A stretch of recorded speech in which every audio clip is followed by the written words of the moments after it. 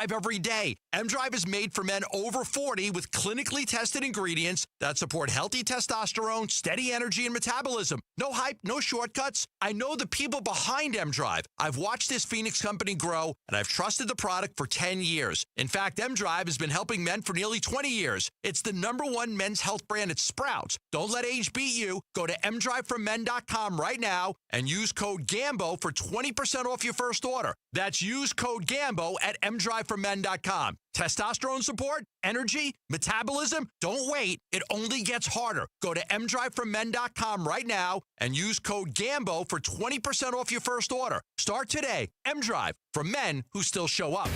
KMPP FM Phoenix, live from the Casino Arizona and Talking Stick Resort Studio. Arizona Sports, the local sports leader. Happy Friday. This is what's trending now. The Cardinals beat the Raiders 27-14 in the team's second preseason game. Jacoby Brissett got the start and went 5 for 5 with a touchdown before giving way to Gardner Minshew, who had 101 yards and 2 touchdowns himself. Rookie running back Jeremiah Love made his preseason debut and flashed with 72 total yards, but did leave after hurting his ankle, though head coach Mike LaFleur said post-game that he did not expect the injury to be serious. Unfortunately, the same could not be said for rookie offensive lineman Chase Besantis. He exited the game with a knee injury that LaFleur called, quote, not good. If you're wondering how third-round pick and Hall of Fame game standout Carson Beck did in the game, he did not play. Beck was dealing with a rib injury suffered last week and was held out for precautionary reasons. If the Major League Baseball playoffs started today, the Diamondbacks would not be a part of them. Despite having the day off yesterday, the D-backs fell to 4th in the wild card standings, a half game back of the victorious Phillies. Arizona will try to get back on track this afternoon when they start a 3-game road series with the Braves. First pitch at 4:15 p.m., and you can hear the game on Arizona Sports 98.7 FM and the Arizona Sports app. And the Suns' full 2026-27 schedule has been released. The team opens on the road versus Portland October 21st, followed by their first home game on October 24th versus the Warriors. This report is brought to you by Talking Stick Resort. Don't miss the summer excitement at Talking Stick Resort for your chance to win up to $10,000 or a 2027 BMW convertible. Details at TalkingStickResort.com. Good morning. Time to get up and go to work. The power-packed morning zoo. Are you kidding me? Fire. It's the greatest radio show ever. Fire. Good morning and welcome. Dan Bickley. When America needs real advice about real life, they turn to Vince Marotta. And that's crushed. Deep right center field. And Vinny has a 2-home run, 6 RBI night in the first 4 innings. Jared Carlin. This is a ferret. That's a ferret. Ferret. That's a ferret. And Sammy Sepulka. Sammy, you're not going to sing for us, are you? Arizona Sports, the local sports leader. Bickley and Marotta mornings. Shout out to Dan Bickley, my boy, him and Mr. Vince. Okay. Time to go to work. Time to go to work. Good morning and a fantastic Friday to all you Valley sports fans. How is everybody doing today? It's Friday. I am assuming the answer is we are doing great. We are doing great. Yeah. By the way, these cameras are all messed up. Yeah. I will fix them. I feel like a giant. We are at the same level in reality, but not on the here. There we go. That's as low as I can go. There you go. I'll fix it for you. Yeah. Now we look like a bar chart. You know, sometimes this radio show reminds me of when my band plays gigs where you don't have time to do a sound check and the sound guy kind of has to dial you in as you're going. Yeah. It's never set and ready to go right when you start. That's true. That's kind of show. us. Yeah. Look at it. Here we go. Here we go. Whoops. Here we go. There we go. Okay, Whoa. No, very sensitive. We don't need a right-left pan here. So Jared Carlin, I think, is probably feeling on top of the world today because, normally Jared will be the target of our wrath at the beginning of a show for any number of reasons. Yeah. Like this one. Always justified. Right. This morning, Jared had to jump in and run the board on News Side for one of their producers who apparently overslept. It happens. Well, you know what? To our credit, in 13 years, keep knocking. It has never happened to this radio program. That is true. Which is absolutely unbelievable. I'm getting the biggest kick out of it. I can't. The thing. I'm trying to adjust the camera, but it moves like it's like when I tap it and it'll move like a quarter of an inch, and then I tap it again and it zooms all the way down past your face. Folks, if you're not watching on YouTube, you are missing a heck of a show right now.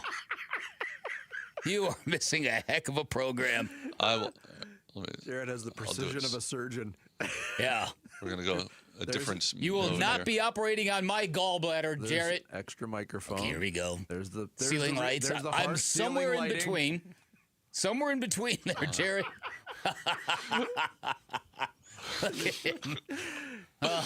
There we go. Come on. No. I don't know why the thing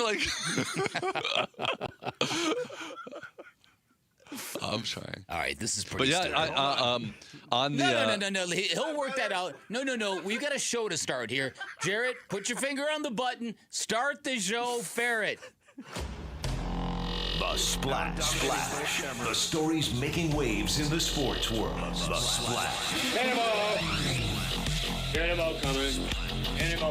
The Splash, brought to you by Presidential Pools, Arizona's #1 pool builder. See why at presidentialpools.com. You're listening to Murata and Murata Mornings. Oh, I didn't realize that. Another week, another solid preseason performance by the Arizona Cardinals. This one leads to a 27-14 win over the Raiders at Allegiant Stadium. Jacoby Brissett started at quarterback, relieved by Gardner Minshew, and the veteran duo combined to go 19 of 21 for 145 yards and 3 touchdowns. Rookie first-round pick Jeremiah Love started at running back, got plenty of runs. Oh, my goodness. 58 yards on 11 carries and had 3 catches for 14 more yards. Not all great news for the Cardinals.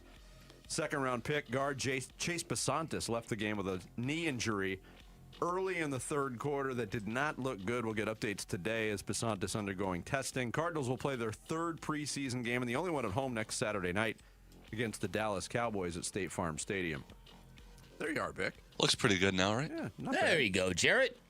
Elsewhere on the NFL preseason scoreboard Thursday, New England and Indianapolis played to that always palatable 13-13 preseason tie. Cincinnati slipped past Detroit 16-14. Pittsburgh slammed Green Bay 28-9. Rookie quarterback Drew Aller, baby. He was a third-round pick as well, correct? Mm-hmm. Yeah, 2 touchdown passes, ran for a score. Chargers beat up on Houston 27-7, and the Titans topped some guys in 49ers uniforms 19-13. 3 more games on the schedule. Tonight, Denver visits Atlanta. The Jets host Tampa Bay, and the Commanders hosting the Dolphins. All 3 of those games kick off at 4 o'clock Arizona time. Elsewhere around the NFL, cornerback Terrion Arnold released by Detroit after some off-the-field issues, reportedly signing a 1-year deal with the Seattle Seahawks. Arnold is facing 8 felony charges stemming from a kidnapping and robbery in Tampa, Florida in February. I'm still astounded that the NFL operates like this, and they really, really do more than any other league. If you're a player and you're accused of doing something very bad in one of the 32 NFL cities, just go to a different city. Yeah, your whiteboard is clean. Yeah, it does happen. And if you're a team like the Seahawks who just won the Super Bowl, you have carte blanche to sort of take a chance on players. Like when the Eagles were able to draft Jalen Carter. Yeah. That's exactly right. Arizona State football will have a walkthrough today up at Camp Tonazona before tomorrow's scrimmage. Today's session not open to the public, but tomorrow's scrimmage gets underway at 9 o'clock at Camp T. That's 17 miles outside of Payson. The NBA released its unlike Deion Sanders, they'll let them actually report on the practice that's open. Yes, that is true. You can watch practice, but you just can't report on it because, Deion's holding all those coaching secrets very, very close to It's garbage. The neutering of the media and the press like that. Oh, yeah, you're welcome to come cover us, but if you write a word of what you see, you're out of here. Oh, gee, thanks. Nice community partnership you got going there. Well, it has led to success in Boulder. The NBA released its full schedule for the 2026-27 season. The Phoenix Suns will open up play on the road Wednesday, October 21st in Portland against the Penny Pinchers. I mean the Trailblazers. And the home opener. Talk about alliterative teams. The Portland Penny Pinchers. Well, I could probably doctor up a logo pretty quick. Probably could. Home opener will be Saturday night, October 24th against Steph Curry and the Golden State Warriors. Kevin Durant and the Houston Rockets make their first trip of the season to Mortgage Matchup Center on Saturday, November 7th, which is the second of a season-high 7-game homestand. 2026 closes out with a bang. LeBron James, Jaylen Brown, and the Sixers are in town Wednesday, December 30th. Then the next night, back-to-back. Oh, good. The Knicks come to town on New Year's Eve. You can check out the Suns' entire season schedule at ArizonaSports.com or the Arizona Sports app. Well, New Year's, nothing. You're not doing anything on New Year's Eve, are you? I'm watching the Knicks play the Suns. Well, I mean, other than that, it's not like they ruined any plans, right? That was the word. No, I was not insinuating that. Oh, okay. That's a pretty tough back-to-back, though. When I used to work on the Suns games, man, or Halloween night a lot of times, which is the worst. New Year's Eve a lot. We had the worst miss. We had a season with the Suns where they played on every conceivable holiday, like 3 or 4 years ago. It was the night before Thanksgiving. It was the night after Thanksgiving. It was Christmas, Halloween, New Year's Eve. Yeah. My Valentine's Day was completely. Bradley Beal heading back to the LA Clippers. Veteran guard signed a 2-year deal worth $13.2 million. That includes a player option in the second season. Beal signed last offseason with LA after being waived and stretched by the Suns, but his season was limited to just 6 games due to a fractured hip. Phoenix Mercury have a big weekend plan to honor the greatest player in franchise history, Diana Taurasi. The team and the city of Phoenix unveiled a new street sign in Taurasi's honor outside Mortgage Matchup Center yesterday, along with a mural. And on Sunday night, Taurasi's name and number 3 will go up in the Mercury's Ring of Honor when they host the Portland Fire. She'll be the 6th member of the Mercury Ring of Honor. That game tips off at 4 o'clock. Diana's going to join us today to close out the show. Nice. D-backs on the road after an up-and-down homestand. Their 6-game trek begins tonight in Atlanta versus the Braves at Truist Park. Good pitching matchup, too. The red-hot Brandon Pfaadt. What? That rhymes. Going for the D-backs against former Cy Young winner Chris Sale for the Braves. First pitch, 4:15. You can hear it on Arizona Sports 98.7 and the Arizona Sports app, beginning with the D-backs BP show at 3:30. And the Philadelphia Phillies beat the Minnesota Twins 7-1 at this year's Field of Dreams game in Dyersville, Iowa. Kyle Schwarber homered twice into the corn, drove in 3 runs for the Phillies in the game. Let me jump in real quick because as somebody who did like Field of Dreams, the movie, I know, Vinny, you hated it. That corn looks a little too manicured now for me. That corn needs to be a little more wild and overgrowing everywhere. You know what I mean? Now it looks like they're grocery aisles. What ghosts are going to come out of that corn? Schwarber hits one deep into aisle 4. We need cleanup. Clean up in aisle 4. And the Phillies take a 2-0 It's just too manicured for me. All right, that's it. Because of the preseason game, I did not even flip on Netflix to see it. In fact, I was looking for the game on regular TV. Yeah, I got That's you. your first mistake. Yeah. The Phillies get the win. They nudge their way a half game ahead of the Diamondbacks for the 3rd and final National League wildcard spot heading into Friday's play. By the way, Miami got blasted by Pittsburgh 13-1, so the D-backs' edge over the Marlins is currently 2 games heading into the weekend. There you go. There is your splash for this Friday, August 14th. Ooh, Friday the 14th. That's nearly creepy.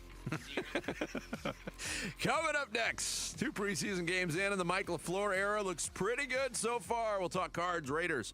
Next, Bickley and Murata Mornings live from the Casino Arizona and Talking Stick Resort Studios of Arizona Sports, the local sports leader. Play action fake. Brissett rolling right. Pressure in his face. Stops. Throws to the back right corner of the end zone. And caught for a Cardinals touchdown. It's Marvin Harrison Jr.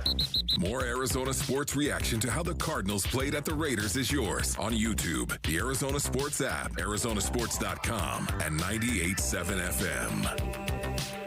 From the people who brought you It's the Dog Park comes. Your dog is limping, but she seems fine.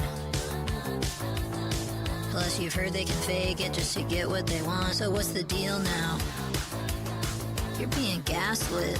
Protect your dog from injury and illness with Progressive Pet Insurance. Oh, now she switched legs. What a diva. Progressive Casualty Insurance Company and affiliates. Not available in all states or situations. Coverage subject to policy terms. T-Mobile is launching something no other wireless network offers. Introducing Nothing. Pay nothing today and walk out of the store with a new phone. What did he say? Nothing. You definitely said something about nothing. Exactly. Go to T-Mobile, pay nothing up front, and leave with a new phone. Wait, nothing rules. She gets it. Hey, thanks for nothing. For the first time ever, switch to T-Mobile, pay nothing. No taxes, no fees, no money down. And walk out with a new phone. There are 250 reasons to choose T-Mobile, and now nothing is holding you back. On eligible devices with qualifying credit plan and 36-month finance agreement. Pick up the exclusive Serpientes Haboob Globe on Saturday, August 22nd, before the D-backs Reds matchup, courtesy of Estrella Jalisco. Get your tickets at dbacks.com.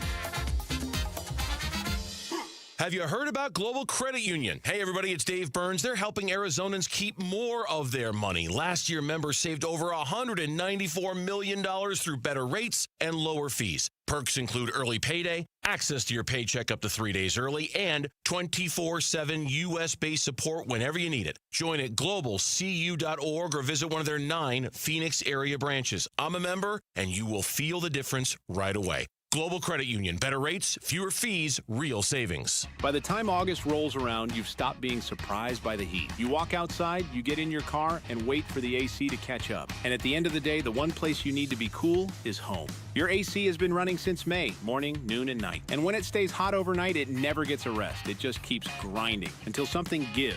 At Gettle, we've been doing this for over 85 years. We know what a summer like this does to a system. Call us and make sure your home is the one place the heat can't follow you. GOETTL. We'll keep you cool, but it's hard to spell. Now's the time to save at Freeway Chevrolet with employee pricing for everyone. Plus, up to $12,500 off select new 2026 Chevy Silverado 1500 model. Chevrolet. Together, let's drive. Savings include manufacturer rebates and dealer discount. Actual savings will vary by model, trim, equipment, and vehicle availability. Offer excludes tax, title, license, registration, and any optional dealer-added items. Purchase price includes $589 dealer document. Offer cannot be combined with other incentives or special financing unless permitted by the manufacturer. Contact dealer for details. Take new retail delivery by August 31st, 2026. Hi, folks. Jody Jackson here. Is private student loan debt wrecking your life? There are so many families stuck with student loans they can't afford, and with payments so high, they feel hopeless. If that sounds familiar, Y-Refi can help. They refinance distressed and defaulted private student loans, the loans other lenders won't touch. They're not a debt settlement company, and your credit score doesn't matter. Y-Refi works with you one-on-one to create a custom payment based on your ability to pay. They can reduce your monthly payment, guarantee interest rates under 6%, and they may even lower your total loan cost, saving you thousands. They offer a 3-minute rate check with no credit impact, accept bad credit, and can release co-borrowers from the loan. Take control of your student loans today. Call 888-YREFI-85 or visit YREFI.com. That's YREFY.com. Y-Refi, a light at the end of the tunnel. Not available in all states. All right, it's officially the most wonderful time of the year at Staples. They've got back-to-school supplies as low as 25 cents, up to 40% off select tech, 20% off for teachers, and more. Check out all the deals at staples.com/back-to-school. Staples, that was easy. The home of Arizona Cardinals football. Arizona Sports on YouTube. The app, 98.7 FM. Back to football. With Bickley and Marotta. Preseason coverage brought to you by Bud Light. 3rd down and 3 at the Las Vegas 7-yard line for the Arizona Cardinals. 7-0 game. Raiders with the lead. 10th play of the drive for the Cardinals. Single back, Love. Play action fake. Brissett rolling right. Pressure in his face. Stops. Throws to the back right corner of the end zone. And caught for a Cardinals touchdown. It's Marvin Harrison Jr. And the Cardinals answer on their opening possession. 3:47 to play in the first. It's Raiders 7, Cardinals 6. J.P. Shadrick, the new voice to the Arizona Cardinals, is going to join us also later today on the show with the call. And a pretty good first touchdown to call for JP, even though it was preseason. Great throw on a 3rd down from Jacoby Brissett to Marvin Harrison Jr. Scored the touchdown. Points on the first 5 drives for the Arizona Cardinals in a 27-14 preseason win over the Las Vegas Raiders. And for the second straight week, There's a lot to like, Bick. Yeah, I would agree with that. Encouraging, I think, is a good word to put on it. I think that if you want to drill down on that one particular play, you will not find a better throw in the NFL by anybody than that Jacoby Brissett throw. That was unbelievable. Sublime. It was incredible. And it also required a great high level of concentration from Marvin Harrison Jr., so that was really good to see because the ball didn't go his way often, but he made the most of his one opportunity yesterday. And then you zoom out a little more and you say that Gardner Minshew came in and he was dealing from the jump. Great anticipation. The ball gets out so fast with him at quarterback. He looked really, really good. And you know what? Not for nothing. Keaton Slovis has looked okay, too. So I think if you really, if you pan out as far as you can go, there's got to be a lot of interest in this Cardinals passing game. Yes. I tried panning out as far as I can go on your camera earlier. You did. You saw how that worked. So that works. I'll let you do it. Yeah. So the Cardinal passing game, it's sort of been the talk of training camp that how routinely some of these receivers are torching the Cardinals secondary. Now, a lot of people kind of assumed we've got some problems on the back end defensively. But now that they've done this in a couple of preseason games, and again, I don't want to spend the whole morning saying, yeah, but we should have a rejoin every time we talk Cardinal football. The following opinions come with the asterisk that this is indeed only preseason football. No statistics will be allowed. Fair. You know what I mean? So it's like you've got to caveat all of this, but I think that 2 games into this thing, there's enough that makes you go, I wonder what this offense is going to look like. Jeremiah Love, we're going to talk to him later. I've been a big advocate of, you know what, change the policy, get these guys playing football right now. Get them as sharp as possible for week 1. Midway through that game yesterday, I'm like, Coach, take him out of the game. Take him out of the game. Back-to-back carries in the preseason? He ended up with 14 touches. And you're like, okay, on one hand, it's cool. But I also like Mike LaFleur's philosophy on that. And he's exactly right. Running backs are really hard in training camp practices to evaluate because nobody tackles anybody. Yeah. You can't really evaluate somebody until the tackling is part of the equation. That's right. Because that moment of contact of defense versus running back, that's everything. That's where the game begins. Yeah, I mean, we see... No, it's not ideal that their top 3 draft picks are all injured right now, but in various levels. Yeah, and we'll get into the various levels. But we've seen the clips come out of Cardinals camp, too. Jeremiah Love. Oh, look at Jeremiah Love absolutely putting Zaven Collins on skates here on this particular rep. And you're like, well, in fairness to Zaven Collins, he can't touch him. Right, that's it. That's it. But you could tell with Jeremiah Love, the word that they all are using with Jeremiah Love, how shifty he is. Well, there's a couple of other words that begin with the letter S, too, that we'll focus on later that people seem to be throwing around. But Mike LaFleur on the Cardinals radio network following his team's win over the Raiders. You know, the starters did play a little bit last night, and he talked about what he saw from the starters. Yeah, obviously we got the result there with the ones, but 2 procedural penalties, again, that our operation, that our standard's too high for that kind of stuff to happen, so stuff that we got to clean up. But when the ball was snapped, I thought, like I said, they were getting connected. The receivers in the run game line creating some holes.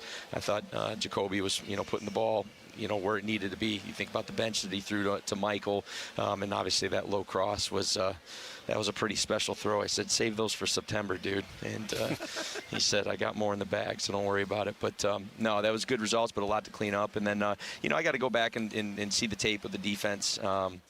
In terms of kind of what happened there.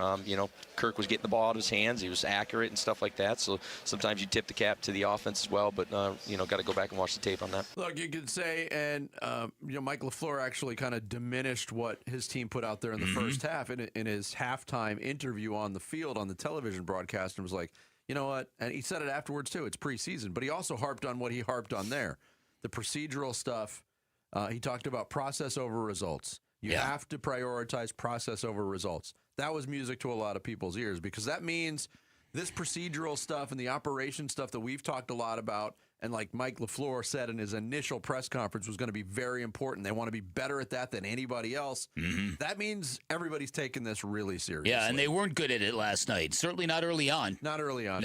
No. And you could tell that was the one thing that was like kind of really sticking in his craw at halftime, that you had a couple of those procedure penalties, the offsides, the stuff that you can control, the stuff that doesn't take any talent. So I do think that, for a new head coach and a team that's not expected to do much anything, both of these preseason games get put in the positive column. You can nitpick them, you can say yeah, but you can asterisk them all day long. But the end of them all, I think both games made Cardinal fans feel a certain way, and that's better than not. Oh, absolutely. Now we got to get into one of the negatives last night, and it looked like a big negative. And that is the injury to Chase Pasantis, the second-round pick. He got rolled up on by a Raiders defender, writhing in pain, did walk with assistance off the field, but the report was he got carted back to the locker room. Mm-hmm. Here was LaFleur after the game on that. Not good. So we got to run some more tests, but I'd say not good right now. But we got to run the tests. So. And any more specifics?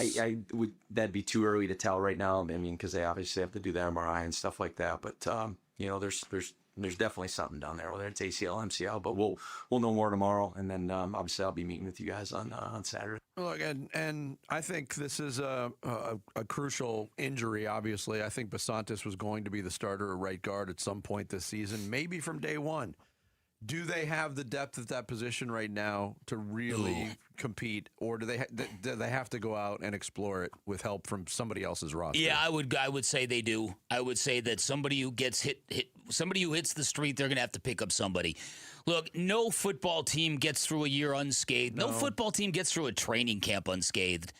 Let's just hope that this is the extent of it for the Cardinals. This is not a small loss, particularly with the way Chase had reportedly been playing and sort of kind of growing into a brawler.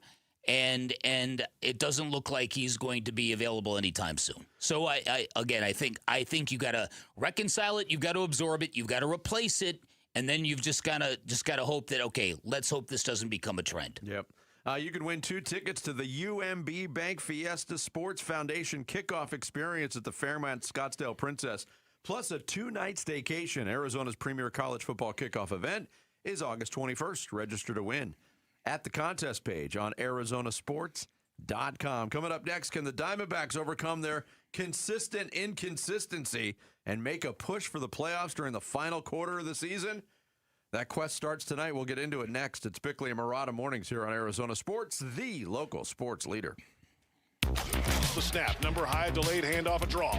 And there's Love, finds room, past the 50, leaps over a defender, falls ahead to the 45-yard line, and here we go with Jeremiah Love racking up yardage tonight. More Arizona sports reaction to how the Cardinals played at the Raiders is yours on YouTube, the Arizona Sports app, arizonasports.com, and 98.7 FM. Hey everybody, Dan Bickley here. If you are a homeowner in Arizona, you know the sun does a lot of damage to our houses, particularly our windows. Talking about warping, condensation, huge spike in your energy bills. If you've been in your home about 15 years or more, chances are your windows are in bad shape, and chances are this is the time of year they're costing you a lot of money. Highly recommend you check out Advanced Window Products, Arizona's #1 window replacement company with nearly 40 years of local experience, thousands of 5-star reviews. In fact, their installers are constantly reviewed with the highest praise, 5-star ratings across the board, and that is because they're all full-time employees, not random subcontractors. That's why the customers consistently rate them so high. I had Advanced Window Products replace all of my windows. The windows look spectacular. They've sealed off all the wind, all the storms. There's been a big decrease in my energy bills, but more importantly, the installation process, the cleanup process was absolutely immaculate. At Advanced Window Products, they'll build your windows, they'll install your windows, they'll guarantee them for life. That warranty is the industry leader, by the way, features accidental glass breakage, and is transferable if you ever sell your home. These are windows that literally pay you back. Give them a call. Check out their great summertime special, 480-676-3600, 480-676-3600 for Advanced Window Products. Big rewards, summer excitement, one incredible night in August at Talking Stick Resort. Earn entries beginning August 1st at Talking Stick Resort. Then on August 28th, you could win up to $10,000 in cash or a 2027 BMW convertible. The Hot Ride Heat Wave is happening every Friday in August. Don't miss your chance to drive away in a 2027 BMW convertible. Details at TalkingStickResort.com. Life well played. Must be 21 or older. Problem gambling? Call 1-800-NEXT-STEP. Hi, how can I help? Well, my husband and I feel like we've outgrown our current money manager. I see. Our lives have changed, and we need something more than just mutual funds to help us in retirement. She's right. I hear that often. At Fisher Investments, we'd start by getting to know you, your finances, family, health, lifestyle. We tailor a portfolio around your goals and needs. Sounds good. Can you help with estate planning? Yes. We have a team of specialists who can help you with estate planning, Social Security, investment income, and more. We'll get to know your whole financial picture and help keep you on the path to a comfortable retirement. And your fees? We have a simple, transparent fee that's a percentage of the value of your portfolio. So we do better when you do better. I feel better already. At Fisher Investments, we're clearly different. Learn more at FisherInvestments.com/different. Investing in securities involves the risk of loss. This is a special alert to all Americans who own a vehicle with less than 200,000 miles with an auto warranty about to expire or with no warranty coverage at all. Due to a decline in the economy, CarShield is announcing a low-cost month-to-month vehicle protection plan that is now available to the public to save any driver out-of-pocket expenses on future auto repairs. Call now to find out how you can pay almost nothing for covered auto repairs. Yes, you heard that correctly. Pay almost nothing for covered auto repairs. An open phone line has been established for all drivers to call for a free quick quote. Call 800-330-8323 now. Drivers who are covered will not have to pay for covered repairs again. This protection plan is at an all-time low. Additionally, drivers who activate this vehicle protection today will also receive free roadside assistance, free towing, and car rental options at no additional cost. Call us for your free quick quote today. 800-330-8323. That's 800-330-8323. What do you have to lose? Call 800-330-8323. Again, 800-330-8323. A1Garage.com. A1 from day one. Hi, I'm Tommy Mello, founder of A1 Garage Door Service. You change the oil in your car. You service your air conditioner. Your garage door deserves the same attention. A simple tune-up catches worn parts before they fail, keeps everything running quietly, and can add years of life to your system. Garage doors usually warn you before they break. We're here to help before that happens. Call today for a $29.95 tune-up special. A1Garage.com. A1 from day one. This is what's trending now. The Cardinals beat the Raiders 27-14 in the team's second preseason game. Jacoby Brissett got the start and went 5 for 5 with a touchdown before giving way to Gardner Minshew, who had 101 yards and 2 touchdowns himself. Rookie running back Jeremiah Love made his preseason debut and flashed with 72 total yards, but did leave after hurting his ankle, though head coach Michael Fleur said post-game that he does not expect the injury to be serious. Unfortunately, the same could not be said for rookie offensive lineman Chase Basantis, who exited with a knee injury that LaFleur called, quote, not good. If you're wondering how third-round pick and Hall of Fame game standout Carson Beck did in the game, he did not play. Beck was dealing with a rib injury suffered last week and was held out for precautionary reasons.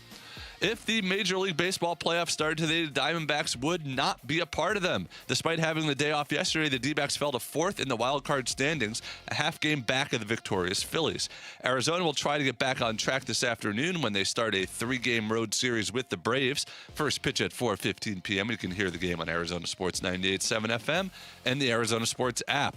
And the Suns' full 2026-27 schedule has been released. The team opens on the road versus Portland on October 21st, followed by their first home game on October 24th versus the Warriors. This report is brought to you by the Window Depot. Did you know the Window Depot is more than just windows? We have doors, skylights, cabinets, countertops, even flooring. Proud partner of the Arizona Diamondbacks, thewindowdepot.com. Sports. Swung on, that is hit high and deep. Bickley and Marana talk D-backs baseball now. Romano's 3-2. Swing and a miss. Fastball blew it right past him. Ball game over. Rockies win it by a final score of 3-2. 2 outs, bottom of the ninth. The 1-2 pitch is ripped to first. It's caught by Rumfield. The game is over. Rockies take it 6-4, and they come into the desert and win the series, taking each of the last two. A minor setback to the D-backs' playoff aspirations. Yeah, that's the way the last two games sounded at the end. Chris Garagiola on the calls with the Colorado Rockies coming to town and dealing the Diamondbacks a minor setback. Will it turn to be a major setback? Only time will tell.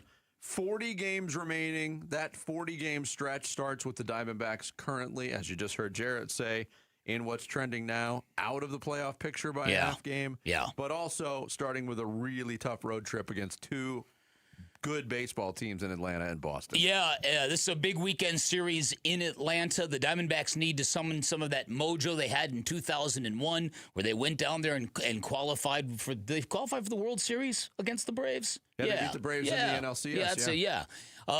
Atlanta can be a difficult place to play weather-wise. It can be very, very volatile there. You can get real bad storms brewing out of nowhere. Saturday's game in Atlanta looks like it might be one of those days. Lots of lightning, lots of rain, lots of yuck in the forecast. You never know what you're going to get in Atlanta, Georgia. But this is a big weekend for the Diamondbacks to lock in and get back to playing good baseball. For whatever reason, they tend to lock in a little better now against the good teams than the lesser teams. Earlier in the year, it was exactly the opposite. They have got to find their best foot and put it forward, Vinny, is what they need to do. They do, and you've got a column that's on ArizonaSports.com right now about this plight, and the focus is on the Diamondbacks, but you kind of zoom out and make it market-wide. I thought you did a good job of encapsulating it. And I would hate to think about a third straight year that's gone this way for the Diamondbacks that ultimately ends without a postseason appearance.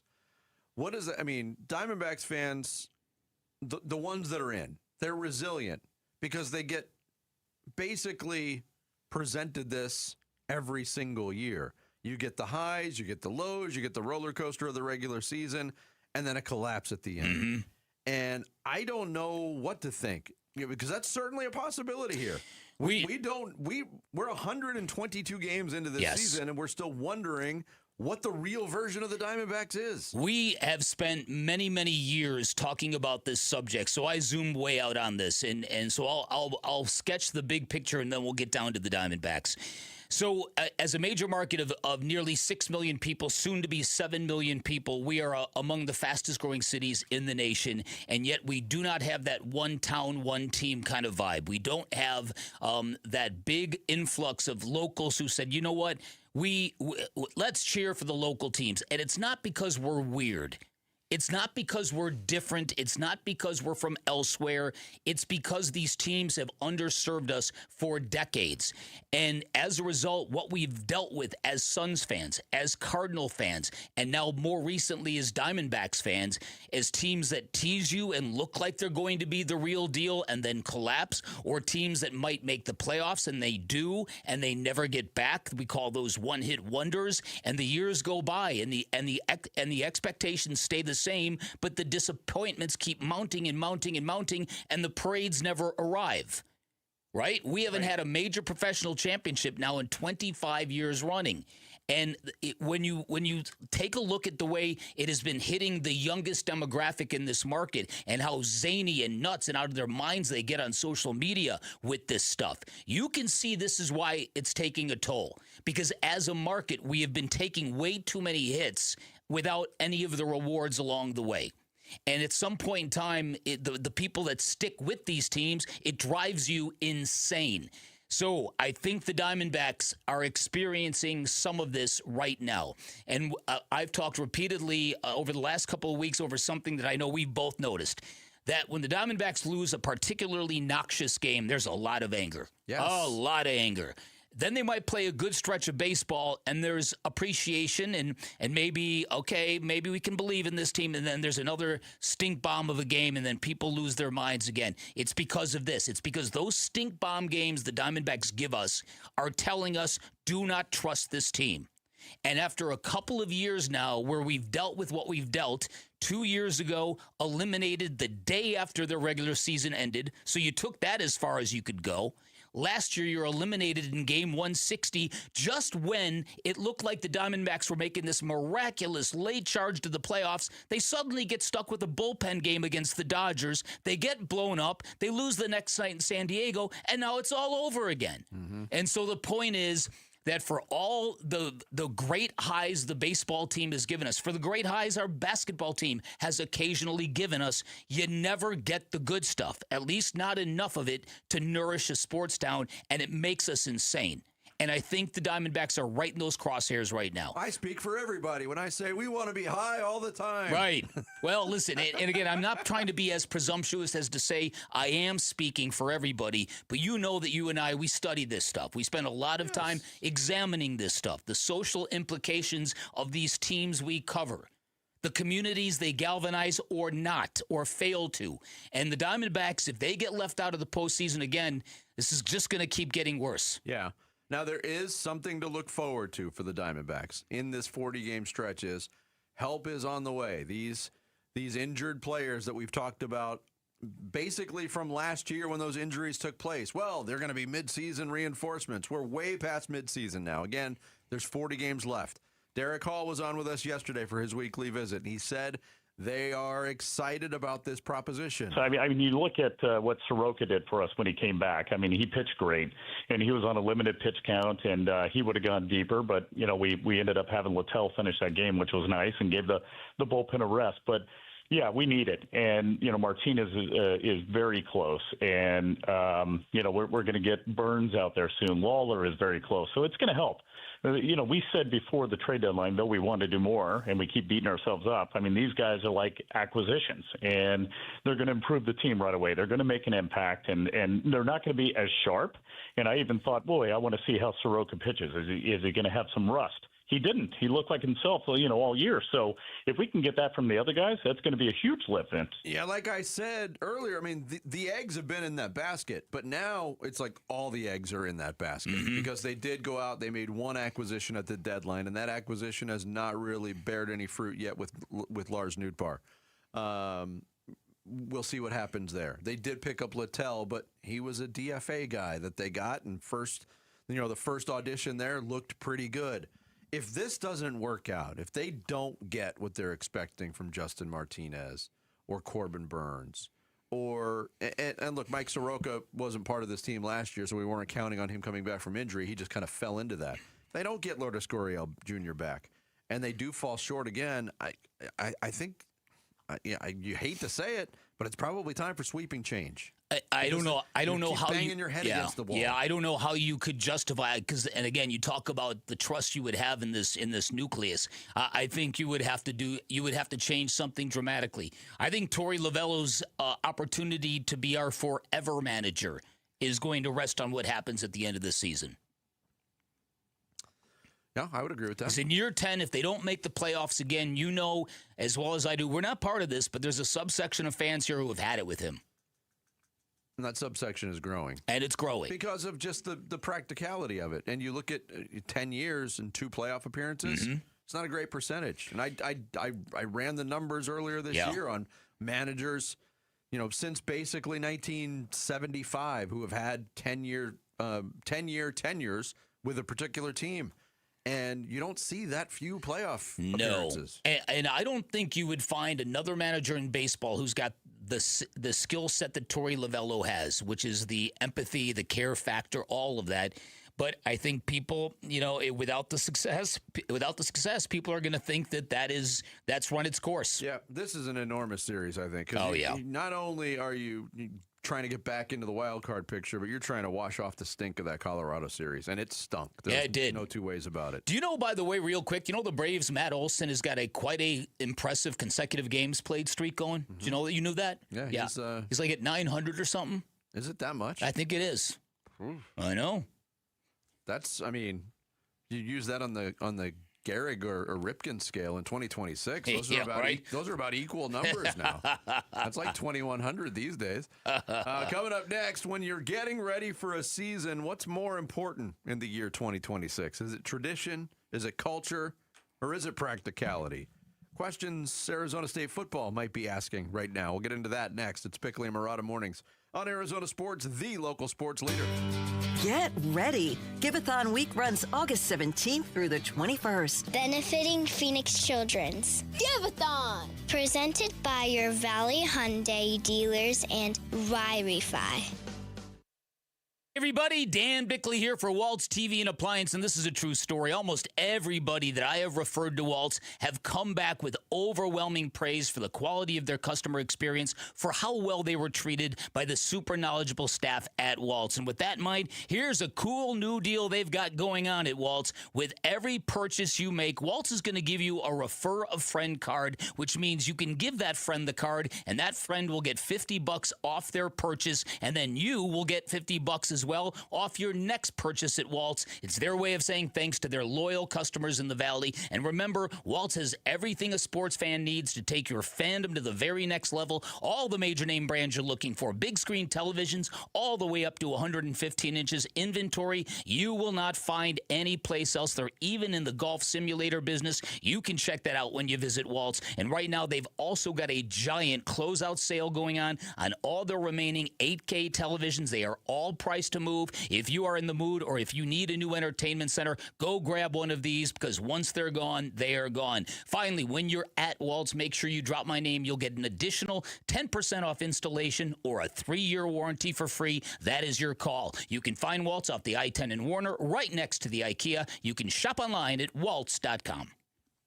America First Credit Union has everything you need to get your money working. And for a limited time, new members get a $150 cash bonus for opening a checking account and $200 more for enrolling in and using direct deposit. If you're ready to do more with your money and get up to $350 cash, head to americafirst.com and become a member today. Subject to membership, eligibility, terms, creditworthiness, change, and conditions. Additional requirements may apply. Federally insured by NCUA. Equal Opportunity Lender. Can you believe we're surviving another Arizona summer? If you're like most homeowners, you've probably already had a few surprises. Maybe your AC is acting up, the pool needs repairs, or you're finally ready to tackle those home improvements. Hi, it's Lisa Lund. If you've owned your home for a while, there's a good chance you've built equity that could help you make those plans possible. At Lund Mortgage, we'll give you the same advice we give our own family. And if now's not the right time, we'll tell you. Thank you for letting me be a part of your listening experience for more than 25 years. My team and I are always here. Give us a call or go to lundmortgage.com. Who is Farm Bureau Financial Services? At our core, we're relationship builders. We're home and auto bundlers, life insurers, farm and ranch protectors, and retirement planners. We're neighbors, community members, and friends. We're the people you can count on now and for years to come. Find a Farm Bureau agent at fbfs.com/protect. Farm Bureau Property and Casualty Insurance Company, Western Agricultural Insurance Company, Farm Bureau Life Insurance Company. Ron Wolfley here from my brothers over at Aria Dental Implant Center. Listen to me. How long have you been fighting your own teeth, cutting food into little pieces, dodging the corn on the cob, smiling with your lip shut? Oh, my goodness. That is no way to live. I know, because I was right there in the trenches with you. One phone call changes the whole game, Basinonians.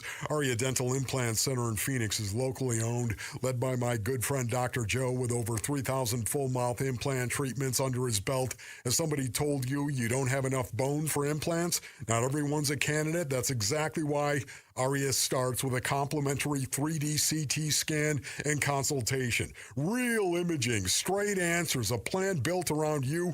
No cost, no pressure, no obligation. Grab a pen and write this down, man. 602-877-0429 or go to ariadentalimplantcenter.com. That's ARIA Dental Implant Center.com. Summer in Arizona is pool days, backyard cookouts, and a house full of memories. But where does it all go? The gear, the towels, the camp stuff for the cabin. Space Solutions designs custom cabinetry for the rooms that hold your life together. Closets, mudrooms, and offices. From Munns Park to Mesa, Peoria to Payson, wherever home is, we'll come to you with a free design consultation. Local, family-owned. Call today to book your summer install. Visit SpaceSolutionsAZ.com. Call 602-298-6956. Hey, it's Mitch. Kellen and I will be in for Wolf and Luke today. We'll react to our first look at Jeremiah Love in Cardinal Red. We'll tell you about it today at 10 a.m. on Arizona Sports 98.7, the Arizona Sports app, and the Arizona Sports YouTube channel. Talking to some players like, has there ever been a place you stayed that had worse living arrangements than here? And there has not been an answer other than no, right? Like, it's just, this is stuck 40 years old. It's hasn't changed since Vince Amy was in here. Actually, I think they added a bunk. So instead of a double, there's a triple now, bunk somewhere. But it is as old school and as from a living arrangements, it's about as bad as it can get. But from a culture, I mean, look where we're at. And that's why our guys, when I talk to them every year, I said, you guys got to want to come here. It can't be me forcing you to come here now. You guys got to want to come here when our players are like, no, we want to go. Like, we love it. It's a memory that these kids that have been on our team want to be a part of now, because where you sleep, who cares? Okay, you're in a triple bunk, great. I couldn't get down to go to the bathroom last night because I didn't have, I was on the top bunk and I couldn't get down, right? It was pitch dark. I'm like, well, it is what it is, right? I mean, that's what Camp T's about.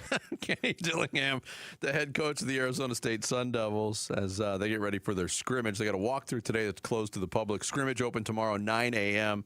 If you've never been up there and you're an ASU fan, it's worth it. It's a really, really cool environment. And Kenny covered a lot of ground there, starting with, have you ever had worse living arrangements than this? No. No. But then when you get into the atmosphere, what it does for bonding, which I think is probably the biggest part of all of this. I mean, the idea of a retreat is nothing new. It goes back years and years. I mean, I remember taking church retreats when I was a kid in high school. There's a purpose to it. And look, if you got players that can't hack that for 4 days up at Camp Tonazona, do you have that's a good point. Do you have the right type of player? Okay, stop by right there. The right type of player. The right type of player in today's college football, they're getting paid. They draw salaries. As Jarrett and I both lost our minds this year when Chris Cartman referred to a quarterback on ASU as the highest paid player on the team. And we're like, wow, that just hits differently. Mm-hmm. Okay, and so college football has transformed basically into a high-stakes corporate enterprise. Today's players, they drive luxury cars that they don't have to hide or park in remote parking lots on campus like they had to. My uncle gave it to me. Yeah, they sign lucrative brand deals. They train in multi-million-dollar athletic complexes that have everything from recovery pods to climate control to cold tubs to hot tubs.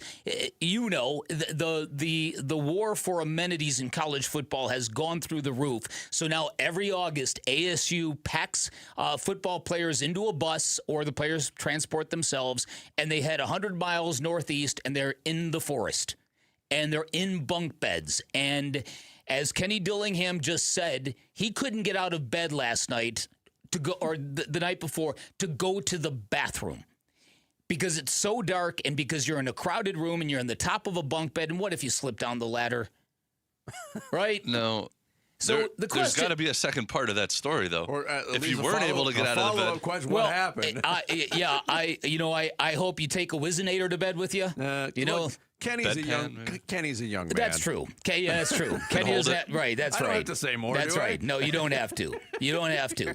So you're talking about, and when you see some of the TV reports from it, and you see these players, it's different. Back in the day when Camp T was thriving, football players just did what they were told. Mm-hmm. That's all. They just did what they were told. And the players are 180 degrees different from that now. They question everything. That is true. But, I mean, and look, your point on how college football has changed and how these athletes are paid now and everything's more luxurious. Look at the amenities and what they have access to on campus. Mm-hmm. These guys, these places are like palaces. It has changed. But even at the top level of football, you got highly paid professionals. Not all of them are staying at resorts. There are still NFL teams that have training camp at colleges where they're staying in dorms. Hell, the Cardinals did it up until 2013 when Bruce Arians got here. And maybe this is an apt comparison. Maybe it's not. Mm-hmm. I mean, you vacation a lot. Your kids have seen the world. Yeah, they have. What if one year you said, you know what, we're not going to Europe. We're going to go stay in a cabin that barely has, no electricity. There's no Wi-Fi. There's no TV. There's no nothing. And we're going to do it for 4 days. If they complained about it, what would you think about them? Would you think they were a little bit coddled? Well, knowing it's only a temporary situation. Yeah, absolutely. Yeah, I would say the same thing about my kids. I stayed in college dorms twice, 2 different times in my life when I was not in college. Once, when I was like 12 years old, I went to a baseball camp at Hofstra University, and we stayed in the dorms during the summer. It was the coolest thing ever for a kid. Yes. A couple of years ago, for my wife's college, like 25-year college reunion or something, we stayed in the dorms at U of A, and it was fun, but man, it's not meant for a grown adult person. No, and that's the thing, because I see the footage of this, and now me at my advanced age, with the creature comforts I now need to fall asleep at night, I see a cramped cabin of triple level bunk beds, and I say to myself, I would need a gigantic industrial-sized fan right next to my pillow. I need another pillow to put on top of my face to shield me from all the weirdness that's going to happen. You get a cabin full of young male football players. Do you know how much breaking wind is going on in that room at night? Yes, I do. There is a lot of protein in those diets. Yes, there sure is. Well, here's the other thing, big picture, when you talk about chemistry and culture and the impact this have. Is there any direct correlation or proof that this does anything? It's not like ASU is consistently a great team every year, and they could say, like, well, we need to do this because this is what built it. So Vinny brought up the word. It turns into a bonding exercise. But then you ask yourself, what is that all about? Because guys don't just go, hey, guys, it really sucks here. I got an idea. Let's bond. The bonding happens because you're enduring something that is Spartan and not very comfortable. And the act of getting through it and making the most of it, that's where the bonding comes from. Going through it together. There's a lot of coaches whose philosophy is, I want these players all to hate me so much because they will bond in their hatred of me. Yeah. I don't think that happens as much anymore as it did when we were young. It once did, though. But that was a coaching style. But it's a way to bond. Mm-hmm. But even if they bond every time they do this, it's not like it leads every year to a good team. No, it doesn't. But it leads. I guarantee you, it leads to a closer team every year. But it also leads to a bigger question. At a time when you compare what football was to what football is, no matter how much money comes into the sport of college football now, can you make an argument that the soul of the sport is still found in the dirt, in the woods, in the isolation, in the struggle? Not to get all poetic here, but you know what I mean. Are you going to smear on the eye black? Somewhere I got Wolf all fired up. I think you can, but I think the sands in that hourglass, they're getting real scarce on the top. I think you're right. And that's why people, if you see it on social media, you see the shots from Camp Tonazona. People are like, Arizona State has the coolest practice facility in the world because it stands out now. Very few programs are doing this anymore. Yeah. And there's going to be a time where this is not going to happen because I think human beings are changing. Yeah. And then just when you think you're having a good time, you see a skunk wander by. I had a listener reach out. Please don't lift that tail. Camp Tonazona's coming up. Why don't you guys pack up and do the show from there? And that's where I got soft. And I was like, no, it's a logistical nightmare. I've done that before. Yep. I don't want to do that again. Mm-hmm. Setting up radio equipment in the pitch darkness. Just asking kids to not have connectivity, to not have Wi-Fi. That alone. Yeah. Mercy. That is true. Coming up next, we were all disappointed not to see Carson Beck on the field yesterday against the Las Vegas Raiders, but feeling pretty good about things right now. We'll get into that straight ahead. It's Bickley and Murata Mornings on Arizona Sports, the local sports leader. Both teams move down the field. A lot of scoring again, a lot of production for the Cardinals offense especially. And we have reached triple zeros in Las Vegas. Final score, Cardinals 27, Raiders 14 in preseason week 1.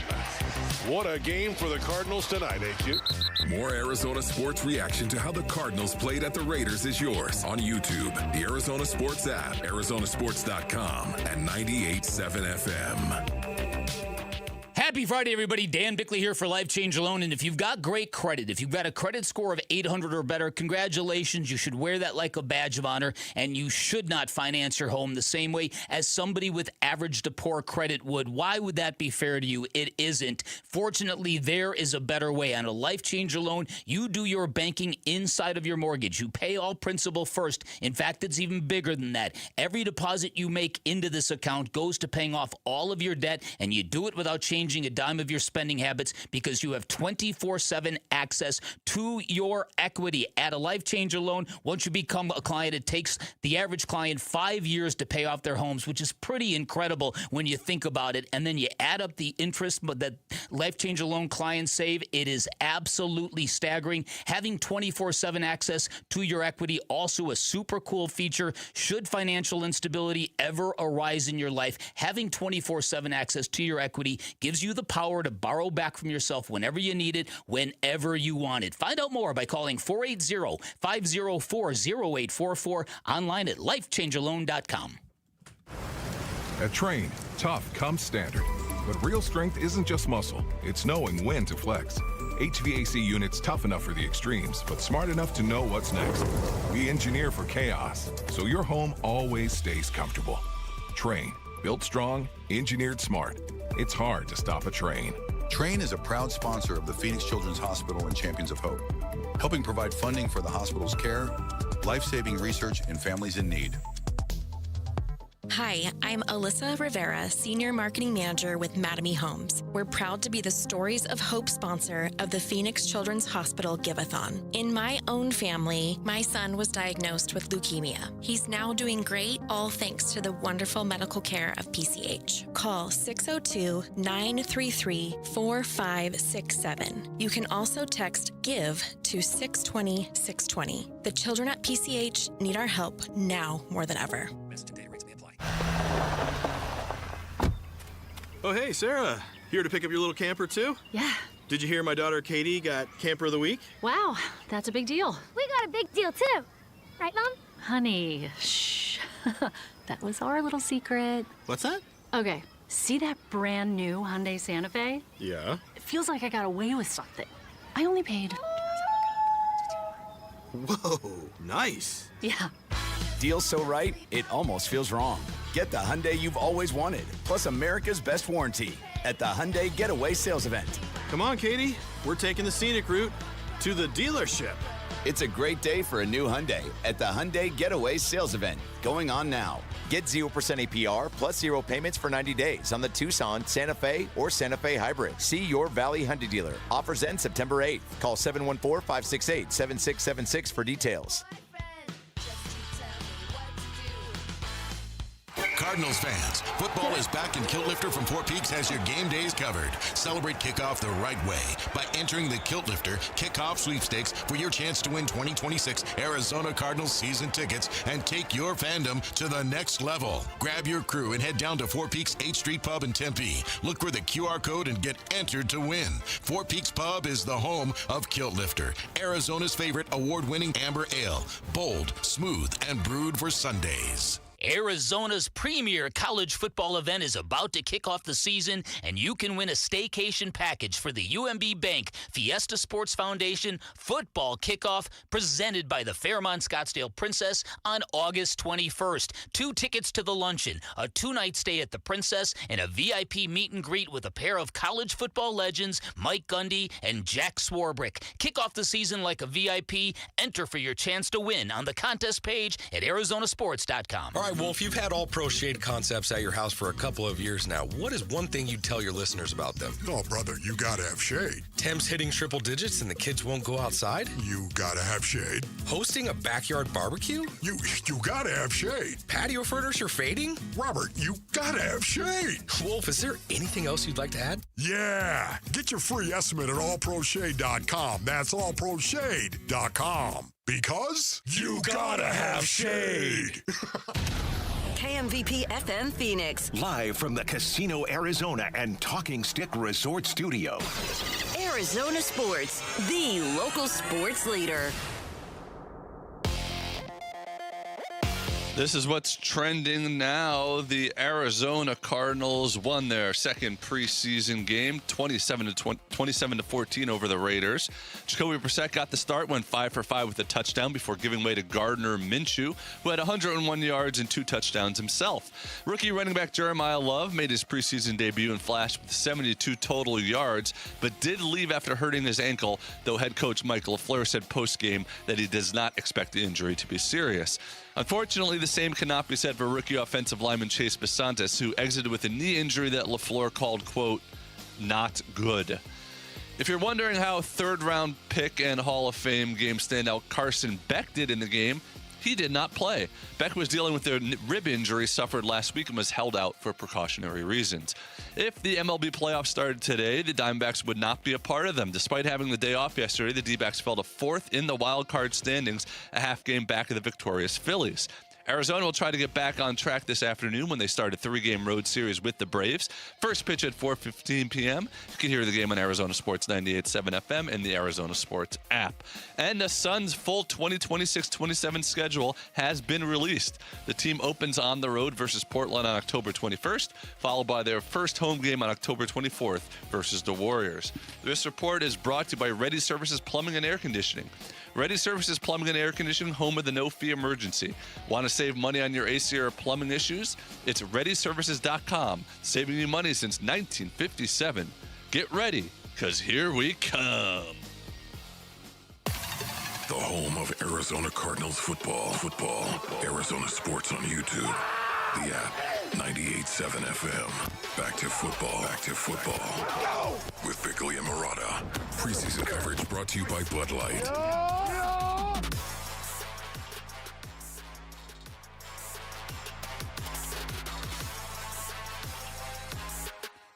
My computer doesn't like me right now. Well, we like you, Vinny, so it's okay. It's not going to play this. I was going to play a soundbite of Mike LaFleur. All right. Post-game talking about... We're here till 10 o'clock. We've got time. Yeah. Maybe the computer will start working. I don't know. What do you want? I have it here. Cue me up. Hold on. Maybe it... yeah, this is not working at all. Okay. On the Beck injury. Mike LaFleur. The level of concern. On the Beck injury and the level of concern is what we were looking at for. Right here like this. Yeah, he... tough dude. No concern level, really. If this would have been flag football or 7-on-7, we would have trotted him out there and he could have thrown. But he just had discomfort. And, it's kind of one of those things. I was actually talking to Stafford about it, and it was like one of those things that sometimes a few days later, it kind of feels a little bit worse. So being the preseason, just didn't want to risk it. I know it was kind of a bummer for our fan base and you guys and me and all of us, because we want to see these guys out there. And but it was what it was, and we thought that was in the best interest to make sure that we sat him back. Yeah, and when that news came out yesterday, Bick, there was a palpable groan. Yeah. You could feel like, here we go again. That just ruined my night. Everybody's looking forward to Carson Beck playing. Literal audible groans in the newsroom. Yeah. Well, listen, we talked yesterday about how there is a lot of growing evidence that Carson Beck is driving the conversation when it comes to the Arizona Cardinals. Yesterday was proof. Now, I think what happened in the game might have changed those facts a little bit for the better of everybody, but I think it really kind of proves how excited people are about the idea that maybe Carson Beck is that dude. Now, a couple things. When the news dropped, people were confused. Hurt? When did he get hurt? When did he hurt a rib? And the team pretty much explained it happened in the first preseason game when he scrambled for that first down, and yet he seemed fine after that, and then he seemed fine after that. Why did this suddenly become an issue? Now, Matt LaFleur addressed it, but that didn't stop a lot of the conspiracy theorists in the Valley from offering their thoughts on this. Some people thought maybe they didn't want Carson Beck to have to go face the ones. If he was relieving Jacoby Brissett, which a lot of people thought he was going to do, they didn't think maybe we're going to unplug all this excitement prematurely if we throw him out there against the ones. Then there were people who thought just the opposite, that what if you put Carson Beck out there against the 2s and the 3s and he shines again while Jacoby Brissett struggles against the 1s? Will people draw false conclusions? So there were a lot of people thinking that this might have been a PR kind of a way to massage and handle this thing. I don't know about any of that. I just know the disappointment was very, very real. Yeah, we spent some time yesterday wondering how Mike LaFleur was going to situate the quarterbacks. Was Gardner Minshew going to play? I kind of felt like it was going to be Brissett, Minshew, and then Carson Beck to finish things off maybe for 2 quarters of the game, the second half of the game, to see how he would operate in endgame situations. I didn't necessarily think we were going to see Keaton Slovis. We did because of the injury. But look, everything's out there. Everything's food for thought. But I will say credit to Mike LaFleur's offense, credit to the players who played yesterday. I thought Jacoby Brissett looked really good. I thought Gardner Minshew looked really good. I thought Keaton Slovis looked good again. That went a long way to mitigate the groaning that was going on about not seeing Carson Beck for a second straight week. Yeah, no doubt. And I think Jacoby Brissett, for a guy that's been playing catch-up on the playbook, I think he accounted very, very well for himself. Just brought that real professional, unflappable demeanor to the football field. And the touchdown pass he made to Marvin Harrison Jr., they were just highlighting it on Good Morning Football. That's how great that pass was. Yeah. He had a defender coming right up on him, right in his face. He had to kind of angle his body a little to the left to create a throwing window and just dropped a dime in the only window it could have gone. When you saw the play happen as they televise it from the high sideline camera, you knew it was a really good pass. When they went after the touchdown was scored and they revisited the replays and you see kind of what Jacoby Brissett was seeing, or more to the point, not seeing on that behind him shot. Yep. That was a ridiculous throw. It really was. It really was. So it was really good to see that, and it was really good to see the offense operating the way it did. And then, so the idea last night, what we had Marvin Harrison Jr. scoring a touchdown, basically to start the game on the opening drive that answered the Raiders' touchdown. And then you paired it with Jeremiah Love, who as a rookie running back, not only got 14 touches, but a lot of them made you go, that kid's a player. Yes. So I think it's the combo platter of, oh, my goodness. And also, Michael Wilson had a couple of good catches in place. I was going to get to Michael Wilson because don't apologize. Michael Wilson, to me, is a better receiver than Marvin Harrison Jr. I continue to believe it because it continues to show on the football field. Catches every pass with his hands. As soon as he catches it, his body is turning. He's going. His demeanor after the game, he was ecstatic with everything. With what the vibe felt like, with what just to be back on the field playing football, it didn't take much to feel real excitement over this Cardinals offense last night. And their best offensive player hasn't done anything this preseason, Trey McBride. Yeah, that's true. He started last night. Well, that's what I'm saying. He played one snap. Right, he played one snap. So it's like we knew that was going to be their strength this year. But now when you actually see it in motion with the new head coach and the new system, and when every one of the quarterbacks that comes in looks good. That's it. When every single dude passes the baton to the next guy and the offense looks as good, now it's more than the quarterback. And that's what should get you super, super excited. And finally, one last thing. Yeah. Kendrick Bourne got a reception last night, and you see what a live wire this guy is on the football player. Don't sleep on that kid either.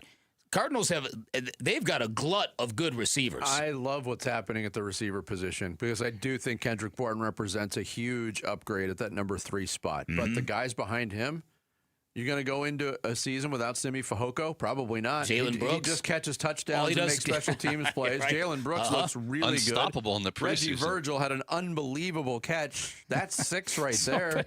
Somebody said last night on social media, Jalen Brooks, doesn't he play for the Suns? That was the return in the Kevin Durant trade. First of all, he didn't really play that much for the Suns. Either way. The Brooks part did. Not the Jalen part. Yeah, the Jalen part. Coming up next, after watching his preseason debut, are we even more in love with love? Oh, boy. Am I going to break out the Billy Ocean? Jared Tease. That's next. It's Bickley and Murata Mornings live from the Casino Arizona and Talking Stick Resort Studios of Arizona Sports, the local sports leader.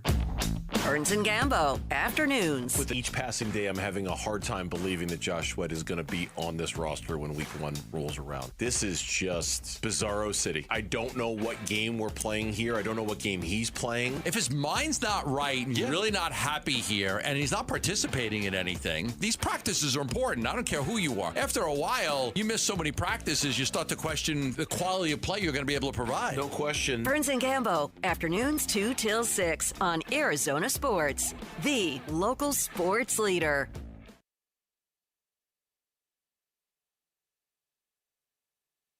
Hey everybody, Dan Bickley here, and a good financial plan isn't just about the numbers, it is about the lives behind them, and the folks at Trajan Wealth understand that better than anyone. Their family office model handles your wealth management, your tax strategies, and your estate planning all under one roof, saving you time, saving you stress, and ensuring financial alignment in all phases of your life. It's an awesome, seamless, integrated strategy designed to protect your wealth, reduce your tax burden, and help you retire with confidence. When you meet with Trajan Wealth like I did, you realize it's all about relationships. They gave me all straight talk, all facts, no financial jargon, no sales pitches, just the way I like it. And if you're wondering if your plan could be doing better, if you're nearing retirement and worried that you might outlast your money, highly recommend you schedule a free appointment with the fiduciaries at Trajan Wealth. They can give you a second opinion on your current portfolio. They can give you personalized strategies built around you. They can secure your financial future. Remember, Trajan Wealth, also a veteran-led company, and just as our military heroes safeguard our freedoms, Trajan Wealth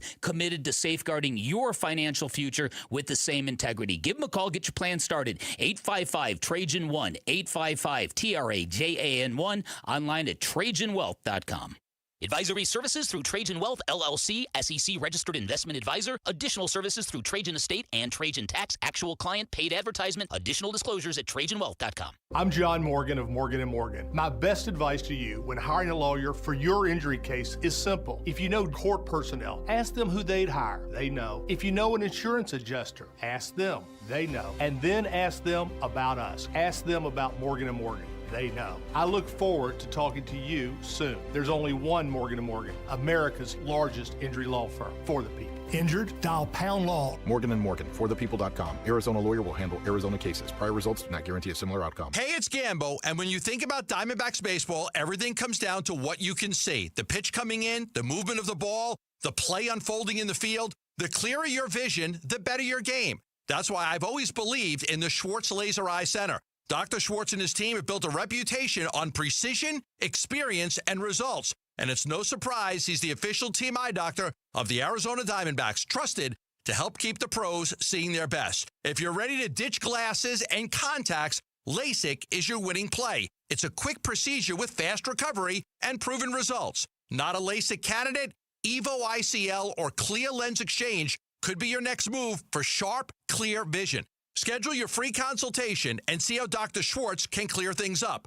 With locations in Scottsdale, Glendale, and Mesa, visit teamidoc.com or call 480-483-EYES. That's 480-483-EYES. The Schwartz Laser Eye Center, trusted for over 25 years. For over a century now, Ford has been part of America. In my family, it's been generations. Paul Calvisi here. My grandfather worked for Ford Motor. My first car, a classic Mustang, still have it. But going to our Desert Ford dealers today means getting more than a vehicle. We're talking a full suite of benefits like complimentary Ford mobile service or try Ford pickup and delivery. Yes, to and from your door, and it's easy scheduling in the Ford Pass app. Tough would be built Ford tough. More than a slogan, it's an identity of the F-Series trucks, and the all-new 2026 F-150 is the best yet. With a completely redesigned interior and exterior adventure, how about the Ford Bronco Sport? It says, let's get it, with 5 available trims so you can forge your own path. We recently bought a new Explorer at our Desert Ford dealers. Love the flexible seating up to 7. All the cargo room, the advanced tech. Bottom line, Ford is the future at our Desert Ford dealers. Just click buyfordnow.com. The home of Arizona Cardinals football. Arizona Sports on YouTube. The app, 98.7 FM. Back to football. With Bickley and Murata. Preseason coverage brought to you by Bud Light.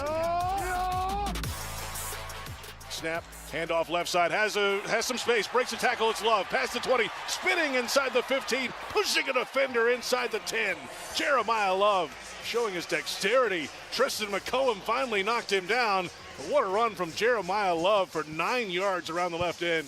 Yeah, a couple of double-digit runs there. A 9-yard run around the left end as called by J.P. Shadrick, the new play-by-play voice of the Arizona Cardinals. We got our first look at Love last night. Jeremiah Love, the 3rd overall pick. And he got an extended workload. More than I think people expected him to get. But he played the first half of the game. 11 carries, 58 yards, 5.3 a pop. Also caught 3 passes for 14 yards. 4.7 a pop with a long of 7. We saw the spins. We saw, obviously, some dynamic talent on display.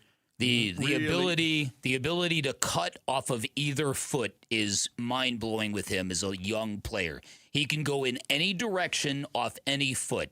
And you saw some of that last night. Yeah, about the workload, Mike LaFleur talked post-game yesterday about the number of touches that Jeremiah Love had in his preseason debut. We're trying to overcome our technological difficulties here. Did you not find it, Jared? The Dan Graziano song? Is that what you just called for? I'm sorry. No, if we're going to do this, you have to listen to what I'm saying. I just got a message, sorry.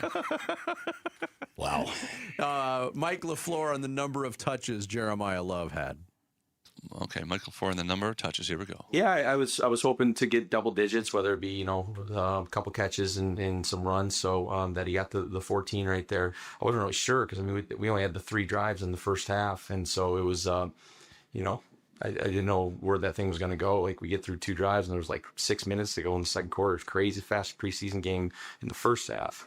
But to answer your question, not trying to be too long-winded with it, like where he's at with the touches. Yeah, and again, we talked about Mike LaFleur's philosophy on evaluating running backs. It's hard to do in training camp practices because there's no contact. There's no tackling to the ground. Yes, you can be happy with the initial burst and the blocking in front of him, but ...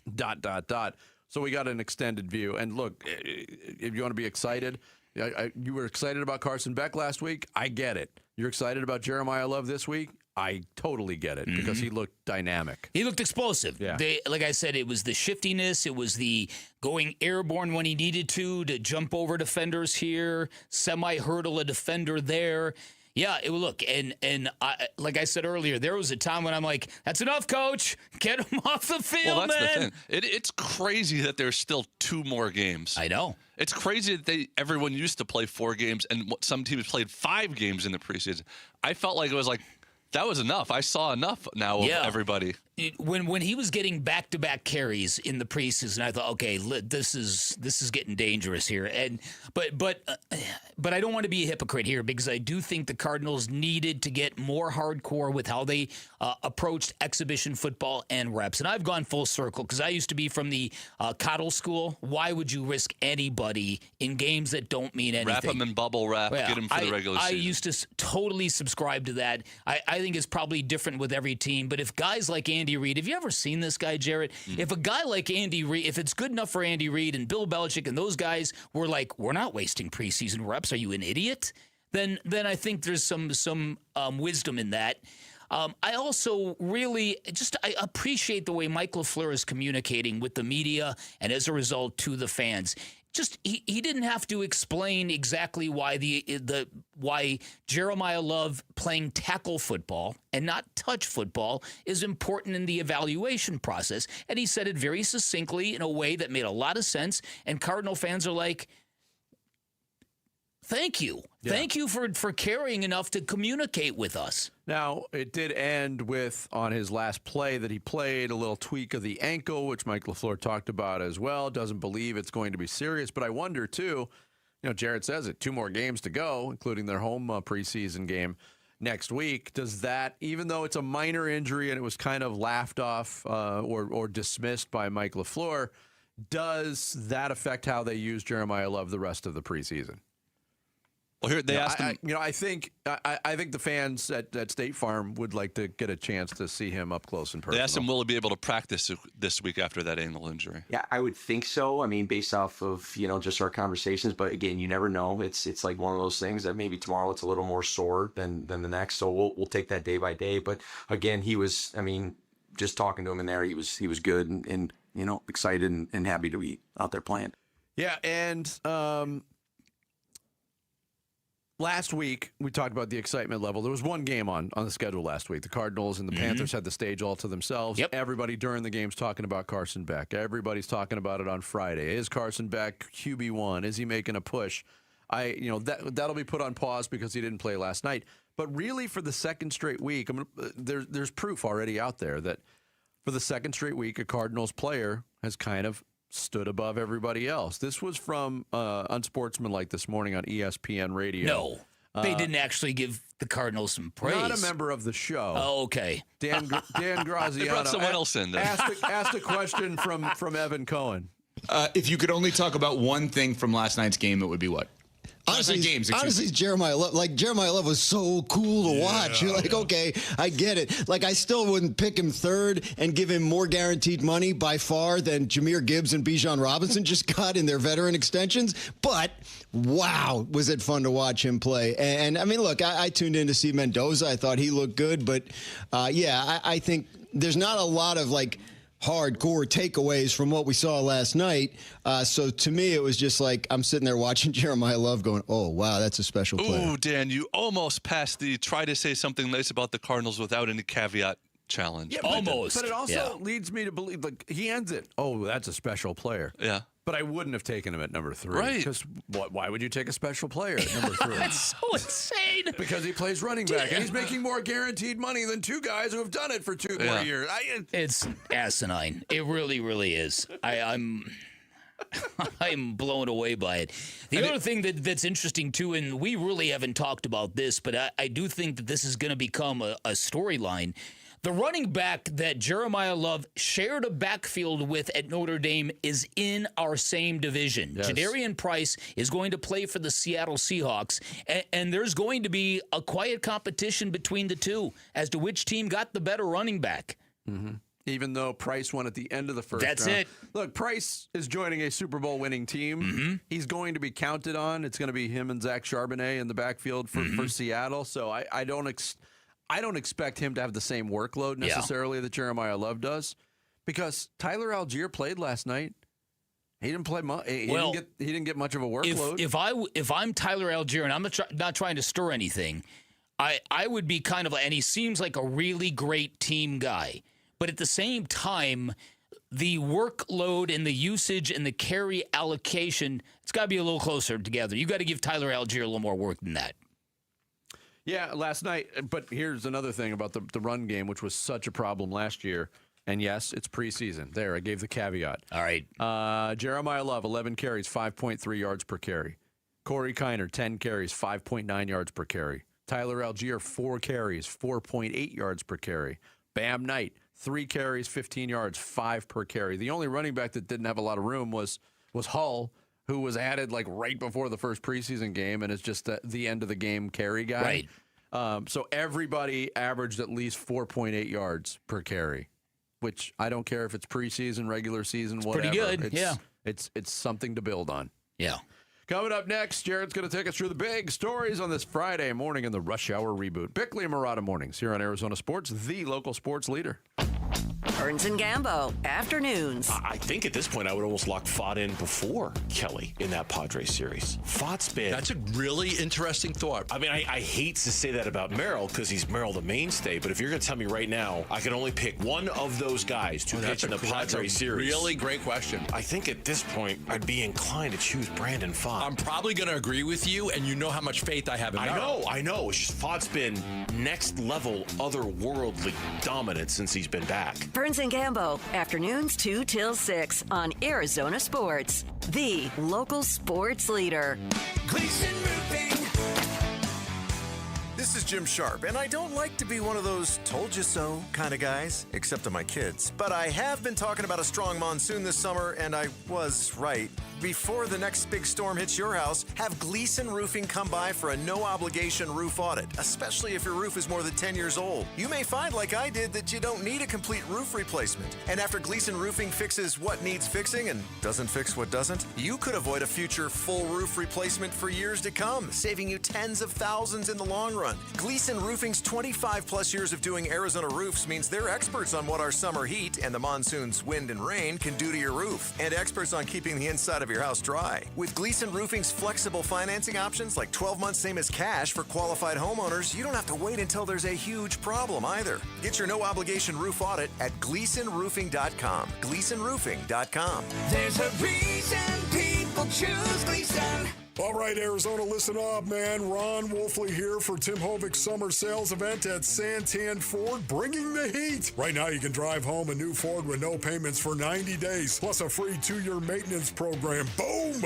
That's how you attack summer. If you've been waiting for the right time to upgrade your ride, this is it. It's an easy drive, the Santan 202 freeway in Val Vista Drive in Gilbert. No payments for 90 days. Free 2-year maintenance. Head on over to Tim Hovig, Santan Ford. Orthopedic care. At Abrazo Health, we believe these two words are better together. When joint pain postpones a walk with friends or halts a weekend hike, recruit our orthopedic physicians, surgeons, and physical therapists to join your team. From our minimally invasive advanced technology designed to improve patient outcome to our comprehensive rehabilitation program, start your journey to a pain-free life. Find your partner in care at abrazohealth.com/orthopedics.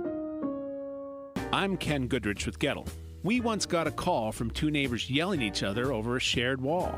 We got there fast, isolated the leak, repaired the pipe, and calmed down a suburban standoff before it turned into full-blown neighborhood warfare.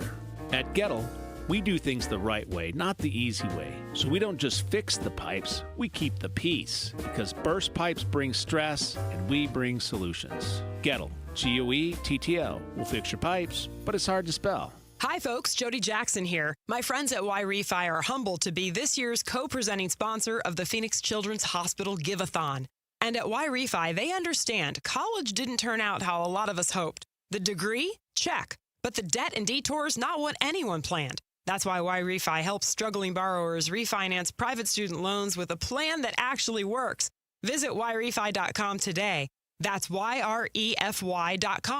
Y-Refi is not available in all states. Hi, I'm Chuck McDowell, the timeshare cancellation guy and founder of Wesley Financial Group. And I want to set the record straight. I am not an attorney. I've never wanted to be an attorney. And the truth is, I really don't even like attorneys. If I sound like an attorney, I'll apologize. But what I've learned in my 15 years in the timeshare cancellation business is you don't need to be an attorney to get folks out of their timeshare.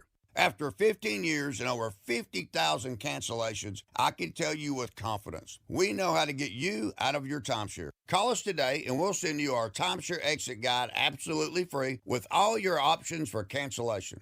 Attorneys, this was meant to be funny, so please don't sue me, especially my friend Kenneth from Black River Falls, Wisconsin. Call now for your free timeshare exit info kit. 800-909-4747. That's 800-909-4747.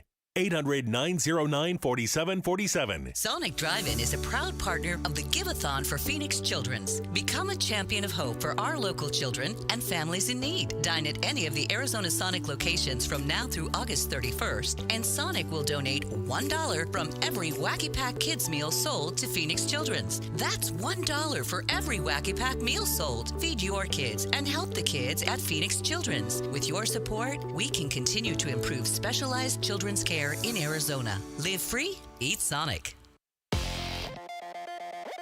Happy Friday. This is what's trending now. The Cardinals beat the Raiders 27-14 in the team's second preseason game. Jacoby Brissett got the start. It went 5 for 5 with a touchdown before giving way to Gardner Minshew, who had 101 yards and 2 touchdowns himself.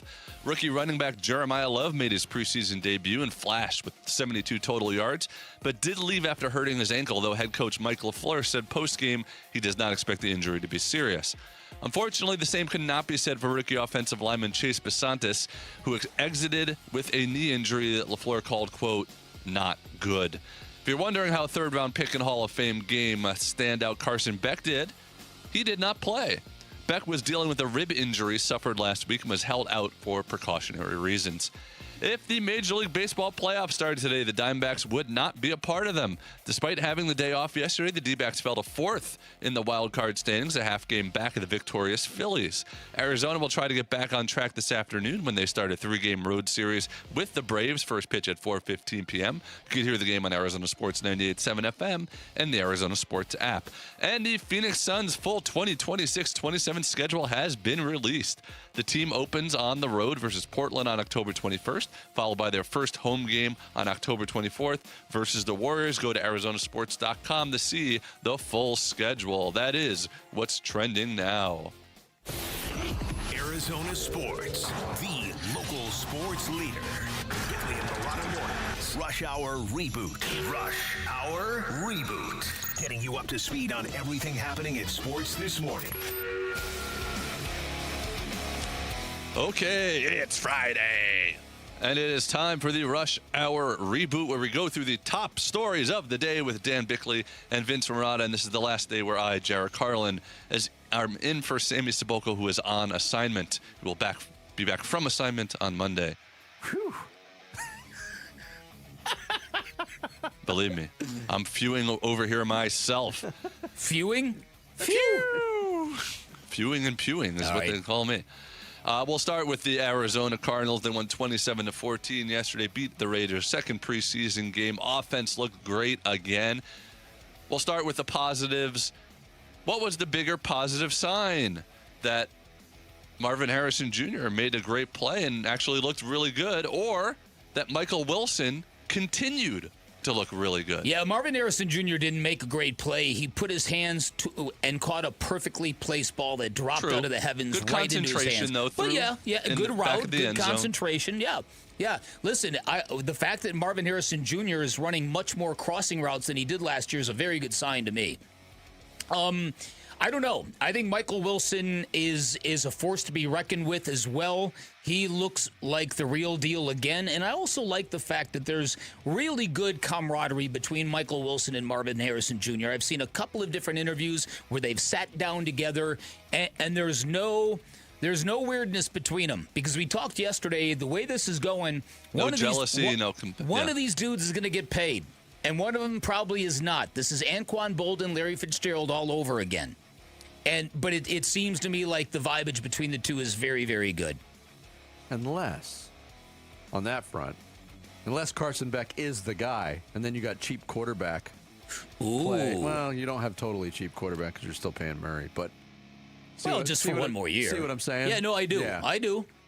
How was just like what was more encouraging, that Marvin Harrison Jr. flashed, or that Michael Wilson continued to look like a number one receiver?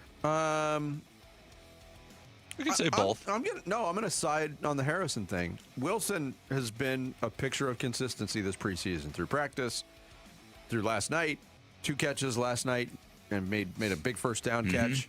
That was a spot for Harrison, for all the haters to come out and say, how did he drop that ball? How did he not make that play? No, great point. Especially on after. And I think it's little things like that, the individual snaps and reps that Marvin Harrison excels at, that, when he does do it right, I think that's a good sign moving forward. And you know what? You watch Marvin Harrison Jr., he looks like a super solid dude. We all want him to succeed. You know what I mean? I have a question out loud, and many have, does he have the requisite dog in him to star at this level? But you can tell this kid is top-notch. And now on top-notch. Top-notch. How about a Fresco? You'll get nothing and like it. to the one of the few negatives from yesterday's game, the injury to second-round draft pick offensive lineman Chase Besantis. Michael Fleur asked about it after the game, and he said, "Not good." So we got to run some more tests, but I'd say not good right now. But we got to run the tests. So. I would say that didn't sound good. No. How big a deal is this? Fairly big. I mean, this is a guy that had started to kind of flash in camp. Really good in his first preseason game, and the injury does not look good. So I would hope that the Cardinals would go out and find the best replacement they can when guys start hitting the street. because you can't mess around with the depth on the offensive line this year. Not with a running back like Jeremiah Love back there. No, I think this is a really big deal. I think they had been encouraged with what Chase Besantis had done. Earlier in camp, it sounded like, here's a guy who's skating a little bit, trying to find his footing at the pro level. And then we saw what he did in the preseason opener against the Panthers, and I think he came out well after that. He was going to be counted on this year. And if there is an area on the offense to look at as an area of concern, even before Besantis went down, it was at right guard and right tackle. And now the microscope is on that side of the offensive line. This is a huge deal. I think we're going to find out how seriously the Cardinals are considering their ability to win games this year. Because if there's a follow-up move here. Yeah, I think they need to. Yeah, they do need to. And they've got the money to do it. Do it. They do. Sure. All right, wait and see, and we'll continue to talk Cardinals, get reaction all day. Let's move over to the Phoenix Suns. Their 2026-27 schedule was released yesterday. Did anything stand out to you from the schedule? Did you get a chance to look at it? They open on the road with Portland. Then their first home game is versus the Golden State Warriors. I'll tell you this. As much as I love to poke fun at the exercise we do every year when the NFL schedule gets released, the release of the NBA schedule is ridiculous. They're playing all the same teams they always do in the same number of times. In the same number of times, and once you get past, do we have national television games? Right. I think they How have many 9. back-to-backs do we have? Right. I think they have 11. Are they playing on Christmas? Are they playing on any long road trips or anything like that? Yeah. That's all that matters. So the idea that, look at that stretch, you got to go from Portland to Sacramento. Oh, no. I thought, look, every year we go through the exercise, too, with the NFL schedule, even though we know what teams every team is going to play. We just don't know the order, and they go through these elaborate or sometimes in the Cardinals' case, bad schedule release videos. And a lot of teams did that around the NBA. Did you see the Hawks one, by the way? The Hawks have the kid who went viral for his ability to mimic any bird call. Oh, yeah. That was crazy. The kid is amazing. Mm-hmm. So I watched that whole video, even though I don't care about the Atlanta Hawks schedule. But I thought the Suns' social media team summed it up perfectly. There was a build-up to it. It's a very intense-looking Dylan Brooks sitting there, and he just crumples up the paper and says, "We play everybody." I loved that because that's kind of how it was. That being said, the only thing that stood out to me really was the back-to-back on December 30th and New Year's Eve. When you have the Sixers and Knicks coming in back-to-back. Oh, yeah. Going into the holiday, that's going to be an electric week. Hot tickets, premier teams. Yeah, because that's LeBron's one visit this year. He used to visit at least twice every year. That's true in the West. Yes. And finally, Derek Hall joined us yesterday on the show, and we asked him, does he expect Zach Gallen to return to the team? Does he expect Zach Gallen to return as a starting pitcher for the team? Oh, I think so. I mean, when he's ready to go, and he's going to be ready, early part of September when he gets off the 60, he's going to help our team. I mean, we think so. He's not a reliever. He's going to be back in the rotation. I think we've seen Zach and what he can do for our team, and we hope that that's going to be where he gets back to. The second half of last year was more of like the 23 Zach that we've seen, and we think that now that he's had time off and when he has some rehab starts, hopefully we're going to see that guy again. But he can definitely help us. We could need him for sure. What do you think about that? Do the D-backs need Zach Gallen? I've got a wild intuition, suspicion that Zach Gallen is going to win a gigantic game for this team down the stretch. Wouldn't that be something if Zach Gallen comes off the scrap heap and saves their backsides? It would be amazing. Uh-huh. And you've been kind of kicking this around for the last couple days, and your belief is growing. I'm not going to sit here and make any proclamations like, hey, he looks good, because I've got nothing to base that. No, I'm just basing it on three things, actually. He was really good at rehabbing his season or recovering his season last year at the end. Number two, it just seems like it would be poetic justice. And number three, Zach is going to give it everything he has. he is, you know what I mean? He's not in a corner sulking right now. Yeah, we know that. And what we've seen, the turnaround with Brandon Pfaadt, and I know each individual pitcher is each individual pitcher. It doesn't bleed over to the other guy. But I will say this.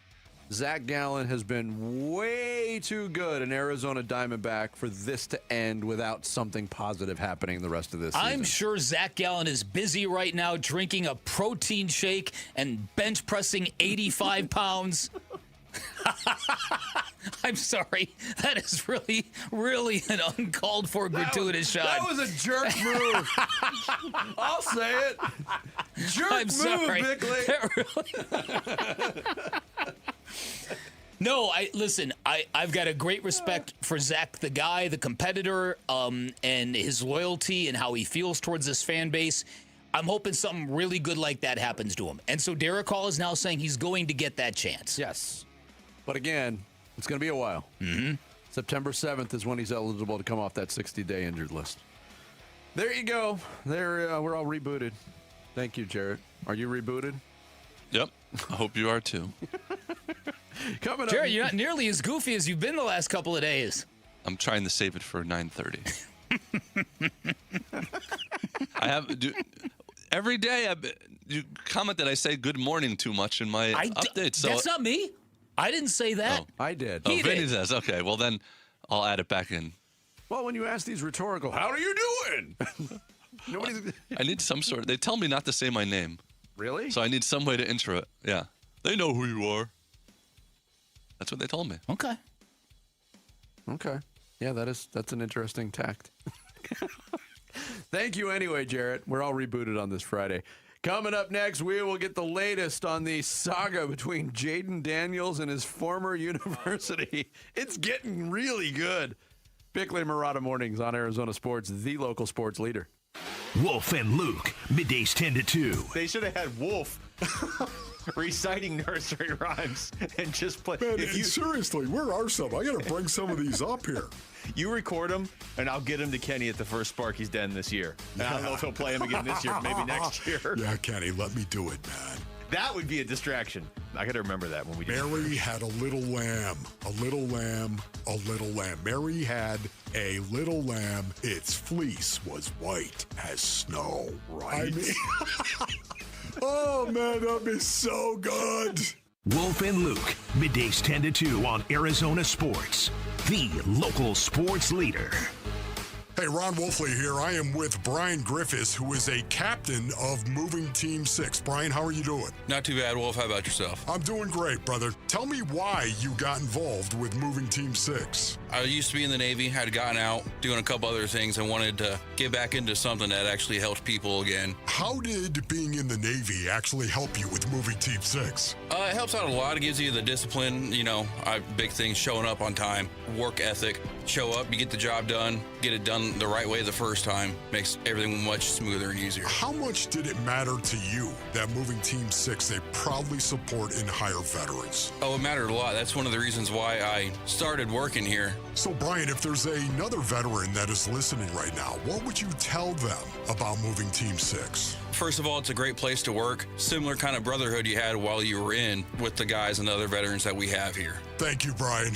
Go to movingteam6.com. Where your move is our mission. All right, it's officially the most wonderful time of the year at Staples. They've got back-to-school supplies as low as 25 cents, up to 40% off select tech, 20% off for teachers, and more. Check out all the deals at staples.com/back-to-school. Staples, that was easy. If your windows can't keep up with the heat, it's time for an upgrade. At the Window Depot, windows are what we do. Biggest inventory, best prices, guaranteed.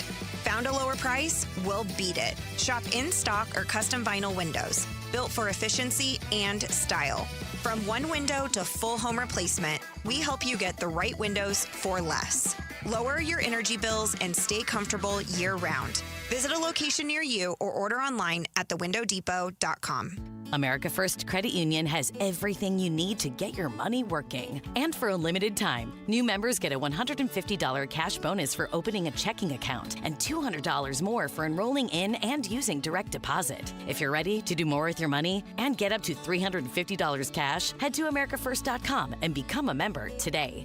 Subject to membership, eligibility, terms, creditworthiness, change, and conditions. Additional requirements may apply. Federally insured by NCUA. Equal Opportunity Lender. Wesley Financial Group is not a law firm, and Chuck McDowell definitely not an attorney. This is Chuck. If someone talked you into buying something really silly and you want to get out of that silly little thing, my advice, get the facts. Call me and I'll send you our timeshare exit kit absolutely free. Inside, you'll learn how timeshare works and all your options for cancellation. Call Wesley now for your free exit information kit. 800-791-0000. That's 800-791-0000. Hey, John, why so glum? I just got let go. The company's downsizing. This is the third time in the last 2 years. I'm done with this. Have you thought about My Computer Career? I've heard they can train you for a career in IT in just a few months, including cybersecurity and the basics of AI. And you don't need prior training or experience. Now that's a recession-resistant career. Wow, thanks. I'll check them out. Go to mycomputercareer.edu and take the free career evaluation. mycomputercareer.edu, an Elite CompTIA certification partner. Financial aid is available to those who qualify, including VA benefits. I'm Grace Dunlop, and at Presidential Pools and Spas, we believe building pools should build up our community too. That's why we've partnered with Phoenix Children's Hospital. Now through August 21st, when you build your pool with us, a portion of your purchase supports life-saving care for Arizona kids. You get the backyard you always wanted, and a child gets hope. Don't wait. Schedule your free consultation today at presidentialpools.com. That's presidentialpools.com. The Windy City comes to the Arizona desert as the D-backs host the Chicago Cubs at Chase Field starting August 24th. Get your tickets for the matchup at dbacks.com. Arizona Sports, the local sports leader. Bickley and Murata. Hash marks.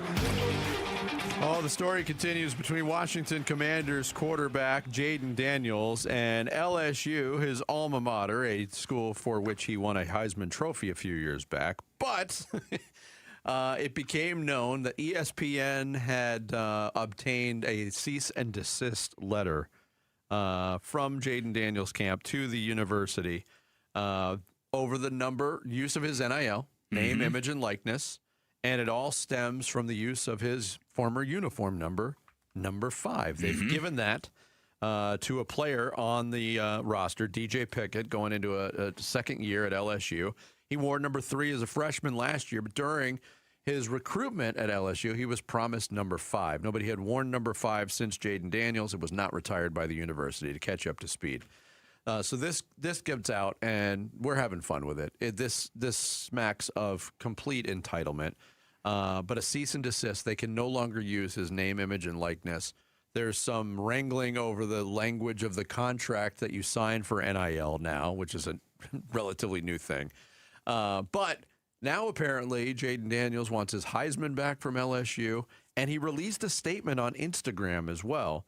I have a lot of gratitude for my time at LSU, and I'm proud of what my teammates and I accomplished there. Obviously, there are issues to be worked out between my team and LSU, and my hope is that it will get done privately. My sole personal focus is on Commanders football. I realize the business of football is unique, and I trust this can all be resolved. Okay, again, this is a terrible mistake by Jaden Daniels and his camp and his team. You'd be hard-pressed to find somebody who isn't rolling their eyes at Jaden Daniels. And I said yesterday this has got his mom's fingerprints all over it, and I hope that's the case, because if not, then there's something wrong with this kid. Well, he mentioned his team in the... he did, but somebody should remind him his team is the Washington Commanders and not the LSU Tigers. Robert Griffin III called what Jaden Daniels has done with the cease and desist letter, called it, quote, a colossal mistake. He said, number one, jersey retirements are an honor, not something to be demanded, not something you strong-arm a school to do. Number two, it's created a rift between Jaden Daniel fans and LSU fans, one of the most passionate fan bases in all of sports. Saying you feel profoundly disrespected and being treated differently than Joe Burrow forces LSU fans to compare the 10-3 Jaden Daniels and the 15-0 national champion Joe Burrow smoking a cigar. LSU fans will pick Joe Burrow every single time. And number 3 creates a massive distraction for Jaden Daniels and the Commanders 3 weeks before the most important season of his career. Agree with all of that. Stupid. I totally agree. And the only people that I've seen trying to defend it are LSU fans or former LSU players. Mm-hmm. And Ryan Clark went on social media and said, this is not about the number 5, and then gave a dissertation talking completely about the number 5 and how that uniform number is being treated. I don't think anybody on that side of the argument has a leg to stand on, other than the legality with NIL contracts and when they. But there's other people that are suggesting this might be a thing moving forward with NIL, that these athletes will then cut off their former universities because they're not benefiting anymore financially from them using his image. It's like, how much do you need? Yeah. It's the whole thing is gross. Little bit. And the fact that Jaden Daniels came out in this statement on Instagram and said, my sole personal focus is on Commanders football. No, it's not. Somebody on your team is not focused on Commanders football, and they've dragged you into it. Yeah. This is a public relations nightmare to the nth degree for an individual player. Yeah, and again, the idea that you're profoundly disrespected by this, that's crazy. Now, maybe like Robert Griffin III, you might believe that anybody who wins a Heisman Trophy should have their jersey retired. You're talking about college universities that might go on for centuries. You just can't take numbers out of circulation. It's astounding to me the levels of affirmation some athletes need. But that's the delineation for me. And I've gone on record and said I think all these years later the number of retirements are pretty silly. But if you're going to do it and stick to it.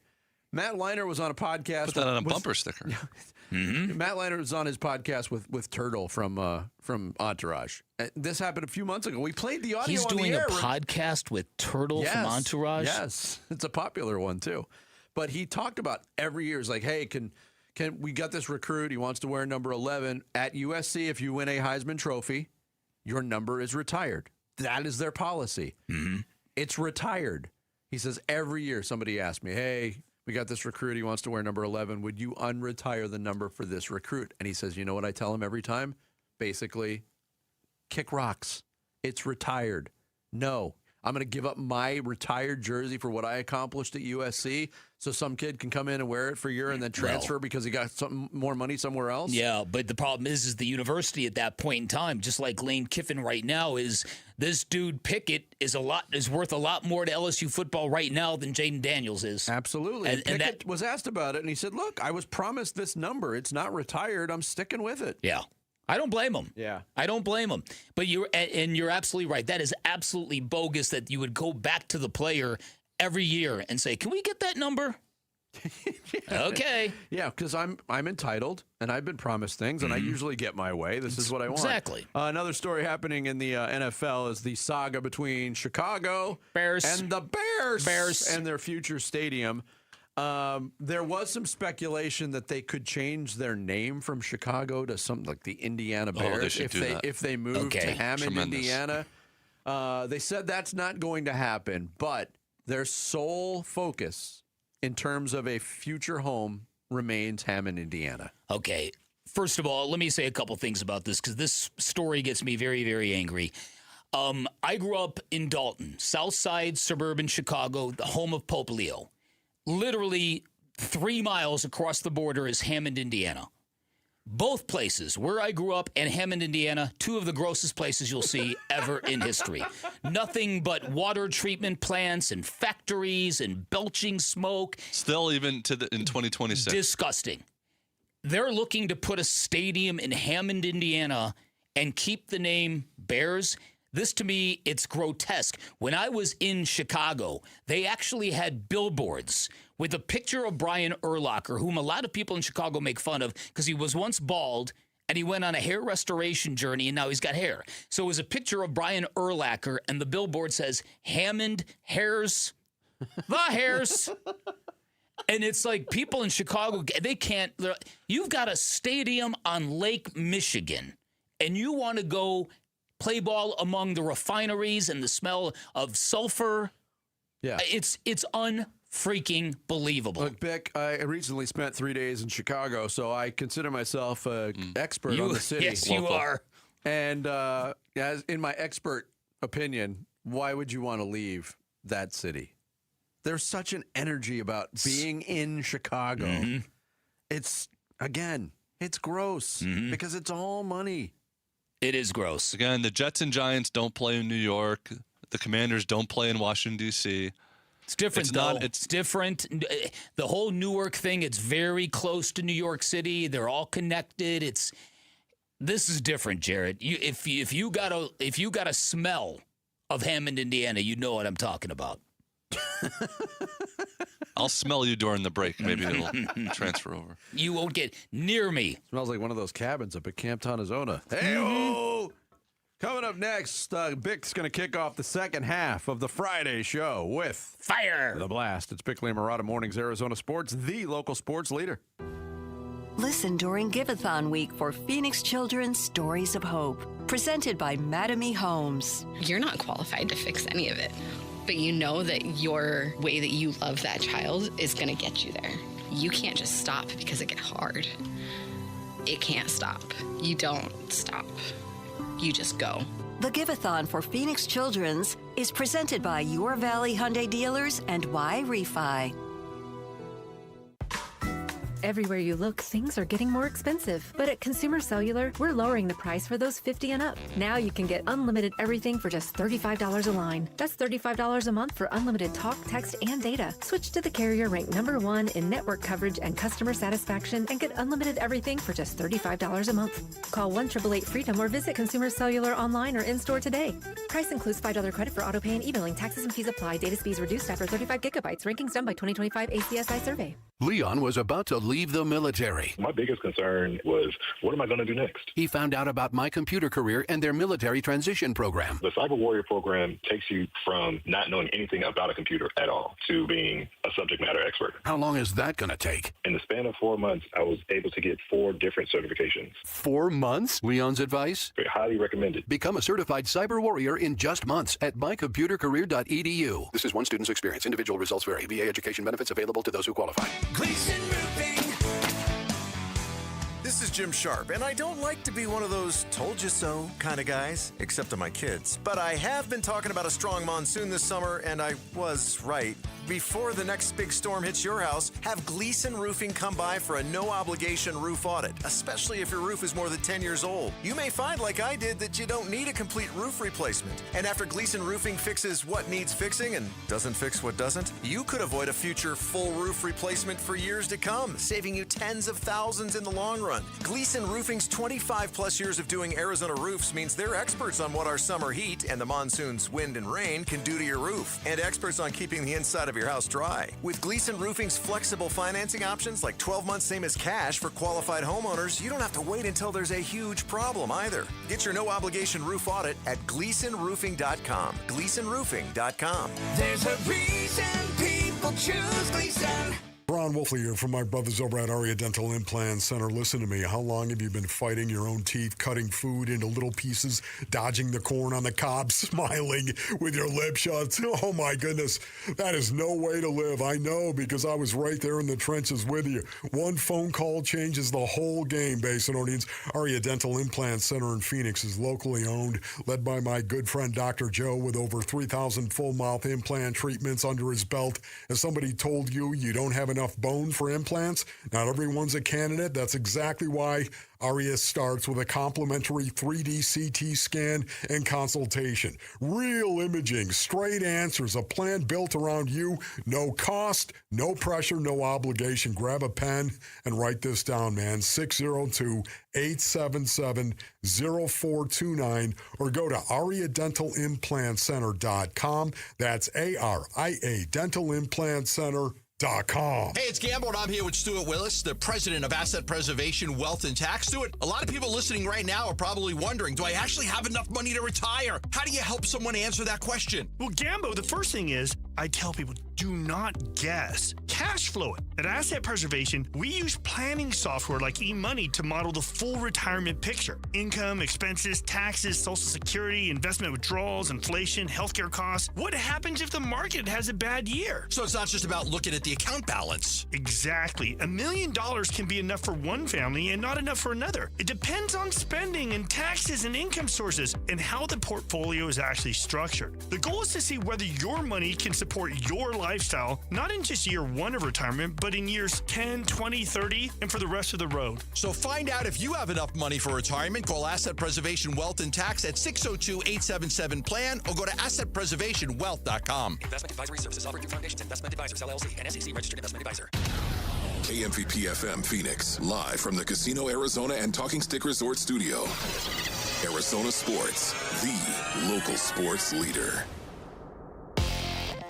This is what's trending now. The Cardinals beat the Raiders 27-14 in the team's second preseason game. Jacoby Brissett got the start, went 5 for 5 with a touchdown before giving way to Gardner Minshew, who had 101 yards and 2 touchdowns himself. Rookie running back Jeremiah Love made his preseason debut and flashed with 72 total yards, but did leave after hurting his ankle, although head coach Mike LaFleur said postgame he does not expect the injury to be serious. Unfortunately, the same could not be said for rookie offensive lineman Chase Basantis, who exited with a knee injury that LaFleur called, quote, not good. If you're wondering how third-round pick and Hall of Fame game standout Carson Beck did in the game, he did not play. Beck was dealing with a rib injury suffered last week and was held out for precautionary reasons. If the Major League Baseball playoffs started today, the Diamondbacks would not be a part of them. Despite having the day off yesterday, the D-backs fell to 4th in the wild card standings, a half game back of the victorious Phillies. Arizona will try to get back on track this afternoon when they start a 3-game road series with the Braves. First pitch is at 4:15 p.m., and you can hear the game on Arizona Sports 98.7 FM and the Arizona Sports app. And the Phoenix Suns' full 2026-27 schedule has been released. The team opens on the road versus Portland on October 21st, followed by their first home game on October 24th versus the Warriors. This report is brought to you by your Valley Hyundai dealers. The Hyundai Getaway Sales event is going on now. Get a deal so right, it almost feels wrong. Don't miss out. Go to your local Valley Hyundai dealer today. Bickley and Marotta Mornings. Arizona Sports, the local sports leader. Bickley Blast. The Valley was crestfallen on Thursday afternoon. Carson Beck was ruled out of a preseason game against the Raiders, and in nearly 40 years of sports journalism, I cannot ever recall more civic disappointment over a rookie sitting out in exhibition game. That tells you something. That tells you the excitement is building in Arizona over our first-year quarterback. But by the time we all went to bed on Thursday, the narrative had changed significantly, because Jacoby Brissett looked really good in his debut, including an exquisite touchdown pass to Marvin Harrison Jr. Meanwhile, Gardner Minshew also looked really good, a quarterback who was on time, on point, and clearly has the best grasp of the new offense. And so the story widened in importance. Is this a reflection of new head coach Mike LaFleur and the offense he's bringing to Arizona? After all, the Cardinals' passing game has been on fire since the start of training camp, and by contrast, Drew Petzing's debut as offensive coordinator in Detroit produced an interception, a fumble, 2 punts, and a turnover on downs in their first 5 possessions. So, as somebody who was really bummed out by the absence of Beck, it turns out it might be the best thing to happen to the Cardinals, because there might be something bigger brewing in Arizona than just a rookie quarterback, namely an elite offense led by a coach with great pedigree and energy, a coach who actually might know what he is doing. All right, today's Bickley Blast brought to you by my great friends at Chapman BMW, who make luxury attainable. Find them online at chapmanbmw.com. Yeah, no, it's all about creating complementary looks, especially in the run game, to where, kind of you line up in a formation and defense has a couple things they can do to you, and we have answers for each. That's really good stuff. And then the pass game, a lot of it's built off the run game, which creates advantage there, and then just having complementary route stems that keeps the DBs guessing and off of your receivers' routes.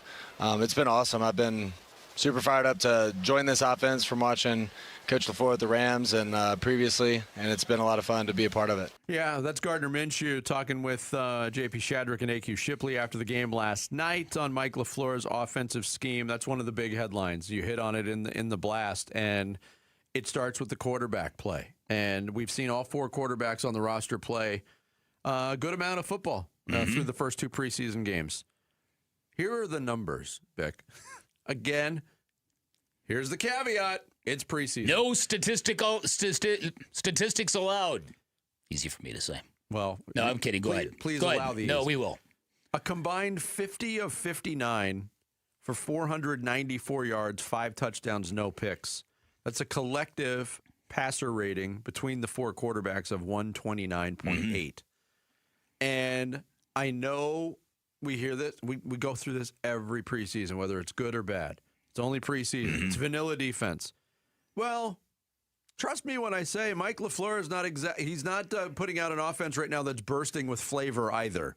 If you get what I'm saying. Yeah, We're no, not I do. seeing the full machine. No, but what you are seeing is you're seeing wide receivers consistently open. There's a reason why all 4 quarterbacks have looked really good, and there's a reason why wide receivers we didn't count on, Jalen Brooks, Reggie, Virgil, others, why they are making an imprint in camp. These, whether it's the route trees, whether it's the spacing, whatever it is, there are wide receivers who are open. And I tell you what, there have been times in the last few years watching the Cardinals when they can't even pop an open receiver off scripted plays. When you get a week to prepare for the defense you're playing and you still don't have a obvious wide open receiver.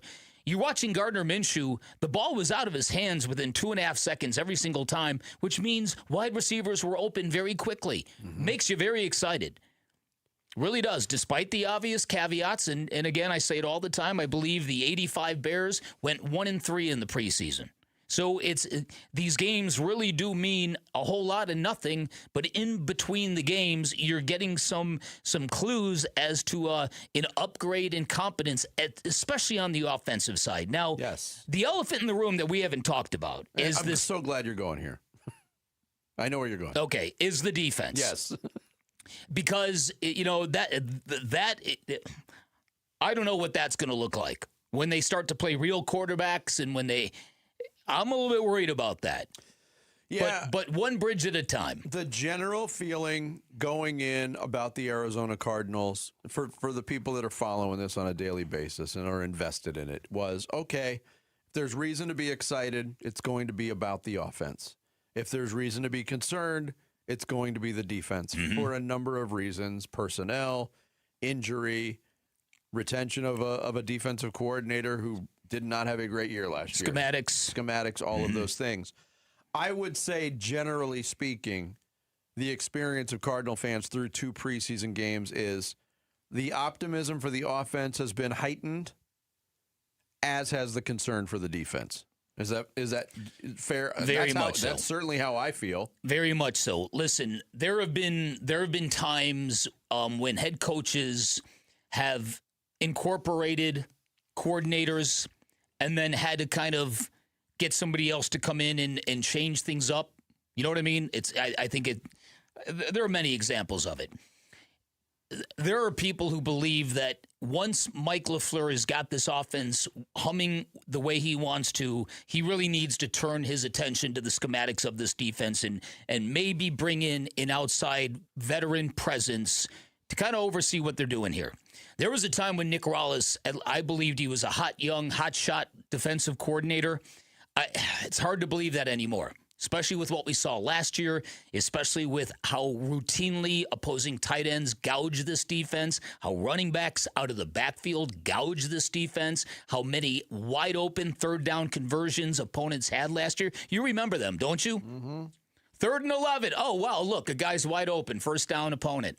Very few good things happen when you're being gouged consistently. No, and a lot of it, and we talked to Rob Fredrickson about it, is the theory of playing a soft zone and keeping everything in front of you. Sounds good in theory, but you got to have really speedy defensive backs who can really tackle and who can get to the ball and swarm and make plays. And look, it wouldn't hurt to call Pete Carroll. I've heard people suggest that. See if Pete Carroll wants to come in as an advisor for a month Hey, Pete, you want to stick it to the Seahawks? We'll give you a stick of gum. We'll put you up in the Phoenician. All the gum you can chomp. Just come to us a briefcase full of gum. That's it. There you go. Right. Good doing business with you. Good doing business with you. It's out of the box thinking. I like that.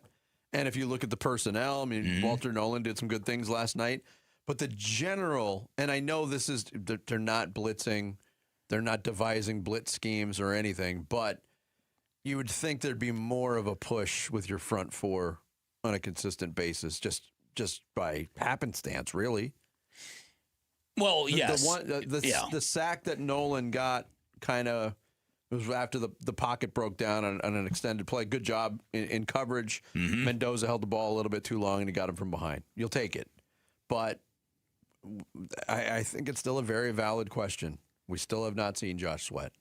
And if Josh Sweat is not out there providing a pass rush, where is it coming from? And what is, if Nick Rawlis is left to devise, remember Vance Joseph scheming up a pass rush? Oh, yeah. Yeah, he got really good at it.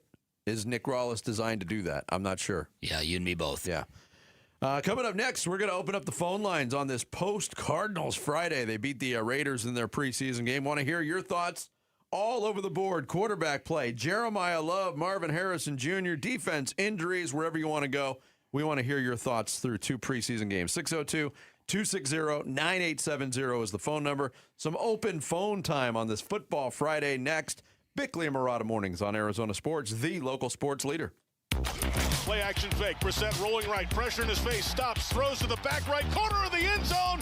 And caught for a Cardinals touchdown. It's Marvin Harrison Jr.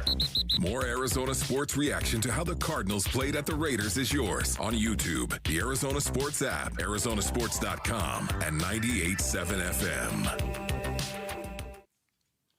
Hey, everybody. Dan Bickley here. Sports fans know better than anyone that results matter, wins and losses matter, scoreboard matters. That is why if you are ever injured in an accident, do not mess around. Pick up the phone and call the accident attorneys at Sweet James because they have one mission to help you recover mentally, physically, and financially. Personal injury is all they do. It's all they've been doing for 2 decades. They'll get you the medical treatment you need so you can heal. They're going to go out and get you the most amount of money and the justice you deserve. They're going to treat you with compassion every step of the way. Their attorneys have significant trial experience. They are not afraid to litigate. And when you combine that factor with their 98% winning record, they have got all the right metrics. Insurance companies know they can't play games with Sweet James because Sweet James will not back down. They are more than willing to tell your story in a court of law. This is why they consistently deliver some of the largest settlements in America, why they recover more in 1 year than most firms do in a lifetime. And remember, when you call Sweet James, the consultation is free and you pay nothing until they win your case. If you're hurt in an accident, do not settle for less. 1-800-9-MILLION. That's 1-800-900-0000 online at sweetjames.com. Now's the time to save at Freeway Chevrolet with employee pricing for everyone. Plus, up to $12,500 off select new 2026 Chevy Silverado 1500 model. Chevrolet.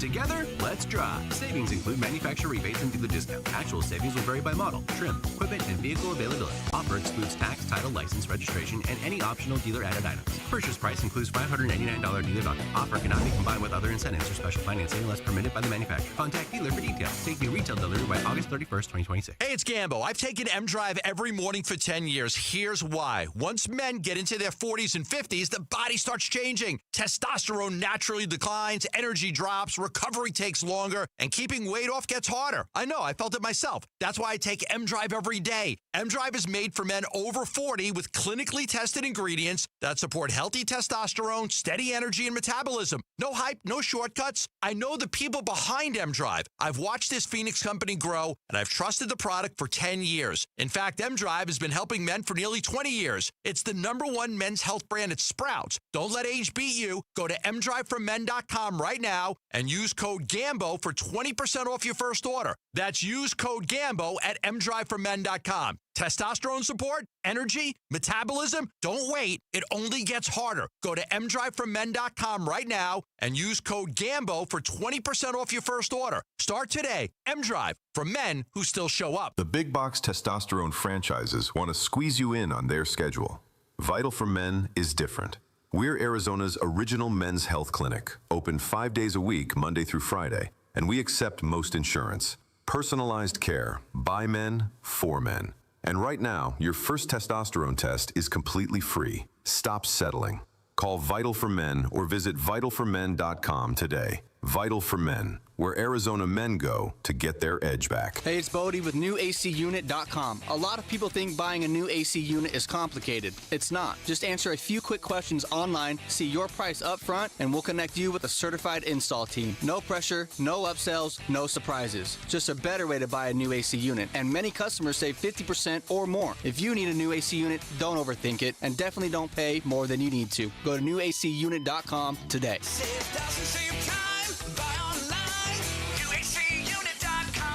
In baseball, every decision matters. One pitch can change the game. I'm Jeff Jr., founder of Trajan Wealth. And like a good manager, building a strong financial plan takes strategy and the right team. Torey Lavello here. Jeff's right. In baseball, you can't just watch one part of the field.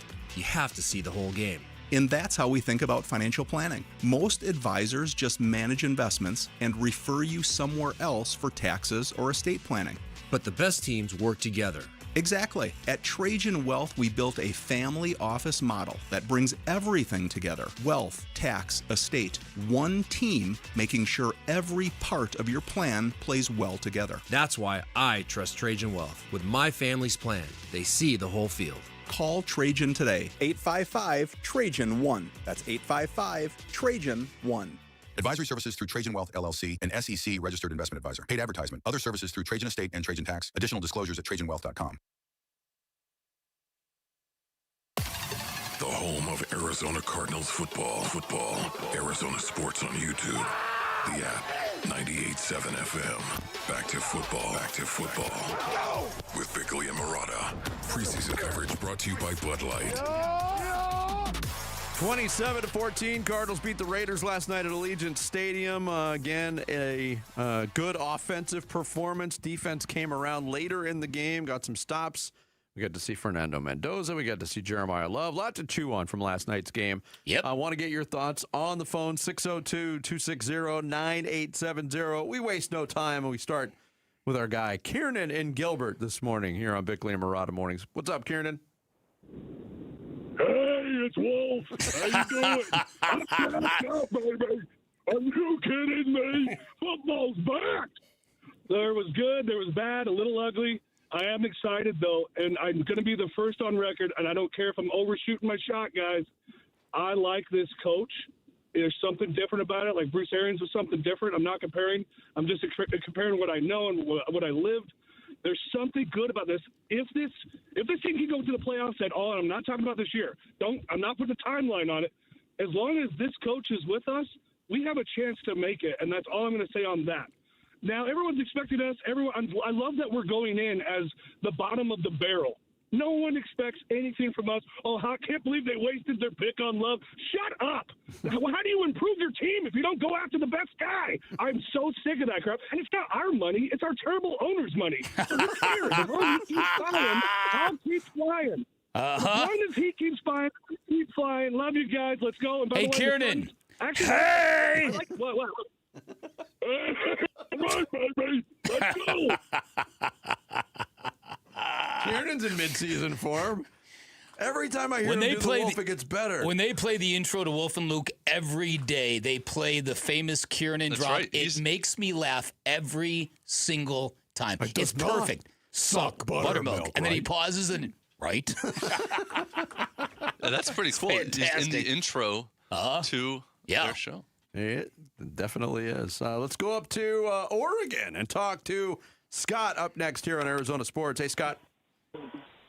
Good morning, gentlemen. I don't think I can bring the same energy as Kiernan, but I'll try to bring my enthusiasm for what we continue to see. To follow up on what Kiernan said, I see like a competence with this team. And it's even happening so early in the preseason. And I'm glad you gave the Drew Petzing stat line, because what I was thinking as I was watching the game last night, I'm like, wow, where are the fumbles? Where are the interceptions? Where's the, well, we're still trying to get things figured out and get on the same page and blah, blah, blah. And, like, that's not happening. So it is really exciting, and I do think it stems from the head coach. Jordan Love's going to be a baller, and whether it's Carson Beck or it's Jacoby Brissett or Gardner Minshew, I feel pretty good about whoever is throwing the ball back there, and it's been a long time since I've been able to say that. So thanks, guys. I'm excited. Hope you have a wonderful weekend. Thanks, Scott. Appreciate it. I was going to say this, and I'm glad Scott went down there on the totality of the quarterback play, which we've touched on a lot today. And Carson Beck did not play. He was ruled out kind of mid-afternoon leading up into that game. I have no doubt in my mind that had Carson Beck played, there wouldn't have been a drop-off in the quarterback play. We've seen good quarterback play from everybody who's been out there. No, but what I think you can do is you can flip that and you can say, do you temper what you feel about Carson Beck because every quarterback is succeeding in the system? But also it could be bolstered by maybe how good the system looks. Yeah. Yeah. 602-260-9870. Andrew's in Tempe. He's up next here on Bickley and Marotta Mornings. What's up, Andrew? Hey, good morning, guys. Thanks for taking my call. So far, as far as the preseason goes, I think we're looking pretty good. I mean, what we saw last night and last Thursday has given me a lot of hope. I think LaFleur is definitely our guy. We don't have that same monotone type Igor, nothing against Jonathan Gannon, but I really like LaFleur. I like his attitude. I like just the way he handles himself when it comes to press conferences and stuff like that. But to touch on what you guys were just talking about and the last caller, I really like our quarterback depth. I don't know if you guys remember, but it was the 2023-2024 season. Gardner Minshew actually took the Indianapolis Colts to the wild card game. It was against the Houston Texans. It was C.J. Stroud's first year. Yeah, you're right. He ended up losing that game. That last play of that game, Gardner Minshew threw a perfect pass at the 10-yard line. If that ball was caught, the Colts would have been in the playoffs. And that was Gardner Minshew played that whole entire season, and it was a year before Anthony Richardson got drafted. So with that being said, I really like how we're looking.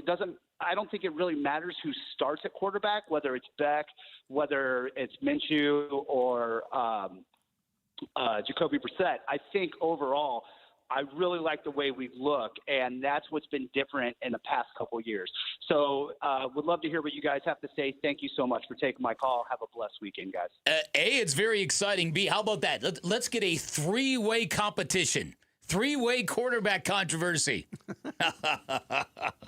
Yeah, that year in question in Indianapolis, Gardner Minshew started 13 games, went 7-6, threw for 3,300 yards for the Colts. And that playoff game that Andrew was referring to, it involved the Texans, so it was that first game of the weekend. Listen, the thing about Gardner, the thing about Gardner Minshew's performance last night that stood out once again, how fast he got rid of the ball, how decisive he was with where he was going with the ball, and how open that receiver happened to be when he threw the pass. Yeah. You can make, if you have an agenda, you can make an argument for all different kinds of things. Did they really need to re-sign Jacoby Brissett? Couldn't Gardner Minshew have done just as good? Yes. Is Carson Beck really that good when all the other quarterbacks look just as, what I mean? All these, you're right. Jacoby Brissett looks fantastic. Maybe he can take this team further than you thought. Like, you can make an agenda for all the different angles. Yeah, there's no doubt about it. There's no doubt about it. But I do think that, as I said in the blast, the day began with disappointment over not seeing what we all thought is the next hotshot rookie. And it ended with, wow, this offense might really be legit. Now, the downside of that is the teams that you got to beat, primarily the 49ers and the Rams, they're going to be very well aware of what this young cat's going to be trying to do. So it's at some execution and talent will come into play, obviously. Yeah, we'll continue to talk Cardinals with the man who called the action on the Cardinals radio network for the first time last night. New radio play-by-play voice JP Shadrick joins Bickley and Murata mornings next here on Arizona Sports, the local sports leader. Join us for Give-a-thon Week, August 17th through the 21st. Arizona's kids need you, and we're going to rock the Train phone bank with your help. The Give-a-thon is presented by your Valley Hyundai dealers and Y Refi. And Doug. Limu and I created a trick to help you remember that you can customize your car insurance and save with Liberty Mutual. You see, the shirts Limu and I wear are yellow, and yellow is the color of lemons. And lemons grow on trees, and trees provide oxygen. And oxygen helps us breathe, and breathing is how you live. And you can live more life when you save money by customizing your car insurance. I agree, Limu. It's really quite simple. Only pay for what you need at LibertyMutual.com. Liberty, liberty, liberty, liberty. Pump up the volume. Business moves fast. Orders roll in, deadlines close in. When you ship with USPS Ground Advantage, you can keep up with confidence. Every package stays in our secure network from dock to door. And with nationwide reach, dependable tracking, and upfront affordable pricing, you get built-in peace of mind. You run the business. We run the routes. Visit USPS.com/Ground Advantage to learn more. At Train, tough comes standard. But real strength isn't just muscle, it's knowing when to flex. HVAC units tough enough for the extremes, but smart enough to know what's next. We engineer for chaos, so your home always stays comfortable. Train, built strong, engineered smart. It's hard to stop a train. Train is a proud sponsor of the Phoenix Children's Hospital and Champions of Hope, helping provide funding for the hospital's care, life-saving research, and families in need. Hi, I'm Alyssa Rivera, Senior Marketing Manager with Mattamy Homes. We're proud to be the Stories of Hope sponsor of the Phoenix Children's Hospital Give-a-thon. In my own family, my son was diagnosed with leukemia. He's now doing great, all thanks to the wonderful medical care of PCH. Call 602-933-4567. You can also text GIVE to 620-620. The children at PCH need our help now more than ever. A1Garage.com, A1 from day one. Hi, I'm Tommy Mello, founder of A1 Garage Door Service. Garage doors have an amazing sense of timing. They break when you're already late for work, trying to get the kids to school, or heading out for vacation. That's why we offer same-day service. Call by 10 a.m. for same-day service, or schedule the day that works best for you. If we can't make it happen, you get $300 towards your repair or replacement. A1Garage.com, A1 from day one. It's summer's last hurrah. Bunker to Bunker's last two-person scramble event of the summer is on Saturday, August 22nd at the Junior National Golf Club in Goodyear. Come celebrate with a fantastic day of breakfast, golf, and big raffle and prizes, all for just $100. There's even a free coupon for a second round of golf, with proceeds benefiting the Junior National Foundation, changing the lives of youth through the game of golf. Open to the public, but space is limited, so register today at bunkergolf.com.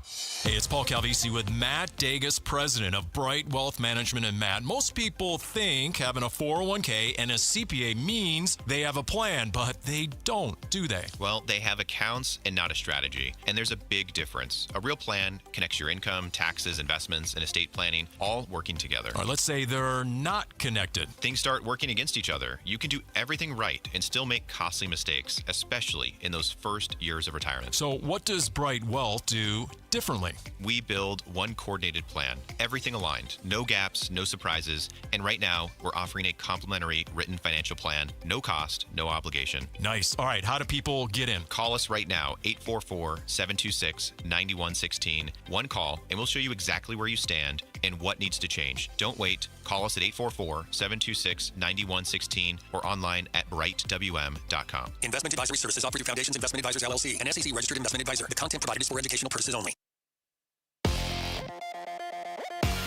This is what's trending now. The Cardinals beat the Raiders 27-14 in the team's second preseason game. Rookie running back Jeremiah Love made his preseason debut and flashed with 72 total yards, but did leave after hurting his ankle, though head coach Michael LaFleur said post-game that he does not expect the injury to be serious. Unfortunately, the same could not be said for rookie offensive lineman Chase Besantis, who exited with a knee injury that LaFleur called, quote, not good. If you're wondering how third-round pick and Hall of Fame game standout Carson Beck did in the game, he did not play. Beck was dealing with a rib injury suffered last week and was held out due to precautionary reasons. The Diamondbacks return today on a road trip. They will be playing the Atlanta Braves. First pitch is at 4:15 p.m. You can hear the game on Arizona Sports 98.7 FM and the Arizona Sports app. And the Suns' full 2026-27 schedule has been released. The team opens on the road versus Portland on October 21st, followed by their first home game on October 24th versus the Warriors. This report is brought to you by Four Peaks. Text SEATS to 620-620 for your chance to win 4 tickets to the Monday, August 24th D-backs home game versus the Chicago Cubs, plus food and beverage credit. That's SEATS to 620-620. The home of Arizona Cardinals football. Arizona Sports on YouTube. The app, 98.7 FM. Back to football. With Bickley and Murata. Preseason coverage brought to you by Bud Light. Yeah, Cardinals did beat the Raiders 27-14 in their second preseason game. And for the first time, there's a new voice behind the radio microphone.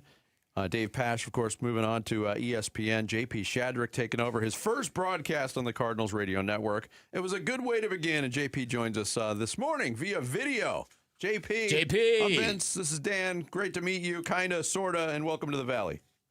Hey, good to see you guys. Thanks for having me bright and early today after the flight from Vegas last night, but a successful result for the Cardinals and a lot of positive. You know what Coach LaFleur said, there's a lot to take away and work on too. So it's the preseason. You're not going to see a perfect game right now, and you don't need to. There's a lot of work to be done. All right, so you've had a lot of excitement. You've had a glow about you ever since you accepted the job. How did your first broadcast go from your perspective? I think it's the same thing as Coach LaFleur is talking about. I mean, there's some positive things. There's some things that we're going to work on, and that's fine. And that's to be expected. I mean, I got in town 3 days ago, and this today, as I'm talking to you, is the first time in the football building. So, okay, let's kind of figure out what I can with the football team. And, I went to practice at the stadium the other day, but they had us moving around and doing interviews and things. So there was not really much time to watch what was going on. So using our resources here to get to know the football team as best as I could for last night was important, and leaning on AQ. I mean, that he's been here. He's played the game at a high level. Our PR staff's great. Jim Omohundro is incredible. He knows where everything is buried here. Just going back to St. Louis. So he's a good guy to have on our side. Yeah, JP Shadrick, our guest here on Bickley and Murata Mornings. The whirlwind nature of this, you said you've been in town for 3 days. You're sitting in the football building for the first time. I think this is an interesting perspective to tap into right now, because when this offseason started, obviously the national story was written on the Cardinals. They won 3 games. They drafted a running back, 3rd overall. They got criticized for that. And you were in the NFL world. You were reading those things. I know it's early. I know you've done 1 game and you've been to a handful of practices maybe. But from what you were led to believe to what you're seeing early on, how do those two things differ so far? Yeah, there's good players on this team, not just the running back, 3rd overall. I mean, Marvin Harrison has a chance to be really good if he can stay healthy and keep it together. Wilson's going to be a stud. The tight end is all world. If you get consistent quarterback play, that's the question, right? It brings it all together. They got some offensive line guys that can play too. That's what's good to see. But it all comes down to the quarterback when it comes to the offense to trigger everything. And you guys were talking about that earlier when I was driving in. We'll see. I mean, it's still a work in progress. The defense, there's a lot of question marks there. I mean, they were near the bottom of the league in a lot of categories last year. That's just being honest, and a lot of injuries. I mean, this team played 81 players a season ago. It is hard to compete in the NFL when 81 players touch the field. I don't care how good your backups are. they're not as good as the starters on the other team most times. That's why they're backups to the backups. So got to stay healthy and get the full defense out there. Let's see what happens. They've added some pieces. We saw Andrew Wingard for the first time last night at safety, who I know well from Jacksonville, who has a different kind of attitude to the game.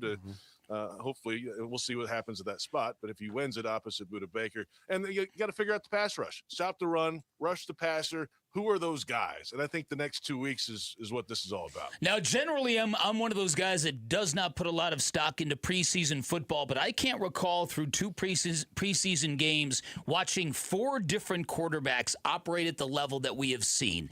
What does that say to you? Is that sort of an endorsement of what Mike LaFleur is putting up on the board for everybody? What do you think about that? It tells me a couple of things. One, that yes, Coach LaFleur and the offensive staff have their act together. And it also tells me that there's some really smart quarterbacks that have played a lot of football taking it in, and they can turn it over fast. They've missed 9 passes in 2 games, 50 out of 59. It's crazy. Like, I don't care if they're playing, vanilla defense and 2-hand touch. I mean, that is impressive to see. And yes, a Hall of Fame game. And yes, week 1 in Las Vegas. That's fine.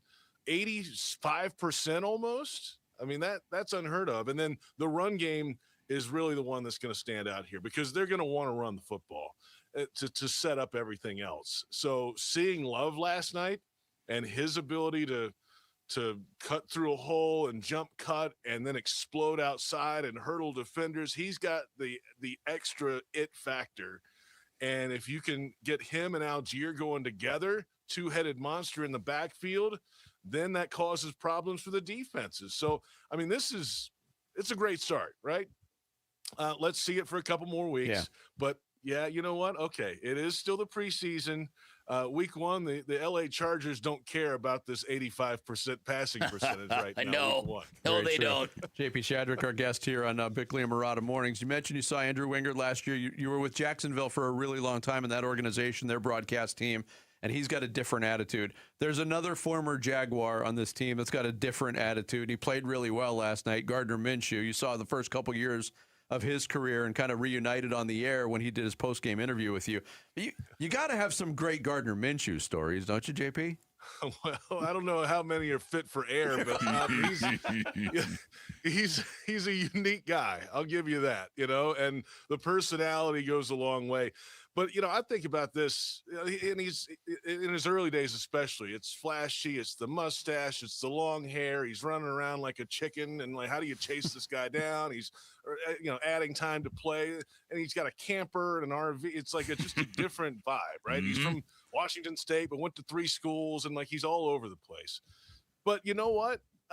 He loves the game of football. I think that's the most evident thing with all the flash and outside things, which have calmed down over the years. He's matured a little bit.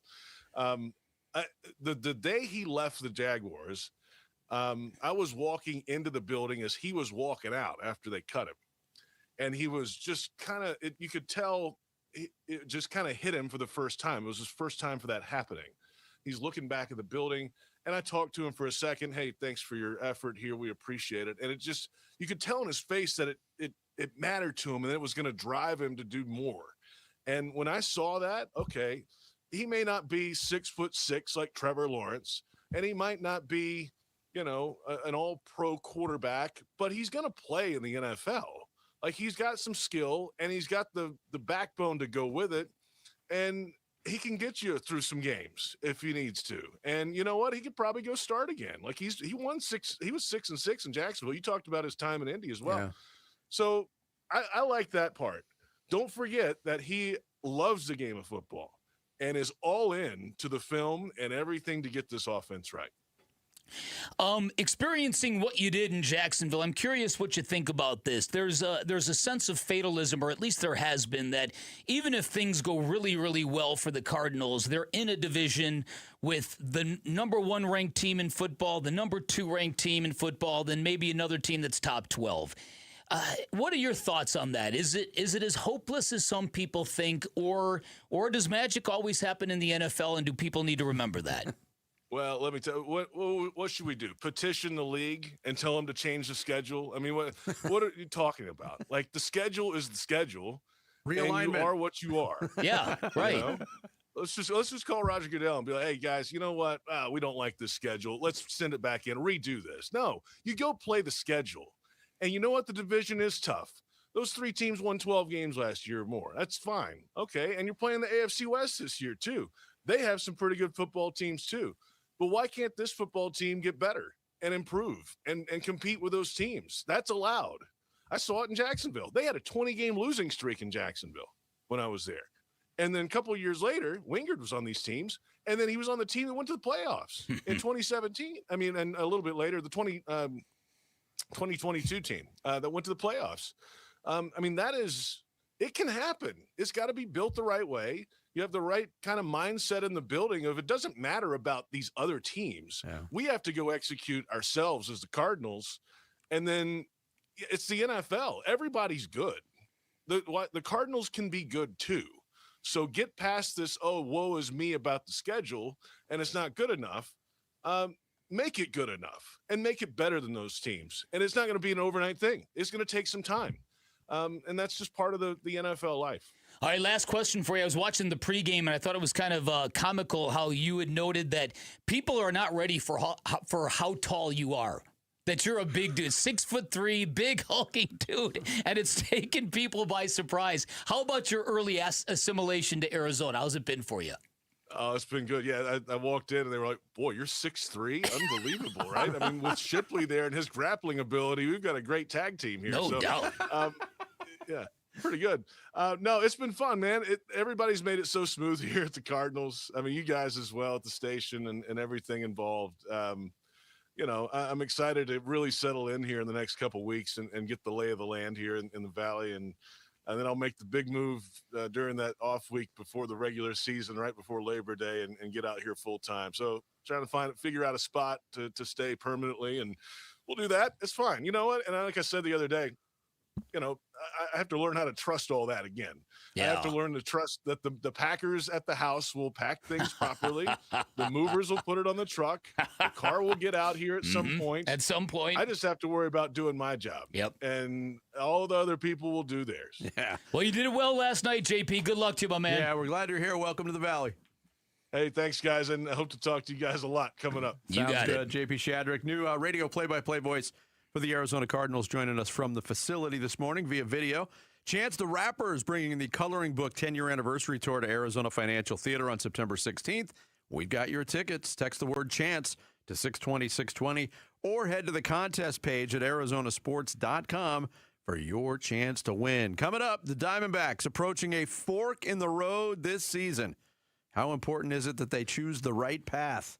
And what is that right path? We'll get into it next. Bickley and Murata Mornings, Arizona Sports, the local sports leader. East Valley, West Valley, North Side, South Side, and Central. Arizona Sports covers high school sports all over the Valley. Saturday mornings 9 to 11 on The Kevin McCabe Show. If it involves competition on a court, field, pitch, rink, or track, the Dean is talking about it on the Arizona Sports app on your phone and 98.7 in your car. The Kevin McCabe Show. Saturday mornings 9 to 11. I'm not one to say I told you so, but I switched to Pure Talk over a year ago, and ever since, I've been telling people there's no better wireless company out there. Well, a few months ago, a massive survey was conducted. 123,000 people were asked to rate their wireless carrier in 4 categories: coverage, support, data, and overall value. Well, the results are in. Guess which wireless company was the only wireless company to get 5 stars in every category? Yeah. Pure Talk. 5 stars, every category.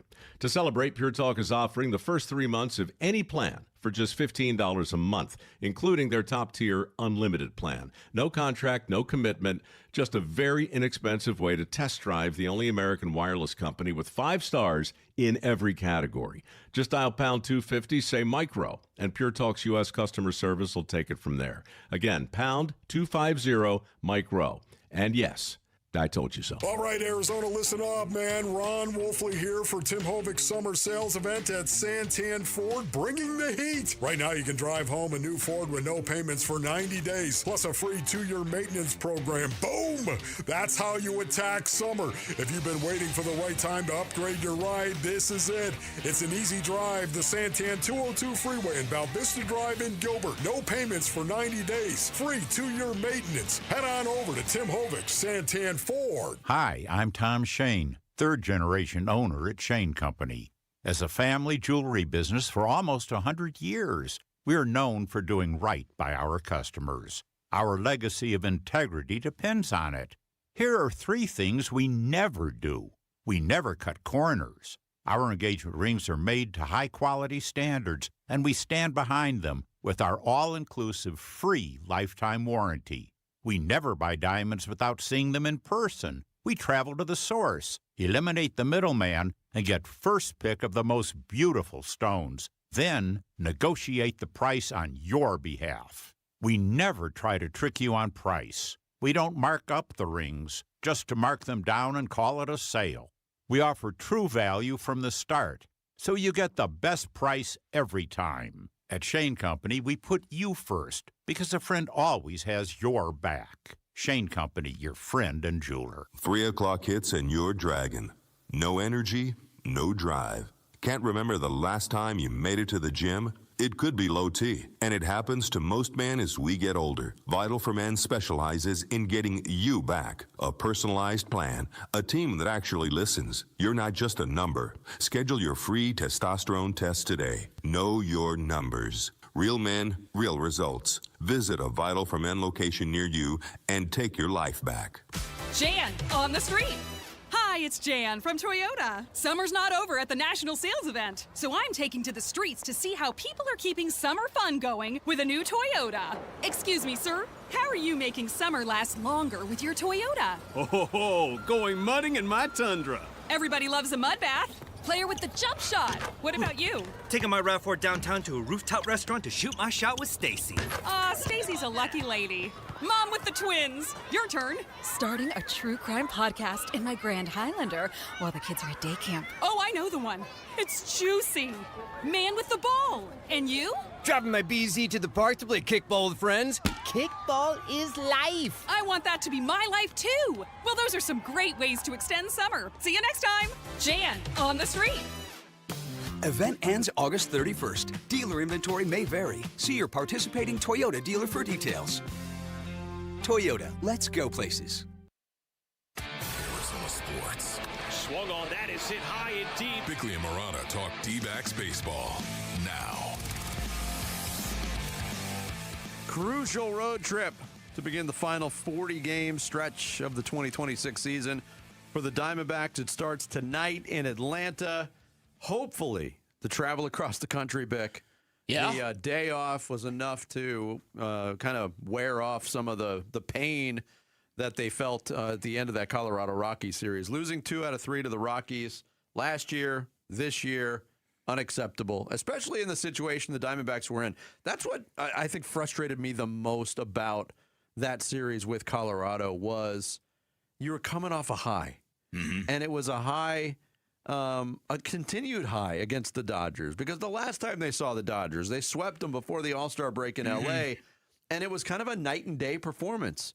The Diamondbacks were night and day the better baseball team for those 3 games, and they proved that again over a 3-game series, that they were more than competitive, that they could win those games, and just to drop the ball twice against Colorado, just a total bummer. And to prove the point of what we said earlier about the cumulative nature of the failure of getting close, of seeming to be a playoff caliber team, then suddenly not seeming to be like that. Look back on the last 10 days. Okay, so you had 7 games against the Padres and the Dodgers in which the Diamondbacks accounted for themselves fairly well. Went 4-3 against 2 really good divisional opponents.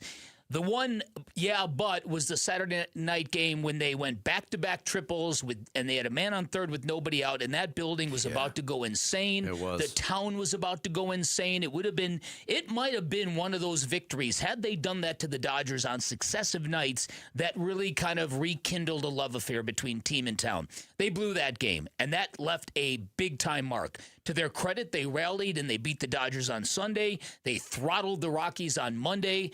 And then they put forth that game where they had 11 hits and 10 walks and scored 4 runs total, where they had the bases loaded 3 consecutive innings and could only score 1 run in that stretch of time. And those 2 games, they seemed to outweigh the good stuff they had done over those previous 10 games. And at the end of it all, they were 5-5. Yeah. And that's the Diamondbacks in a nutshell. The highs are fantastic. The lows are disgusting. And at the end of it all, what are they, Jarrett? Mediocre. Really, Mediocre. Stuck in the middle. Stuck in the middle. Stuck in the middle. This is you got 40 games left. You've got reinforcements on the way. It is imperative that this team finds a way to get up and over all of this and into the playoffs. Yeah, and if you just isolate the 3 games offensively, what we saw from the Diamondbacks, especially that last game, was such a statistical anomaly. 21 base runners, they score 4 runs. Mm-hmm. They leave 15 guys on base. But if you look at the individual output, if I would have told you the D-backs are going to get a good offensive series from Corbin Carroll, really good, and a great offensive series from Ketel Marte, and they're going to drop 2 or 3 from Colorado, I would have told you you're nuts. Yeah.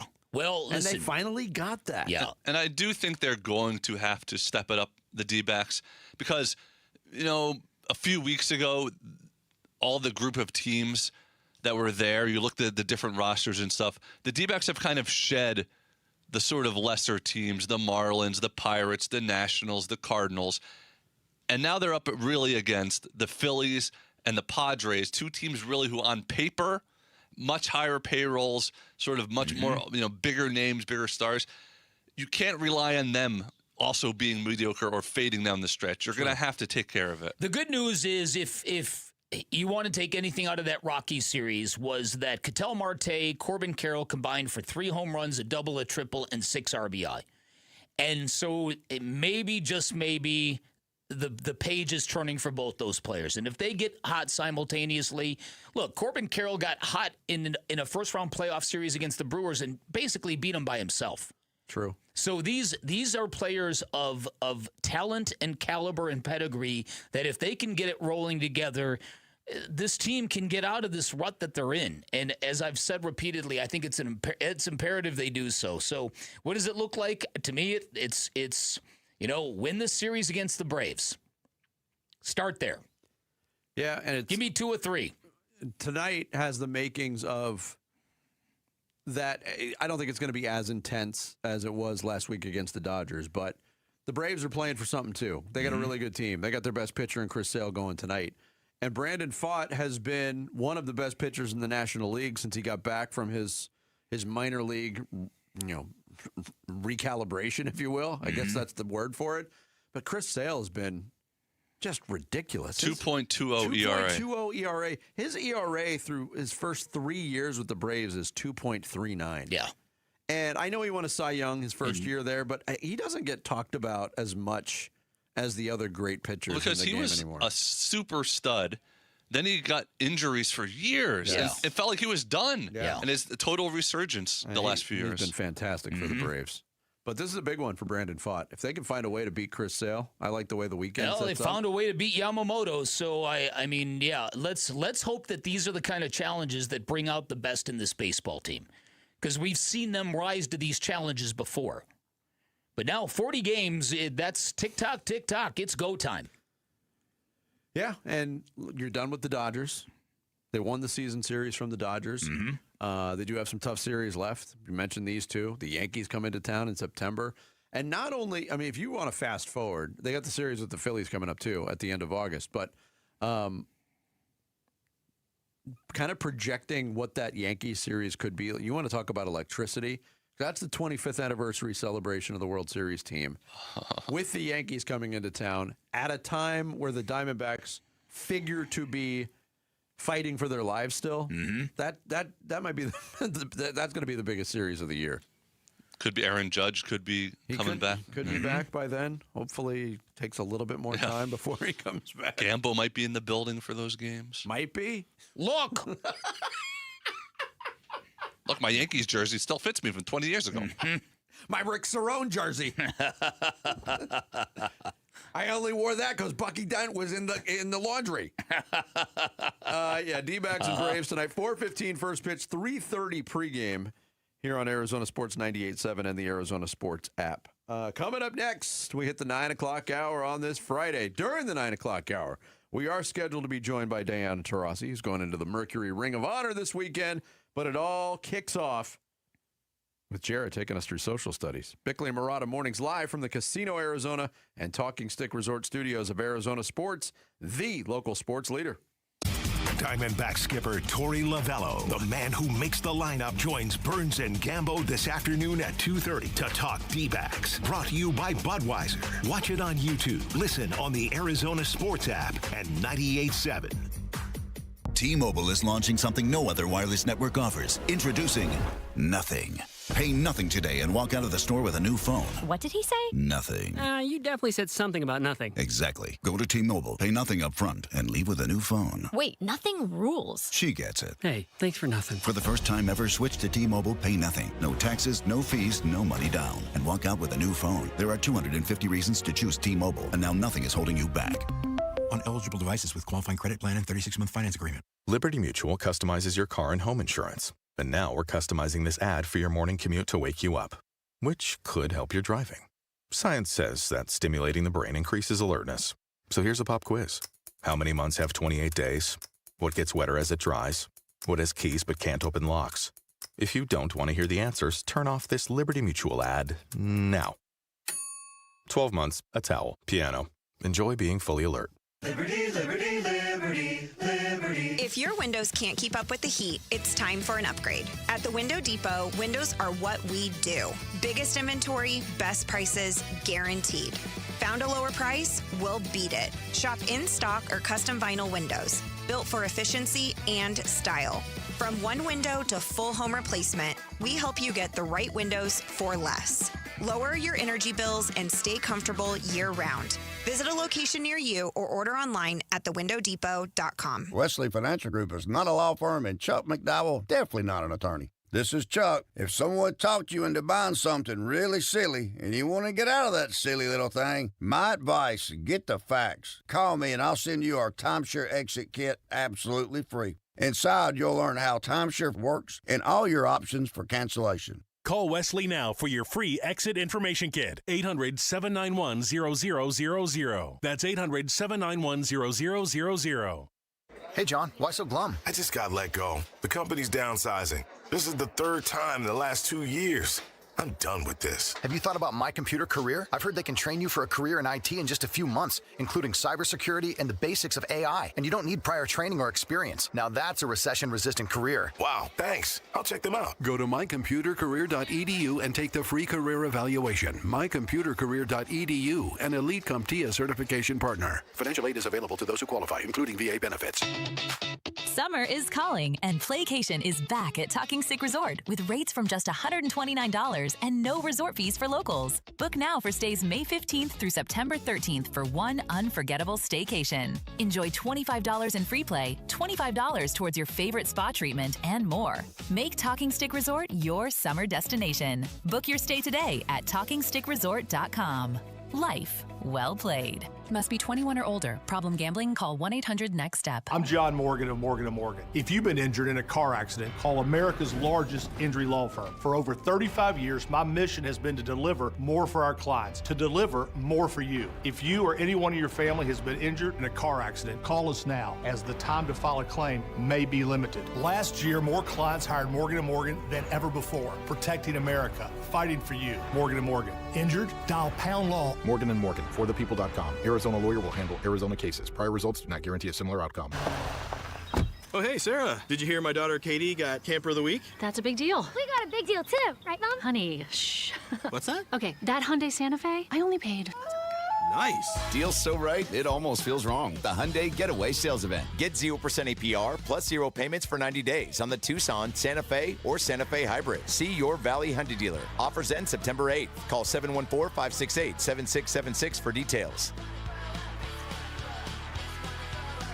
All the dog days of summer, they're here, but at Casa Calvisi, you know what? We beat the heat with California Pools and Landscape, completely transforming our backyard. New decking, turf, modern shade structure, of course the pool. Hey, we love one designer, one contract, one builder. America's #1 pool builder makes it so easy. And now our #1 summer escape is our own backyard. Get a free estimate and see our backyard makeover at calpool.com/Paul. KMVP FM Phoenix. Live from the Casino Arizona and Talking Stick Resort Studio. Arizona Sports, the local sports leader.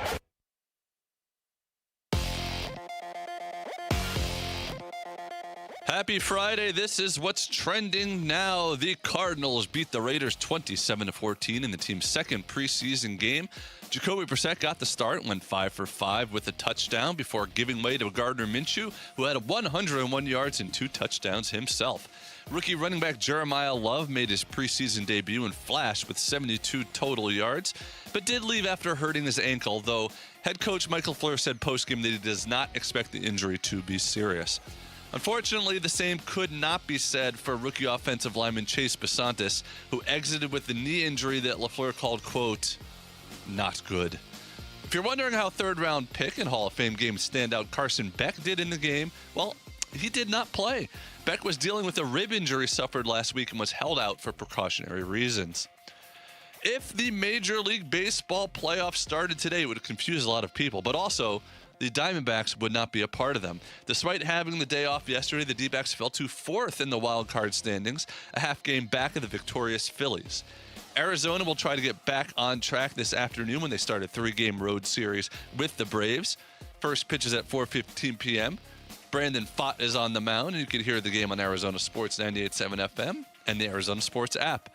And the Phoenix Suns' full 2026-2027 schedule has been released. The team opens on the road versus Portland on October 21st, followed by their first home game on October 24th versus the Warriors. See the full schedule at arizonasports.com. This report brought to you by Advanced Window Products. Right now, save $2,500 if you buy 10 windows or more. The windows are guaranteed for life and are built in Arizona with factory direct pricing. Save money and save on your energy bills online at advancedwindows.com. Arizona Sports, the local sports leader. Bickley and Murata Mornings, Social Studies. All right, it's me again. It's the Jarrett Carlin Hour. Here we go. Oh, here it is. We are the witching hour, right? We will start with Social Studies. Please follow us on Twitter/X, Bickley_Murata, Bickley and Murata on Facebook and Instagram. See videos from the show. You can see me doing an Elvis pelvis shimmy yesterday. Ooh, yeah. I'm sure you'll see a clip from JP Shadrick. Yeah. Shadrick. JP Shadrick. Shadrick? Isn't it funny how much he kind of resembles Dave Pasch also? And AQ Shipley. That's been noted many times already. It's like they took AQ Shipley and Dave Pasch and put it and merged them together. Yeah, tremendous. Great voice too. Took the witch from the Odyssey and kind of rubbed their faces and stretched this, and then there you go. You know There's that was JP no Shadrick. CGI in that scene. I know. All done practice. Yeah. No, really. No, I know. I read all that. Done. Yeah. Okay. All right. On Twitter here, we go through some questions for you. We'll start off with Cardinals fans. What is the biggest storyline of the preseason so far, 2 games in, and why? Yeah, I think that it was Carson Beck before last night, and after last night, it is what exactly is this offense, and how dangerous is this? That was exactly how I was going to frame it. I think brilliant minds think alike. Yeah. That's it. Like, it went from Carson Beck. We don't have anything to base it on because we haven't seen Jacoby Brissett. We haven't seen Jeremiah Love. Now we've seen those two. It is the offense, and it washed away a lot of the disappointment that the fans felt about not seeing Carson Beck for a second straight week, which is a really good place to be. And let's not, and we'll state it again, for a preseason game for a rookie to announce he's not playing, that really caused a lot of the Valley to be seriously bummed out middle of the afternoon yesterday. To show you how much that was what everyone was talking about, was that he wasn't playing. That people were legitimately excited to see a third-string quarterback play in the second preseason game for a quarter, and we couldn't see it. Some similar thoughts here from several people. Scott LaFleur knows what he's doing and knows how to utilize elite offensive talent, but the defense is shaky. Brian, offense looks competent. Defense looks meh. Perhaps that seems to be the Keith maybe sums it up even more. Offense is going to be nice. Defense is going to be booty cheeks. Lots of people excited about Carson Beck. Excited. Really, the offense is pretty much getting everyone excited for the season. Next question.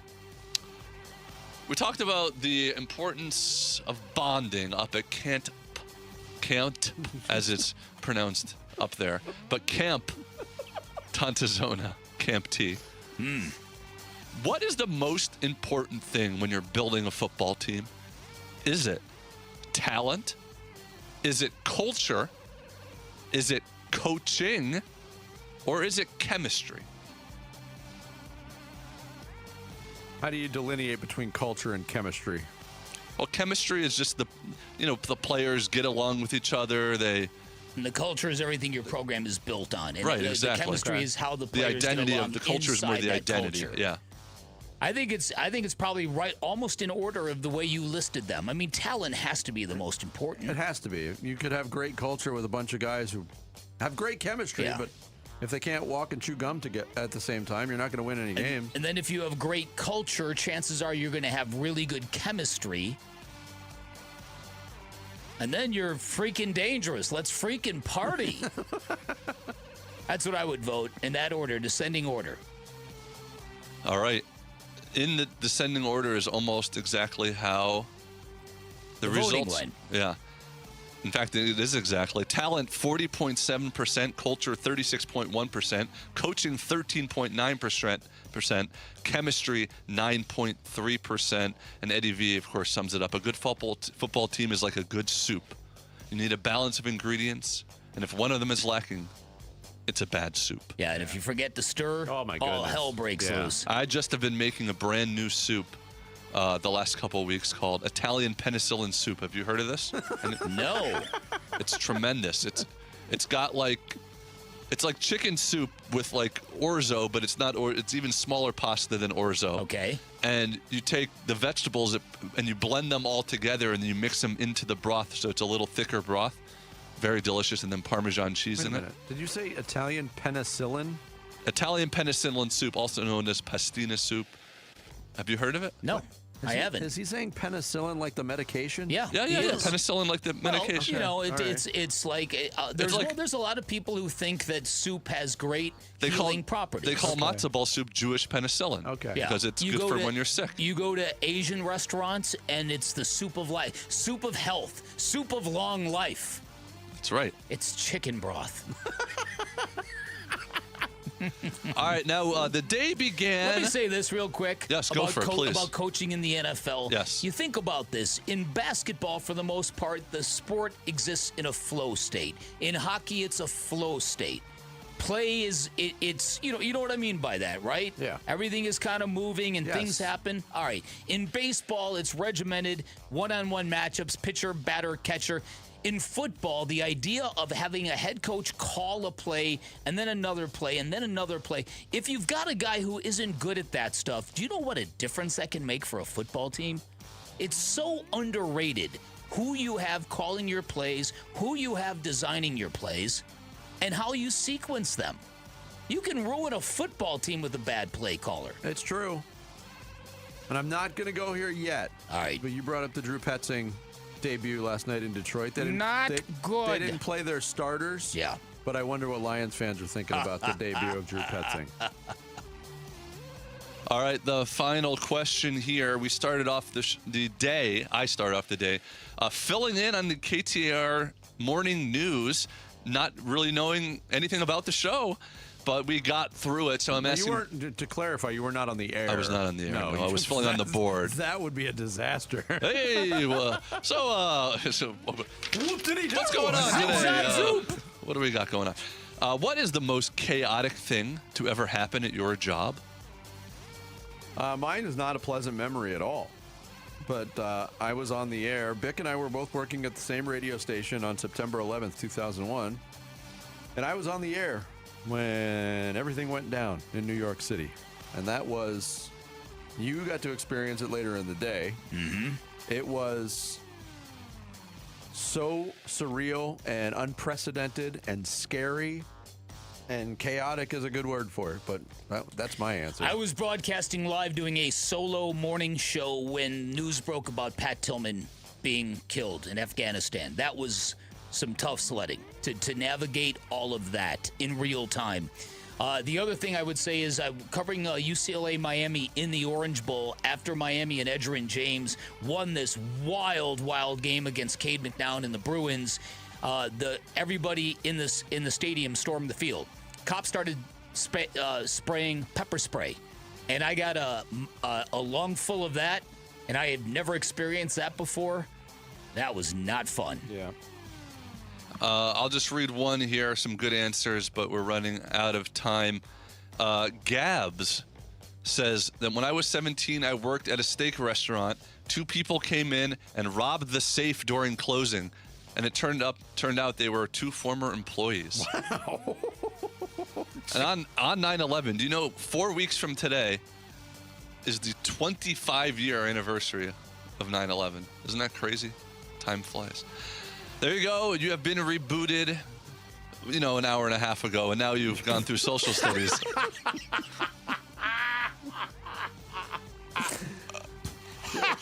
I'm looking forward to the Sports Go Bob because it's hard. These Fridays where I'm filling in for Sammy and doing other stuff too. At 8:30 hit and Jarrett went face first into the wall. He did. He did. Thank you, Jarrett. Thank you. Coming up next, a lot of us agree the story of the preseason for the Cardinals has been the offense. What about that defense? We'll tell you what the head coach had to say about their performance last night in Vegas next. Bickley and Murata Mornings, Arizona Sports, the local sports leader. The snap, number high, delayed handoff, a draw. And there's Love, finds room past the 50, leaps over a defender, falls ahead to the 45-yard line, and here we go with Jeremiah Love racking up yardage tonight. More Arizona sports reaction to how the Cardinals played at the Raiders is yours on YouTube, the Arizona Sports app, arizonasports.com, and 98.7 FM.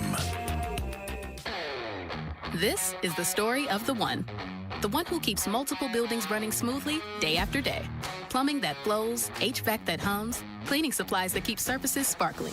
That's why she counts on Grainger. With easy reordering online and 24/7 support, Grainger helps her keep the products she needs on hand. So shelves stay stocked and buildings stay ready. Call 1-800-GRAINGER, click Grainger.com, or just stop by.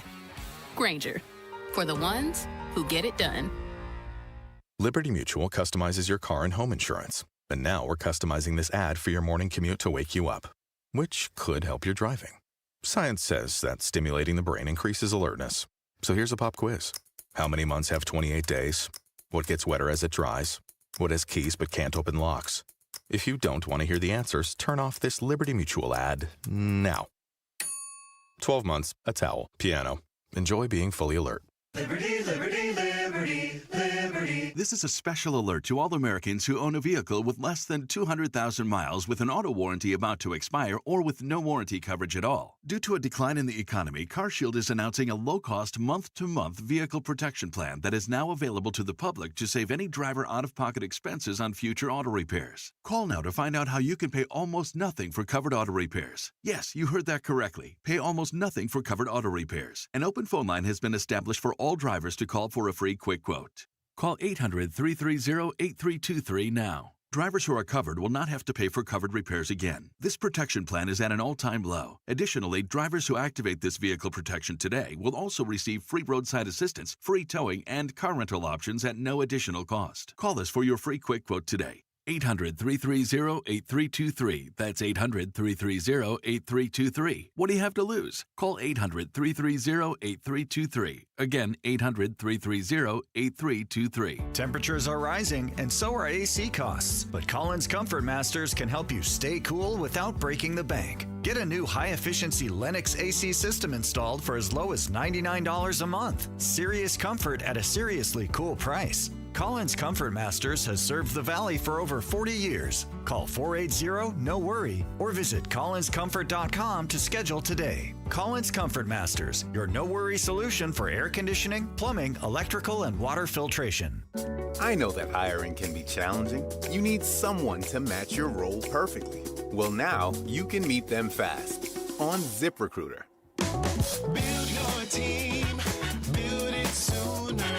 Meet your match on ZipRecruiter. Just head to ZipRecruiter.com/free right now to try it for free. That's ZipRecruiter.com/free. Meet your match on ZipRecruiter. Try it free. On BritBox, your next hidden gem is right around the corner. If you're going to be bold, here is the place to do it. Get ready for Britain's most anticipated series, streaming exclusively on BritBox. Catch new seasons of favourites, including Ludwig, starring David Mitchell.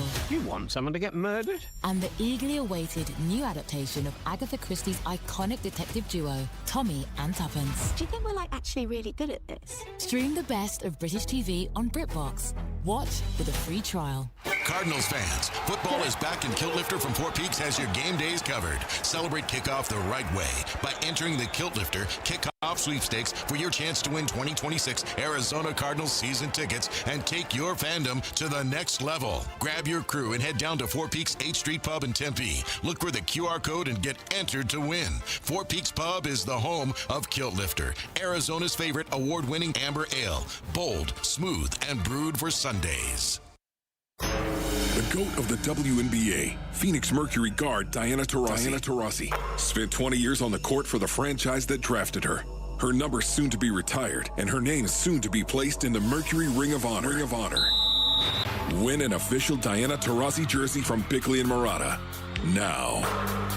And we qualified people for the last week, and now we've got to announce the winner. We've drawn one name to win that Diana Taurasi jersey just days before she goes into the Mercury Ring of Honor. The name we have drawn, Dan Bickley, is Mike Kaufmel from Mesa. Mike Kaufmel from Mesa. You've got 10 minutes to give us a call. 602-260-9870. You're qualified. All you got to do is make the call. The jersey is yours. Only him call right now. Only Mike Kaufmel from Mesa. Your clock has started right now.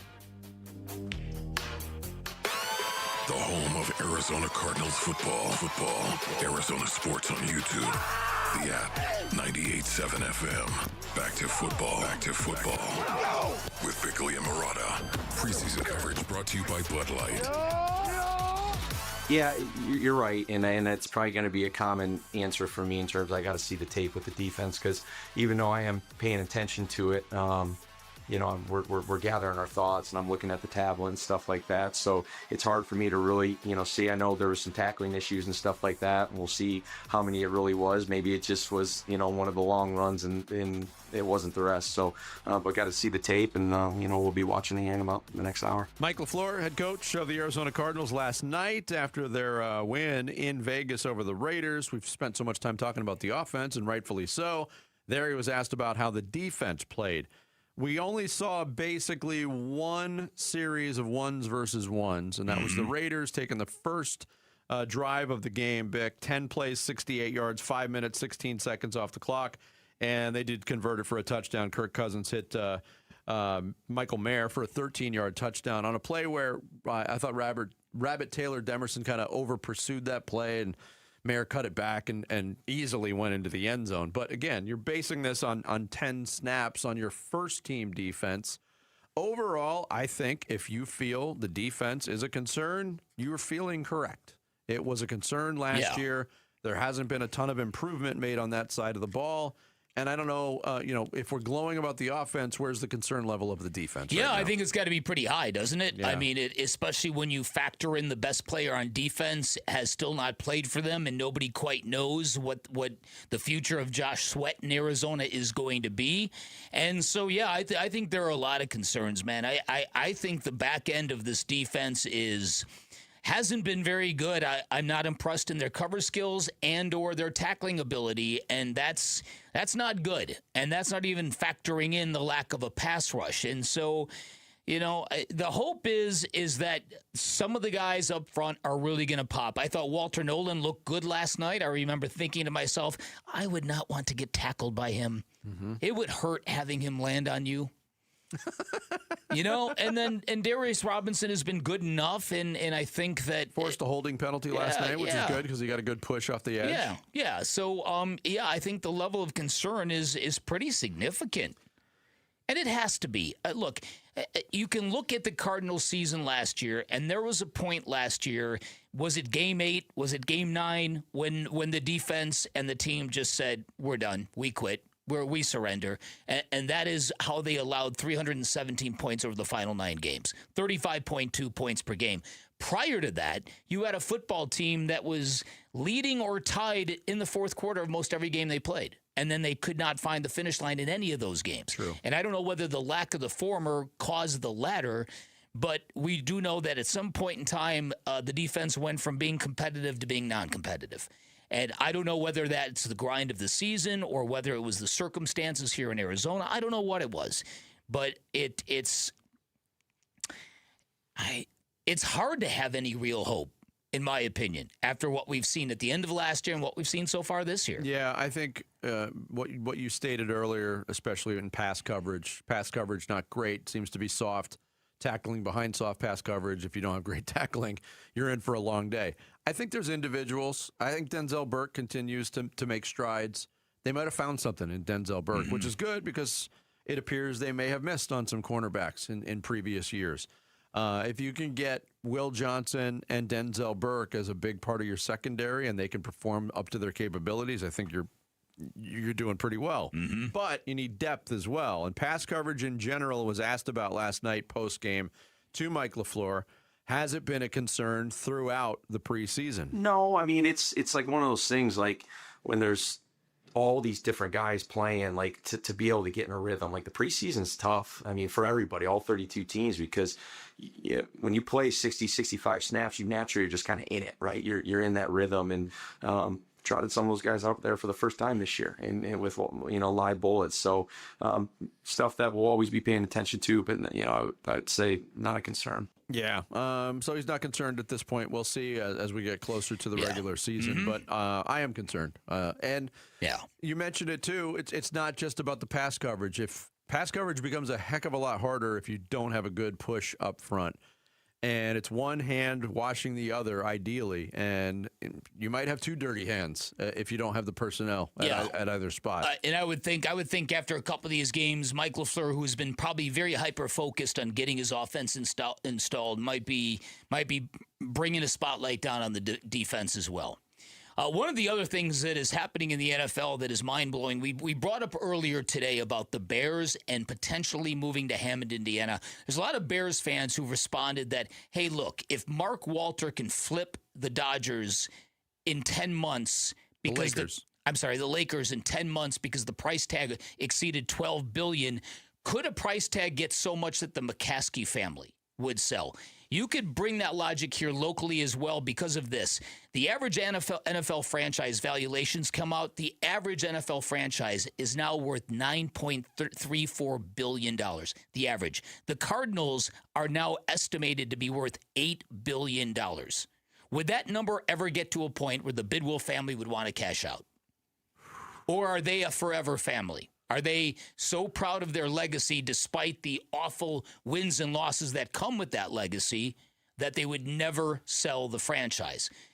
Look, you look at this now. Cowboys number one, they're worth over $15 billion. The Rams are $12.7 billion. There's another 6 teams that are worth at least $10 million, including the Raiders. And on the list goes. What's interesting about this is the Bengals are the least valuable team at $7.4 billion, yet there are only 6 teams outside the NFL worth more than them. Lakers, Knicks, Warriors, Dodgers, Yankees, and Real Madrid. Wow. Isn't that unbelievable? Yeah. And the value of the Cardinals have gone up 41% in 1 year. 1 year. Could that number ever get to a point where the Bidwell family said, oh, this is the time? But one thing that's been pretty consistent is, the numbers are mind-boggling now. But the temptation is always, for those family-run organizations, that financial temptation has always had to exist, regardless of what the number was. Right. Like, wow, you can cash out for $300 million back in the day, and we're going to keep it. It just seems like the Bidwells, the Rooneys, the Maras, the McCaskies are an offshoot from the Hallis family, correct? Oh yeah. It's been in that family forever. Oh, yeah. I mean, it's a ton of money, regardless. But they're also making a ton of money. In 2013, the Golden State Warriors were sold. Oh, actually, no. The previous 2010, the Warriors were sold for $450 million. Darren Ravel, sports business dude, he literally went on SportsCenter and said, the bubble's going to burst. There's no franchise worth this kind of money. These numbers are getting insane. He said that when it was $450 million. Yeah. Look, your candidates for ownership dwindling by the minute, basically. Exactly. Yeah, because the price tag is so high. Until private equity comes in. Oh, boy. Oh, boy. Jared, has Mike Kaufmel from Mesa called in to claim his Maybe jersey? it's Kaufmule. Could be Kaufmel, Kaufmule. If you have a name that even sounds like that, call in. Where are you getting the U sound from? It's Kofmehl. M-E-H-L. Meal. I mean, I heard how you pronounce Shadrick, so I'm not trusting your pronunciation on anything. The N is silent. I got like a minute Trust to go, the PA Mike. guy, Jarrett. That's a good point. Trust the PA guy. If not, we'll open up the phone lines so somebody can steal that jersey from Mike. Coming up next, more Jarrett. Sports Kebab. Oh, Bickley and Lord. Murata Mornings, Arizona Sports, the local sports leader. Wolf and Luke, middays 10 to 2. I don't think this is crazy to say. Maybe people will disagree. I'm not saying the Diamondbacks are the second best team in baseball. I'm not saying that. Like, the Dodgers are clearly the best. I don't have record, whatever. But, I mean, you get into the postseason, that's the two-time defending champs, and they just go out and add all-stars each year. But as far as if you were making a list, like a short list of teams, if you want the Dodgers out of the postseason, who you want to play the Dodgers, I think the Diamondbacks have to be at the very top of the list. It's not that they're necessarily better than some of these other teams. They play the Dodgers better than pretty much anybody does. Good matchup. Wolf and Luke, middays 10 to 2 on Arizona Sports, the local sports leader. It's always a good day, always a great weekend to visit my friends at Chapman BMW, because when the heat rises, the prices go down at Chapman BMW. Go check out why the #1 BMW dealer in all of Arizona cannot be beat. They've got the largest selection of new and pre-owned vehicles you're going to find in the Southwest, and they are priced to sell. Great financing rates available, 0.9% APR financing available on the brand new 2026 BMW 330i, the X3, the X5, and the 760i, all fantastic models. Now is a great time to visit Chapman BMW, and when you do, you are stepping into the multi-time winner of the prestigious BMW Center of Excellence Award. This is an honor given only to the nation's top-performing centers. That is what you're going to get at Chapman BMW. You are going to get a world-class car buying experience. They make luxury attainable. They've got a great reputation for elite service and handling, and the hookup is available for every one of our listeners. My advice, pick one of their locations, take a test drive, find what you like, then ask for my guy by name. His name is Shane O'Hanrahan. He's the GM of both locations. He's hooked up a number of our listeners already. You can be next. You can always shop online at ChapmanBMW.com. That's Chapman BMW. 2 great locations, 1 great experience. Ready! At Ready Services Plumbing and Air Conditioning, saving customers money isn't a promotion. It's how they built their business. That's why they're the home of the no-fee emergency. No trip fees, no overtime fees, no weekend fees. If you'd like a second opinion on your AC or plumbing repair, Ready Services would love the opportunity to earn your business. They'll do a great job, treat you right, and work to get you the best value possible. Are you ready? Go to nofeeemergency.com.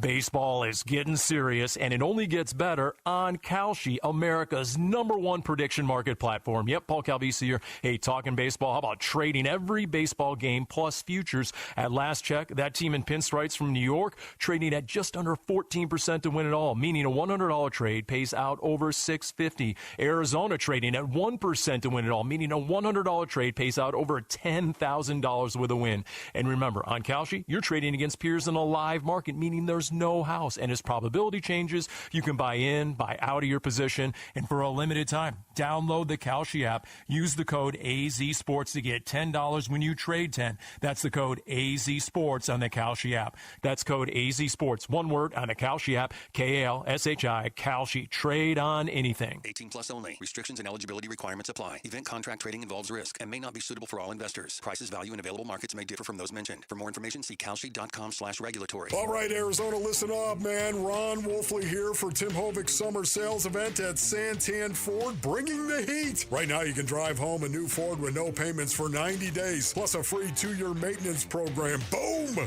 That's how you attack summer. If you've been waiting for the right time to upgrade your ride, this is it. It's an easy drive, the Santan 202 freeway in Val Vista Drive in Gilbert. No payments for 90 days. Free 2-year maintenance. Head on over to Tim Hovig's Santan Ford. Hi, folks. Jody Jackson here. My friends at Y-Refi are humbled to be this year's co-presenting sponsor of the Phoenix Children's Hospital Give-a-thon.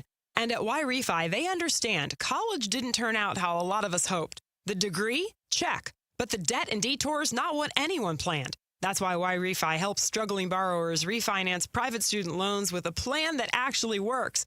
Visit YRefi.com today. That's YREFY.com.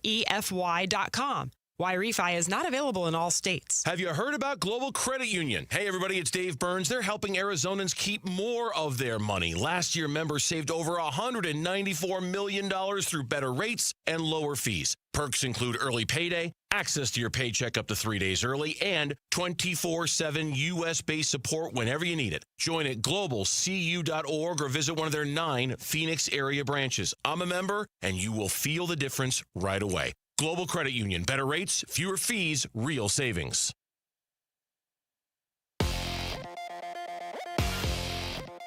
Hello, this is what's trending now. The Arizona Cardinals beat the Raiders 27-14 in the team's second preseason game.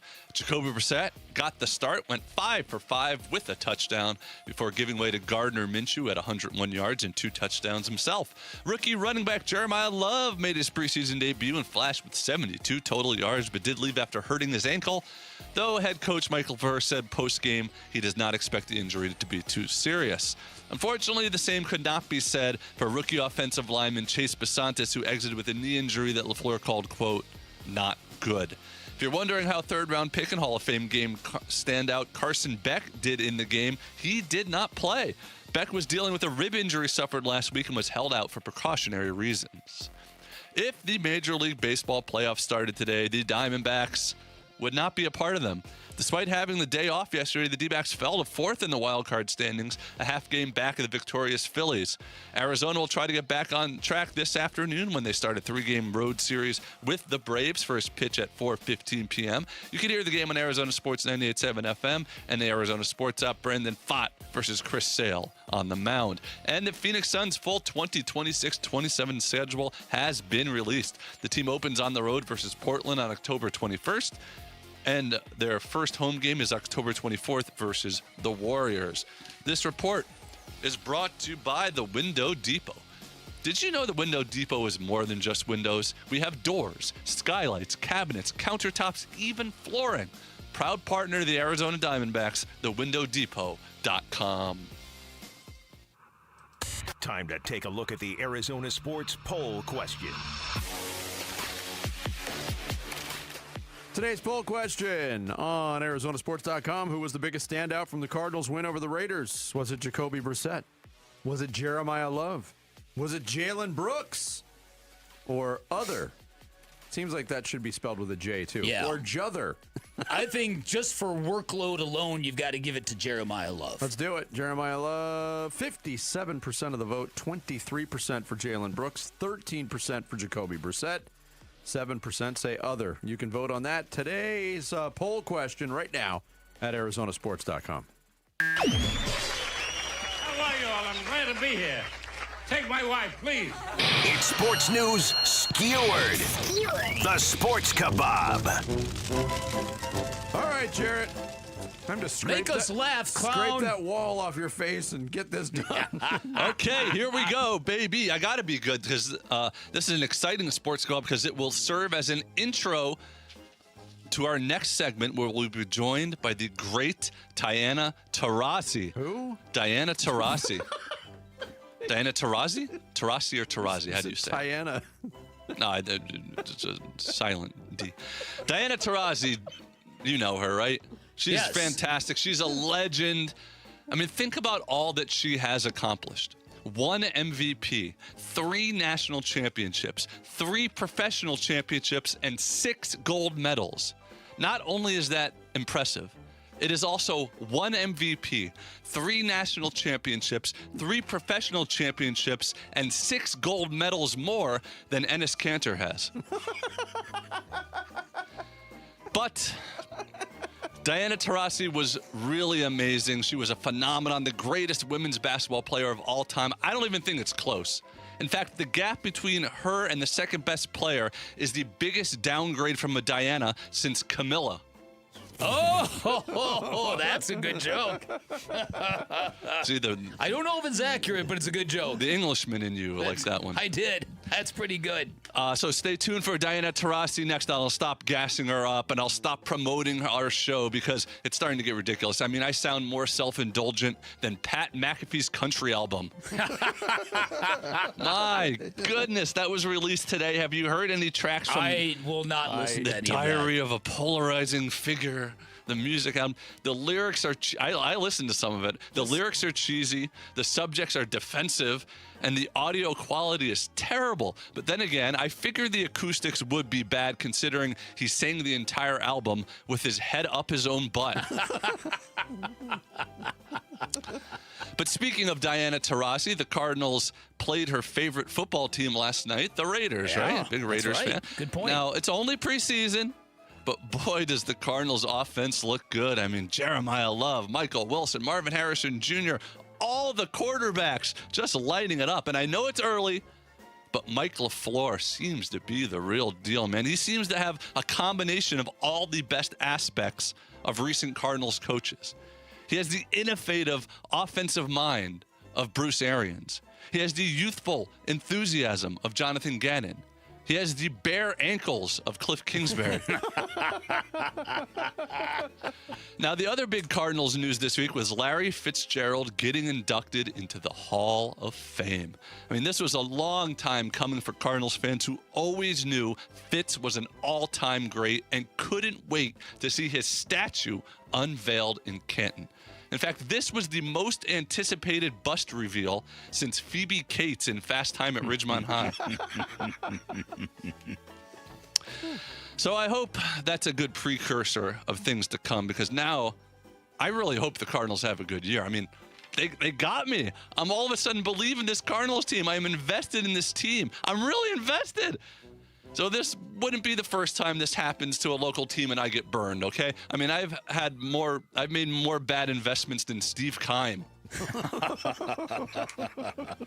Yeah, Steve Keim is in the news for his involvement in several scandals, and he appeared on Trey Wingo's podcast this week where he had to cover a lot of ground. Also covering a lot of ground, Steve Keim's shadow. Now, Keim claims he was scammed for over $1 million in a scheme, but will be more responsible with his investments going forward, though I'm not so sure he's on the right track as he claims the next 3 things he's putting money into are Live Golf, Salad and Go, and LSU number 5 jerseys. Speaking of that, we got a couple here, just 2. Jarrett Karnak, the Magnificent. Okay, first one. Salad and go. Salad and go. How would you describe the Cyclospora outbreak? Salad and go. All right, next one here. Holy shuck. Holy shuck. Oh. What does the Pope do to corn? Oh, no. Now, moving over to baseball, the Diamondbacks. The shuck was the holy shuck. Right, That's guy, what, of course. They said, you shuck corn, yes. Right, of course. That's what Fernando Mendoza, that's the way he... Now, the Diamondbacks... Diamondbacks have a huge series with the Braves coming up as they try to make the playoffs. Hopefully they play well, because what the hell was that versus the Rockies? I mean, big games versus a bad team, and the D-backs, they just didn't have it in games 2 or 3. I mean, they looked flatter than Chris Berman's butt. Yep. So in conclusion here, I'll say stay tuned for the great Diana Taurasi next segment. Nice. The greatest player in WNBA history, and believe me, the league could use some positive press right now, right? Definitely. Have you seen everything that's going on with Sophie Cunningham in the last few weeks? No, I haven't seen any of Well, it. like her or hate her, I have to admit, she makes a few good points. I'm not talking about in interviews. I mean, on the court, she literally only makes a few good points per game. She averages in single digits. There you go. That's a sports club. Thanks. Thank Good job, you, Jared. Follow Jared on X. Holy shuck. That's up there. Uh-huh. Yes, it is. At Jarrett GC. Kel C. Plum. Mike Kaufmel from Mesa did not call in within the allotted 10 minutes, and we're way past it now. You had so much time, Mike. You failed. Bick, give me a caller number. 3. Caller 3, Vinny. All right, caller number 3 in honor of Diana Taurasi. You could steal that Diana Taurasi jersey from Mike. 602-260-9870. Looking for caller number 3. We will talk to the GOAT, Diana Taurasi, next. Bickley and Murata Mornings, Arizona Sports, the local sports leader. Get ready. Giveathon week runs August 17th through the 21st. Benefiting Phoenix Children's. Giveathon! Presented by your Valley Hyundai dealers and Wi-Fi. Most families get their financial advice in pieces. A financial advisor here, a CPA there, an estate attorney somewhere else. Everyone means well, but nobody's talking to each other, and those gaps can work against you. Trajan Wealth's family office brings wealth management, tax strategy, and estate planning together, not as separate conversations, but as one coordinated system built around your life, your goals, and the people who matter most. Ours is a true family office, not one that refers you out because it's convenient. This kind of dedicated collaboration used to require a 7-figure net worth. But here's the game changer. Trajan kicked that door open. Trajan advisors are fiduciaries, always obligated, always honored to act in your best interest. Unlock your Trajan family office at TrajanWealth.com or call 1-855-TRAJAN-1. That's 1-855-TRAJAN-1. Advisory services through Trajan Wealth, LLC, an SEC registered investment advisor. Other services through Trajan Estate and Trajan Tax. Hi, I'm Alyssa Rivera, Senior Marketing Manager with Mattamy Homes. We're proud to be the Stories of Hope sponsor of the Phoenix Children's Hospital Giveathon. In my own family, my son was diagnosed with leukemia. He's now doing great, all thanks to the wonderful medical care of PCH. Call 602-933-4567. You can also text GIVE to 620-620. The children at PCH need our help now more than ever.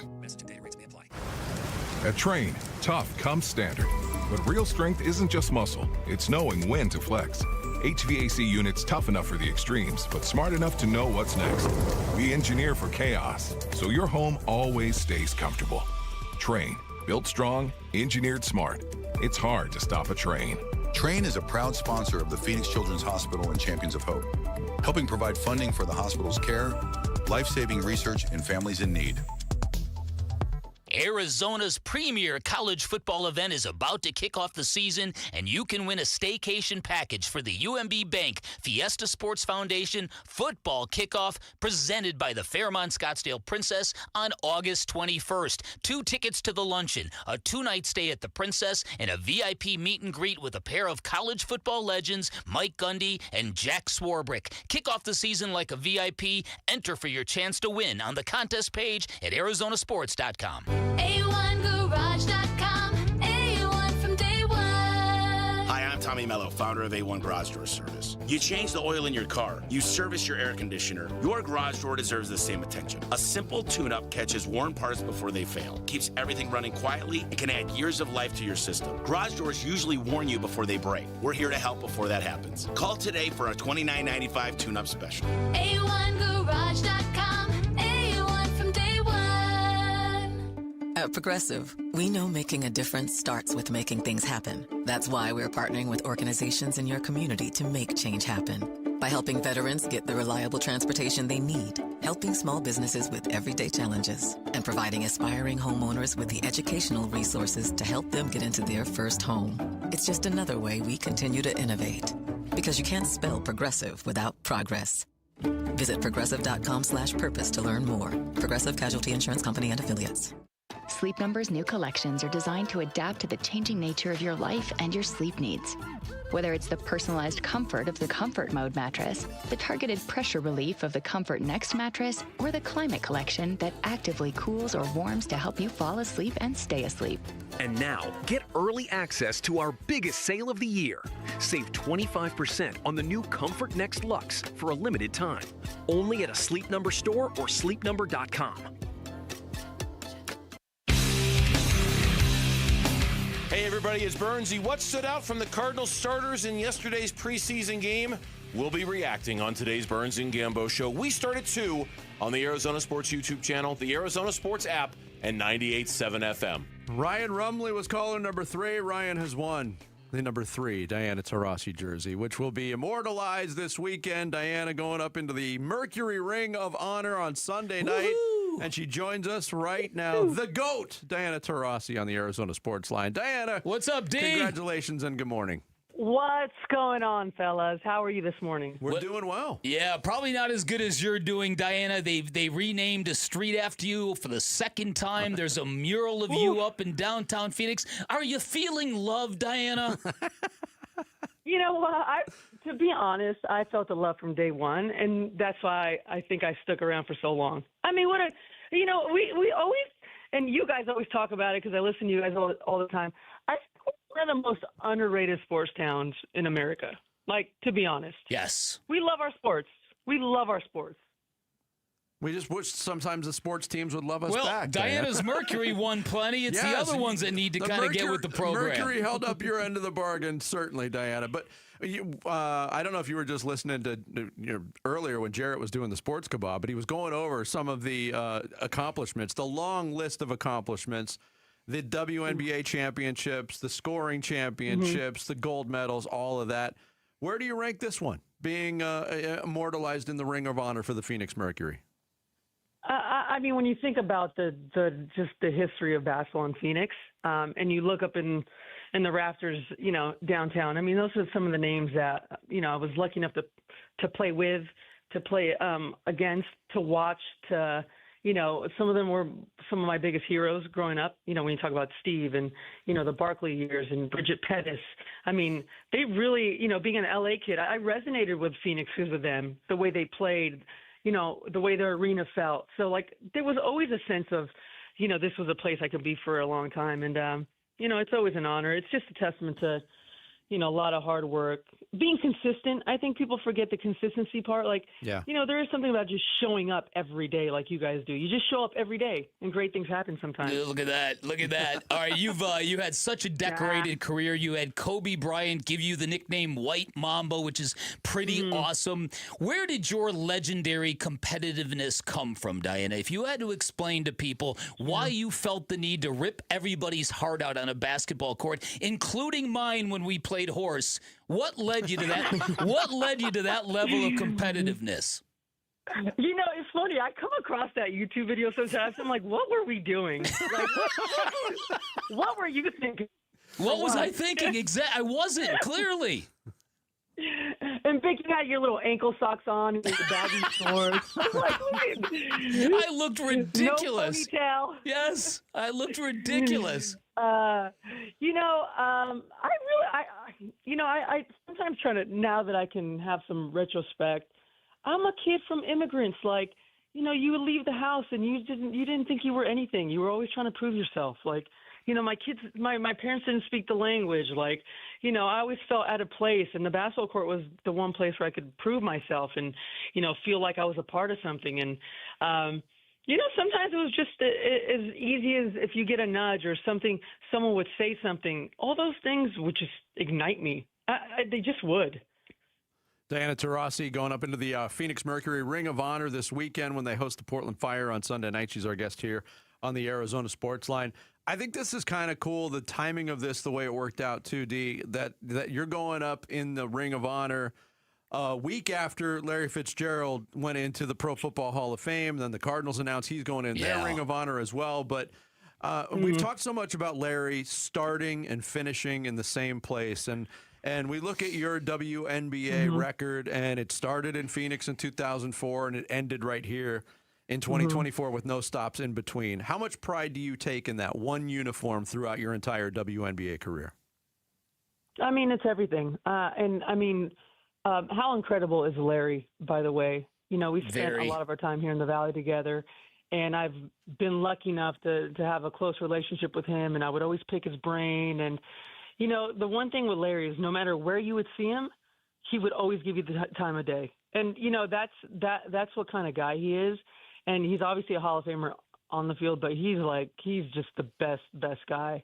And getting back to the loyalty part, loyalty is a two-way street. You're, as a player, you want to spend your whole career somewhere. That doesn't always work out. Everything has to align. And to me, the loyalty part is just as important as the championships. Knowing that I was here for 20 years, and the relationships, the memories, that's really the glue that, that holds us all together. It's all those memories. And, the first day I got to Phoenix, I went into Jerry Colangelo's office, and he goes, D, I heard your mom's from Argentina, and I heard your dad's from Italy. I was like, yeah, I'm kind of a mutt.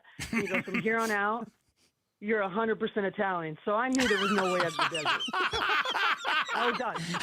There's no way I was leaving the desert. That is fantastic. All right, I got one serious question for you, because as you know, the W has become very, very contentious, very divisive right now, politicized. It occurred to me that none of this stuff happened when you and Sue Bird were sort of the voices and the faces of the league, that everything kind of went through you guys, and you guys could set people straight. What advice would you give the W right now to get out of this ugly place they're in? It's really important to stand up for what the WNBA means, our brand, the integrity that we've carried for the last 30 years.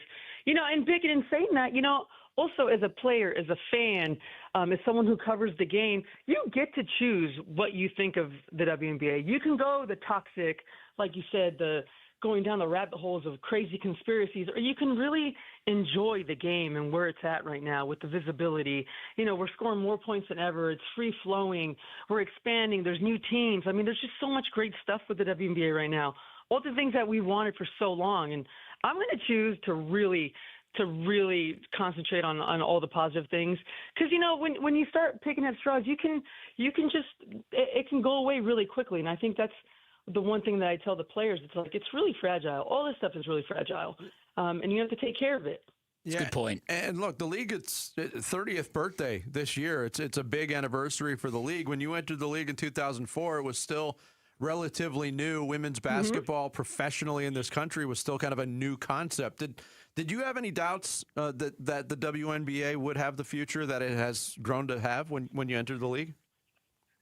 I think that it's our greatest strength and our greatest weakness is we mirror society in all the ways, culturally, socially, economically.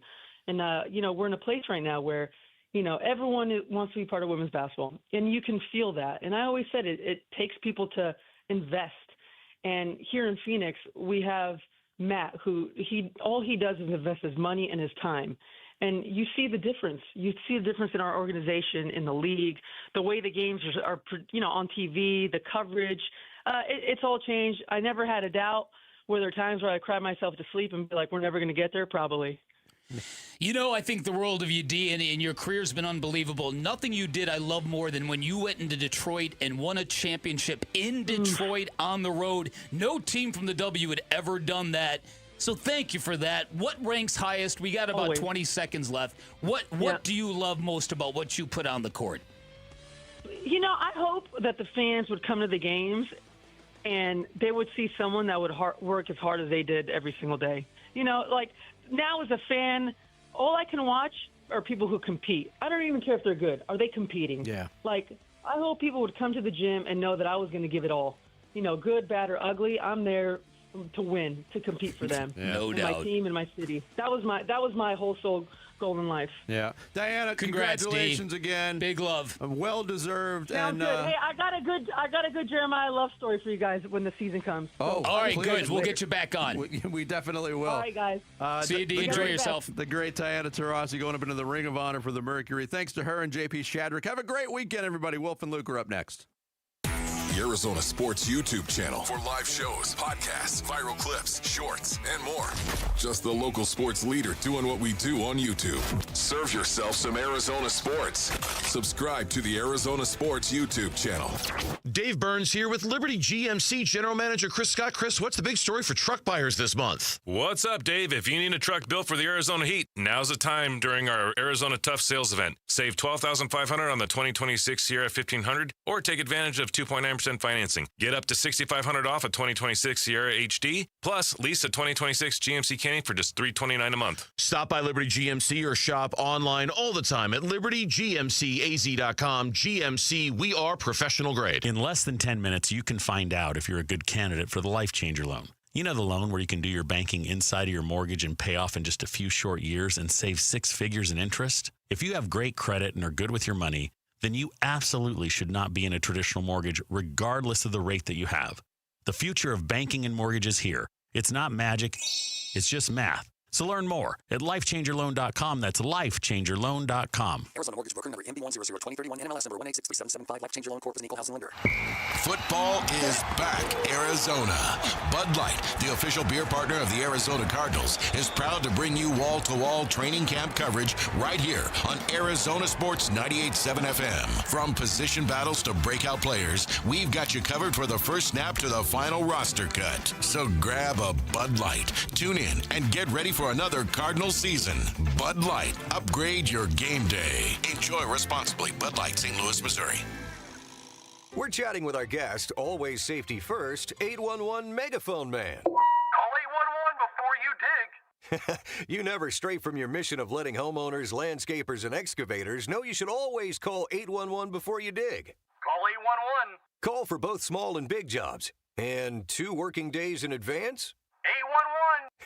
Any parting words? And I'm guessing they will be. Call 811 before you dig. Brought to you by Southwest Gas. 811. For over a century now, Ford has been part of America. In my family, it's been generations. Paul Calvisi here. My grandfather worked for Ford Motor. My first car, a classic Mustang, still have it. But going to our Desert Ford dealers today means getting more than a vehicle. We're talking a full suite of benefits like complimentary Ford mobile service or try Ford pickup and delivery. Yes, to and from your door, and it's easy scheduling in the Ford Pass app. Tough would be built Ford tough. More than a slogan, it's an identity of the F-Series trucks, and the all-new 2026 F-150 is the best yet. With a completely redesigned interior and exterior adventure, how about the Ford Bronco Sport? It says, let's get it, with 5 available trims so you can forge your own path. We recently bought a new Explorer at our Desert Ford dealers. Love the flexible seating up to 7. All the cargo room, the advanced tech.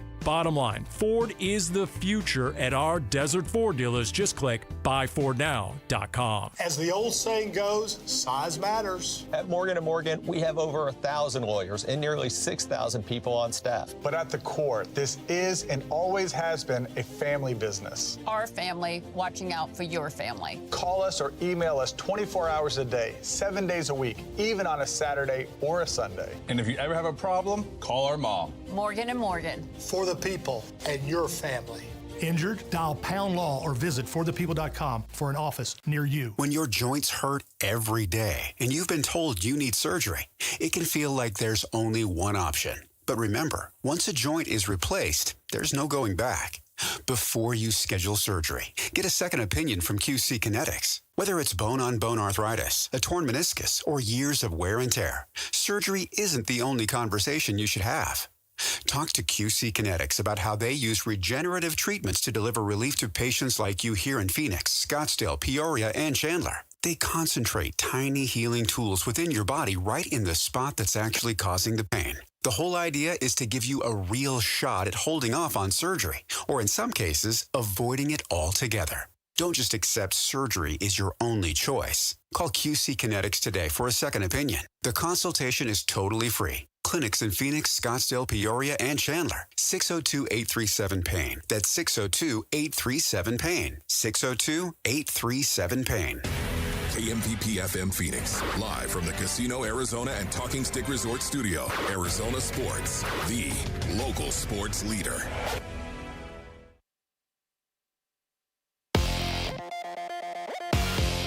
Surprise, it's me again. This is what's trending now. The Cardinals beat the Raiders 27-14 in the team's second preseason game. Jacoby Brissett got the start and went 5 for 5 with a touchdown before giving way to Gardner Minshew, who had 101 yards and 2 touchdowns himself. Rookie running back Jeremiah Love made his preseason debut and flashed with 72 total yards, but did leave after hurting his ankle, though head coach Michael Fleur said post-game that he does not expect the injury to be serious. Unfortunately, the same could not be said for rookie offensive lineman Chase Besantis, who exited with a knee injury that LaFleur called, quote, not good. If you're wondering how third-round pick and Hall of Fame game standout Carson Beck did in the game, he did not play. Beck was dealing with a rib injury suffered last week and was held out for precautionary reasons. The Arizona Diamondbacks are back at it today. First pitch at 4:15 p.m. versus the Atlanta Braves on the road. You could hear the game on Arizona Sports 98.7 FM and the Arizona Sports app. And the Phoenix Suns' full 2026-27 schedule has been released. The team opens on the road versus Portland on October 21st, followed by their first home game on October 24th versus the Warriors. That is what's trending now.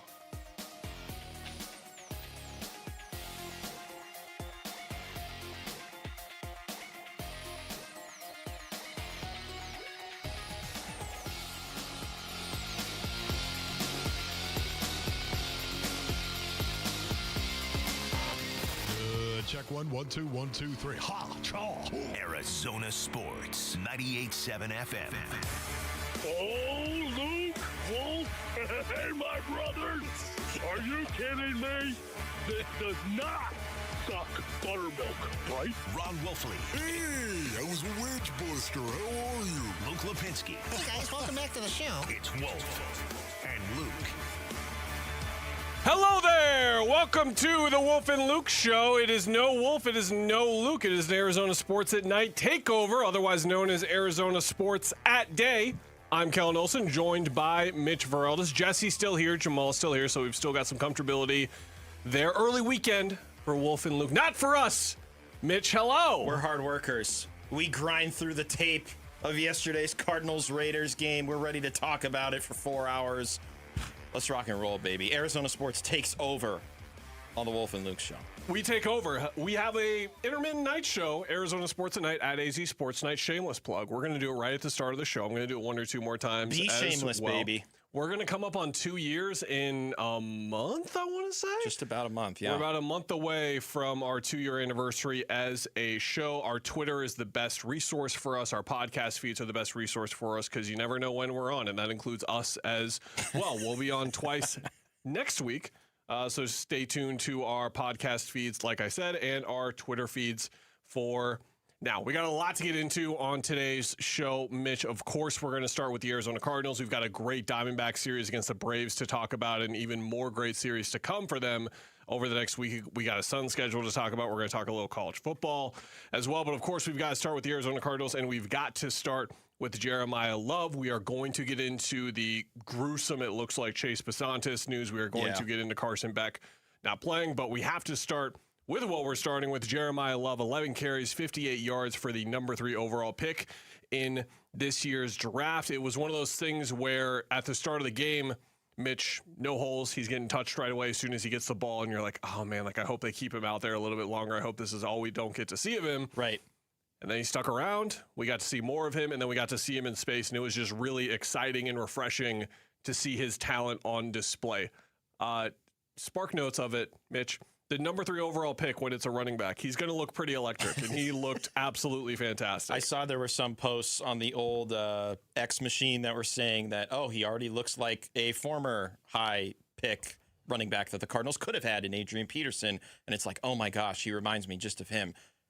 Let's settle down. Let's get there. But I will say I was incredibly encouraged with what we were able to see. And like you, I, too, was worried that as soon as Tyler Algier came in, like that was going to be it. Like, all right, we got our little bit of Love. He got a few touches here and there. That's going to be it. A real bummer at that point, I would say, in the Love experience in game 1. But that second quarter, man, it wasn't like he had like a big rip-off play or a touchdown. It was just the way that he ran, the way that he was able to find gaps, the way he was able to maneuver. It felt very encouraging and affirming that this was the guy that they selected at 3 overall. Can't remember the Madden year specifically. It was like 15 or 16 when they changed their physics engine and the spin button was completely broken. And Jeremiah Love seems to be in that frame of mind where he's pressing circle over and over again. And I can't wait to watch him press circle over and over again in a Cardinals uniform. Here is Dan Graziano today on Jeremiah Love being a standout yesterday amongst all NFL preseason competition. If you could only talk about one thing from last night's game, it would be what?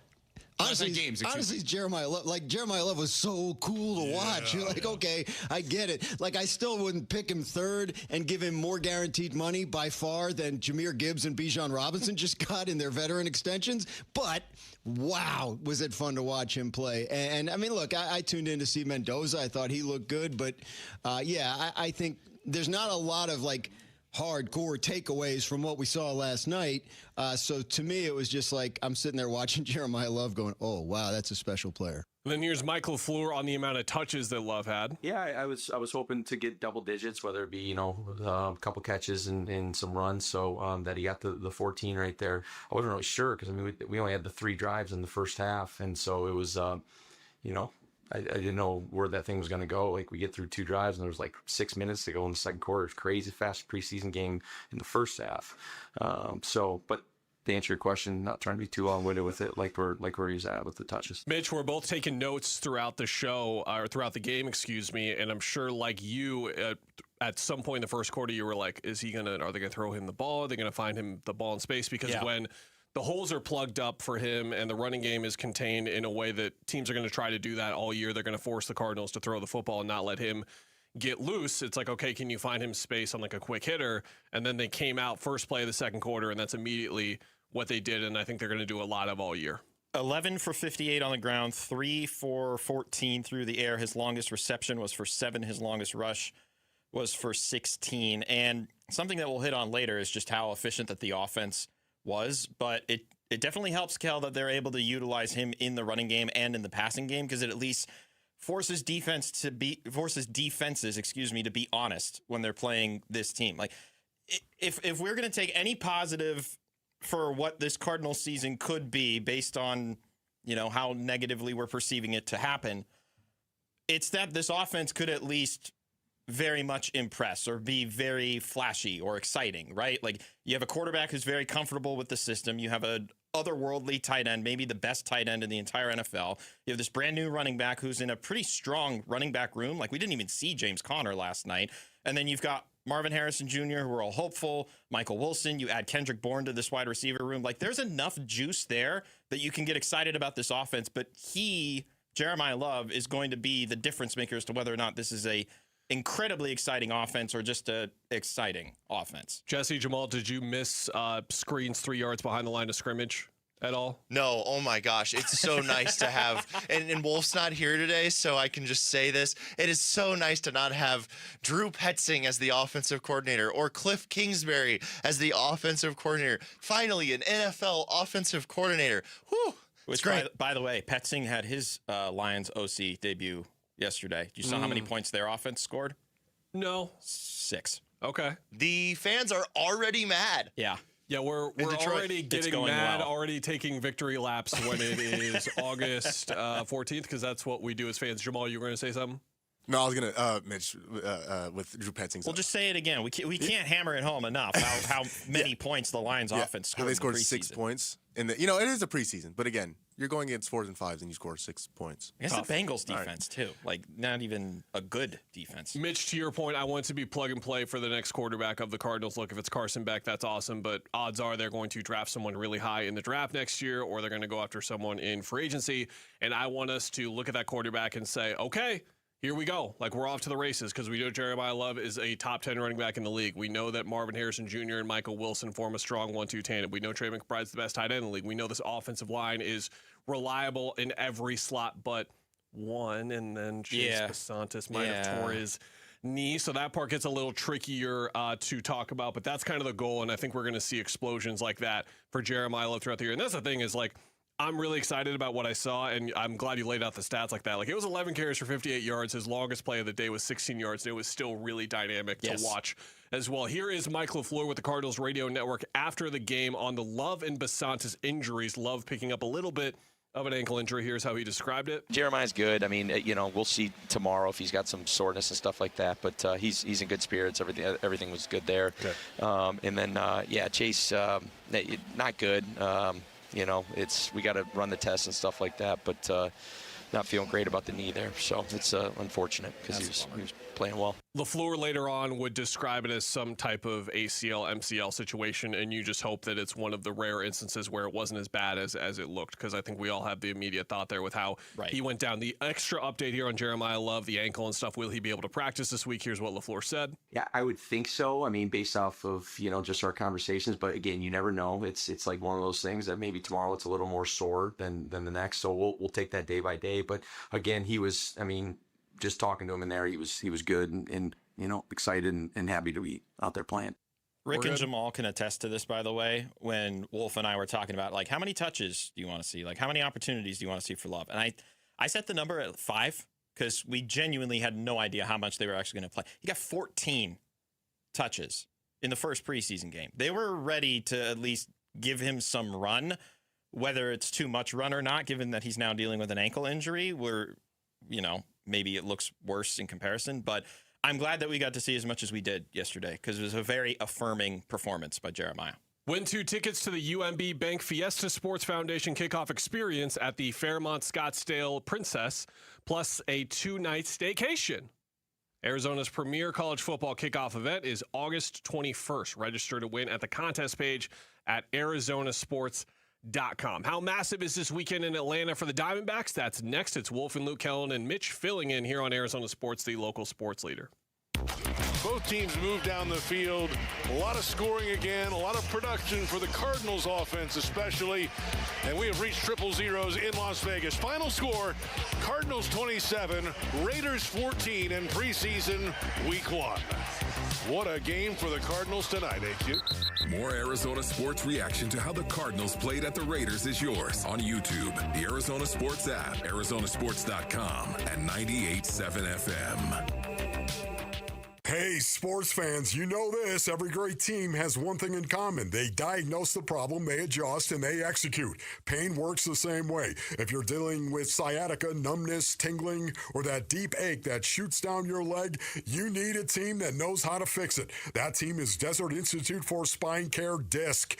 These are fellowship-trained, board-certified orthopedic spine surgeons who pioneered endoscopic spine surgery, the least invasive surgical technique available. It uses incisions smaller than a quarter of an inch. That means faster recovery, less pain, and getting back to life, the life that you love. They've treated thousands of patients, including athletes, who need to get back super fast. If pain is keeping you from workouts, from coaching your kids, from enjoying the game, it's time to get your life back. Go to sciatica.com and connect with Disc today, because pain shouldn't be your opponent. That's sciatica.com, or text SPINE to 620-620. Message and data rates may apply. This is the story of the one. As a maintenance engineer at a beverage manufacturing plant, he starts his day knowing every line is ready to run, because Grainger delivers the industrial-grade products he needs to keep mixers, conveyors, and packaging equipment moving. With Grainger's vast selection of bearings, belts, and motors, he keeps operations running smoothly, so nothing grinds to a halt. Call 1-800-GRAINGER, click Grainger.com, or just stop by. Grainger, for the ones who get it done. Tired of hearing scary radio ads about the IRS? Tax Relief Advocates is different. TRA is here to tell you that if you owe money to the IRS, whether it's $5,000 or $500,000, we have a solution. TRA can eliminate or reduce what you owe to the IRS with zero risk to you. We have over 1,000 5-star reviews on Google and an A+ with a BBB. End your tax nightmare today by visiting TRA.com or call 800-583-6681. That's 800-583-6681. Hi, I'm Tom Shane, third-generation owner at Shane Company. As a family jeweler for almost 100 years, we're known for doing right by our customers. Our legacy of integrity depends on it. We stand behind our engagement rings with our all-inclusive free lifetime warranty. We handpick the most beautiful diamonds, then negotiate for the best price. At Shane Company, we put you first because a friend always has your back. Shane Company, your friend and jeweler. In baseball, every decision matters. One pitch can change the game. I'm Jeff Jr., founder of Trajan Wealth. And like a good manager, building a strong financial plan takes strategy and the right team. Torey Lavello here. Jeff's right. In baseball, you can't just watch one part of the field. You have to see the whole game. And that's how we think about financial planning. Most advisors just manage investments and refer you somewhere else for taxes or estate planning. But the best teams work together. Exactly. At Trajan Wealth, we built a family office model that brings everything together. Wealth, tax, estate. One team making sure every part of your plan plays well together. That's why I trust Trajan Wealth. With my family's plan, they see the whole field. Call Trajan today. 855-TRAJAN-1. That's 855-TRAJAN-1. Advisory services through Trajan Wealth, LLC, an SEC registered investment advisor. Paid advertisement. Other services through Trajan Estate and Trajan Tax. Additional disclosures at TrajanWealth.com. Hello, everybody. Eric Bryan, owner of Precision Air and Plumbing. I saw a $29 AC tune-up ad the other night, and I just laughed. I mean, nobody's sending a skilled technician to your house for just $29 without a catch. Our complete AC tune-up is $159.95, and we actually tune it up. We clean your coils, check and replace your Freon, measure airflow. We run full diagnostics. It's real maintenance. Make the precision decision today. Call 602-FIX-MY-AC. Precision decision with Precision Air.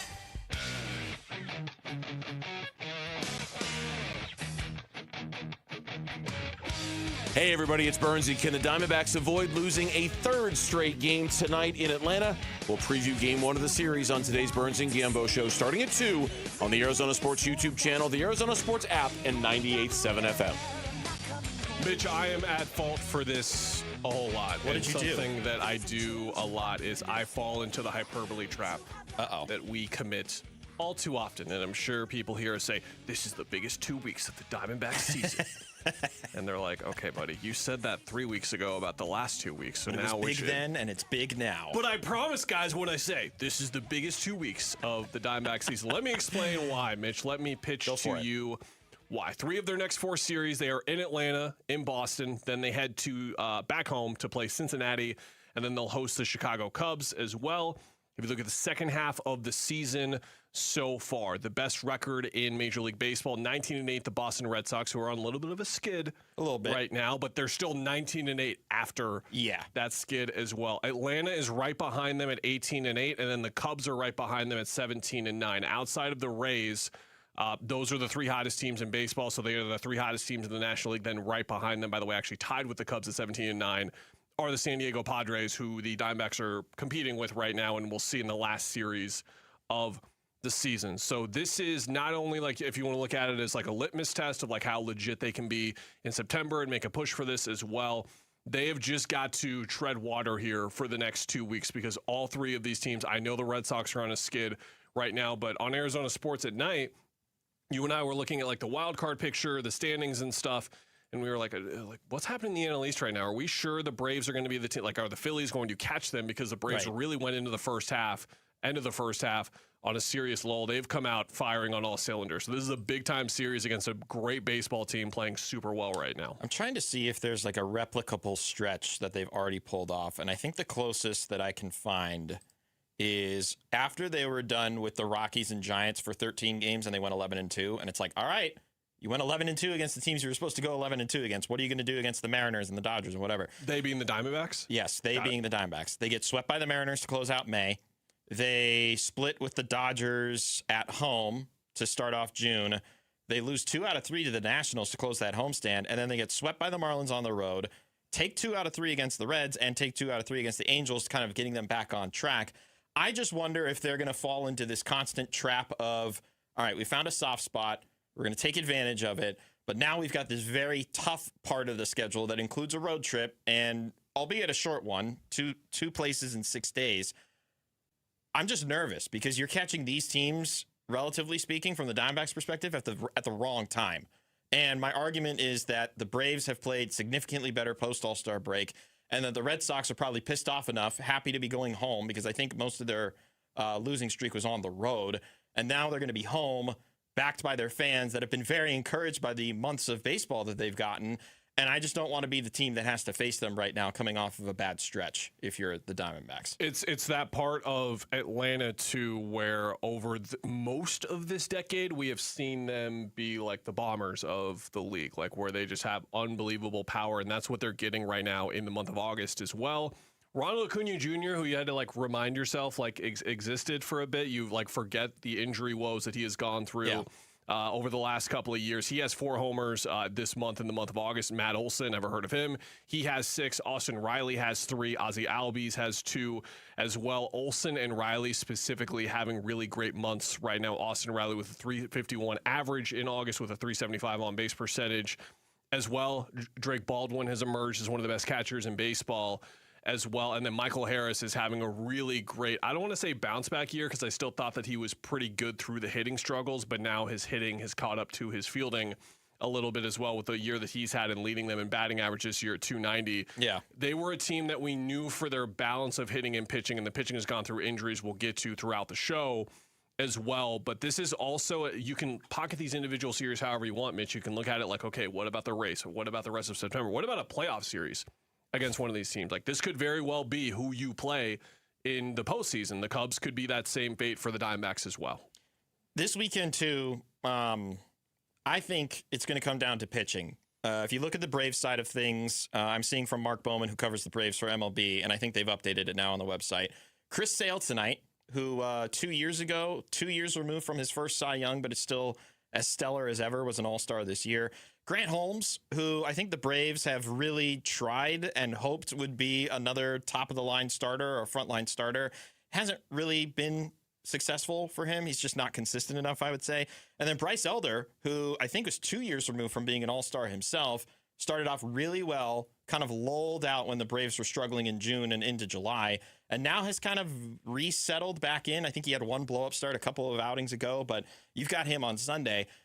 I think it actually favors the Diamondbacks, though, because they have Brandon Pfaadt tonight, they'll have Eduardo Rodriguez tomorrow, and Michael Soroka, hopefully a much better outing, second time off of the injured list on Sunday. I'm confident in all three of those guys doing their job in this series, enough so that it should lead to at least 2 Diamondbacks wins, because I think that would make us feel the most comfortable is if they go to Atlanta and they take 2 out of 3 in this series. The reset of a day off allows us to calm down a bit, allows me to calm down a bit, but of course they are coming off of 2 of like their worst losses of the year in my opinion. So one of the worst teams in baseball. Against the Rockies as well, and I was more referencing one game against the Dodgers and one game against the Rockies because the 2-1 loss in 10 to the Dodgers was just the left-on-base catastrophe that was followed up by yet another left-on-base catastrophe against the Rockies as well. Here was Lovello after the game on Wednesday on that frustration, which I'm sure is going to carry over some into the game today and in this series over the weekend. That was a rough one. And, I was proud of the guys for the way they kept building innings. We throw up 21 base runners and can't crack through. So, it's one of the things we got to get better at. We're going to continue to coach them up the best way we know how. And, if you were to tell me we're going to have 21 base runners before the game, I would tell you that we're going to score 10 runs at least. So we only scored 4. So we can identify the areas that we got to get better. And I know the guys are going to work hard to come out on Friday with a clean slate and figure out how to win a baseball game. And play a really clean game in all areas. Mitch, we talk ball on the show Arizona Sports at Night from time to time. We go national a little bit to go national, but in the National League with these upcoming series in mind. Who's the best team in the National League right now? Is it still the Dodgers? It is the Brewers. Like, if you're asking for record, it's the Brewers. But if you're asking for who I think the best team is in the National League, That's what I want. Yeah, I would say Dodgers. Give me that one. Man, it's hard to sway away from the Cubs and what they've done over the last 2 months. They're playing exceptionally well. Their offense is at such a ridiculous rate right now that you don't even have to look at their pitching, which is still scratching by somehow. They have gone through They have a full rotation on the injured list. of different injuries. It is a full rotation as well. Like, Shota Imanaga has been better for them this year than he was last year. But to your point on them, like Edward Cabrera, Cade Horton, Justin Steele, all out for them right now. They were just getting back Matthew Boyd recently. Of course, Gosman comes in, the big acquisition as well. And then eventually Clay Holmes is going to get in there in the mix as well. And Atlanta is a team that you can perpetually sleep on, but we've had yet to see them kind of break through in the postseason the last couple of years as well. So they're a team that you kind of want to look at and analyze from that facet sort of, I think, like as well in that regard. Is Mike LaFleur's offense just going to cook with whoever plays quarterback? Jesse, did you write that in mind with you playing quarterback? I'd love to see that. That's next. It's Wolf and Luke, Kellen and Mitch filling in on Arizona Sports, the local sports leader. Listen during Giveathon week for Phoenix Children's Stories of Hope, presented by Madame E. Homes. All I wanted to do was make sure that Easton knew I was there, and I started singing in his ear, and I held his head, and I just wanted him to know I was there. His face was almost unrecognizable. They knew it was pretty severe, so. And then they took him up to the ICU. The Giveathon for Phoenix Children's is presented by Your Valley Hyundai Dealers and Y Refi. All right, Basinonians, Ron Wolfley here from my brothers over at Moving Team 6. Go to movingteam6.com for more information. Hey, students, are you on summer break and need a great paying seasonal job? Are you looking for work this summer because you're just that kind of productive person? Well, your Uncle Wolf is here. I got a great opportunity with you, an amazing company, Moving Team 6. Moving Team 6 has excellent pay, great benefits, overtime, and bonuses that will make your summertime fruitful. And they are looking for go-getters just like you. And this is more than a job. You're going to be joining a team. And when you make the decision to join Moving Team 6, you're actually going to get a signing bonus of $500. Listen, their East Valley location is continuing to build and serve, giving them full coverage of the basin right here. They got one in Mesa, and they have one in Phoenix as well. No one wants to move in the summer, but it's inevitable. You know what?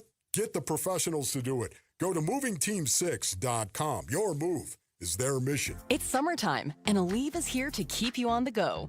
Whether it's planes, trains, or automobiles, Aleve's got your back with up to 12 hours of back pain relief. With just one dose, you'll get to your destination and be ready for your next adventure. So pack your sunscreen, your shades, and your Aleve. No matter where your final stop, Aleve will keep you moving.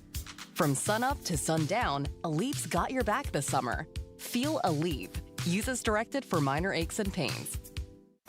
Indeed presents hires you can't afford to get wrong, like a social media manager. Did you just post our Q4 earnings to your personal social media? Oh yeah, used the trending audio and everything. That's confidential financial data. Relax. It only went a little viral. The SEC just commented with the eyeball watching emoji. This is a job for sponsored jobs. This is what happens when you don't sponsor your job on Indeed. Next time, get matched with quality candidates with Indeed sponsored jobs. Visit Indeed.com/hire now and sponsor your job today. Cardinals fans, football is back and Kilt Lifter from Four Peaks has your game days covered. Celebrate kickoff the right way by entering the Kilt Lifter Kickoff Sweepstakes for your chance to win 2026 Arizona Cardinals season tickets and take your fandom to the next level. Grab your crew and head down to Four Peaks 8th Street Pub in Tempe. Look for the QR code and get entered to win. Four Peaks Pub is the home of Kilt Lifter, Arizona's favorite award-winning amber ale. Bold, smooth, and brewed for Sundays. Oh, hey, Sarah. Here to pick up your little camper, too? Yeah. Did you hear my daughter Katie got Camper of the Week? Wow, that's a big deal. We got a big deal, too. Right, Mom? Honey, shh. That was our little secret. What's that? Okay, see that brand new Hyundai Santa Fe? Yeah. It feels like I got away with something. I only paid... Whoa, nice. Yeah. Deal so right, it almost feels wrong. Get the Hyundai you've always wanted, plus America's best warranty at the Hyundai Getaway Sales Event. Come on, Katie. We're taking the scenic route to the dealership. It's a great day for a new Hyundai at the Hyundai Getaway Sales Event, going on now. Get 0% APR plus 0 payments for 90 days on the Tucson, Santa Fe, or Santa Fe Hybrid. See your Valley Hyundai dealer. Offers end September 8th. Call 714-568-7676 for details.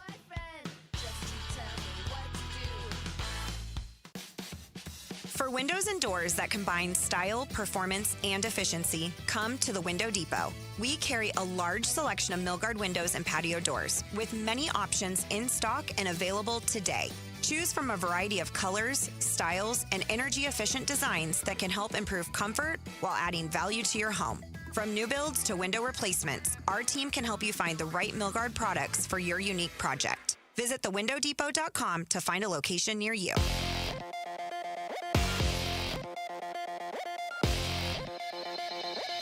I'm Jesse Morrison, and here's what's trending now.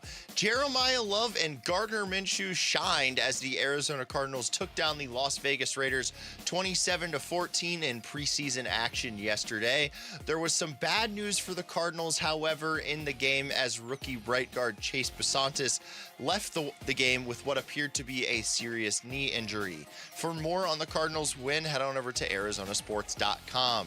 The Arizona Diamondbacks are back in action after an off day yesterday. They take on the Atlanta Braves tonight. Pre-game coverage starts at 3:30 with first pitch at 4:15 right here on Arizona Sports 98.7 and the Arizona Sports app.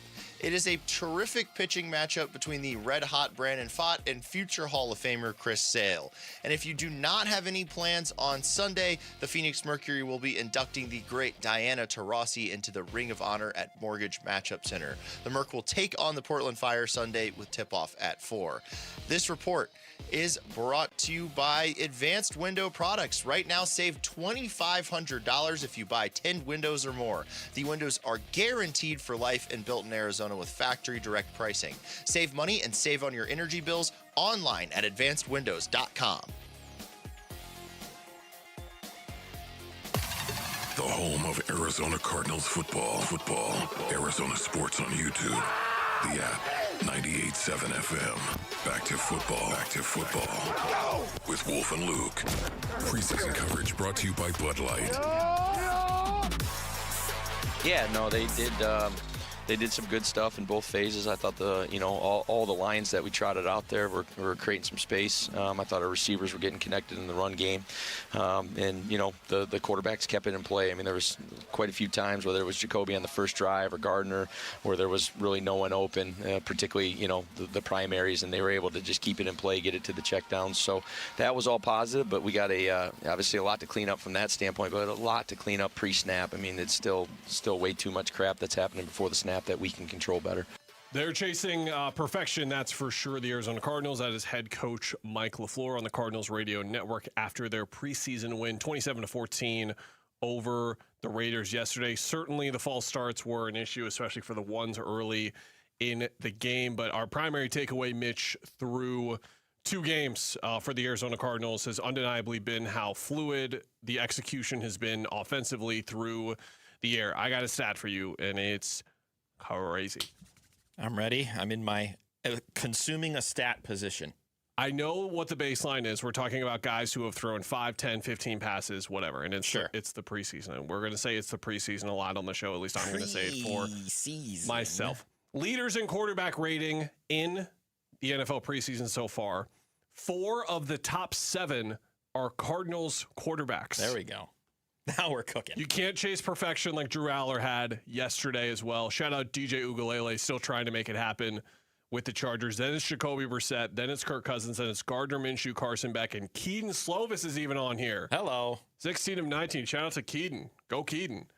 To the point of Jesse's tease, of course, no one could be plug and play in this offense, and it is just the preseason, but we can also say it is just the preseason, and what we can show and see is that this offense is really well prepared, really well executed, has some layers to it we're not used to, and has just been refreshing. Can we admit that we're like a little like it's just great to see this level of offensive play calling, like even in the preseason? Is it a safe space to be like, I'm enjoying this in the preseason? I don't think I've seen so many successful naked boots run by Cardinals offense in a while. And you're used to Kyler like having to slide and like fall on his butt basically because there's a guy in his face. Yeah. The touchdown pass that Brissett had to I could go into that pass for the next 3 minutes, but I won't. But they run the naked boot and he's face to face with a free defender on the rush. He just stops and perfectly places that ball for Marv. And also on top of that, thank goodness Marv caught it because that was a beautifully placed ball. And I think we would be talking about something else if he didn't, but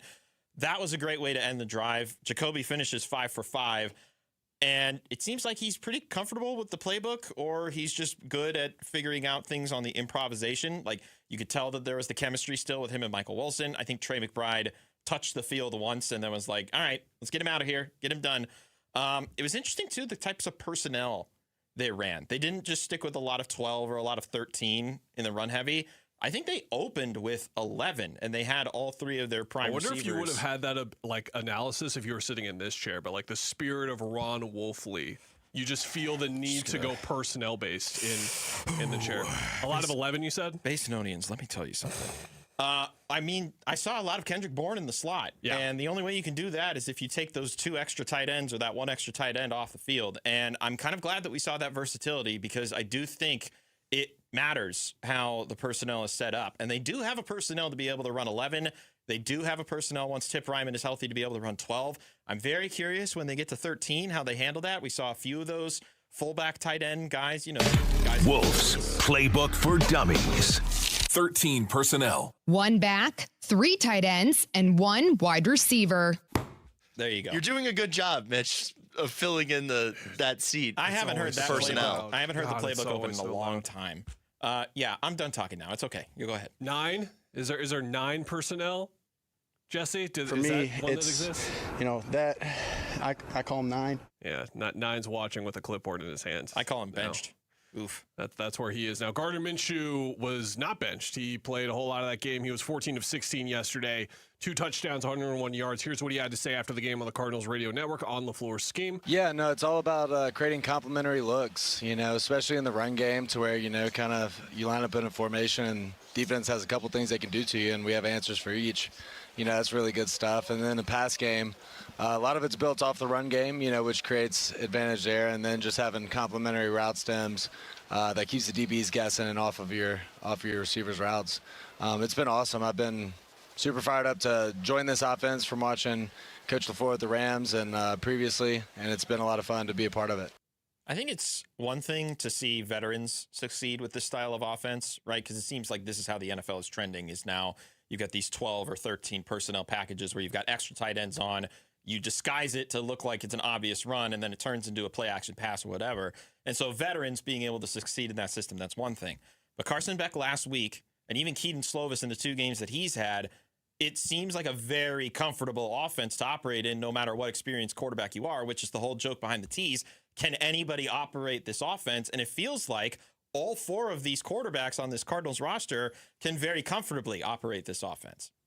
I think, too, it kind of changes the way, not in a negative or a positive way, just that you look back on Carson Beck's performance, right? Because to your point, the positives that are there with what Beck was able to do within the offense as well, but you churn through all different types of players and experience levels and still see the success as well. I saw someone point out on Twitter, I can't remember who it was, yesterday to what Minshew was talking about, like Harrison running that crosser for the touchdown, like just not a route that he was running a lot of the time. Like we were used to seeing him run a lot of like 15 to 20 yard stuff as well, where it was just putting him in positions where he was going to have to win 50-50 balls quite a bit, to be honest. Right. And I'm going to be interested to see where exactly LaFleur is, because this was the type of stuff that was so frustrating as a Cardinals fan, where, to be honest, Mitch, I love talking 11, 12, 13 personnel with you or Wolf or whoever, or seeing people expand on that type of the game.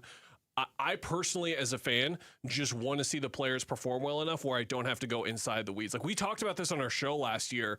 I subscribed to like the NFL Pro Plus thing to watch the All-22 because I was mystified at Marvin Harrison Jr.'s exclusion in the offense. And I had to go look for myself, because when you're watching the game normally, you can't really see it. So you're seeing how he's being used and you're breaking it down in that kind of way. And like as an amateur football person in that regard, just trying to figure out what exactly the hell was going on. That's what I want to see from this offense the most. Like, I don't want to be like coming in here on Monday and talking about why did Jeremiah Love only have 3 touches in the second half? Why did Marvin Harrison Jr. have 4 targets in the first quarter and then 2 the rest of the game? Like that kind of thing that was such a consistent theme last year as well. Here's LaFleur on your point to the throw by Brissett on the Marvin Harrison Jr. touchdown and then that drive as well. Yeah, I thought there was, good execution outside of the false start. We ended up having on the right side right there, but I thought the runs were going where they were supposed to go. The keeper, that wasn't the first read. It was an incredible throw. I don't know if you guys, my vantage point, I said, save those for September, dude. So... but no, I thought they executed well when the ball was snapped. But again, it's just some of that pre-snap stuff that absolutely kills you. And if you want to be the offense and the team that we want to be, we got to clean that up. We got to give him love at some point in this show. And I'm going to choose right now as the moment to do it. On a scale of 1 to Victor Cruz, how good has Jalen Brooks looked? Victor Cruz being the infamous example of just a preseason standout to the point where it's like, where did that guy come from? And he's going to be awesome pretty quickly.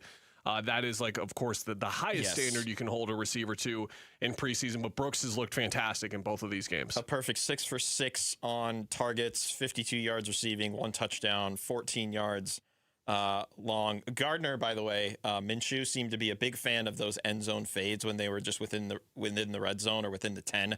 It was a quick look, pass, find the outside shoulder, and get it to him. He's looked awesome, and I know a lot of the people that are close to covering this team have been emphasizing that he might just be running away with the 4 wide receiver spot. And, through 2 games, he very much looks the part. I do think Reggie Virgil had the nice standout catch that he did yesterday as well. Simi Fehoko, he's a trusted veteran. He was utilized quite a bit when Minshew was out there as well. But Jalen Brooks, he's got a lot of juice right now going his way, and I'm curious to see if he could carry it over when they play Dallas next week as well. It hasn't been one of the top things missing in their offense over the years, don't get me wrong, but like that 3rd or 4th wide receiver slot, like you got to go back to like the John Jaron Brown, you got to go back to like Stevie Preston in that kind of regard when they had a guy in that 3 or 4 spot. You and I were so excited to watch Greg Dortch's like casual ascension, and then he eventually earned that role, and we were like, here we go, he's taking advantage of every single opportunity. And then they didn't want to pass him beyond the line of scrimmage. It kind of fluttered out rather quickly. Win a $25 Sonic gift card and an autographed Diamondbacks baseball. Text Smasher to 620-620 to enter. Again, that is 620-620 to enter. Plus, 1 grand prize winner takes home $500 to Sonic. Can the Diamondbacks respond from a bad series against the Rockies tonight in Atlanta? We'll ask Diamondbacks broadcaster Jody Jackson next. Wolf and Luke, Kellen and Mitch filling in on Arizona Sports, the local sports leader. High school sports on Arizona Sports, the local sports leader, and the Kevin McCabe Show. Every Saturday morning, 9 to 11. His nickname is The Dean, and it's earned because no one supports high school sports in Arizona like Kevin McCabe does. Catch the Kevin McCabe Show Saturday morning, 9 to 11 on the Arizona Sports app and 98.7. Onyx, I keep having stomach issues. Please make me a doctor's appointment. Okay, Are you suffering from diarrhea, bloating, gas, or oily stools? If so, you may want to ask your doctor if it could actually be a problem with your pancreas, called exocrine pancreatic insufficiency, or EPI. My pancreas? How is EPI treated? A prescription medicine like Creon, pancrelipase, is used to treat people who can't digest food normally because their pancreas doesn't make enough enzymes. Creon is the #1 prescribed treatment for EPI. Creon may increase your chance of fibrosing colonopathy, a rare bowel disorder. Tell your doctor if you have a history of intestinal blockage or scarring or thickening of your bowel wall, if you are allergic to pork, or if you have gout, kidney problems, or worsening of painful swollen joints. Call your doctor if you have any unusual or severe gastrointestinal symptoms or allergic reactions. Take Creon as directed by your doctor and always with food. Do not chew capsules, as this may cause mouth irritation. Other side effects may include blood sugar changes, gas, dizziness, sore throat, and cough. These are not all the side effects of Creon. You can learn more at 1-800-633-9110. Before your appointment, visit creoninfo.com. That's CREON info.com. Hi, I'm Alyssa Rivera, Senior Marketing Manager with Mattamy Homes. We're proud to be the Stories of Hope sponsor of the Phoenix Children's Hospital Give-a-thon. In my own family, my son was diagnosed with leukemia. He's now doing great, all thanks to the wonderful medical care of PCH. Call 602-933-4567. You can also text GIVE to 620-620. The children at PCH need our help now more than ever. A1Garage.com. A1 from day one. Hi, I'm Tommy Mello, founder of A1 Garage Door Service. Garage doors have an amazing sense of timing. They break when you're already late for work, trying to get the kids to school, or heading out for vacation. That's why we offer same-day service. Call by 10 a.m. for same-day service, or schedule the day that works best for you. If we can't make it happen, you get $300 towards your repair or replacement. A1Garage.com. A1 from day one. Dan Bickley here, and summertime has arrived in Arizona, a time when your windows are the only thing standing between you and 115-degree temperatures. And if your windows are shot, your windows are about to cost you a fortune, which is why now is a great time to call Advanced Window Products, Arizona's #1 window replacement company, where they build windows designed specifically for our harsh climate, and they build windows specifically for the dimension of your home, never retrofitted on site. They replaced all of my windows. I could not be happier with the result. They look fantastic, and everything from installation to the cleanup process was immaculate, and that's because their installers are vetted full-time employees, never random subcontractors. At Advanced Window Products, they'll build your windows, install your windows, then they'll guarantee them for life, windows that will literally pay you back. Call 480-676-3600. That's 480-676-3600 for Advanced Window Products. Hi, folks. Jody Jackson here. Is private student loan debt wrecking your life? There are so many families stuck with student loans they can't afford, and with payments so high, they feel hopeless. If that sounds familiar, Y-Refi can help. They refinance distressed and defaulted private student loans, the loans other lenders won't touch. They're not a debt settlement company, and your credit score doesn't matter. Y-Refi works with you one-on-one to create a custom payment based on your ability to pay. They can reduce your monthly payment, guarantee interest rates under 6%, and they may even lower your total loan cost, saving you thousands. They offer a 3-minute rate check with no credit impact, accept bad credit, and can release co-borrowers from the loan. Take control of your student loans today. Call 888-YREFI-85 or visit YREFI.com. That's YREFY.com. Y-Refi, a light at the end of the tunnel. Not available in all states. Leading off with Jody Jackson on the Wolf and Luke Show. 2-2 pitch. Late swing and a miss by Gonzalez. Sewald, he strikes out 2 in a spotless 1-2-3, top of the 4th inning. Brought to you by Y-Refi. Don't let private student loan debt ruin your life. Call Y-Refi today. Welcome back to the Wolf and Luke Show here on Arizona Sports, the local sports leader. Kellen Olson, Mitch Vareldis filling in. Let's head out to Atlanta, where our pal Jody Jackson is currently residing. Hi, Jody. Hello. Hey, guys. I see you've taken over today. I love that. Yeah, I'm Wolf. He's Luke, in case you were wondering. I got the short end of the stick here, to say the least. Yeah, I was going to say Wolf. Wolf doesn't usually wear a hat, but yeah. That's true. I should probably change. But yeah, it's good. It's good to be with you guys. It's one of those for all the. I mean, men can use hairspray too, I imagine. But I was gonna say for a lot of women listening, it's like a double shot hairspray day here in Atlanta. It's a little humid. It's a little humid, but I got the old run in and, looking forward to this. I think everyone knows the D-backs really want to need to take the series. They dropped out with the Padres so hot. It's going to be a lot of jockeying right now, but you'd feel more comfortable if you're in that wild card spot than just outside of it. Jody with us live on video. You can head over to our YouTube stream to see her accessories that just look fantastic right now. I might add. She's got the earrings, she's got the necklace, everything going. Jody, how have you seen this team over the season respond to series that have kind of ended the way that Colorado series has? Because I went through and looked right now. I was like, have they had a major losing streak this year? And I was like, no. They lost the 3 straight. A handful of times there was 1 4-gamer, but outside of that, they've seemed to bounce back well throughout the year. Yeah, they really have. I mean, you don't get to where they are, with the type of record they have. They have a solid record if you don't bounce back, and so we've seen that before. And I just think, and they've been pretty good on the road. I mean, we saw that 10-game road trip. They went 6-4. The pitching has been really, really good. Merrill Kelly described it as just a bad day the other day, and that's what it looked like. It looked like a bad day, and otherwise, the starting rotation has been very good. And yet, the Braves are 11-3 in their last 14. And you look at, the Red Sox, who are, they own on that historic streak, and they've been losing a few games lately. But there's nothing easy in this league. So I think though it's very important because that Rockies game was really weird, and I imagine they had an easy time flushing that though, because that is not like them to having that many base runners on and not be able to drive more than 4 of them home.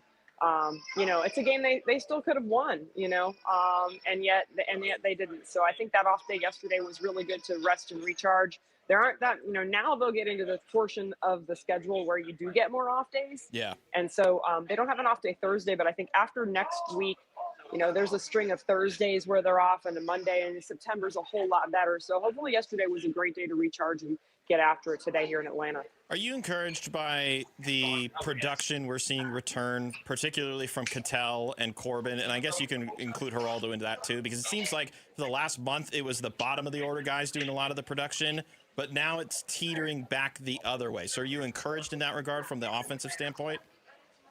Yeah, I think to different degrees. So the one thing I've heard is a little bit of everyone kind of lumping, and I'm not saying you did that, but Perdomo has been red hot here in August, to be honest. Perdomo's numbers are way up. His OPS is almost 1,000, I think. Corbin's had homers the last 2 days, so that's pretty encouraging. And then, Cattell's there are times he's striking out. There are times he's, hitting the ball hard and it's going right to someone. And then there are times he's getting a single or a double. What we haven't seen are a ton of homers. We did see one the other day, but I just think hopefully they all are ascending. And for Perdomo, I guess you wouldn't look to him. He's already red hot right now. So I think it's very positive to what Corbin did the last 2 games. A home run in each of the last 2 games. And today against the lefty, I know Sale is a very tough customer. There's no question about that. But, I'm looking forward to seeing what he's going to do on this road trip because Corbin Carroll has been heating up. He's been striking the ball. And, he's had a couple triples, couple homers in the last, 10 days. Diamondbacks broadcaster Jody Jackson joining us from Atlanta, head of the Diamondbacks series.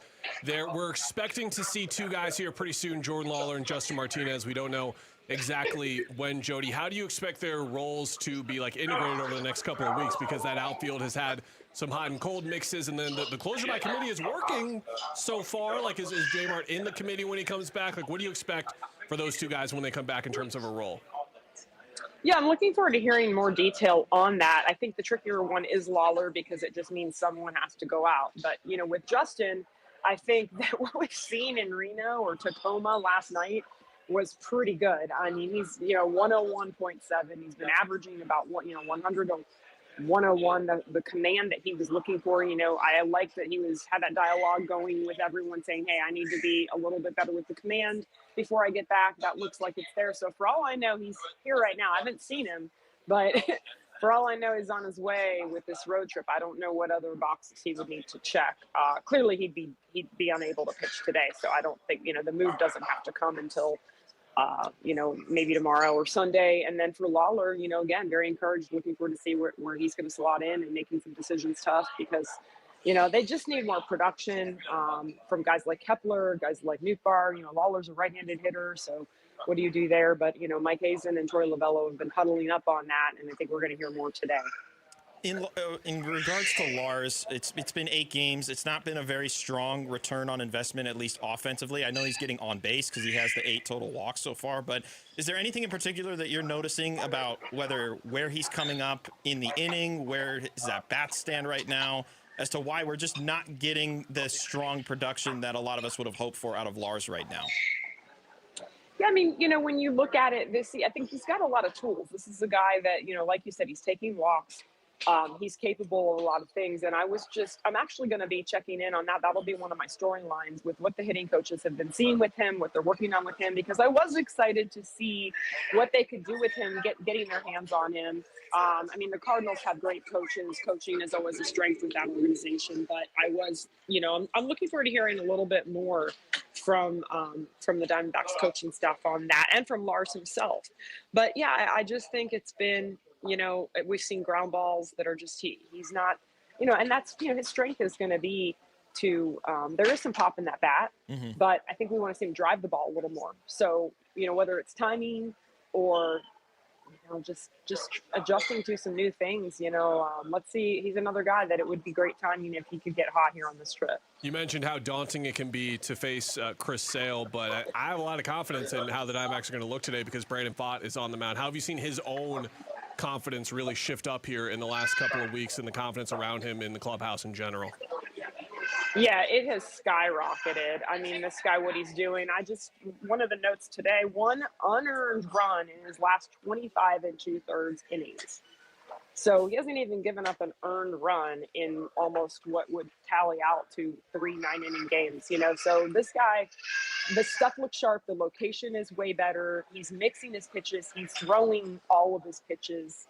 The delivery tweaks that he's made, it all adds up to the confidence. The key word there is confidence, because when you're attacking hitters that way, with conviction and with confidence, it's exactly what we've seen. And you're right, it's going to be tough today. Chris Sale is 37 years old, and yet he's got the second best ERA in all of baseball. Sheesh. His 2.20 is right behind Jacob Mizorowski, who is at a sick 1.7 something. So Sale's been tough. I might have to go ask Nolan Arenado, though, because he's 2 for 6 against Sale, with those 2 being homers. So maybe there's I'm guessing that Nolan's not going to tell me the secret if he has one, but I might try anyway. That's my job, right? I think we also got a sneak peek at Gambo's key to the game later when he has to come out with that. There we go. Later on.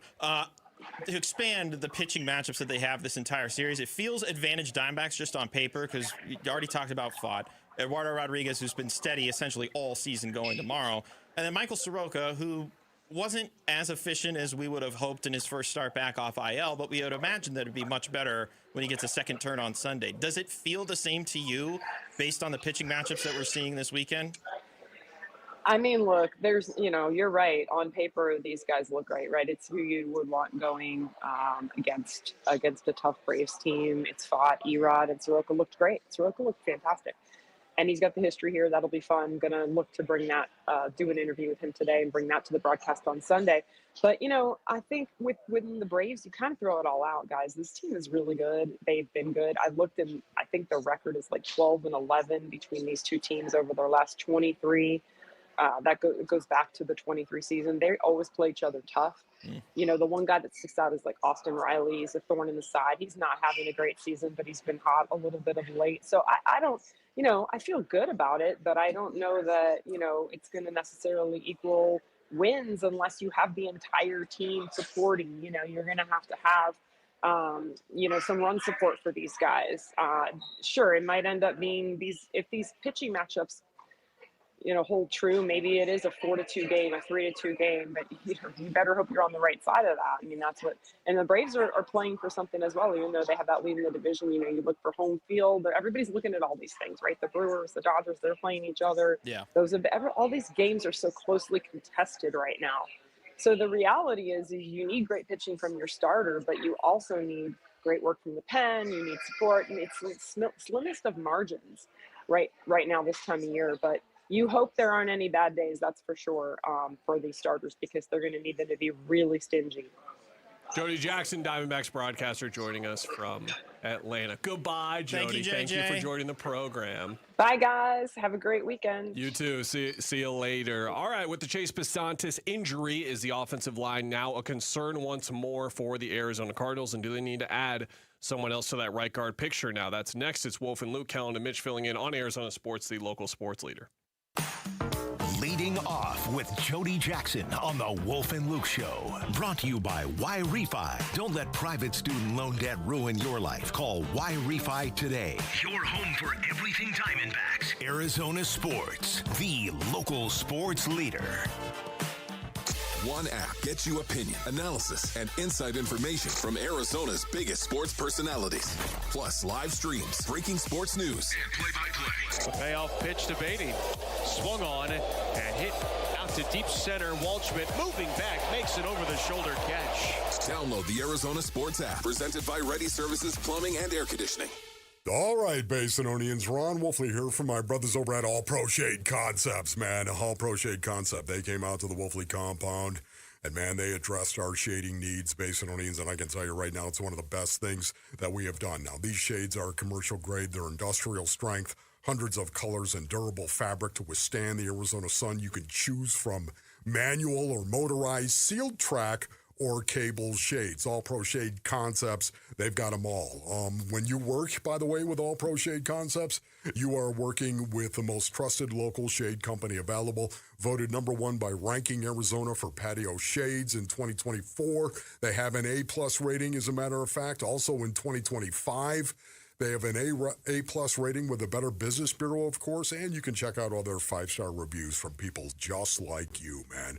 Go to allproshade.com for more information. That's allproshade.com. You gotta have shade. Sonic Drive-In is a proud partner of the Give-a-thon for Phoenix Children's. Become a champion of hope for our local children and families in need. Dine at any of the Arizona Sonic locations from now through August 31st, and Sonic will donate $1 from every Wacky Pack Kids meal sold to Phoenix Children's. That's $1 for every Wacky Pack meal sold. Feed your kids and help the kids at Phoenix Children's. With your support, we can continue to improve specialized children's care in Arizona. Live free, eat Sonic. Hey, it's Paul Calvisi with Matt Dagus, president of Bright Wealth Management. And Matt, most people think having a 401k and a CPA means they have a plan, but they don't, do they? Well, they have accounts and not a strategy. And there's a big difference. A real plan connects your income, taxes, investments, and estate planning all working together. All right, let's say they're not connected. Things start working against each other. You can do everything right and still make costly mistakes, especially in those first years of retirement. So what does Bright Wealth do differently? We build one coordinated plan, everything aligned, no gaps, no surprises, and right now we're offering a complimentary written financial plan, no cost, no obligation. Nice. All right, how do people get in? Call us right now, 844-726-9116. One call, and we'll show you exactly where you stand and what needs to change. Don't wait. Call us at 844-726-9116 or online at brightwm.com. Investment advisory services offered through Foundations Investment Advisors, LLC, an SEC registered investment advisor. The content provided is for educational purposes only. Bad driving habits are hard to break, but good driving habits are easy to form, especially when they can lead to a discount on your auto insurance. With Farm Bureau Financial Services, the safer you drive, the more you save. Drivers like you are saving an average of $351 per vehicle. So buckle up, learn more, and find an agent at fbfs.com/save. Individual savings results may vary. Farm Bureau Property and Casualty Insurance Company, Western Agricultural Insurance Company. Football is back, Arizona. Bud Light, the official beer partner of the Arizona Cardinals, is proud to bring you wall-to-wall training camp coverage right here on Arizona Sports 98.7 FM. From position battles to breakout players, we've got you covered for the first snap to the final roster cut. So grab a Bud Light, tune in, and get ready for another Cardinal season. Bud Light, upgrade your game day. Enjoy responsibly. Bud Light, St. Louis, Missouri.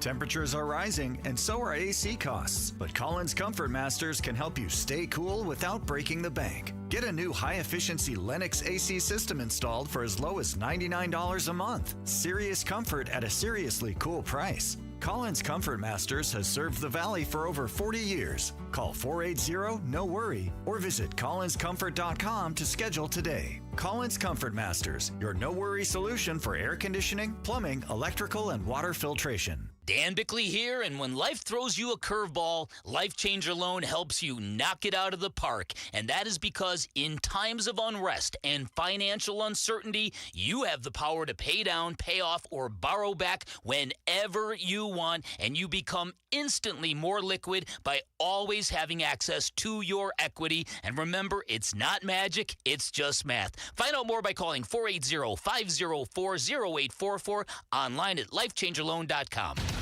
KMVP FM Phoenix. Live from the Casino Arizona and Talking Stick Resort Studio. Arizona Sports, the local sports leader.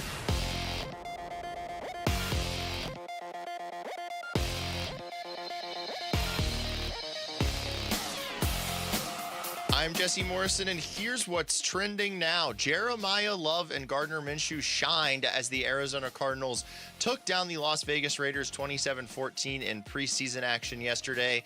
There was some bad news for the Cardinals in the game as rookie right guard Chase Besantis left the game with what appeared to be a serious knee injury. For more on the Cardinals win, head on over to arizonasports.com. The Arizona Diamondbacks are back in action after an off day yesterday. They take on the Atlanta Braves tonight. Pre-game coverage starts at 3:30 with first pitch at 4:15 right here on Arizona Sports 98.7 and the Arizona Sports app. It is a terrific pitching matchup between the red-hot Brandon Pfaadt and future Hall of Famer Chris Sale. And if you do not have any plans on Sunday, the Phoenix Mercury will be inducting the great Diana Taurasi into the Ring of Honor at Mortgage Matchup Center. The Merc will take on the Portland Fire Sunday with tip-off at 4. This report is brought to you by Four Peaks. Text seats to 620-620 for your chance to win 4 tickets to the Monday, August 24th D-backs home game versus the Chicago Cubs, plus food and beverage credit. That's seats to 620-620.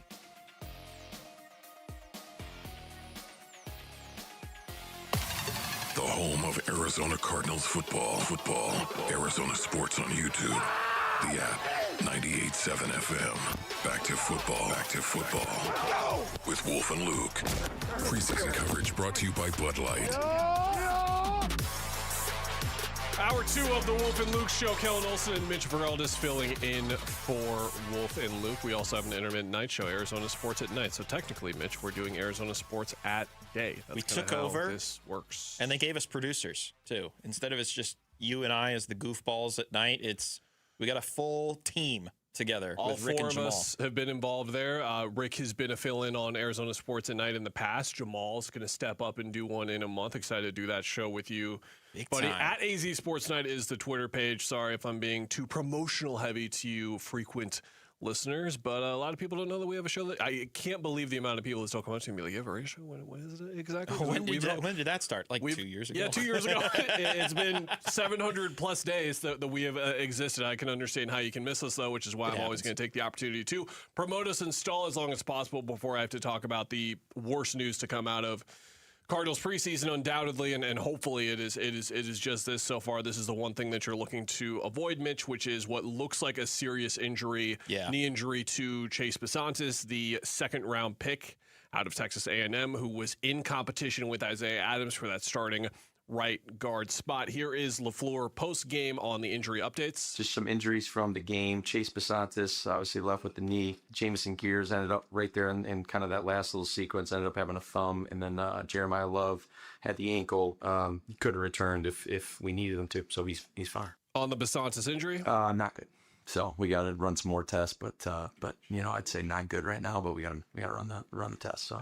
And then one more on Besantis. I would, that'd be too early to tell right now. I mean, because they obviously have to do the MRI and stuff like that. But there's definitely something down there, whether it's ACL, MCL. But we'll know more tomorrow, and then obviously I'll be meeting with you guys on Saturday. Would expect some news today at some point. Some Obviously, sort of report. Yeah, Jesse will hit the sounder if we get it during our show. I'm sure Gambo is going to sniff around on Burns and Gambo for that information as well. But this was one of the more exciting developments of the offseason because I think the Jeremiah Love pick was one thing, but it's like, okay, are you going to give him an environment to succeed in? And a lot of that, not a lot of that, but some of that optimism that they were going to be able to have a successful run game had to go around not only Chase Besantis just as a draft pick, but how he plays physically as well. AQ Shipley had that video up on social media last week going through all of the plays that he loved to see from Besantis. It seemed like a matter of when, not if, Besantis was going to be the starting right guard, potentially at the start of week 1.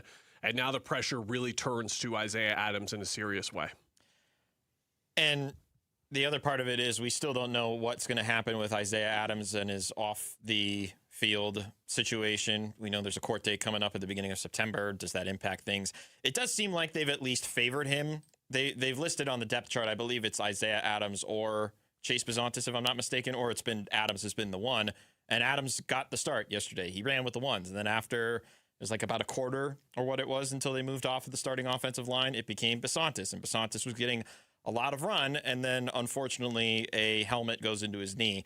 And look, if the head coach is already deeming it as not good in the moment without even going through the full tests and all that, I can't imagine it's going to be much better. I can't imagine there's going to be, and there's a slim chance of it, sure, but I can't imagine that this is going to be good news. And this sucks because this was somebody who was truly in a competition for a spot that still has a lot of question marks around it right now. That right side of the line, we're not super comfortable with it as we stand here today.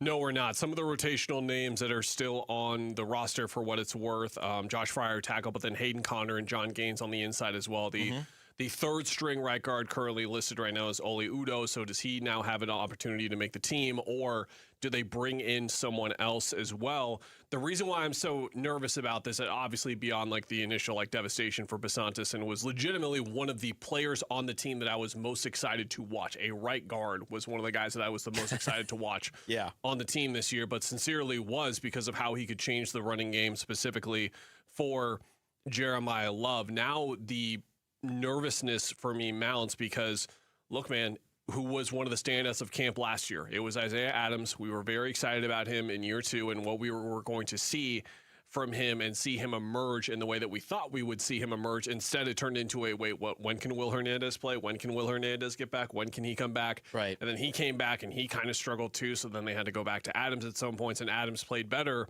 over the last month of the season. But we know what the right tackle situation, right? Like, at best, Elijah Wilkinson is going to be one of the 15 or 20 best right tackles in football, and the odds are he's going to be one of the 5 or 10 worst. Like, you're going to have that there. That's nothing against him. It's just a situation that they're putting him in right now. You cannot have 2 deficient guys like directly next to each other because I talked about it earlier. Not a professional football scout, but I know where defenses are going to attack when they are in their run situations or in their pass situations. It's going to be the right side of that line over and over again. So I'm looking at, because you mentioned the idea of what if they just pick somebody up. I'm looking at Spot Track. I don't know how accurate this is. Free agent guards still out there. If you're willing to be the team that picks up Mekhi Becton after the Chargers were fine to move off of him after just 1 season, where he's 2 years removed from one of the best seasons he's had, admittedly moving off of the tackle spot, moving into the guard, playing for that Eagles team that just literally ran over everybody, gets a big contract the next offseason, and the Chargers are like, all right, we're done. It's fine. He's available. If you want to try a reunion, although it didn't go too well last year, Will Hernandez is still available as a free agent guard. Otherwise, it's, true veterans. Kevin Zeitler, who's played 14 seasons, James Daniels, Alex Kappa, Greg Van Roten, Liam Eitenberg. Like, there's veterans out there that you could grab. I don't know if they need to be necessarily in any rush right now. Like, at least hope that Adams, everything will just go fluidly with the off-field stuff. Hope that the depth behind can be okay with guys like Connor and Gaines who've been in the system for a while. But it adds pressure now. And if they decide to go get somebody, there's guys out there. But I don't know if they should be in any rush at this exact moment. After a rough July individually for the Diamondbacks' big 3, are they starting to get back on track here in August? And can the Diamondbacks rely on them to carry the offense the rest of the season? That's next. It's Wolf and Luke, Kellen and Mitch filling in here on Wolf and Luke on Arizona Sports, the local sports leader. Play action fake. Brissett rolling right. Pressure in his face. Stops. Throws to the back right corner of the end zone. And caught for a Cardinals touchdown. It's Marvin Harrison Jr. More Arizona sports reaction to how the Cardinals played at the Raiders is yours on YouTube, the Arizona Sports app, Arizonasports.com, and 98.7 FM. Last year, we had 295 trials where we've been offered a total of $90 million on all those cases. When the dust settled, we had recovered over $1.1 billion in verdicts and mid-trial settlements. I'm John Morgan of Morgan & Morgan. We became America's largest injury firm for a reason. We won a lot, $30 billion and counting. The best part of all those wins is that it helps you when you hire us. All those wins allow us to let the insurance company know we mean business. And believe me, they know who we are. If you've been injured, Google Morgan & Morgan results. You're not bragging if it's a fact. 3 million people tried to hire us last year alone. That happened for a reason. Visit forthepeople.com and let's get started this minute. Morgan & Morgan, forthepeople.com. Morgan & Morgan, forthepeople.com. Arizona lawyer will handle Arizona cases. Prior results do not guarantee a similar outcome. Hey everybody, Dan Bickley here with my great friend and the guy who will hook you up, Shane O'Hanrahan, GM of Chapman BMW, where the summer sales event is already in full effect. That's right, Bick, and the savings are incredible. So if you want to spend your summer in the ultimate driving machine, now is a great time to make it happen. And to all your listeners, remember to ask for me by name.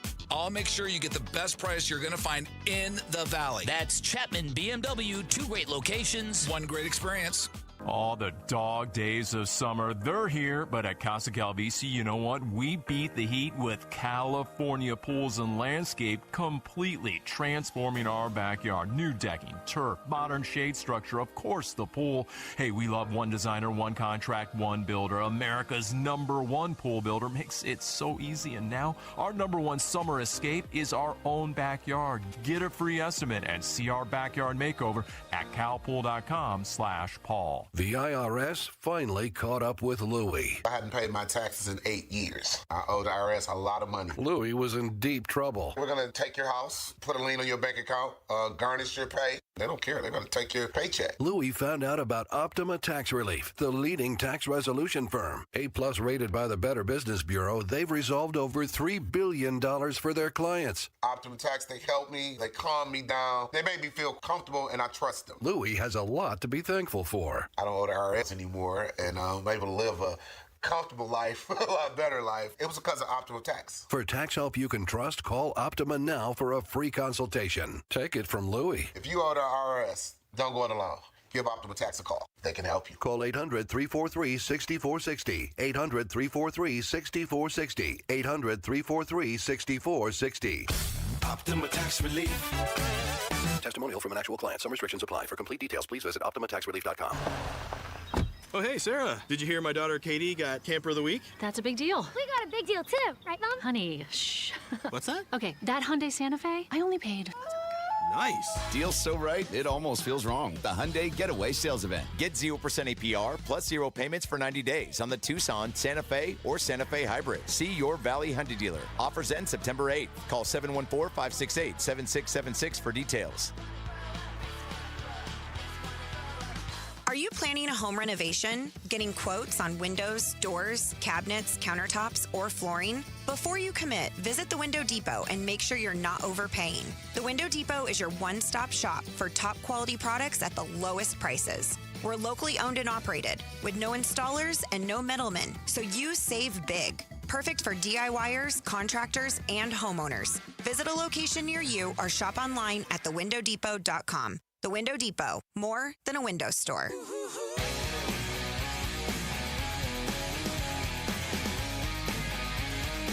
Hey, everybody, it's Burnsy. What stood out from the Cardinals starters in yesterday's preseason game? We'll be reacting on today's Burns and Gambo show. We start at 2 on the Arizona Sports YouTube channel, the Arizona Sports app, and 98.7 FM. Hey there! It's the Wolf and Luke show. Except no Wolf, no Luke. I'm Kellen. That's Mitch. Hello. Nice to see you. Head on over to the YouTube stream. I'm reading stuff right now on my laptop, but I swear I'm paying attention to you guys and waving at you in the meantime. Hello. Hope you're doing well. Hi, Mrs. Veraldis. Shout out. Mama Veraldis. Shout out. What a gem who I know nothing about, but I can just assume is a gem because she turned out such a lovely young man. Oh, stop. You would love her in general.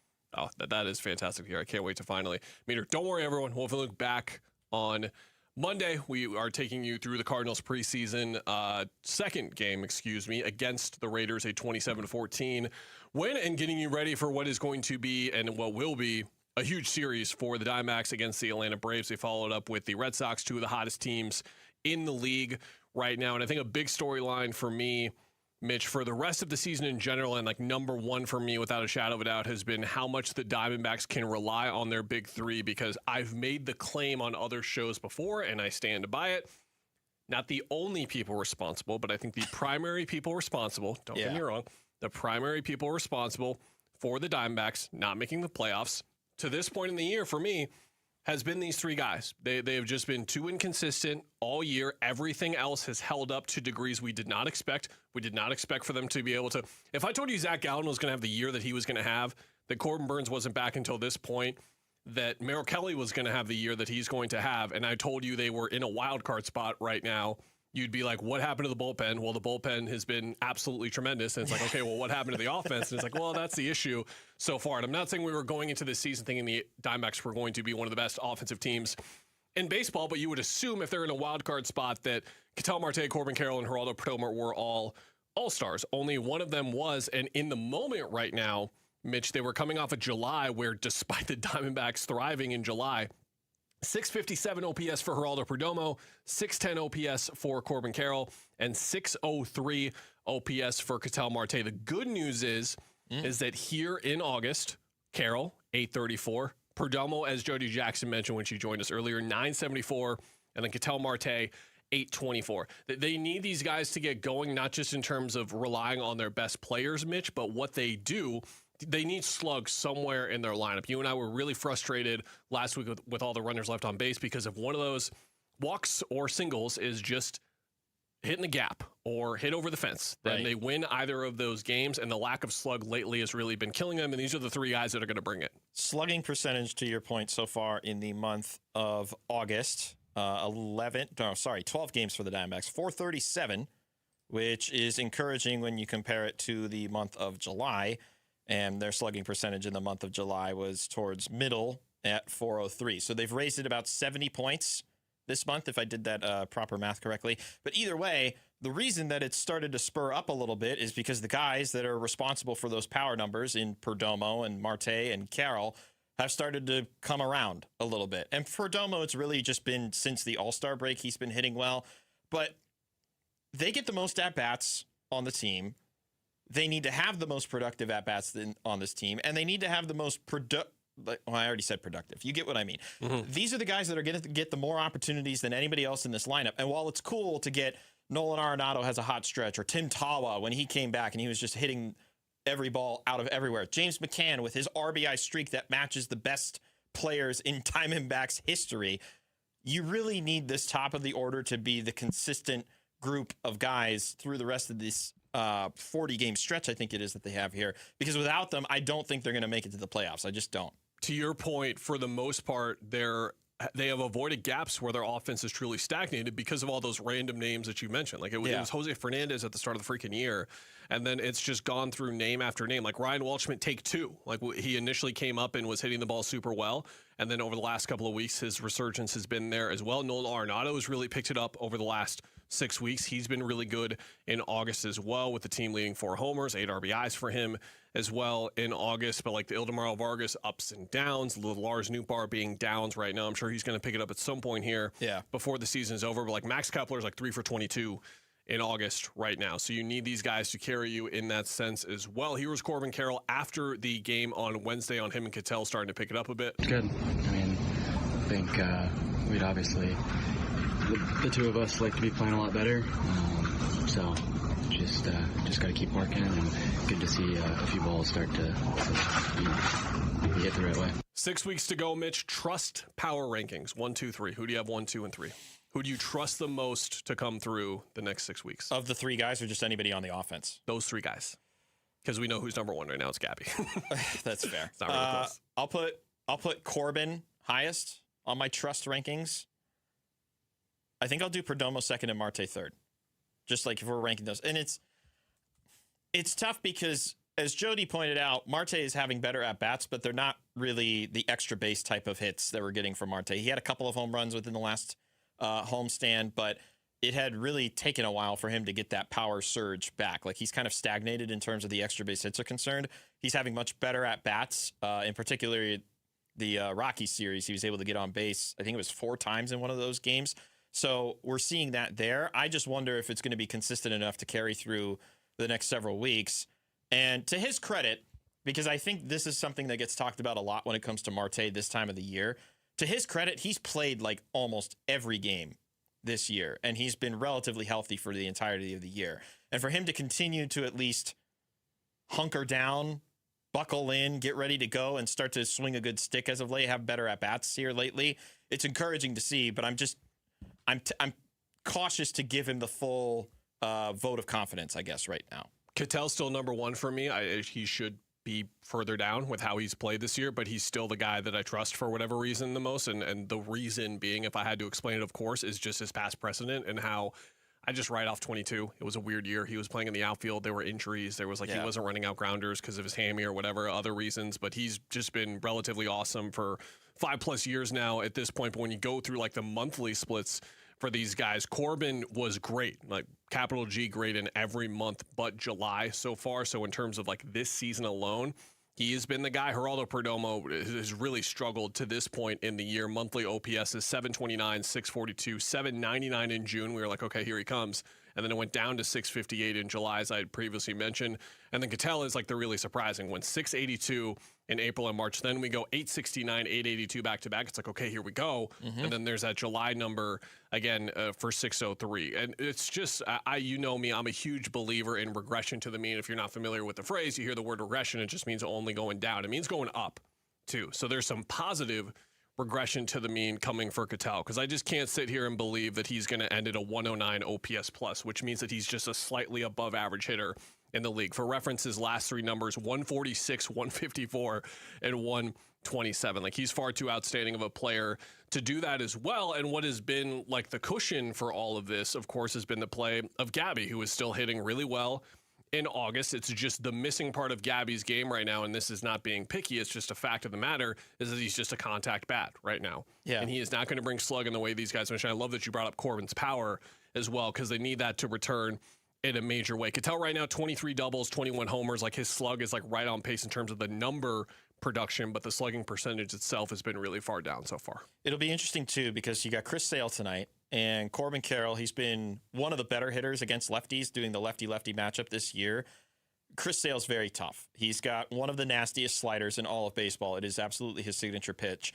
But he can also top out, I think his fastball gets up to like 95, 96. So he's got a very good mix of velocities that he's working with there, but that slider is devastating. And for these guys in particular, Carroll and Marte have really struggled at times to... They try to be aggressive on the first pitch of the AB, and I think a veteran like Sale and somebody who's been as dominant as he's been this year is going to do a very careful job trying to mix things up. Granted, he might not have to face Marte in the first inning now that he's been the cleanup hitter in most of these lineups. But for Carroll, I would hope that he at least tries to feel out the at-bat as early as possible, because they really need to get him on base and have him as be the tone setter for the game, because he's the one lefty at the top of that order going against an absolute demon in the Condor. What were Tyler Drake's biggest takeaways from the Cardinals' win over the Raiders? We'll ask the Arizona Sports Cardinals reporter next. It's Wolf and Luke, Kellen and Mitch filling in on Arizona Sports, the local sports leader. Burns and Gambo, afternoons. This is not because the D-backs won the season series, and it's not because the Diamondbacks have won 7 of their last 10 against the Dodgers, and it's not because the D-backs are actually crazy enough. 22-20 against the Dodgers since they swept them in the playoffs. I want them in the playoffs. The Diamondbacks have clearly established they are not afraid of the Dodgers, intimidated by the Dodgers, cower in the face of the Dodgers and their payroll and their greatness. Being the team that knocks them out would be really cool. Burns and Gambo, afternoons 2 till 6 on Arizona Sports, the local sports leader. Hey, Macedonians, Ron Wolfley here. You know, when it comes to finding the perfect vehicle, there's only one place I trust, and that is Santan Ford. Whether you're looking for a rugged truck, a sleek sedan, or a family-friendly SUV, Santan Ford has got you covered. And let me tell you about the Ford Bronco. The beast is built for adventure. With its powerful engine, advanced off-road capabilities, and iconic design, the Bronco is ready to take on any terrain. Whether you're hitting the trails or crushing through the city, the Bronco delivers an unbeatable driving experience. Their team at Santan Ford is dedicated to providing top-notch customer service and making sure you drive away in the car of your dreams. Plus, with their unbeatable prices and financing options, you'll get the best deal in town. So why wait?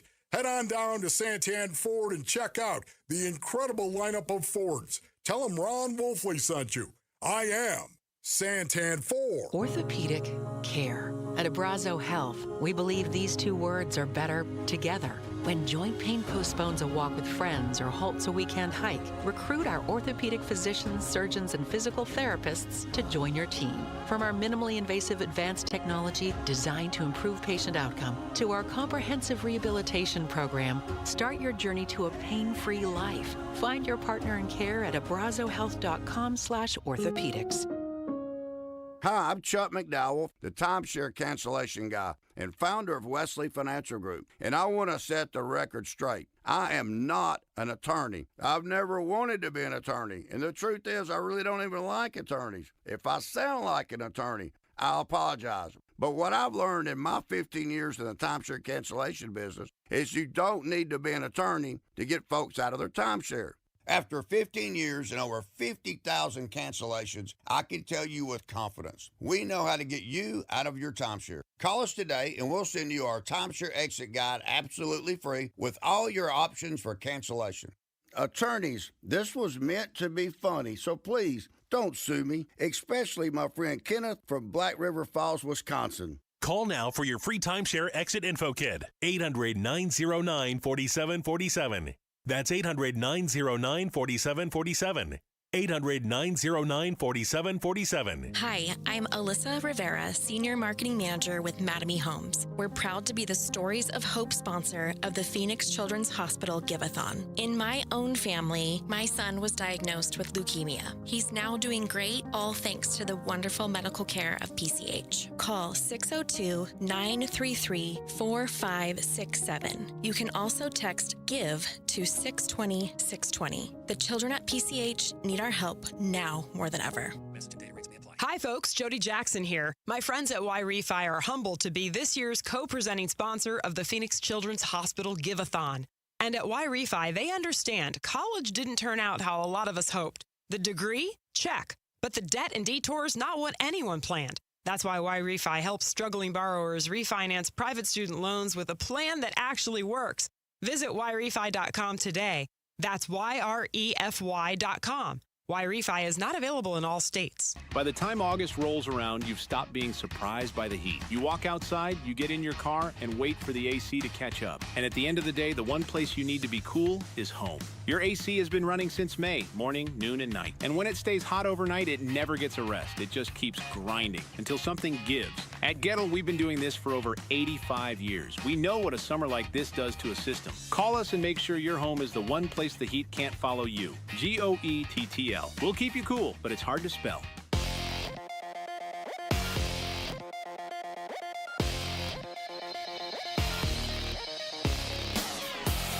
I'm Jesse Morrison, and here's what's trending now. Jeremiah Love and Gardner Minshew shined as the Arizona Cardinals took down the Las Vegas Raiders 27-14 in preseason action yesterday. There was some bad news for the Cardinals in the game as rookie right guard Chase Basantis left the game with what appeared to be a serious knee injury. For more on the Cardinals win, head on over to ArizonaSports.com. The Arizona Diamondbacks are back in action after an off day yesterday. They take on the Atlanta Braves tonight. Pre-game coverage starts at 3:30 with first pitch at 4:15 right here on Arizona Sports 98.7 and the Arizona Sports app.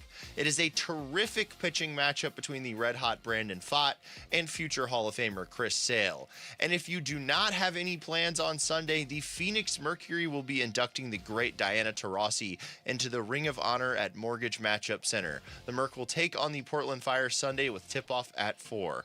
This report is brought to you by Freeway Chevrolet. Now's the time to score big savings at Freeway Chevrolet. Chevrolet, together, let's drive. Freeway Chevrolet off the I-10 and Ray Road. The home of Arizona Cardinals football. Arizona Sports on YouTube. The app, 98.7 FM. Back to football. With Wolf and Luke. Preseason coverage brought to you by Bud Light.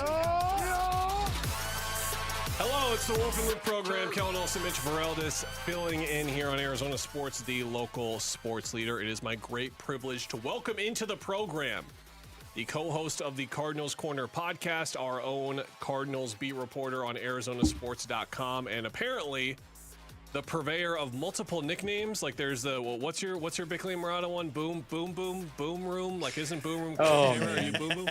Now you're Tyler Tea Time Drake. Apparently, yes. Jesse Morrison, Rick anointing you as such because apparently you're such a diva now that we had to work around your tea time to get you onto the show today. Hey. Regular season. Big success. Regular season's right around the corner. Trip. He's got this big, great Canton trip, getting a lot of praise for it, rightfully so. All of a sudden, watch it, buddy. Watch it. Hey. I gotta take the time I can get out there while I can, even if it is going to be actually probably going to be a pretty nice day today, but it's going to be a hot one, and I can't wait to get out there and hit the ball a little bit. Look at hey, and I know I'm not going to be working, but hey, I'm still repping. Look at that! Wow, Arizona Sports. So hopefully it's not in anybody's yard, and if it is, it's not me who hit it. But outside of that, yeah, it's going to be a great time. But yeah, it was a fun time in Canton. Now let's get to talking some more preseason football. This is my sarcasm disclaimer. Tyler and I get along great. I was kidding the whole time. Sometimes these things happen and they're like, did you like, I get a tweet that's like, does he not like Look, if anything, I'm just upset I'm not included in this tea time. What the heck, Ty? Hey, I had to latch on with somebody else. Right, so it's nothing against you, buddy. Hey, we're going to Sunbird too. I know you know Sunbird. Very familiar with Sunbird. I'm just a bantering boy over here, Tyler. You've known me for a long time. Mitch has too, and that's just how I roll live from the Casino Arizona and Talking Stick Resort Studios. What was your number one takeaway from the Arizona Cardinals preseason game? Tyler Drake, go. One, I thought Jacoby Brissett, I thought he was catching up. I think he did catch up a little bit there. He had been talking about that was the plan throughout training camp. Obviously, he started late because of contract negotiations, but I really liked what I saw from that starting unit. Obviously, it was just that one drive, but to finish it off with that 7-yard touchdown to Marvin Harrison Jr., and that was one of the takeaways entering the game. They were not sharp the last time they were trying to hook up in the red and white practice. So to see them hook up on that kind of play, I was very, very impressed by that. And then I look at the run game. I mean, this has potential to be such a fun part of this offense because you've got Jeremiah Love looking exactly as I think we all thought he was going to be, outside of maybe not breaking a 50-yarder like I tried to predict on Cardinals Corner. But we'll take a couple of chunk plays, a couple of double-digit advances, if you will. But I thought that was great. We work in Tyler Algier. It's that 1-2 punch that I think a lot of us have been kind of seeing in training camp, but I will say I was surprised to see Love get the very first carry of the game. So let's see if that translates any more into the regular season. But I really liked that. You can clearly tell they want to get him involved as a receiver as much as they do on the ground. But those easily are probably my two big ones. And then sadly, it's Chase Besantis. Like that's going to be. I'm hoping it's nothing long term, but the initial reports does not sound great. Mike LaFleur did not sound great when discussing it. So tough loss if that has to be anything long term. You mentioned Besantis, so I'll just parlay off of that with something that Kellen and I discussed earlier. Like, how urgent would you be if you are Monty Ossenford in terms of addressing what is likely a season-ending injury? Yeah, I mean, you've got Isaiah Adams there still, but also there's stuff that he's got to clean up off the field that we still need to see some definitive endings to. So as much as we want to talk about how he's in the starting lineup, he's still in that first team unit. Like they got to get some depth too. And like John Gaines is still around. You've got Hayden Connor to maybe fill in, but you do need to probably go into the well and look for maybe another veteran to work in there if you do lose Besantis, because if anything, he was going to be that swing guy, I think, for this team as that guard, if not the starting right guard. So they've got to do some work now. Maybe somebody steps up and takes that role, but I really do think they need to go to the well and start looking free agency wise, maybe even trade to see if they can shore up something there, because it's tough. It's tough because I think a lot of people were expecting a lot of the Chase, and I think he was showing a lot. And again, hopefully it's not long term, but everything we're hearing doesn't sound great. I have been having the bold take that if Josh Sweat asked for a trade, just trade him, whatever. I still stand by this. I feel less great don't feel as good about it after last night. Two-part question: how great was Walter Nolan, and how concerning was everyone else in that front seven? Yeah, I think you said it. I think you said it the right way there, man. Like Walter Nolan right away getting in the backfield, getting some pressure, and then gets the sack later on. He did look absolutely gassed towards the end there. So hopefully the conditioning side he's all good on. But from an injury standpoint, he looked just fine. I think that was one thing I was also looking for is how much was this guy going to play? Was he going to play at all? He had that kind of arm issue. He had the brace on his left arm, but didn't look like that really impeded him at all. So that was a really good sign. But yeah, I've said it again and again, guys. Like Michael Bidwell has talked about how he wants a quick turnaround. If you have Josh Sweat somewhere else or not playing on this team, that's not going to happen, especially this year, because there's just no answer outside of him at the pass rushing position. Like nothing against the guys like Zaven Collins, Baron Browning, Bijo Jalari, Jordan Birch, Ego Leota, he's stepping up too. Like nothing against those guys, but they're just not hitting at the same like they just are not hitting at the same amount of time or consistently enough to live up to being that other option or being able to step into the shoes that Josh Sweat could potentially leave behind if there's no resolution to whatever is going on with him right now. But yeah, it's one of those things where I think the offense did so well yesterday, but then you look on the flip side and the defense, just so many question marks remain. It still feels like such a liability because this offense looks like it's going to put up points. Really, with any quarterback that's going to run the show, they might be putting up points because they've got the playmakers to do it.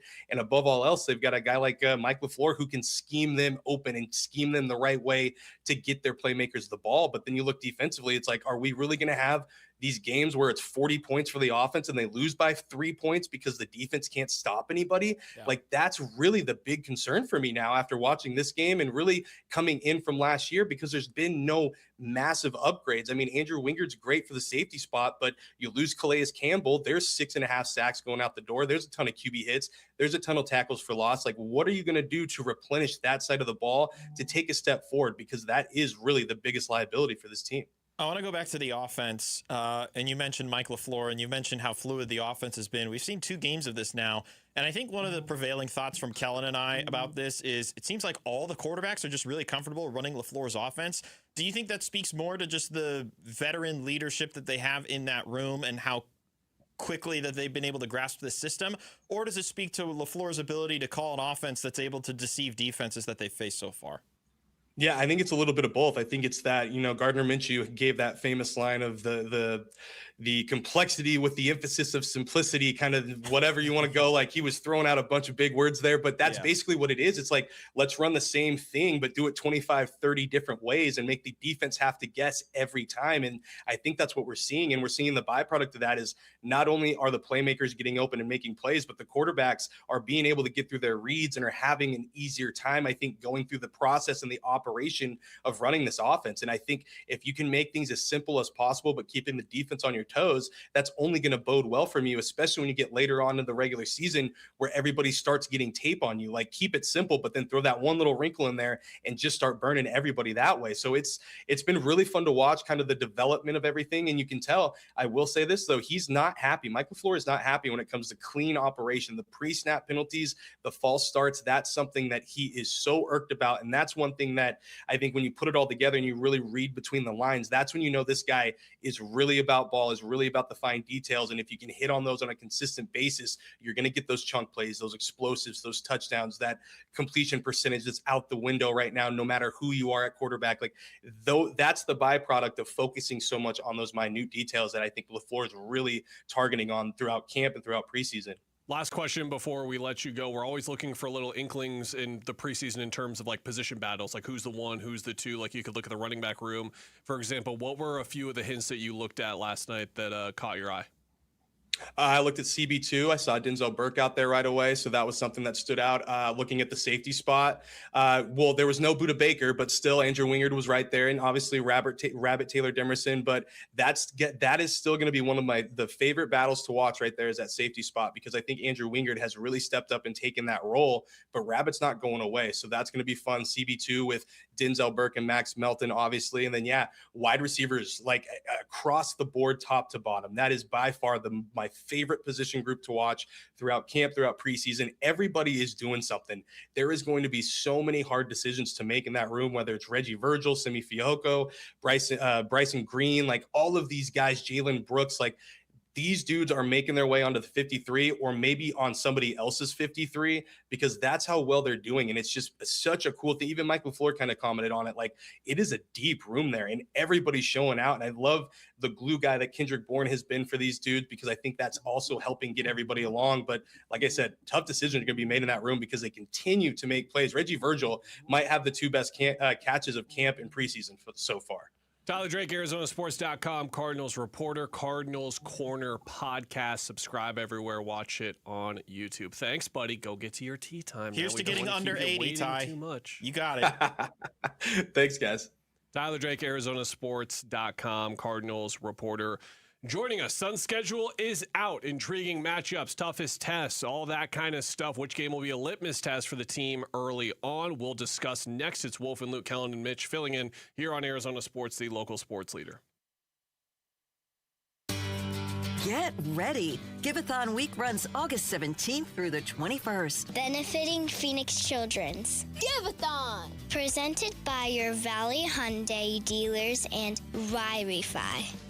Hey, it's Gambo. I've taken M-Drive every morning for 10 years. Here's why. Once men get into their 40s and 50s, the body starts changing. Testosterone naturally declines, energy drops, recovery takes longer, and keeping weight off gets harder. I know, I felt it myself. That's why I take M-Drive every day. M-Drive is made for men over 40 with clinically tested ingredients that support healthy testosterone, steady energy, and metabolism. No hype, no shortcuts. I know the people behind M-Drive. I've watched this Phoenix company grow, and I've trusted the product for 10 years. In fact, M-Drive has been helping men for nearly 20 years. It's the #1 men's health brand at Sprouts. Don't let age beat you. Go to mdriveformen.com right now and use code GAMBO for 20% off your first order. That's use code GAMBO at mdriveformen.com. Testosterone support, energy, metabolism, don't wait. It only gets harder. Go to mdriveformen.com right now and use code GAMBO for 20% off your first order. Start today. M-Drive, for men who still show up.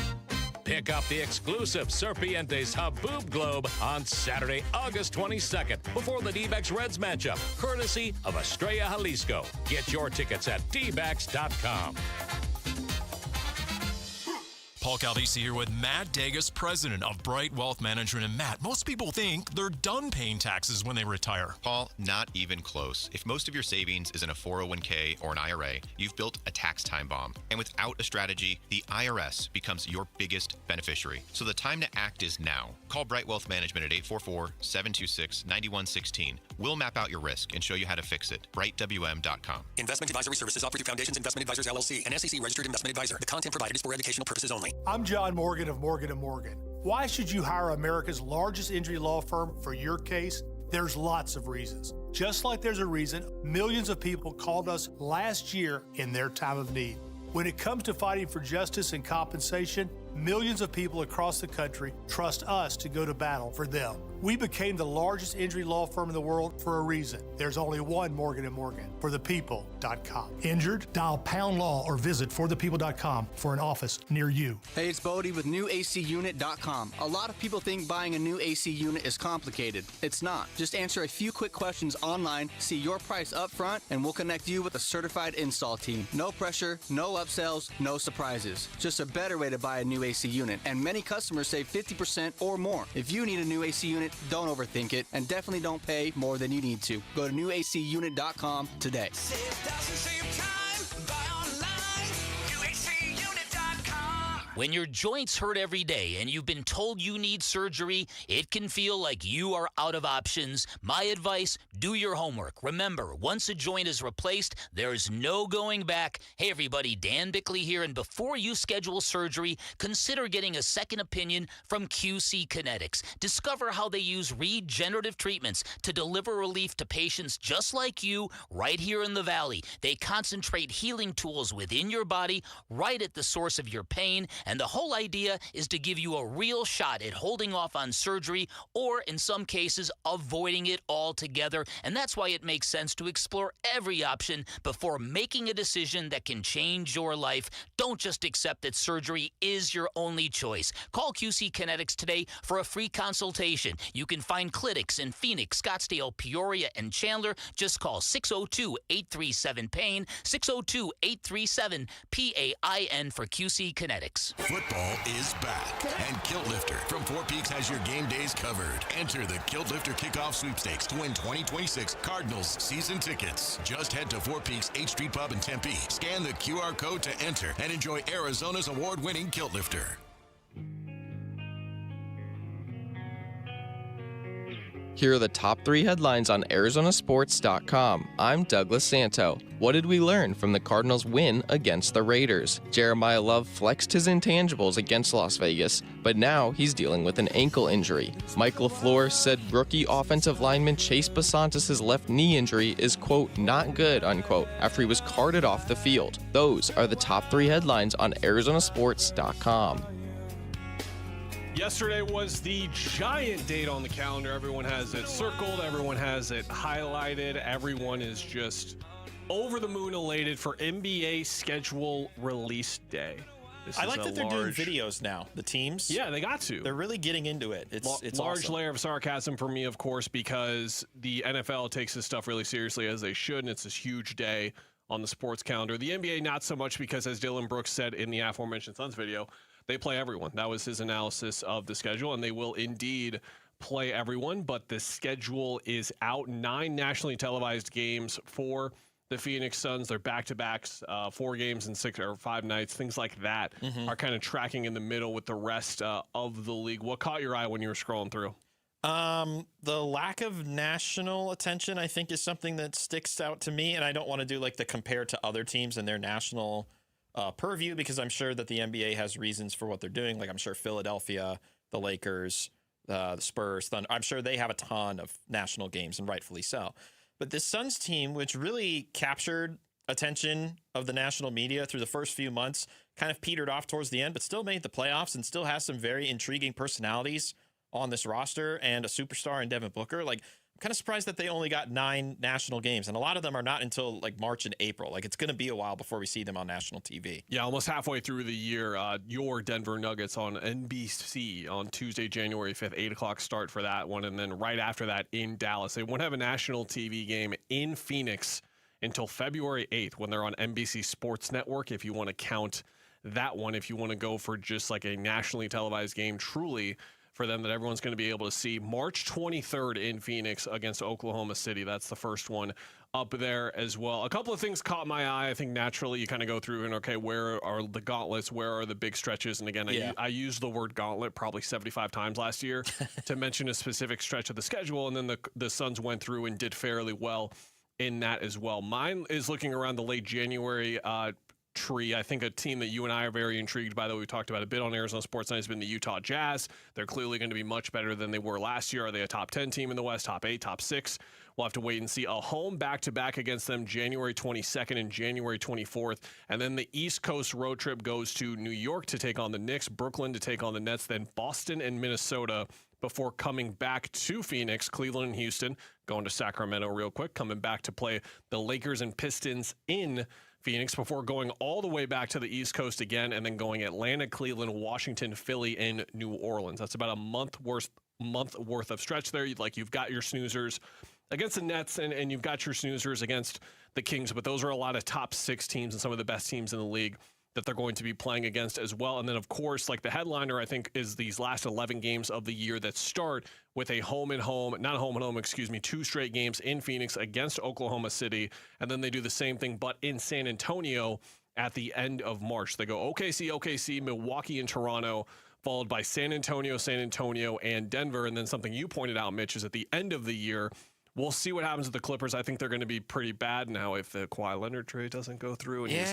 back at the back half of the year. Maybe there's something there. The Warriors on April 6th, the Grizzlies on April 9th. We'll see if they can surprise some folks. And the Lakers on April 11th. Those are 4 teams that could be right around where the Suns are in the standings, depending on if you're super high on them and think it's the Lakers, you're decently high on them and you think it's going to be the Warriors, or you're kind of lower on them and you think it's going to be the Clippers or the Grizzlies. I mean, if you're just going by last year's schedule, let's start it with Portland on March 21st. All the teams that they're going to face down the stretch, except for Milwaukee and Memphis, which is just 2 of their games out of, I think that's 11 or 12, if I do my quick math correct, are teams that were in the postseason last year, or at least a play-in team if you're putting the Clippers in that distinction. It's not going to be an easy finish. It's also a lot of West teams. I'm sure that was intentional, that their last 7 games are against teams in their own conference, which then determines seeding and tiebreakers, and a lot of things are going to get figured out in that stretch. I'm fascinated that this is the first time they're going to host Oklahoma City, and it's the last time, and it's a back-to-back at home, and the night before is a later start because it's a national game, March 23rd, March 24th. Like that is going to be one of the bigger duo of games that they're going to have, and it's also their second to last back-to-back of the year. Just a brutal way to try and finish up what is already going to be a long season. You start the year as well with 2 different types of litmus tests. You start against Portland and Golden State, who are 2 teams I expect to be in the play-in mix, which is ultimately where I have the Suns somewhere in that 7-10 range as well. And then you get to play against 2 of the best teams in the Western Conference. Obviously, Oklahoma City is going to be seen as one of the 2 favorites for the title. It's them in San Antonio. That's going to be the case here for a while, we think. And then Denver, we're going to see what happens with the Nuggets. There's still a Peyton Watson resolution to come that might involve Cam Johnson, might involve Aaron Gordon, it might not include either guy. I have to wait and see, but that's still Nikola Jokic. It's still Jamal Murray. And then they go back and play Golden State and Portland again. So like over those first Cam 6 games. Johnson? That's the guy, correct. Thank you very much for that inclusion, Rick. I asked the 2 of you in the booth, and then I asked Mitch as well, just not so much looking at like a specific like stretch or like a part of the schedule, but just who is the team you're the most excited looking forward to seeing the Suns play against? This could just be another NBA team you're generally excited to watch, or just a matchup that goes into storylines with the Suns as well. Jamal, we'll start with you. Who are you looking forward to seeing the Suns play? You know, it might be cliche, but I'm going to say the Lakers. And I'm going to say them specifically because they don't have LeBron anymore. And then that was the juice. That was Dylan Brooks and LeBron. Dylan Brooks and LeBron. Now that he's gone, is there still going to be that same edge brought? Because Luka's over there, and obviously we know the battles that Luka Doncic and Devin Booker have had in the past. So I think the Lakers especially, because I think they're going to be competing directly with them. I don't think they're going to be great. I think they're going to be within that 5, 6, 7 seed range. So those matchups are going to be extremely intriguing. It's pretty spread out. I'm glad it wasn't the case. You remember last year where they would play a team 3 or 4 times in the first 20 games, and then they'd never play them the rest of the year? That's it, yeah. Lakers on November 15th, but then they don't play them again until February 8th, and then March 17th, and then the last game of the year, April 11th, so really spread out. Jesse, Rick, who are you looking forward to seeing them play? So actually 2 teams, and this is not because I'm a Wizards fan. It's because I'm very intrigued about this rookie class, specifically the top 2 guys in this rookie class. For me, it's the Wizards and the Jazz, because I'm really interested in seeing A.J. DeMonta, and I'm really interested in seeing Darren Peterson. And both of those games I really want to go to.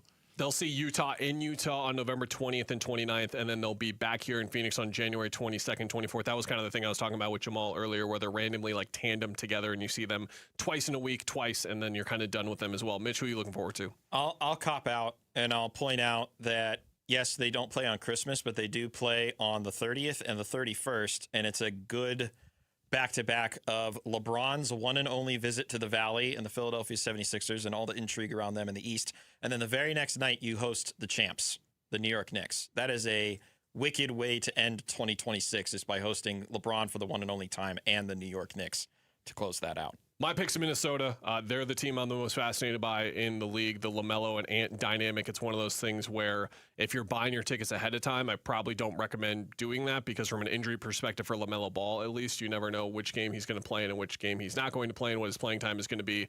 Anthony Edwards, the opposite, of course, but those 2 are going to have a 2-month period here to work out their dynamic before they come to Phoenix on December 12th. Then the Suns go to Minnesota December 21st, January 31st are in Minnesota again, and then back here on March 5th. So like the Lakers and what we were talking about with Jamal, it's pretty spread out, and we're going to watch that evolution or de-evolution of that dynamic kind of unfold as well. They should be getting Dante DiVincenzo back at some point in the year, maybe not towards the end of the year as well. Rudy Gobert entering his age 34 season as a 7-footer. That's usually a bad sign there as well. They're really excited about Joan Berenger, who they took in the first round of last year's draft as well. And then, of course, they gave Ayo Dosunmu a whole lot of money, which they should, because he's the best 3rd guard in basketball. We'll be talking some Suns a little bit later in the show. By the way, there was a Hoop Collective nugget from Brian Windhorst about Miles Bridges and his extension that you're going to want to hear on the show, and you have to stay tuned for that. Not going to tell you when. You just have to stay here. I have you trapped forever watching.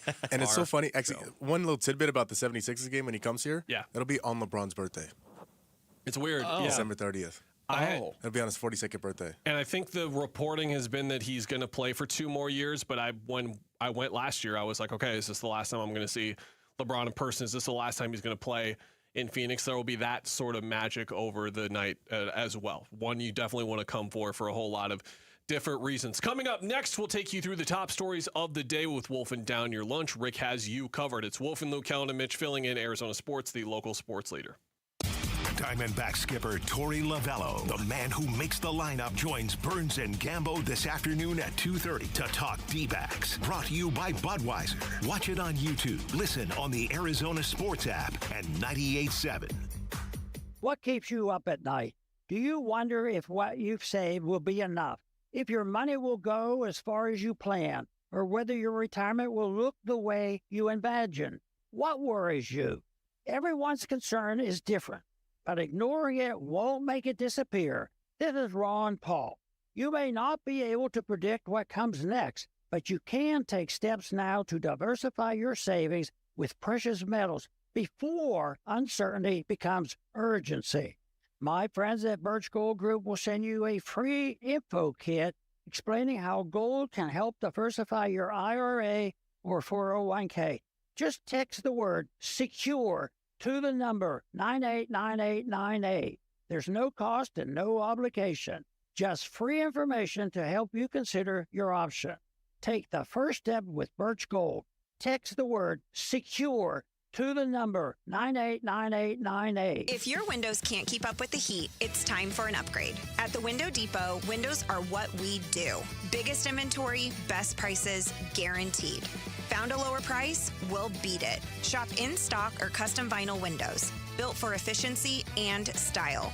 From one window to full home replacement, we help you get the right windows for less. Lower your energy bills and stay comfortable year-round. Visit a location near you or order online at thewindowdepot.com. You can't have a football season without predictions, right? College, pro, who makes the playoffs, who's living in the trophy at season's end. Hey, on Kalshi, America's #1 prediction market platform, you can trade those predictions in a live market. Paul Calvisi here. Hey, can KC get back to 11 wins this season? KC is currently trading at 44%, meaning a $100 trade pays out $228 if they reach 11 wins. And remember, on Kalshi, you're trading against peers in a live market, meaning there's no house. And as probability changes, you can buy in, buy out of your position, trade the draft pick, the game, and more on Kalshi. And for a limited time, download the Kalshi app. Use the code AZSports to get $10 when you trade 10. That's the code AZSports on the Kalshi app. That's code AZSports, one word, on the Kalshi app, KALSHI, Kalshi. Trade on anything. 18 plus only. Restrictions and eligibility requirements apply. Event contract trading involves risk and may not be suitable for all investors. Prices, value, and available markets may differ from those mentioned. For more information, see kalshi.com/regulatory. All the dog days of summer, they're here, but at Casa Calvisi, you know what? We beat the heat with California Pools and Landscape, completely transforming our backyard. New decking, turf, modern shade structure, of course the pool. Hey, we love one designer, one contract, one builder. America's #1 pool builder makes it so easy. And now our #1 summer escape is our own backyard. Get a free estimate and see our backyard makeover at calpool.com/Paul. A1Garage.com. A1 from day one. Hi, I'm Tommy Mello, founder of A1 Garage Door Service. You change the oil in your car, you service your air conditioner, your garage door deserves the same attention. A simple tune-up catches worn parts before they fail, keeps everything running quietly, and can add years of life to your system. Garage doors usually warn you before they break. We're here to help before that happens. Call today for a $29.95 tune-up special. A1Garage.com. A1 from day one. Hey, it's Gambo, and when you think about Diamondbacks baseball, everything comes down to what you can see. The pitch coming in, the movement of the ball, the play unfolding in the field. The clearer your vision, the better your game. That's why I've always believed in the Schwartz Laser Eye Center. Dr. Schwartz and his team have built a reputation on precision, experience, and results. And it's no surprise he's the official team eye doctor of the Arizona Diamondbacks, trusted to help keep the pros seeing their best. If you're ready to ditch glasses and contacts, LASIK is your winning play. It's a quick procedure with fast recovery and proven results. Not a LASIK candidate? Evo ICL or Clear Lens Exchange could be your next move for sharp, clear vision. Schedule your free consultation and see how Dr. Schwartz can clear things up. With locations in Scottsdale, Glendale, and Mesa, visit teamidoc.com or call 480-483-EYES. That's 480-483-EYES. The Schwartz Laser Eye Center, trusted for over 25 years. KMVP FM Phoenix, live from the Casino Arizona and Talking Stick Resort Studio. Arizona Sports, the local sports leader.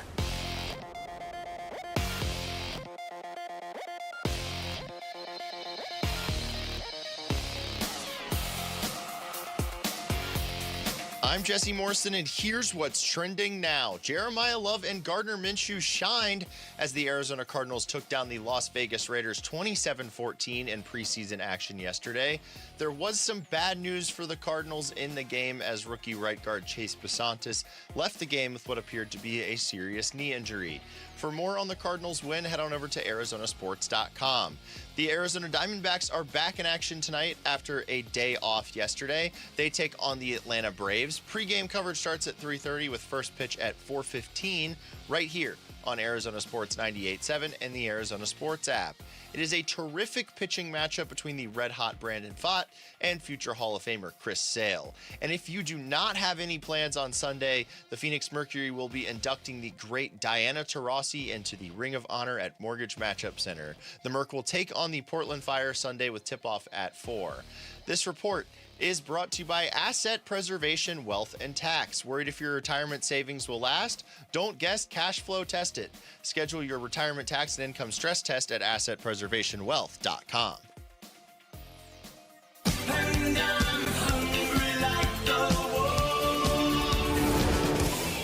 Arizona Sports, the local sports leader. Yeah, could I have a number 3 with cheese and a large coffee? Wolfing down your lunch.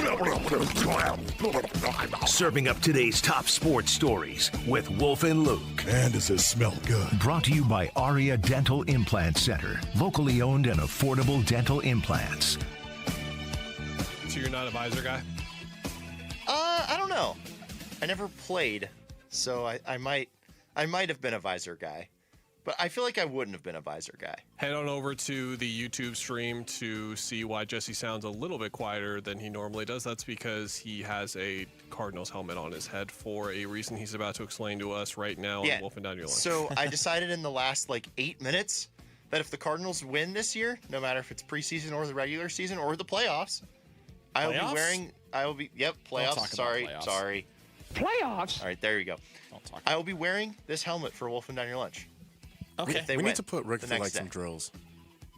Put the mouth guard in. With the mouth drill. The pads on. Yeah, oh, yeah. Bloody up the knuckles. What else does Wolf say? There's nothing more I'd like to see than Rick go through football drills. It'd be a one and done in the Oklahoma drill, that's for sure. Oh. I He'd get don't know about that. That's okay. They don't do that What do you mean you don't know about that? I don't know. I think what? I think I would be a pretty good football player. Anyway, let's get to that football game. Yeah, let's do that. Jeremiah Love, Gardner Minshew, and Walter Nolan III balled out yesterday as the Arizona Cardinals took down the Las Vegas Raiders 27-14 in preseason action at Allegiant Stadium. This takes us to our Arizona Sports poll question, which is up now on ArizonaSports.com. It asks, who was the biggest standout from the Cardinals' win over the Raiders? Quarterback Jacoby Brissett, rookie running back Jeremiah Love, wideout Jalen Brooks, or other? I'd just like to point out in the YouTube chat that Inspector Todd has mentioned that you're combining the Cardinals helmet with your Commanders shirt that you're wearing today. Well, Commanders play today. Yeah, I guess that's fair. I'm going with the one that I was hoping would stand out and that I'm pleased stood out in the way he did, and that would be Jeremiah Love. No sexy stats, obviously, but I was pleased with the high volume of touches and just what he was able to do when he got the football. So I vote Love on that one. Wait, so on November 30th, if the Cardinals are coming off a win over the Commanders, you will wear the Cardinals helmet still? Yeah. Commitment to the bit. I love it. I work here. Other. Walter Nolan. Ooh, good pick. Ooh, I would have voted that one as well, Kellen. I like that. Thank you. So I'm going to go other. Jeremiah Love leads 59%, then Jalen Brooks 20%, Jacoby Brissett 13%, other 7%. Let's stick with the Cardinals game. A little bit less fun, though, here. Cardinals rookie right guard Chase Basantis suffered what appeared to be a serious knee injury in the game, and Love suffered a minor ankle injury. Do you guys want to see any more key players go out there in the preseason? Well, this is interesting because I think the other thing we're forgetting about this particular storyline is Carson Beck not playing because of a minor issue with his ribs. So that's now the first 3 guys that the Cardinals have taken in this most recent draft dealing with injuries, and it's only the second game they've played of the preseason. With Love, I'm like, all right, cool, we got our spin. I saw what I wanted to see. Let's just make sure he's ready to go for the first game of the season. Basantis, put it plainly, it sucks. It doesn't sound like it's going to be good, and now that hurts the right guard room as a whole. And then with Beck, maybe we didn't expect him to play all that much this year, so just be cautious with him, I would say, going forward. But Basantis, I think, is the bigger takeaway, and that really, really sucks. For sure, and it definitely does. I still want to see some of the guys maybe in this next game. We know like the last game typically is the one where guys are everyone is going to sit, maybe including Carson Beck in that type of scenario. It's interesting, Jesse, and just asking that question overall, it does make you think, okay, technically Carson Beck is the 3rd string quarterback of the team, but we know he is going to start games for you at some point. So he usually your 3rd string quarterback is the guy playing 2.5, 3 quarters in that final game. So how are they going to approach that? Is it going to be more Minshew based? Is it going to be more just like Slovis plays the entire game, or are they still going to give Beck those types of reps as well, which I think that he needs and should be useful to him as well? But it's trickier than we normally think, like the way we think about it. Yeah. Earlier this week, it was announced that new Pro Football Hall of Famer and Arizona Cardinals legend Larry Fitzgerald will go into the team's Ring of Honor ahead of on October 25th when the Cardinals played the Broncos. On Sunday, the legendary Diana Taurasi will go into the Phoenix Mercury's Ring of Honor. Who is the next Arizona sports athlete after those two who are super obvious who should go into his or her team's Ring of Honor or Hall of Fame? I guess my question is, like, who's the next super obvious one? Because Fitz, yes. DT, yes. Who's that next GOAT of Arizona sports that we would be waiting on? And we can't, I don't know if we can qualify them as that, because in terms of looking through like the rest of the teams, like we talk about the GOAT of the Diamondbacks, obviously, like Devin Booker's in that conversation for the Suns as well. I'm trying to go through like my Rolodex of like who is retired, who might be next up as well. The Suns had the much overdue work of getting Stat and the Matrix in there as well, which has been accomplished now. Is Goldie the answer? Calais is obviously going to be in the Cardinals Ring of Honor at some point, I would assume. I know Bick keeps talking about this Colangelo statue that exists and has never made the light of day. Maybe that in some capacity, but he's already in recognition where he needs to be recognized. It would just be the statue. So I think it would be Booker, but he's years away from being done. And then outside of that, it would be Goldie, but I don't know how quick of a turnaround that's going to be for the Diamondbacks to honor him in that sort of way. Oh, it's Chris. I forgot. Yeah, it's Chris Paul. Yeah, I believe Chris Paul should be in the Ring of Honor, hands down, 100%. It was a short stint, I understand that, but the impact that he had over those 3 years was undeniable, even if it didn't end in the way everyone wanted it to. 64 games, what he did in terms of the turnaround for a team that we thought might be a cute playoff team to making the finals. The All-NBA accolades that he picked up as well. He was just one of the best players in the league while he was here and played a large part in everything kind of being turned around for them over the last 7 to 8 years. So there's my answer, Chris Paul. Let us know in the YouTube chat if you have any other answers as well. Rick will take a look at the end of the segment. I have another one to throw in there. I know his tenure with the Cardinals kind of ended sourly, but I think Anquan needs to go into that's a good one. The Ring of Honor for the Cardinals next, and then Pat P after him. Yeah, Anquan is like, you think of him as like a truly great receiver, and then you look up the numbers and you forget like how much Fitz overshadowed him and how they had 2 of the 5 best receivers in the league at one point. And he played here a little bit longer than you may think. He played here 7 years, I believe. So, yeah, I think Anquan should go in. All right, last question for you guys. The Arizona Diamondbacks look to bounce back from a series loss to the lowly Rockies this weekend against a very good Atlanta Braves team. Do you guys have confidence that the D-backs will indeed bounce back and take a series from the Braves?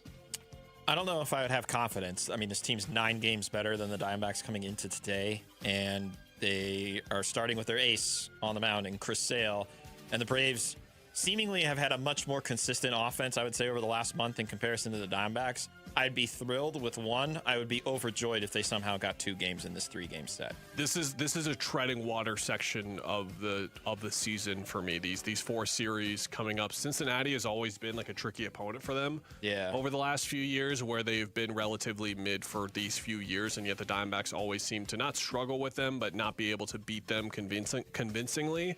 And then we've talked about it throughout the show. I'm going to continue to talk with it. Atlanta is really hot right now. The Cubs are probably the hottest team in the league right now. It used to be the Red Sox. They've dropped off a bit over the last couple of games, but you just want to go 6-6 over these 12 for sure. Thank you, Rick. That's it. Anyone else at YouTube chat, did they have any other shouts? No. Inspector Todd said Adrian Wilson, and then he realized that he's already in. Did mention a Hall of Fame candidacy for A-Dub, though. Maybe. We'll see. I can see it. Thanks, Maybe. Rick. Yeah. Can Brandon Fott lead and best the great Chris Sale tonight? That's next. It's Wolf and Luke, Kellen and Mitch filling in on Arizona Sports, the local sports leader.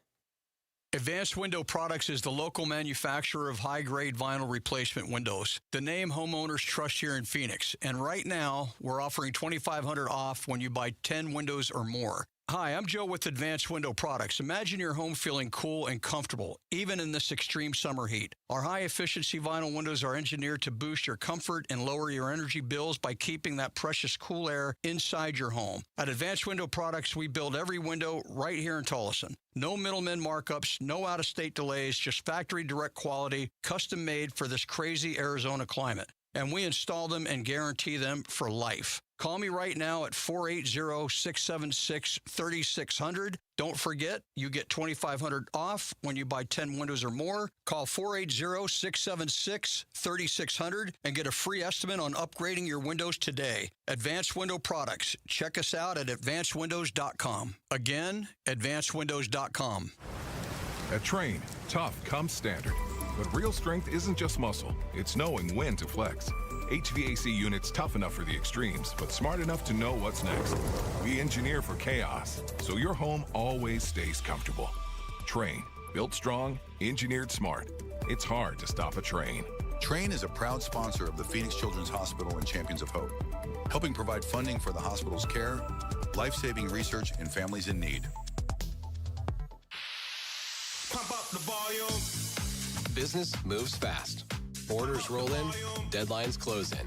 When you ship with USPS Ground Advantage, you can keep up with confidence. Every package stays in our secure network from dock to door. And with nationwide reach, dependable tracking, and upfront affordable pricing, you get built-in peace of mind. You run the business. We run the routes. Visit USPS.com/Ground Advantage to learn more. You bought an RV, and you got an automatic discount from Progressive by bundling it with your home or auto insurance. That's great, but a serious word of warning every RVer should heed. You don't need to talk about things like dry weight or dump stations. And you don't need one of those expensive water filter straws either. Because the most extreme thing most RVers encounter is a campsite without hookups. So just enjoy yourself and Progressive's automatic discount when you bundle your RV, boat, or motorcycle with your home or auto insurance. Progressive Casualty Insurance Company and affiliates. Not available in all states or situations.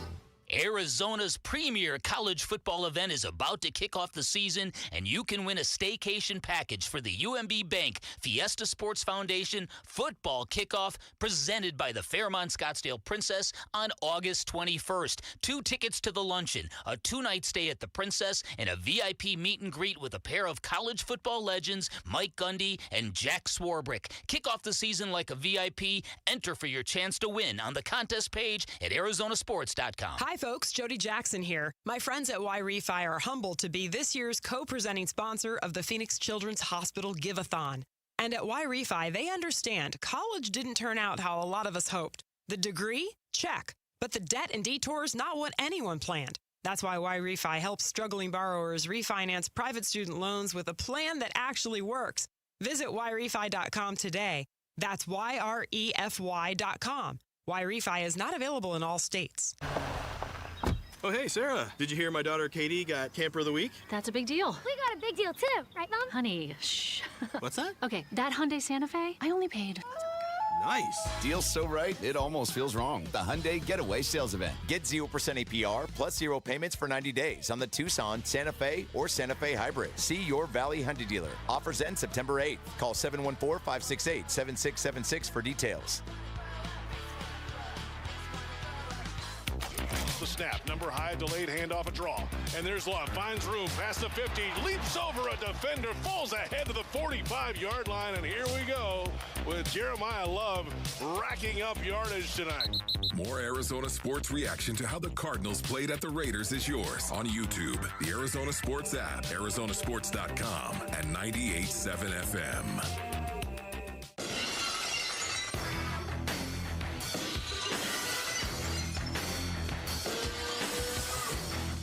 Hey, it's Vince Marotta. Join us Monday morning. How did the Diamondbacks fare in Atlanta against the Braves? That and a lot more. Starting at 6 a.m. on Arizona Sports 98.7, the Arizona Sports app, and the Arizona Sports YouTube channel. That music means that Jesse Morrison briefly left the booth and Jamal could put on a wrestling introduction for me because he's such a good friend. Stone Cold, like top 5. Like the glass shattering top 5. Oh, easily. Gotta be. Easily top 5. My number one will always be, you can't, the time is now, but. Okay, yeah, it's the first, like, you need to hear the first second of it. Like, you just play, like, the gong, and you should immediately know off the first second who's coming, so then the crowd can interact. Yeah. And the glass shattering was the entire, like, he's about to mess up whatever's going on it's now. about to be chaos. So when he would interrupt a segment and the glass would smash. Every time, even to this day, I get goosebumps every time I hear the glass I'm break. sad for you that you weren't old enough like I was. Like, so I was born in 90, so that's like I'm 8 years old when Stone Cold is at his peak. So I'm flipping off everyone every time.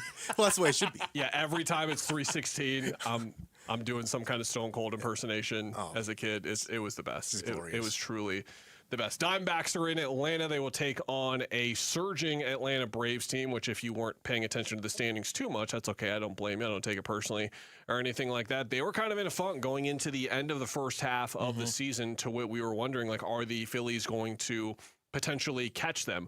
No. The Braves are now 9 games ahead with a plus 124 win differential. They are the hottest team in the league in terms of their second half standings. They've got a lot going for them.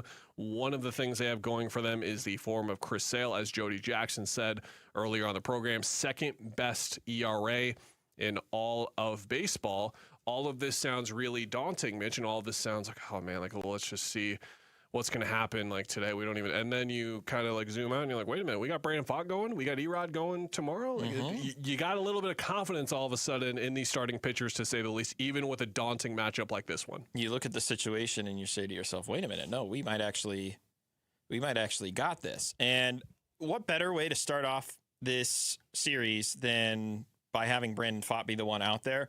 In the 8 games that he started since he came back from Reno, where I think we've decided that going to Reno is just going to be the new what was the chamber that the Rams put Matthew Stafford in as he was getting ready for the regular season, and then he went and won the MVP, like an A something, either way.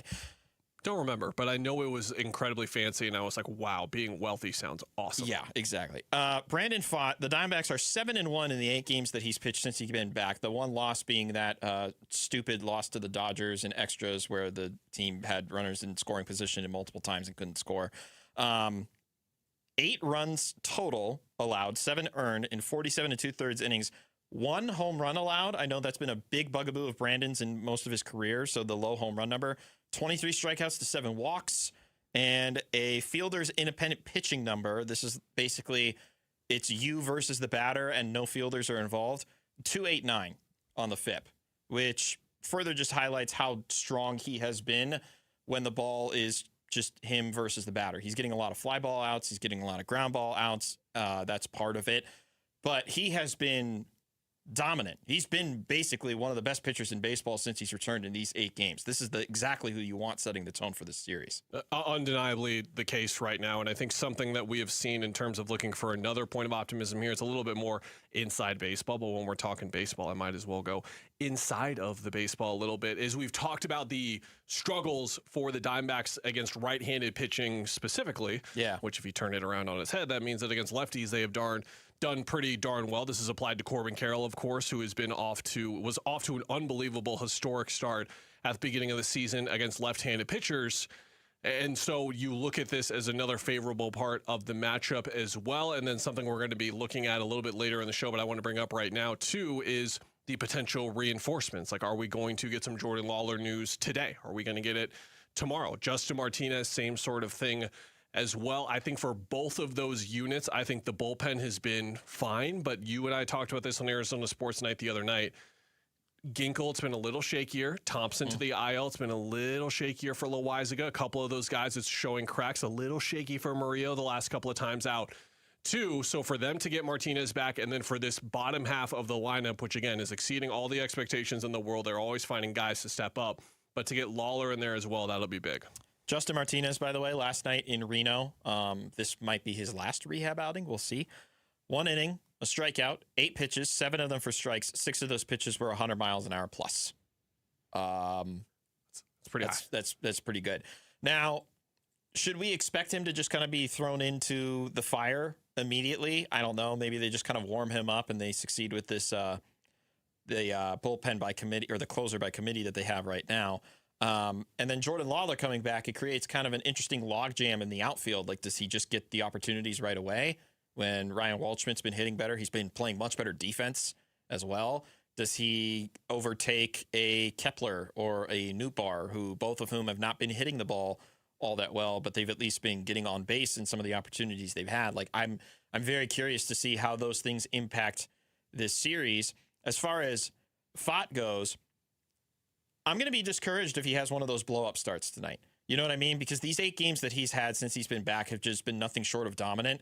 And one of the big issues as to why he couldn't stay with it and stay on the mound in the rotation, is because he was struggling to get those outs. And no, he's not getting strikeouts like he was the past couple of years, but he is forcing contact early and at-bats. He's been very efficient with his pitch counts as well. I would hope that he's able to go deep in this one and hold Atlanta down, because Atlanta's got a fearsome offense, especially at the pace that they're hitting right now. You look at the long ball, too, right, with this matchup specifically, and Brandon has struggled with that throughout his career. You look at the amount of homers that he was giving up, but to simplify it more down to just like an easier to absorb number, it was 2.1 homers per 9 innings in his rookie year. We remember the rookie year, how horrible it was, to be quite honest, in the regular season, then how incredible it was in the postseason. That number went way down to 1.2 in 2024, right around league average, and then 1.3 in 2025, which, again, right around league average, and surprising because we remember like these spurts where he would just give up a ton, but overall bounced out pretty well. That number down to 0.8. This year, which is one of the best marks in the majors right now. 85 innings pitched for Brandon. If he was up in like the 110s or 120s, he'd be qualified for the leaderboards a bit more and showing up really well there. Of course, Mitch, the other part of this is responding after the Rockies series loss, which they did not respond well after a huge series win over the Dodgers. Here's Torey Lovullo talking about that on Wednesday. Yeah, that's the part of it that is a little bit difficult to understand. You know, as the leader of this team and the manager of this team, I have to come up with answers for that. But it's an emotional game. It's a real thing. We gotta block everything out every single day and play our game. I don't care who's in the other dugout. There's no gimmies in this game. We got to go out and continue to just hammer down for these last 40 plus games and be ourselves. Work on us, take care of us, and do what we do best. And that's going to be the thing, is like, what type of baseball are they playing over these 12 games, 13 games in these 4 series? Like, what is the quality of play in each part of the game, to be said, right? Yeah. Like, how are they offensively? How are they defensively? How are they with their pitching, their bullpen? Like, there are certain facets of this that cannot drop off with this level of opposition that they're going to be having. Did Jeremiah Love play a little bit too much last night? How was the Cardinals running back by committee? What were the splits looking like between Love, between Tyler Algier, and where was James Conner? That's next. It's Wolf and Luke, Kellen and Mitch filling in here on Arizona Sports, the local sports leader. Listen during Giveathon week for Phoenix Children's Stories of Hope, presented by Mattamy Homes. You're not qualified to fix any of it, but you know that your way that you love that child is going to get you there. You can't just stop because it gets hard. It can't stop. You don't stop. You just go. The Giveathon for Phoenix Children's is presented by Your Valley Hyundai Dealers and Y Refi.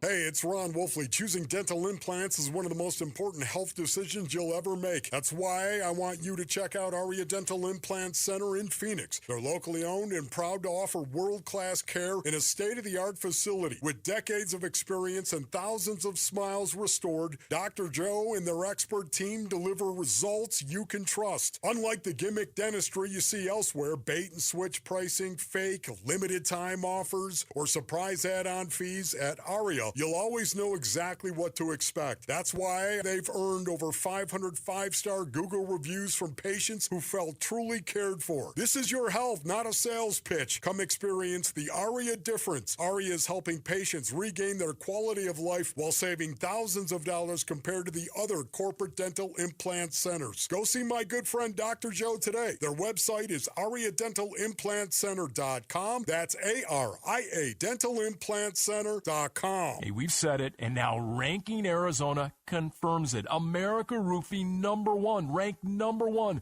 the top roofing contractor 2026. Yep, what an honor for Jake, Josh, Tracy, and 500 employees statewide, because home or business, repair or replace, and we've had America Roofing do both at Costa Galvisi. Book the best at AmericaRoofingCo.com. Ranking Arizona's #1 roofing company. Even better, get a free inspection and save 12% at AmericaRoofingCo.com. Dan Bickley here, and when life throws you a curveball, Life Changer Loan helps you knock it out of the park. And that is because in times of unrest and financial uncertainty, you have the power to pay down, pay off, or borrow back whenever you want, and you become instantly more liquid by always having access to your equity. And remember, it's not magic, it's just math. Find out more by calling 480-504-0844, online at lifechangerloan.com. Hi, I'm Alyssa Rivera, Senior Marketing Manager with Mattamy Homes. We're proud to be the Stories of Hope sponsor of the Phoenix Children's Hospital Give-a-thon. In my own family, my son was diagnosed with leukemia. He's now doing great, all thanks to the wonderful medical care of PCH. Call 602-933-4567. You can also text GIVE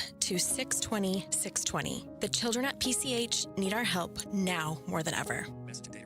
Hi, I'm Jacob, your friend and an actual jeweler craftsman at Shane Company. I'm proud to work for a family business that's been committed to the highest quality standards for nearly 100 years. Your dream engagement ring is designed for quality every step of the way. We set your diamond by hand, not with machines. Prong tips are beautiful and secure, and intricate details are thoughtfully crafted. At Shane Company, there's no shortcuts, just craftsmanship. Because a friend knows true love deserves the highest quality. Visit us in store or at shaneco.com. Shane Company, your friend and jeweler. For over a century now, Ford has been part of America. In my family, it's been generations. Paul Calvisi here. My grandfather worked for Ford Motor. My first car, a classic Mustang, still have it. But going to our Desert Ford dealers today means getting more than a vehicle. We're talking a full suite of benefits like complimentary Ford mobile service, or try Ford pickup and delivery. Yes, to and from your door, and it's easy scheduling in the Ford Pass app. Tough would be built Ford tough. More than a slogan, it's an identity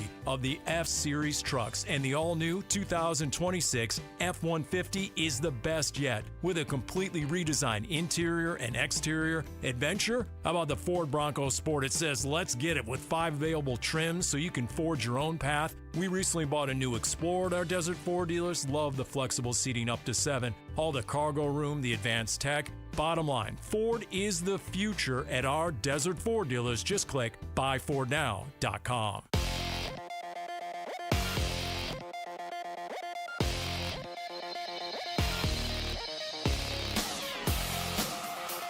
I'm Jesse Morrison, and here's what's trending now. Jeremiah Love and Gardner Minshew shined as the Arizona Cardinals took down the Las Vegas Raiders 27-14 in preseason action yesterday. There was some bad news for the Cardinals in the game as rookie right guard Chase Basantis left the game with what appeared to be a serious knee injury. For more on the Cardinals win, head on over to arizonasports.com.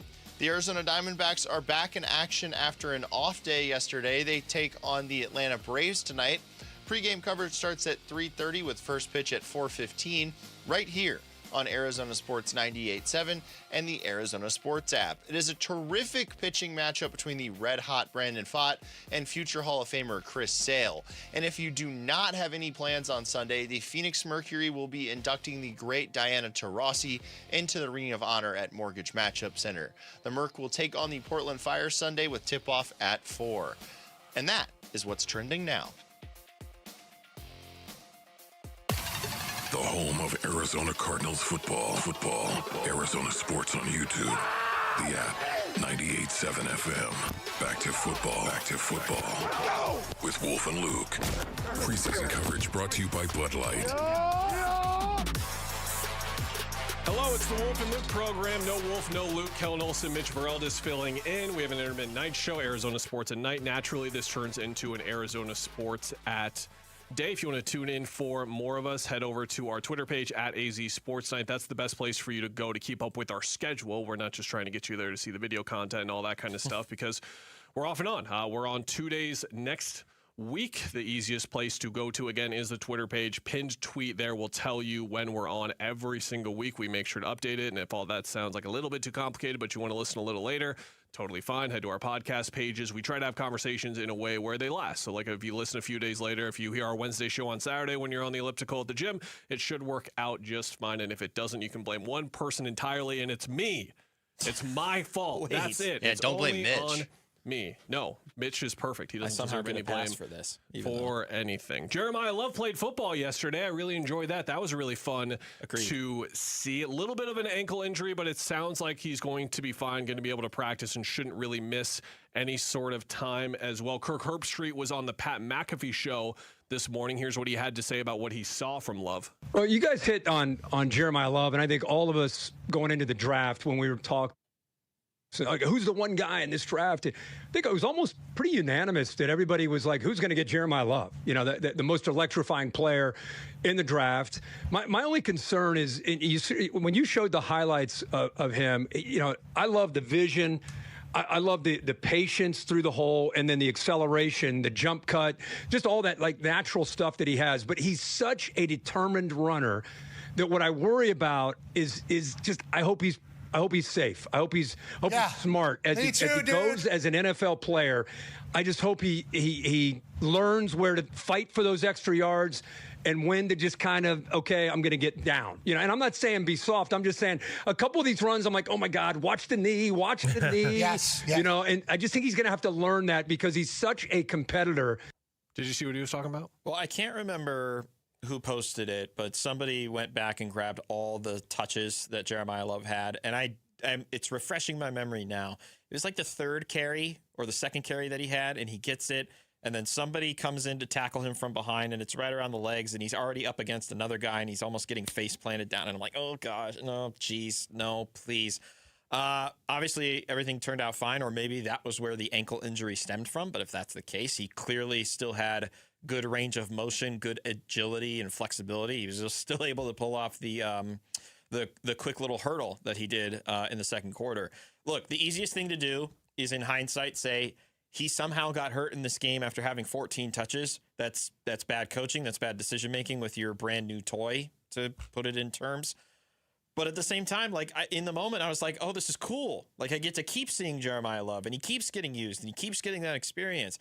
And, of course, the downside with that is he gets a little nicked up, and you just hope that it's nothing severe. So it's tough to weigh this one for me because I really did enjoy watching him. What we're going to watch over the course of the season is a true running back by committee situation. That's what's going to happen. That's what happens when you sign Tyler Algier and then draft Jeremiah Love. Not to say Algier is one of the 10, 15, 20 best running backs in the league, but he's a premier backup. And with a rookie coming in, it wouldn't be a surprise to see Algier out-touch Love for certain games, particularly early in the season. Mm-hmm. With that in mind and my low expectations I had for Love's role, at least at the start of this season, compared to what I would like to see, Love was out there to start the game. Algier did get in there for the first long drive, that long touchdown drive that ended in the Marvin Harrison Jr. touchdown. Algier did get in there in the middle of the drive, and then Love did come back in towards the end of the drive. It was notable, too, when the second stringers came in. Of course, Love had an extended amount of time in there, but then Algier got some reps there, too, as well.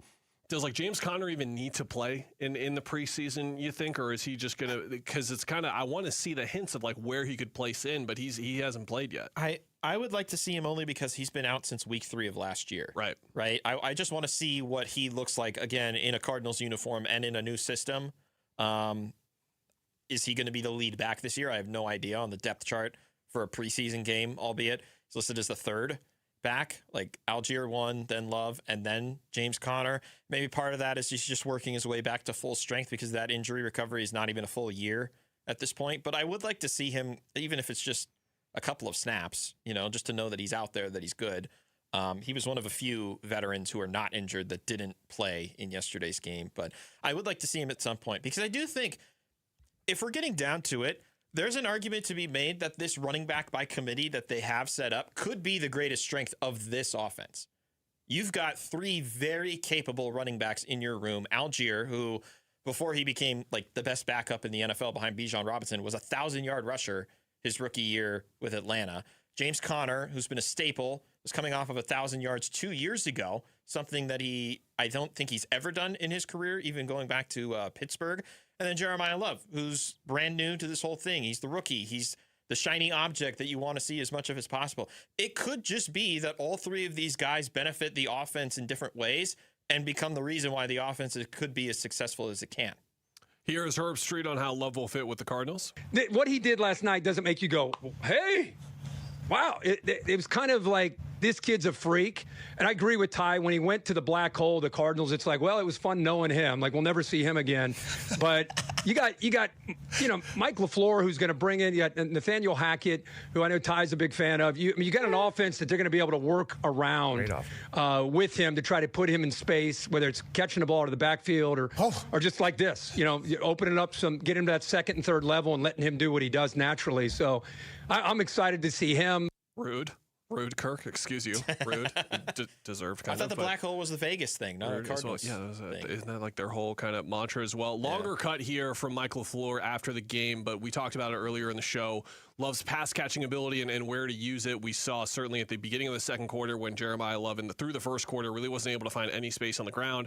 What do? You drop the first play in the second quarter to get him out in space by catching the ball. Here's what LaFleur had to say about that role after the game. Well, if you have a back that can run routes out of the backfield, you typically have favorable matchups. There's obviously certain linebackers that are really good at cover guys, but like if you got a guy that you feel is pretty dynamic, that can obviously be a pretty big weapon for you. So now when you do that, you get a little bit looser in protection because obviously he's not into the protection. So there's a give and take to the whole thing. But I've been pleased with him. I think he's doing a better job, and I thought he self-corrects for a rookie as well as anyone I've been around. What do I mean by that? Like he was really hoppy when he first got back here in July, July 22nd or whatever our first day was, and you have to stay grounded as a back when you're on your tracks. You set your track, you read it, whatever our scheme is, whether it's duo and you're reading that the play side back or it's wide zone, you're going one gap at a time, but you got to stay grounded to be able to hit it, and he's only gotten better at that. And I thought he was a little hoppy probably to start the game, and then I thought as the game went on, he got a little bit more grounded. And I've seen the same thing with his routes and when the ball's in the air, not jumping. Like if you stay grounded through a catch, receiver, tight end, running back eligible, you have a chance for the yak. And obviously for him, when he stays grounded because of how explosive he is, he could turn some, pretty easy catches into explosives for us. Something else I was curious about going in is just what packages and what downs is he going to be used on, Jeremiah Love? He used him down on third down a lot. And more often than not, he's not going to just be the quick, easy dump off guy. You have to be able to block. He picked up some free rushers pretty darn well, I would say.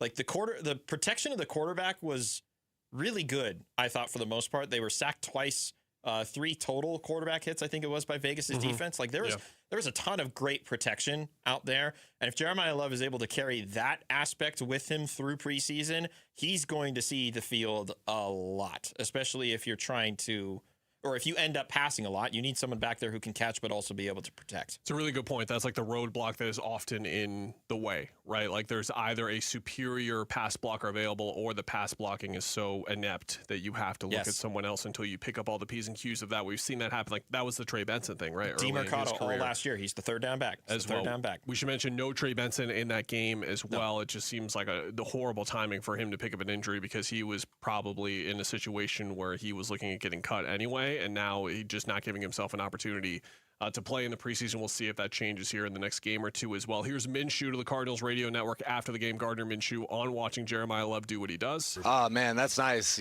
Turning these, getting first downs in the run game makes everything better. I think all night our guys were running hard, making guys miss, getting yards after contact.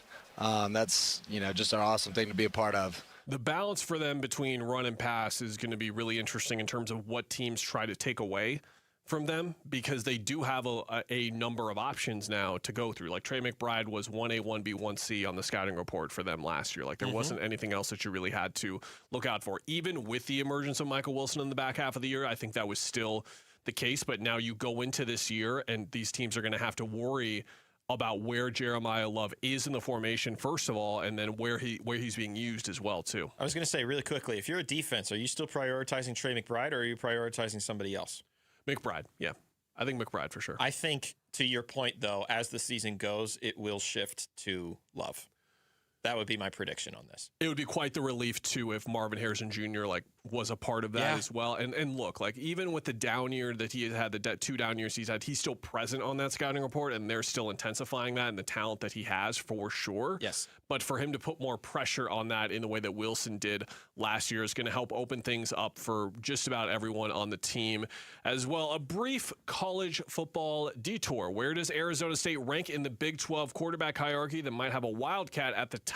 That's next. It's Wolf and Luke, Kellen, and Mitch filling in here on Arizona Sports, the local sports leader.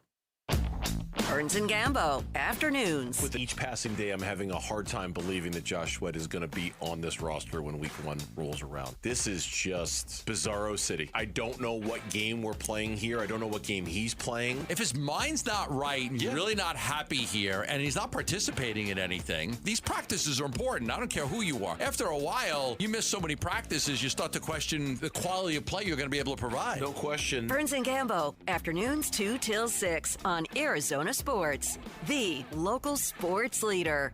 Life is full of tough choices, but switching and potentially saving hundreds when you bundle home and auto insurance with Progressive isn't one of them. Not like choosing a vacuum, which, sounds simple enough until 3 weeks later when you're joining vacuum forums and pouring through countless articles. Pretty soon you're making full-on spreadsheets, sifting through thousands of online reviews and saying things like cordless runtime in your everyday conversations. At least bundling home and auto with Progressive is an easy choice. Progressive Casualty Insurance Company affiliates and third-party insurers. Not available in all states or situations. This is the story of the one. As a maintenance engineer at a beverage manufacturing plant, he starts his day knowing every line is ready to run because Grainger delivers the industrial-grade products he needs to keep mixers, conveyors, and packaging equipment moving. With Grainger's vast selection of bearings, belts, and motors, he keeps operations running smoothly, so nothing grinds to a halt. Call 1-800-GRAINGER, click Grainger.com, or just stop by. Grainger, for the ones who get it done. All right, it's officially the most wonderful time of the year at Staples. They've got back-to-school supplies as low as 25 cents, up to 40% off select tech, 20% off for teachers, and more. Check out all the deals at staples.com/back-to-school. Staples, that was easy. Hi, this is Stuart Willis, president of Asset Preservation Wealth and Tax. A personal relationship with your financial advisor really matters. It's super important that you have the ability to talk about anything you need to with your advisor. So if you have been pushed off to a call center and you don't have a one-on-one relationship with your financial advisor, then reach out to us at assetpreservationwealth.com. That's assetpreservationwealth.com. Investment advisory services offered through Foundations Investment Advisors, LLC, an SEC-registered investment advisor. For windows and doors that combine style, performance, and efficiency, come to the Window Depot. We carry a large selection of Milgard windows and patio doors with many options in stock and available today. Choose from a variety of colors, styles, and energy-efficient designs that can help improve comfort while adding value to your home. From new builds to window replacements, our team can help you find the right Milgard products for your unique project. Visit thewindowdepot.com to find a location near you. A1Garage.com. A1 from day one. Hi, I'm Tommy Mello, founder of A1 Garage Door Service. Garage doors have an amazing sense of timing. They break when you're already late for work, trying to get the kids to school, or heading out for vacation. That's why we offer same-day service. Call by 10 a.m. for same-day service or schedule the day that works best for you. If we can't make it happen, you get $300 towards your repair or replacement. A1Garage.com. A1 from day one.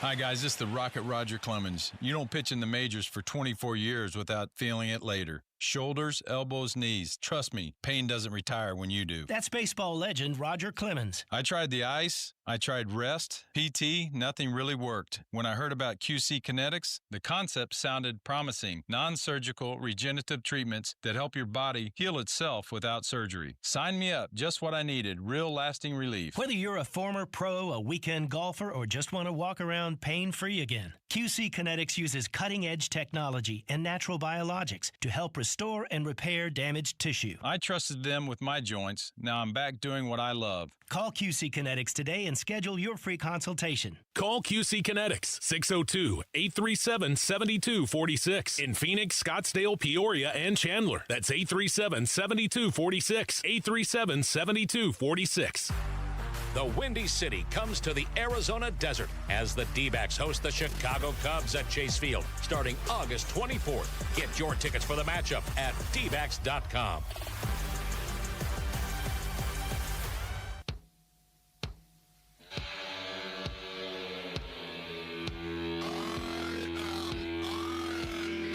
Hey, it's Vince Marotta. Join us Monday morning. All the latest on the Cardinals as they head into their third preseason week, starting at 6 a.m. on Arizona Sports 98.7, the Arizona Sports app, and the Arizona Sports YouTube channel. Mitch, you had this shout in show prep, and I think it's absolutely a conversation worth having. We're under a month away from Arizona State football returning. College football is back, I think, in like 3 weeks exactly from yesterday, tomorrow. We're just about there. We're getting there, baby. We're getting there. As well, and there's always plenty of conversations to have about the Big 12 in general, which has just been fascinating to talk about. On Arizona Sports Tonight, we've talked about it a ton over the last 2 years and the dynamics that are there, particularly at quarterback. And now we'll get to the Arizona State situation in a second. Kentucky transfer Cutter Boley appears to be the favorite for the job. It doesn't sound like he has gone out of his way to emerge as the starter. Dillingham has said in the past that what he would love the most is for one of these guys to just perform so tremendously that he doesn't have a decision to make. Yeah. And he has claimed that that hasn't happened yet. And then we are going to talk about the team down south. Yes, I am wearing a U of A Final Four hoodie, but this was Mitch's idea. I swear, I support this conversation. I support this conversation. That not only is the better quarterback undoubtedly down south, it might just be the best quarterback in the conference as well for reasons we'll get to here in a second. I think Kenny put the timeline as like 9 days out for the opener against Oregon State. And if I was reading Damon's story correctly, Damon Allred on ArizonaSports.com, August 26th, which is 12 days away. So either the quarterback comes before then or it comes 12 days from now as to who ASU's starting man will be this year. Let's go through the top quarterbacks in quarterback rating in the Big 12 last year, shall we? Let's do it. Brendan Sorsby. Well, he's not playing this year. He's gone. I don't know if you heard the news there. Not even in the Canadian Football League. Baron Morton, graduated. See you later. Josh Hoover, Indiana.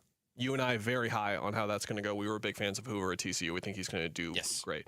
Noel Fafita's next, and then Connor Weigman is back at Houston, but then Jalen Daniels at Kansas, gone. Sawyer Robertson at Baylor, gone. Rocco Becht at Iowa State, gone. Sam Levitt and Jeff Sims, obviously, at ASU are gone as well. Over half of the conference going through a quarterback makeover of sorts. It seems like the most popular trendy names that are emerging towards the top of this outlook are, of course, Drew Mestemaker at Oklahoma State, North Texas North, like North Texas, essentially, is what that team is going to wind up being. Mestemaker has some NFL buzz, potentially a first-round pick, potentially a day 2 pick as well. We'll see how that translates to an Oklahoma State program that has been by far the worst team in the Big 12 the last 2 years. New coaching staff, too. Hasn't been close as well. Devin Jampier was someone to tandem us together again because of how often we talked about this. Dampier, we were like, is he going to be like the best player in the conference? We were really high on him. It didn't really turn into that kind of year for him as well. And then Bear Bachmeier came out of absolute nowhere, where you and I were writing off, at least I was writing off BYU because they were bringing in a freshman quarterback.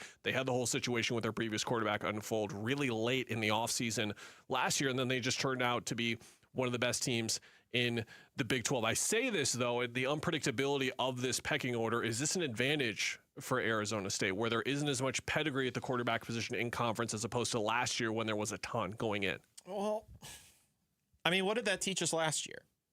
Because if you consider, there were a lot of the same quarterbacks from the year that the ASU won the national title going into the next year, right? Like Sam Leavitt was at the top of that class. They still had Baron Morton at Texas Tech. They still had Brendan Sorsby at Cincinnati at that point in time. Dampier, Bachmeier, those were kind of the two biggest new names to come into the conference. And then they obviously showed out as two of the better quarterbacks in this conference. And now, if I'm looking at this graph correctly, this was provided in the most recent Bill Connolly story on ESPN where he's previewing the Big 12. There are 6 returning quarterbacks in the Big 12 this year. Dampier, Bachmeier, who you mentioned, Fafita, Connor Wagman at Houston, Avery Johnson at Kansas State, and then Scotty Fox Jr. at West Virginia. Like, that's it. There is so much that can be determined, and I know there's a lot of support behind Texas Tech because that program's got all the money in the world, and their defense was spectacular last year. BYU doing the same thing, getting that crumble cookie money to keep Kalani Sitake around. There you go. I just don't know that we can rely on consistency because the past 2 years have shown us that consistency does not exist with this conference. It would have to happen this year, but I just don't see it happening. When it comes to the ASU quarterback job, there is seemingly the take, and I think Chris Carbon had this on, I think this program, I want to say, when he was on our program a few weeks ago, was that right now, like, Boley is the guy for this year, quote unquote, the guy. We'll see. But Jake Fetty is the long-term guy. Where are we going to see him just start at some point this year? He seems like he's the favorite to start next year. And again, Boley has eligibility for next year. But Fetty has been the guy to emerge. In terms of what the coaching staff has said, here's Kenny Dillingham yesterday on if anyone is standing out more than the others in the quarterback room. Yeah, I think, you always want to have a quarterback as soon as possible. You want to have a guy, no matter what, before you prepare for the first week. So I think Saturday scrimmage will be a big day. And then here's OC Marcus Arroyo earlier today on how he feels about the quarterback room. Good. We're through 7 practices, about halfway through. You got about 2 weeks before we get playing another opponent, and so the ownership and the excitement about what we got to do in regards to situational football has happened the last few days up here. We're playing with pads on and full pads. We're getting a lot of things done and checklist off. Now we got to take these next 2 weeks and really compound our experience and what we put together. And their schedule is really interesting to me in terms of this own conversation, right, Mitch? Because you look at the start and you look at the first 5 to 6 games of the year. There is this bridge point that they get to where they play Morgan State, and then to your tough point, at A&M, the Kansas International game, Baylor, but then there is a break right there where they play Hawaii on October 10th before going to Texas Tech, playing Kansas State at home, and then going to BYU. My point being, at that 4-game stretch, if you're playing against Baylor, you're 2-2 now. Boley doesn't look like the guy. Yeah. You could use that Hawaii game to get Fetty in or get someone else in like Keefe if you want to, and kind of change the dynamic there. It's interesting because Keene, who comes via, I think it was UCF was the last place he was, or Fresno State, one of those two. He's been to both, so I'm technically correct. But either way, somebody who's the most well-versed in this quarterback room, Fetty, and then Cam Dyer, who I think redshirted a year ago. Both of those guys are on the younger side. Probably not going to see a ton of reps. I know there's a lot of excitement about Fetty as a true freshman. I'm part of that excitement. But I think there's a lot of faith that either Boley or Keene are going to be the guys leading the way, similarly how it was Sam Leavitt and Jeff Sims. Those are your frontline guys. And if something were to happen, then you have these younger guys who are uber talented or have the ability to do more than just stand in the pocket and throw a football to be able to make things work at the collegiate level. Keene is the kind of guy that you can, and based on some of the reporting that we've seen from camp so far, has been Mr. Consistent and seemingly reliable in terms of his progressions and how he's adjusting to this offense.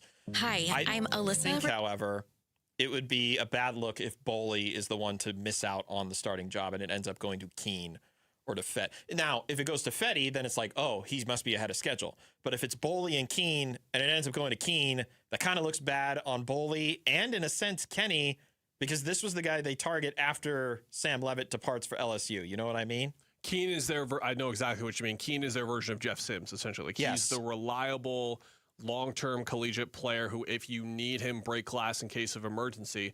We shouldn't be breaking that glass. He's good vibes, but I would hope that he's not the starter. No disrespect to Mikey. And then for the Wildcats, Brent Brennan in his first year, 4-8, leading them to 9-4 last season, lost in the Holiday Bowl as well. Fafita coming off of that 2023 season, it looked like this was going to be perhaps like the best quarterback that Arizona has ever had. He looked absolutely fantastic in Jed Fish's last year, then comes out in Brennan's first year and is just an absolute disaster. Yeah. I myself, a Wildcat supporter, is like, I'm kind of done off Brennan. I can just see 1 year and that's enough for me. No, thank you. Had zero interest, to be totally honest, in our football season last year.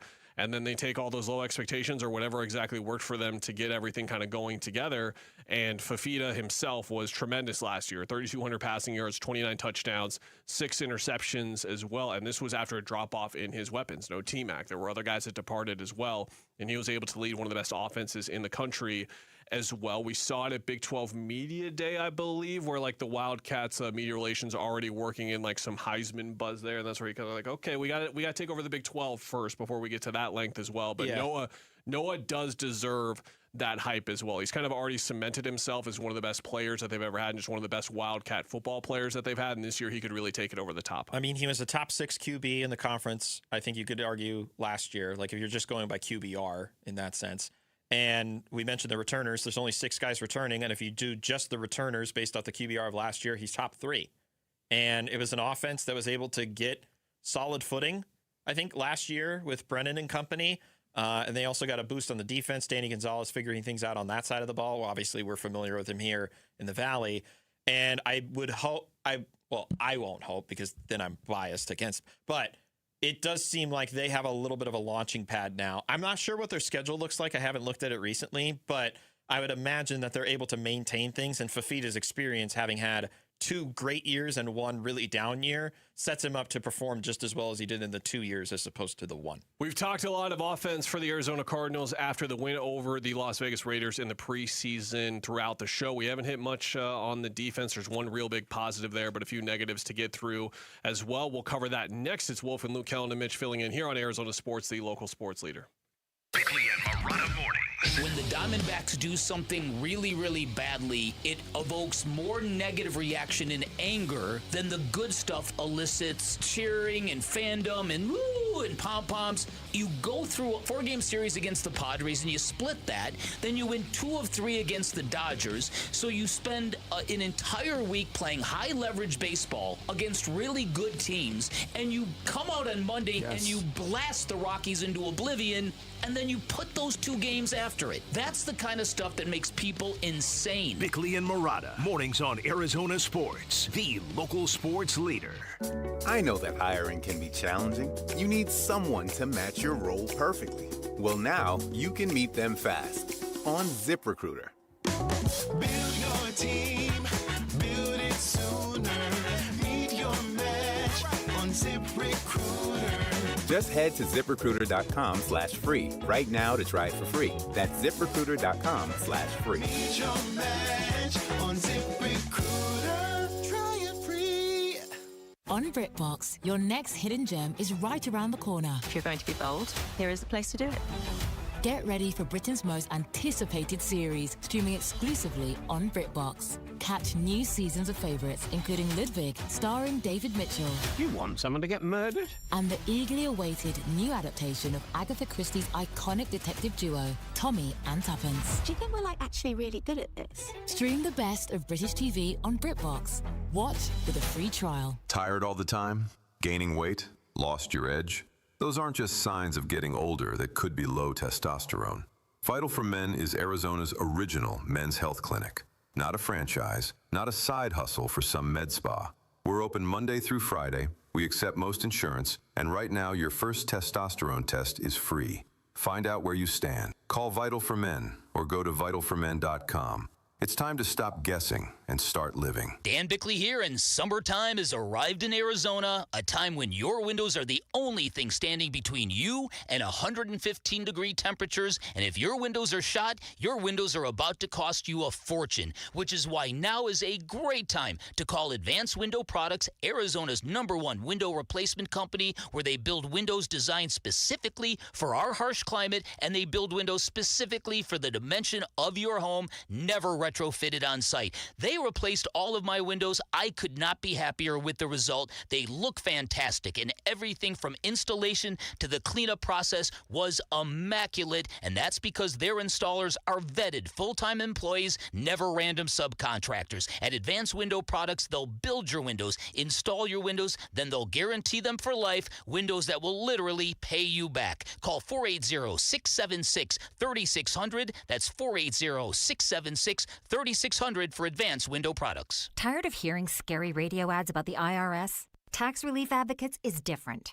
TRA is here to tell you that if you owe money to the IRS, whether it's $5,000 or $500,000, we have a solution. TRA can eliminate or reduce what you owe to the IRS with zero risk to you. We have over 1,000 5-star reviews on Google and an A+ with a BBB. End your tax nightmare today by visiting TRA.com or call 800-583-6681. That's 800-583-6681. And Doug. Limu and I created a trick to help you remember that you can customize your car insurance and save with Liberty Mutual. You see, the shirts Limu and I wear are yellow, and yellow is the color of lemons, and lemons grow on trees, and trees provide oxygen, and oxygen helps us breathe, and breathing is how you live, and you can live more life when you save money by customizing your car insurance. I agree, Limu. It's really quite simple. Only pay for what you need at libertymutual.com. Liberty, liberty, liberty, liberty. Football is back, Arizona. Bud Light, the official beer partner of the Arizona Cardinals, is proud to bring you wall-to-wall training camp coverage right here on Arizona Sports 98.7 FM. From position battles to breakout players, we've got you covered for the first snap to the final roster cut. So grab a Bud Light, tune in, and get ready for another Cardinals season. Bud Light, upgrade your game day. Enjoy responsibly. Bud Light, St. Louis, Missouri. Who is Farm Bureau Financial Services? At our core, we're relationship builders. We're home and auto bundlers, life insurers, farm and ranch protectors, and retirement planners. We're neighbors, community members, and friends. We're the people you can count on now and for years to come. Find a Farm Bureau agent at fbfs.com/protect. Farm Bureau Property and Casualty Insurance Company, Western Agricultural Insurance Company, Farm Bureau Life Insurance Company. KMVP FM Phoenix. Live from the Casino Arizona and Talking Stick Resort Studio. Arizona Sports, the local sports leader.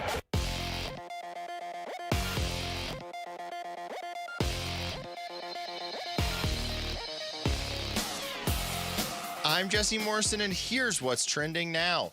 Jeremiah Love and Gardner Minshew shined as the Arizona Cardinals took down the Las Vegas Raiders 27-14 in preseason action yesterday. There was some bad news for the Cardinals in the game as rookie right guard Chase Busantis left the game with what appeared to be a serious knee injury. For more on the Cardinals win, head on over to ArizonaSports.com. The Arizona Diamondbacks are back in action after an off day yesterday. They take on the Atlanta Braves tonight. Pre-game coverage starts at 3:30 with first pitch at 4:15 right here on Arizona Sports 98.7 and the Arizona Sports app. It is a terrific pitching matchup between the red-hot Brandon Pfaadt and future Hall of Famer Chris Sale. And if you do not have any plans on Sunday, the Phoenix Mercury will be inducting the great Diana Taurasi into the Ring of Honor at Mortgage Matchup Center. The Merc will take on the Portland Fire Sunday with tip-off at 4. This report is brought to you by your Valley Hyundai dealers. The Hyundai Getaway Sales Event is going on now. Get a deal so right it almost feels wrong. Don't miss out. Get to your local Valley Hyundai dealer today. The home of Arizona Cardinals football. Arizona Sports on YouTube. The app, 98.7 FM. Back to football. With Wolf and Luke. Preseason coverage brought to you by Bud Light.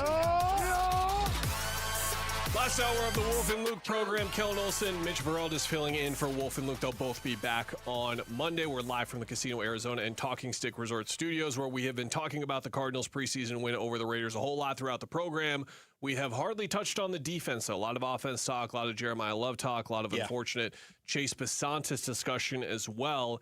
We can pick where to start here, and I'll start positively because there was maybe a few other positives besides Walter Nolan, but all of the hype that we gave Walter Nolan last year after the short sample size we saw him in before his injury, he looked like Walter Nolan right away. The only time that I noticed the ones really getting a pass rush was when he pushed his guy a couple of feet back as well, and then there was the sack as well. He was really impressive, Mitch. Finished with 2 total tackles. 1 was a sack. 1 was a tackle for loss. I think he was able to get a decent amount of pressure on the QB. I thought I saw from Teo Mackey in terms of how often he was able to get pressure in yesterday's game. And I get it, we're talking about preseason, but still, this is the one guy that you're looking at in terms of we need him to be one of the key game wreckers. And I've used the term linchpin a lot to the point that I now hate what a linchpin is.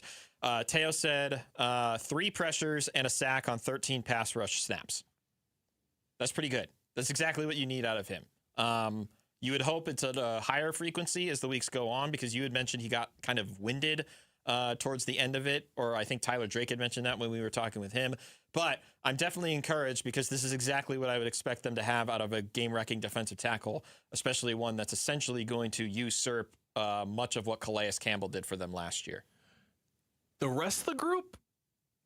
Can I at least give a shout to Carson Shire? I liked what I saw from him out there, but outside of that, I'm just like, yeah, there wasn't a ton going on. It was we talked about it with Tyler Drake earlier. It was like I'm in favor of just getting value on Josh Sweat right now. This is probably the highest his stock is going to be, in my opinion. I don't expect him to follow up to the 100th percentile to the highest degree possible what he did last year. So I think this is the highest his stock is going to be with the years left on his contract as well. So if there was a time to get off of him, or if he just doesn't want to be here, then there you go. You can send him out right now. Yeah. If you did choose to do that in the past in the alternate reality I've created, or you still decide to do so with whatever the hell is going on with him right now and the degrees to which it drops to, you're just going to have 0 pass rush pressure at all. Like BJ Ojulari did not stick out. Jordan Birch was out there a whole lot. That was noticeable how much he was out there with the ones. He didn't really have much of an impression. Zayvon Collins didn't as well. And then I was watching Darius Robinson because I was interested to see how, like, my eyes were on him and Nolan pretty much every time they were out there. Yeah. And it is just incredible how much better that Walter Nolan looked than Robinson comparatively. It's not even close. Kirk Cousins just looked very unbothered for the one and only drive that he was out there. And I think Fernando Mendoza on that, I think it was his second drive, the way he operated down the field, getting the ball out quick. I think he recognized some of the pressure it was getting there, but this is a matchup that really hammers home how much of a frustration it might be to have that pass rush and get after the quarterback and create that pressure. Kirk Cousins and Fernando Mendoza are not like multi-skill quarterbacks, or the word I'm looking for, it's escaping me for the moment, but they are not the type of guys that are just going to get out and run or cause a threat to run. You should just go after them. Yes. They're kind of statuesque back there.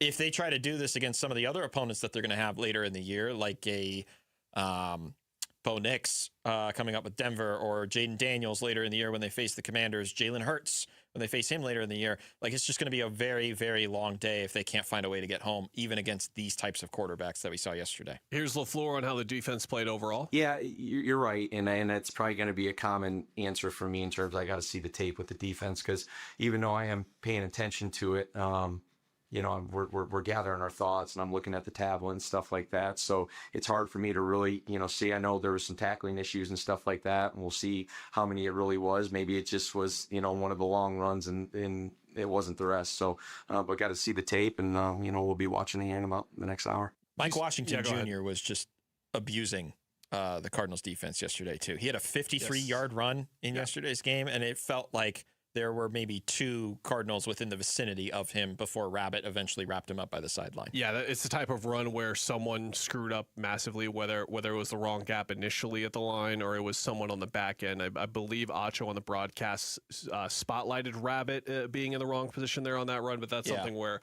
a lot of stuff goes wrong. Tyler mentioned it when he joined the show. Denzel Burke was in that second cornerback spot opposite Will Johnson as well. Had a nice hit, made a nice play in coverage as well. I think Star Thomas is the forgotten man in that cornerback room because he sort of had a year that Denzel Burke did before his injury where he was solidifying himself as a starting caliber corner, in my opinion, in that season 2 years ago. And then he goes through the injury. We don't see him at all. And then he comes back this year fighting for a job. Like Murphy Bunting is going to be in the mix there too. And then, of course, Garrett Williams. And when he's back and when we see him is the other question there as well. What were your impressions of what the corners were able to do? In the same way that I was like, oh, Isaiah Adams is out there to start. Oh, Jeremiah Love's out there to start. I was the same way with Denzel Burke, only because it felt like there was a true competition for that too. I know Burke was the one that essentially finished the year and finished the year strong. But to your point about Starling Thomas, and he didn't really get out there until the second half, I think it was. And I'm sure part of that is just to make sure, like, hey, you got a football field under you again after being out all year with an ACL tear. Like, how are you feeling? Let's give you a soft landing spot against a third string offense, essentially.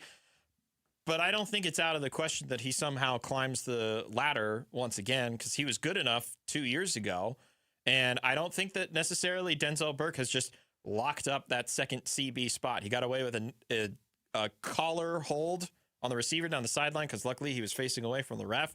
But there's moments like that that don't necessarily guarantee that spot, like we saw it with Max Melton when he was a rookie. Didn't lock that down as a result of Denzel Burke taking over or Star Thomas taking over. So I think it's just still very fluid right now.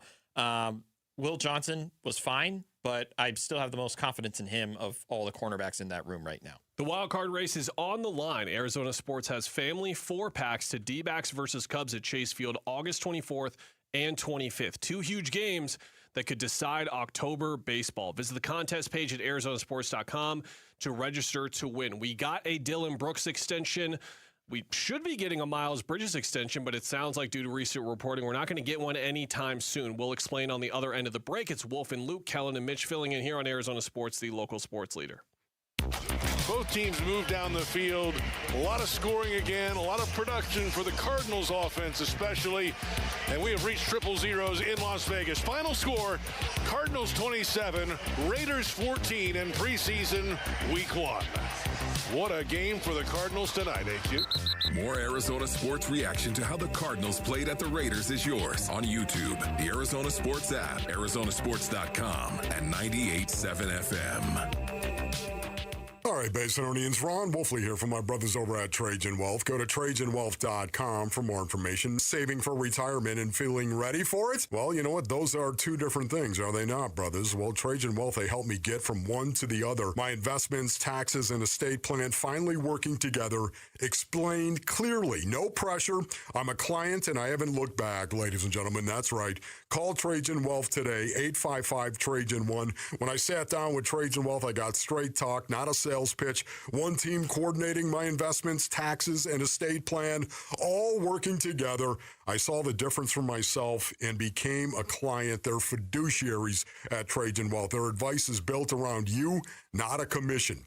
Pick up the phone, give them a call, 855-TRAJAN-1. Advisory services through Trajan Wealth LLC, SEC Registered Investment Advisor. Additional services through Trajan Estate, Trajan Tax, actual client paid advertisement, additional disclosures at TrajanWealth.com. Hi, I'm Alyssa Rivera, Senior Marketing Manager with Mattamy Homes. We're proud to be the Stories of Hope sponsor of the Phoenix Children's Hospital Give-a-thon. In my own family, my son was diagnosed with leukemia. He's now doing great, all thanks to the wonderful medical care of PCH. Call 602-933-4567. You can also text GIVE to 620-620. The children at PCH need our help now more than ever. Hi, I'm Grace Dunlop with Presidential Pools and Spas. We build dream backyards every day, but right now, your new pool can do something even bigger. Now, through August 21st, a portion of every pool we sell goes directly to Phoenix Children's Hospital, helping kids who need it most get world-class care right here in our community. Your backyard oasis can change a child's life. Visit presidentialpools.com and swim for a good cause. That's presidentialpools.com. Hi, I'm Tom Shane, third-generation owner at Shane Company. As a family jewelry business for almost 100 years, we are known for doing right by our customers. Our legacy of integrity depends on it. Here are 3 things we never do. We never cut corners. Our engagement rings are made to high-quality standards, and we stand behind them with our all-inclusive free lifetime warranty.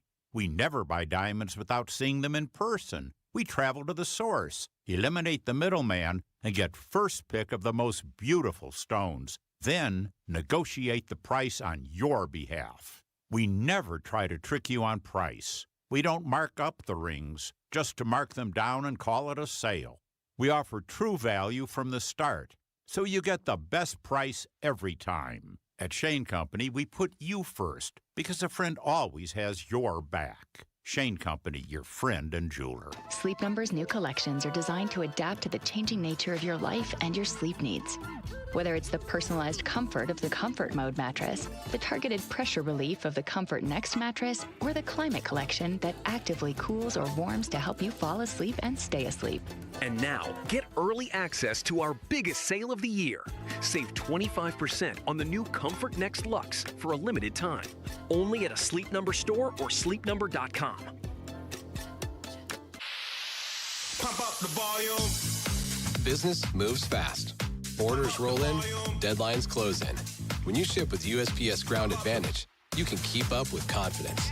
Every package stays in our secure network from dock to door. And with nationwide reach, dependable tracking, and upfront affordable pricing, you get built-in peace of mind. You run the business. We run the routes. Visit USPS.com/Ground Advantage to learn more.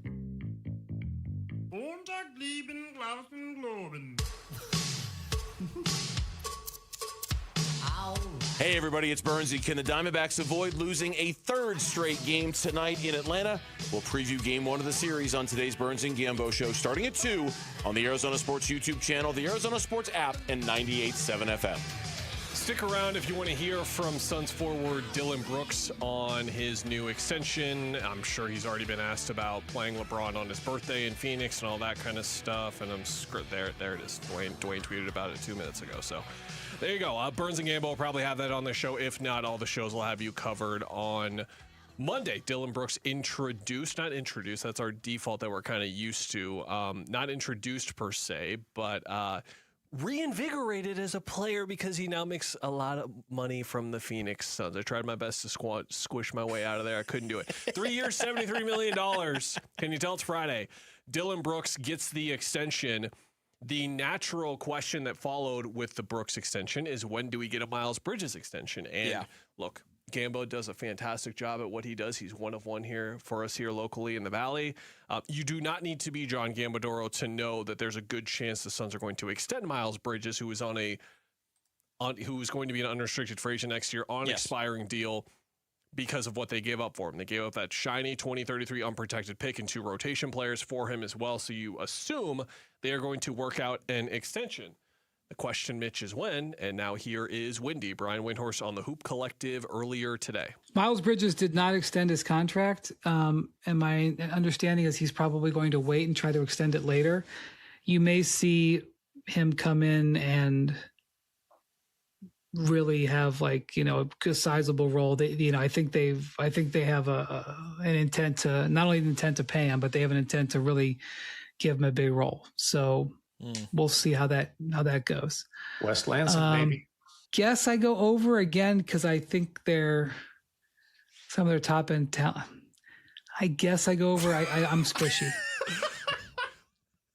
Man, that's tough. Jamal, that's tough. We got the Black Hole Cardinals earlier, and then we have Windy just really struggling to get there.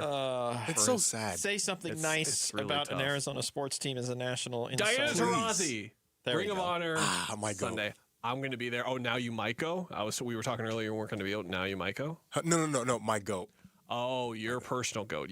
To be clear, Just earlier on the soft on the program, T's. you said Asia Wilson is the GOAT, but Diana Taurasi is your GOAT. Yes. There's a difference, and that's perfectly okay. And Jamal in his Diana Taurasi jersey can say that. He's got the kit on. He's fine. He's repping properly. You He's got the number 3. You gave a little in the middle of that soundbite. Expand. Well, so you know what's funny is when we start talking about contract extensions and blah, blah, blah, I go to one of my favorite websites, which is Spot Track. And apparently I've been here a lot because as I started typing in Spot Track, it also came up with /NBA, /Phoenix-Suns, /yearly, which is my favorite way of digesting an NBA roster.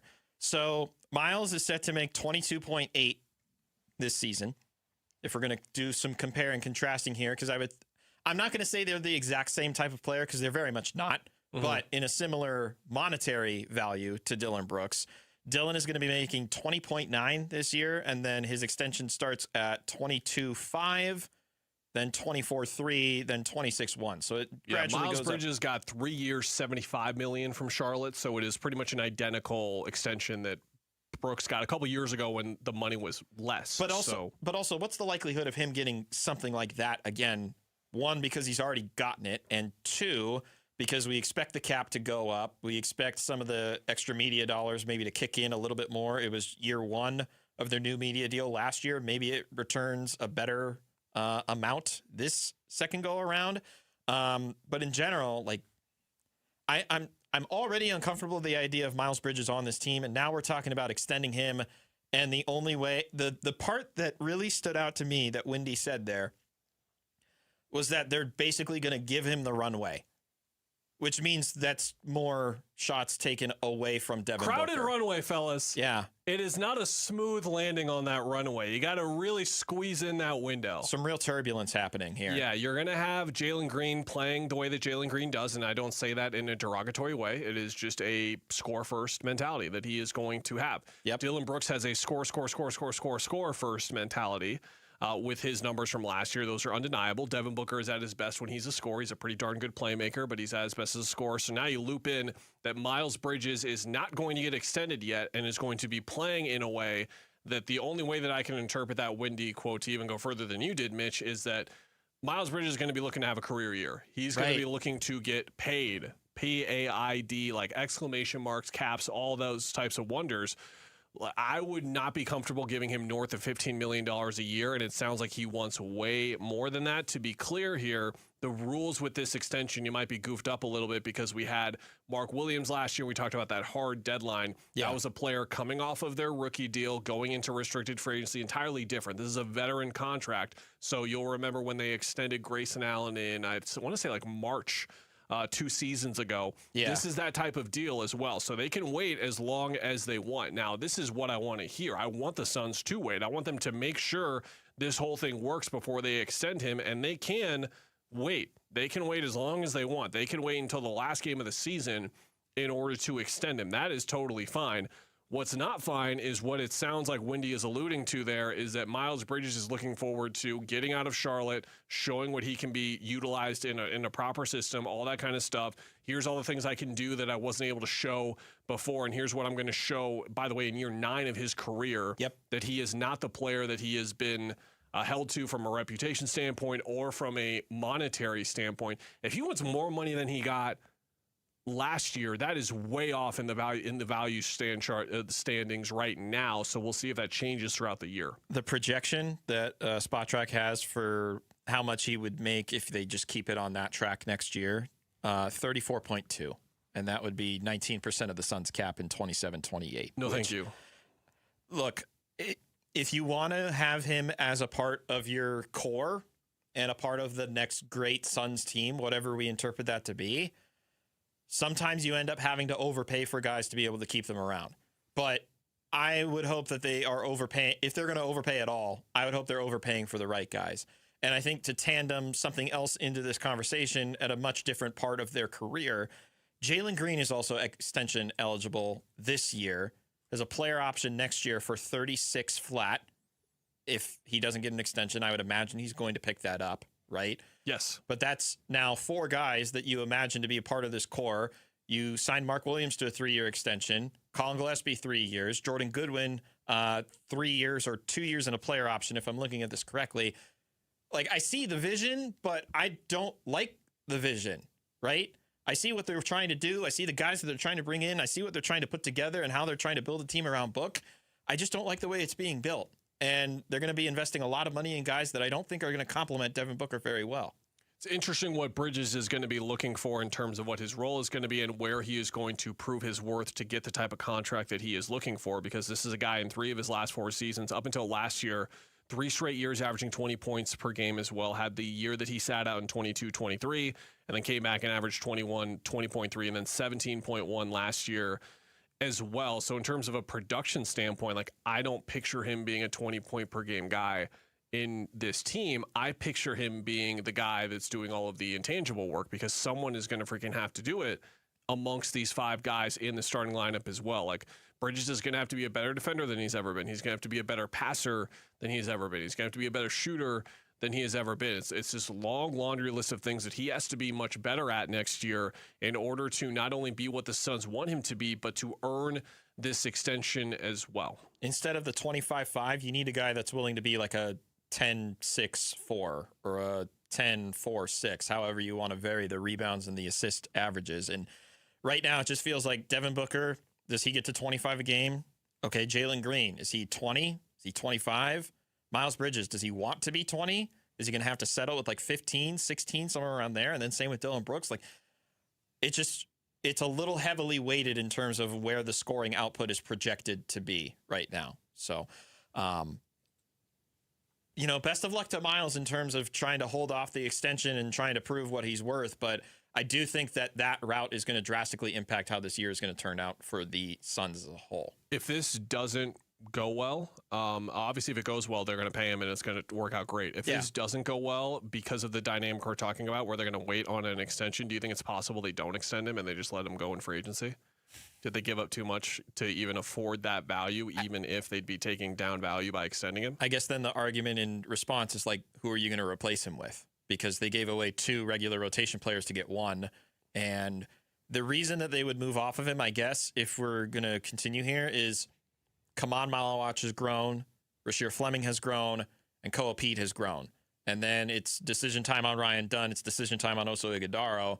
But the reason that they would be moving off of Miles Bridges, in my opinion, if they get to that point, is because they're confident enough with the guys that they drafted to be able to supplant and succeed those minutes for the rest of this decade. To your point, I think both things are going to have to be true. I think that it's going to have to be that the young guys are ready to step in for him if he's not the guy. And then 2, it's like obviously not going to have to work. Like you're going to have to look at those starting 5 and feel like, okay, this doesn't work long term, or they don't see another year where it can work with him, Green, Brooks, and Booker together. I wrote the story that caught a lot of flack a week or 2 ago. I think this team is going to have a starting lineup change by the All-Star break. I think it's going to be Green or Bridges, moving to the bench. We'll see if I'm right. We'll see if I'm wrong. I was wrong on the team in a really positive way last year, and I hope that to be the case again this year. Are we interested in seeing Carson Beck again this preseason after not seeing him yesterday? That's next. It's Wolf and Luke, Kellen and Mitch here in for Wolf and Luke on Arizona Sports, the local sports leader.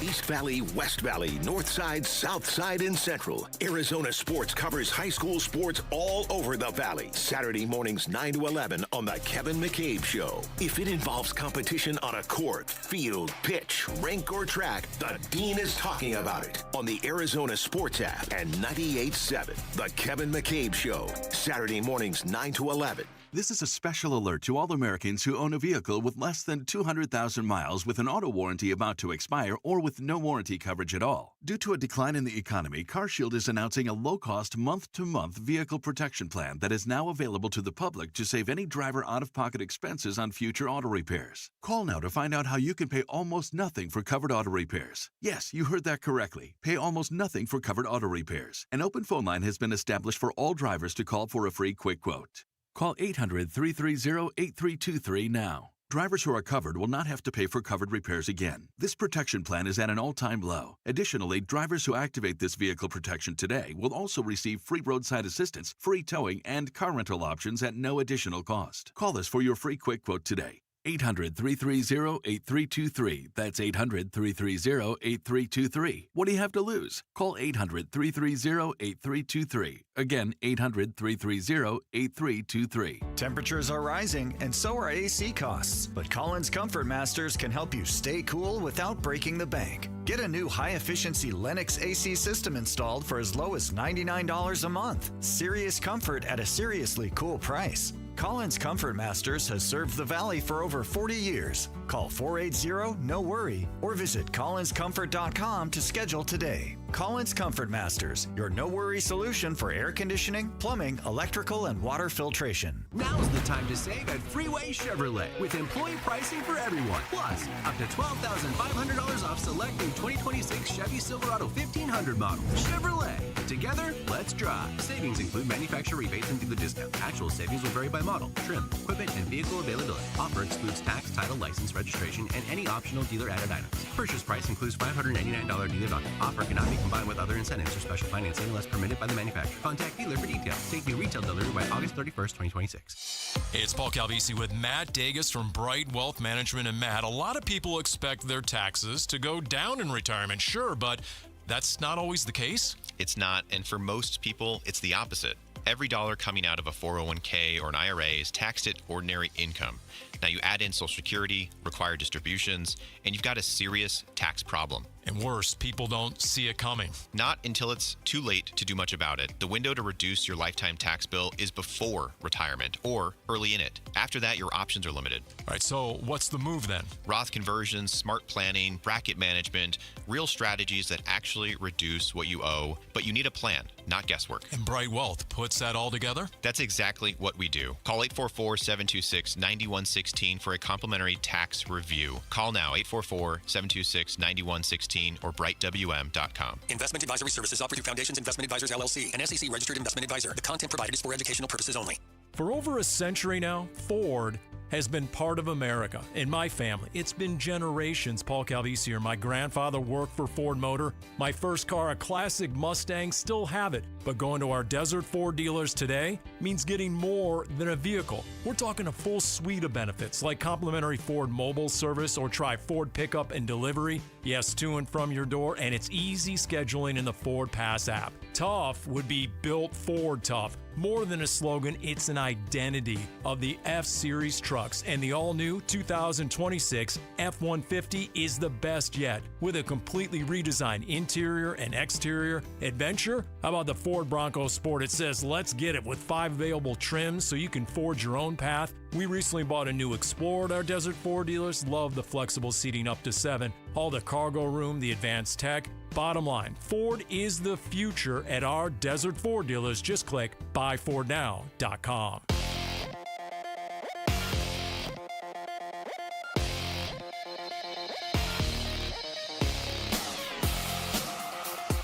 I'm Jesse Morrison, and here's what's trending now. Jeremiah Love and Gardner Minshew shined as the Arizona Cardinals took down the Las Vegas Raiders 27-14 in preseason action yesterday. There was some bad news for the Cardinals in the game as rookie right guard Chase Basantis left the game with what appeared to be a serious knee injury.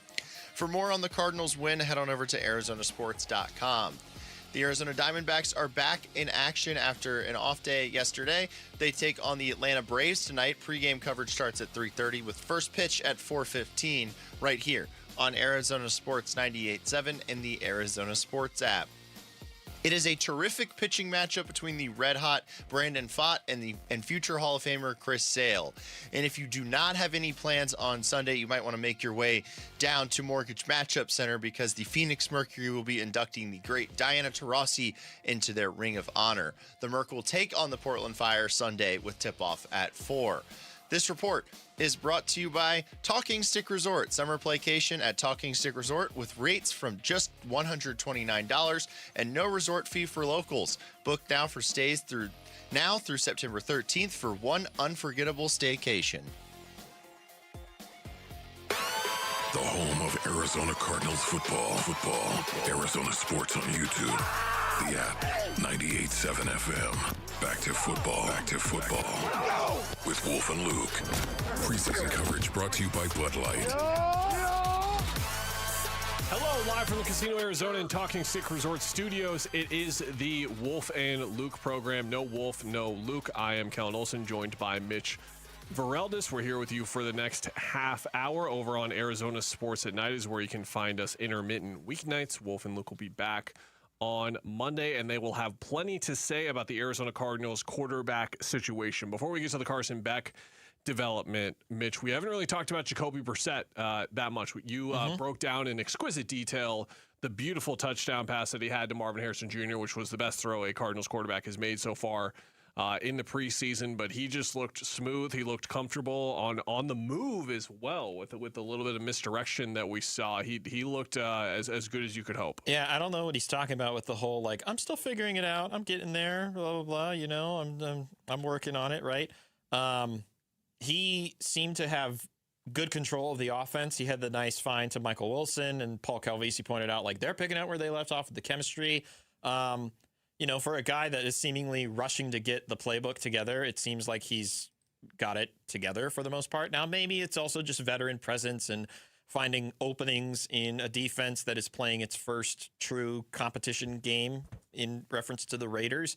But at the same time, he operated well with the one series that he had out there. I think we would have been slightly alarmed if they'd somehow went 3 and out, or if they just had really terrible operation. But they had clean operation outside of a couple of penalties, and they ended with a touchdown, and it was a beautiful, beautiful throw and a good plant the feet decision right in the face of an open defender to find Marvin Harrison Jr. The stat that we had earlier is that if you look at the leaders in quarterback rating in this preseason, again, we're talking about a lot of guys with 5, 10, 15 passing attempts, I understand, but to speak to how fluid this has been for the Cardinals, 4 of the top 7 players in quarterback rating are members of the Arizona Cardinals. In terms of how this gets split up over the next 2 weeks, Carson Beck's injury is going to factor into that, of course, a big surprise because he went through practice as normally as it seemed like with everything that he was asked to do and was doing. And then it turned out that on that run that he had early in the Carolina game, he picked up some type of rib injury that he was able to play through, which makes it all the more weird that he wasn't able to play through it the next week. But maybe the injury intensified, whatever the case may be. He was out then. We don't know yet if he's going to be available for this next game against Dallas, the final game against Green Bay in the preseason. We don't really know, but my goal and what I wanted to see was I wanted to see if you took the totality of Carson Beck's passing attempts and you combined the amount of passing attempts that Keaton Slovis, Gardner Minshew, and Jacoby Brissett had. I wanted Beck's number to be higher. He missed a game, and even if he missed a game, 19 attempts tied for the most. Slovis has 19, Minshew has 16, and then Brissett has 5. We can talk about Beck, of course, but what do you expect/want from how these 4 guys are divided in terms of their playing time over the final 2 games of the preseason? If we're using recency and how teams operate based off of how their preseason schedule works as like our guide in this, it's usually this upcoming preseason game where we see a little bit more of the guys that are going to get regular reps. So maybe we see a second drive with the Jacoby Brissett-led offense when they take on Dallas next week. Maybe we see a little bit less of Love and we see a little bit more of Tyler Algier, who I think only got 4 touches as a result of yesterday. Maybe it's our first look at James Conner. Maybe it's Budda Baker's first run. Maybe we see some more of the guys that we will expect to see regularly on Sundays. And then that last preseason game, it's kind of like a throw your hands up in the air. Who knows what we're going to get? But it's also the final chance for a lot of guys to audition and show that they're good enough to make the 53-man roster. As far as the quarterback play of that is concerned, I would say give me a little bit more Brissett just so that I know he's fully comfortable with LaFleur's offense. I don't really need to see much more of Minshew. That's nothing against him, but I don't think he's going to start, so I just want him to be healthy, ready to go, capable. I would like to see another game of Beck. I would. The thing that really Wolf and I were upset about yesterday when we found out is that we just don't have the affirmation that what we saw in the Hall of Fame game was not anomaly, right? It wasn't an anomalistic performance. I want to see him go out there again and operate the offense as comfortably as he did last week against Carolina at least one more time.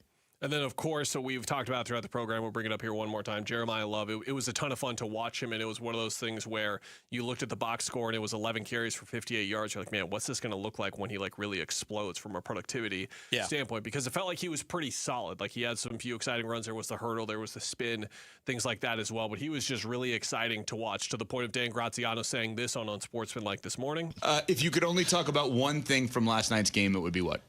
Honestly, Jeremiah Love was so cool to watch. You're like, okay, I get it. Like, I still wouldn't pick him third and give him more guaranteed money by far than Jahmyr Gibbs and Bijan Robinson just got in their veteran extensions. But, wow, was it fun to watch him play. And I mean, look, I tuned in to see Mendoza. I thought he looked good. But, I think there's not a lot of, hardcore takeaways from what we saw last night. So to me, it was just like I'm sitting there watching Jeremiah Love going, oh, wow, that's a special player. Feels like every national guy has a shot collar on when they talk about Jeremiah Love, and if they don't mention that he's overpaid, then they get a shock sent through their system. He's not guaranteed money. Like, do we need the backhanded compliment on the way out? Like, no, I wouldn't have taken him third still. Every time it's brought up, it's crazy. It's like, come on, man. We'll get there where it's not brought up, I think, eventually, I hope, but not now. Yeah, Love was awesome to watch. The downside, of course, is that he had the nick up with the ankle injury. They say it's not serious. Okay. They said the rib injury with Carson Beck's not serious. Okay. And then, of course, the Chase Besantis injury happening yesterday, just absolutely brutal. Those are the top 3 guys that they drafted in this most recent class. So you want to make sure that the other 2 in particular can make it to the regular season healthy. But it's also just cool to watch Love in general. Like you said, the stats weren't flashy, but it does put you in the mindset of like, what could this be if he gets, 20 touches or 25 touches, or if you really want to push it, what happens when he gets to 30? Like how explosive can he be when he just gets out in open space? I'm really excited because Tyler Drake said this, and I totally agree. Like the most interesting and intriguing position battle to watch is at wide receiver. Jalen Brooks has been fantastic. He's really emerging as like Devin Duvernay is going to be on the roster. He's going to be a return. He's going to be the return guy. But the 3 guys beyond Kendrick Bourne, Michael Wilson, and Marvin Harrison Jr., that's where we saw Reggie Virgil getting a lot of hype in camp. And he had a good day, 2 catches for 43 yards, had some nice catches against Carolina as well. But Brooks has been the consistent guy where even he was out there with the ones a little bit as well. That has been a part of the roster that has been lacking over the last couple of years in terms of that deeper talent in the receiver room as well. And I think that is really the end goal of this year. Is like we call it like a reset year. We call it a rebuild year. What that basically means in football, in my opinion at least, is that, okay, for our team in 2027, how many of these guys am I putting in pen in like December? Like if we're halfway through the year and I can kind of assess where our team is at going into next year, it's like, okay, can I put Isaiah Adams hopefully at right guard? We were talking about that being Chase Besantis in Penn. It's not him as well. Like, can we put someone like Kendrick Bourne or Jalen Brooks in Penn for that room? Can we put Marvin Harrison Jr. in Penn for one of those 2 receiver spots as well? It applies on the offense, especially on the defense too. Defense, you figure like right now, you hope that Walter Nolan's on that list.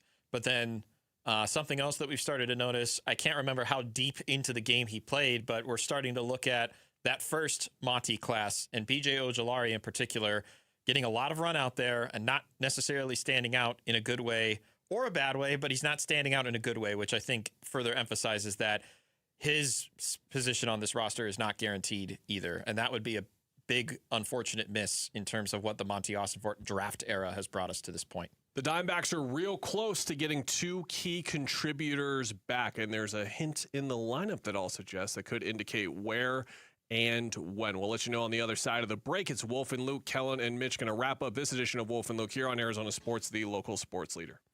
Join us for Give-a-thon Week, August 17th through the 21st. Arizona's kids need you, and we're going to rock the Train phone bank with your help. The Give-a-thon is presented by your Valley Hyundai dealers and Why Refi.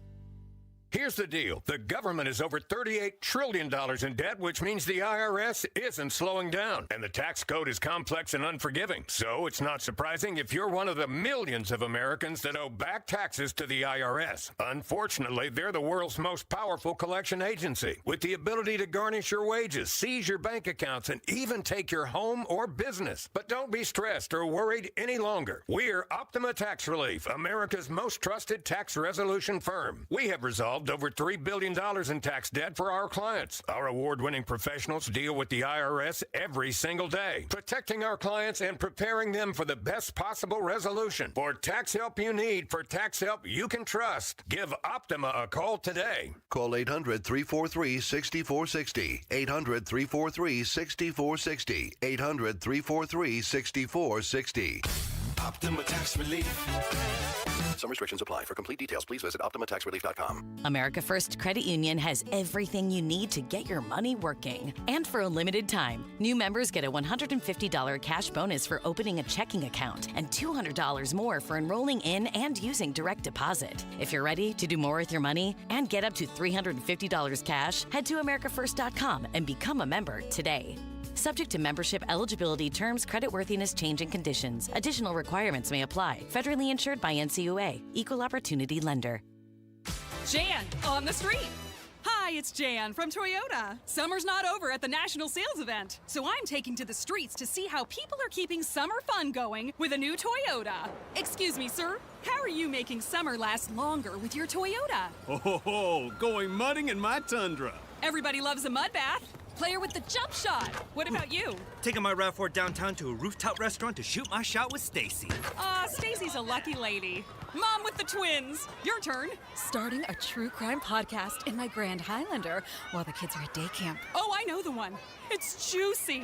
Man with the ball. And you? Dropping my BZ to the park to play kickball with friends. Kickball is life. I want that to be my life too. Well, those are some great ways to extend summer. See you next time. Jan on the street. Event ends August 31st. Dealer inventory may vary. See your participating Toyota dealer for details. Toyota, let's go places. At Train, tough comes standard. But real strength isn't just muscle, it's knowing when to flex. HVAC units tough enough for the extremes, but smart enough to know what's next. We engineer for chaos, so your home always stays comfortable. Train, built strong, engineered smart. It's hard to stop a train. Train is a proud sponsor of the Phoenix Children's Hospital and Champions of Hope, helping provide funding for the hospital's care, life-saving research, and families in need. Hi, this is Stuart Willis, President of Asset Preservation Wealth and Tax. A personal relationship with your financial advisor really matters. It's super important that you have the ability to talk about anything you need to with your advisor. So if you have been pushed off to a call center and you don't have a one-on-one relationship with your financial advisor, then reach out to us at assetpreservationwealth.com. That's assetpreservationwealth.com. Investment advisory services offered through Foundations Investment Advisors, LLC, and SEC registered investment advisor. A1Garage.com. A1 from day one. Hi, I'm Tommy Mello, founder of A1 Garage Door Service. You change the oil in your car, you service your air conditioner, your garage door deserves the same attention. A simple tune-up catches worn parts before they fail, keeps everything running quietly, and can add years of life to your system. Garage doors usually warn you before they break. We're here to help before that happens. Call today for our $29.95 tune-up special. A1Garage.com. A1 from day one.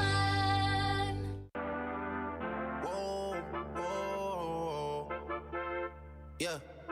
Hey, it's Vince Marotta. Join us Monday morning. All the latest on the Cardinals as they head into their third preseason week, starting at 6 a.m. on Arizona Sports 98.7, the Arizona Sports app, and the Arizona Sports YouTube channel.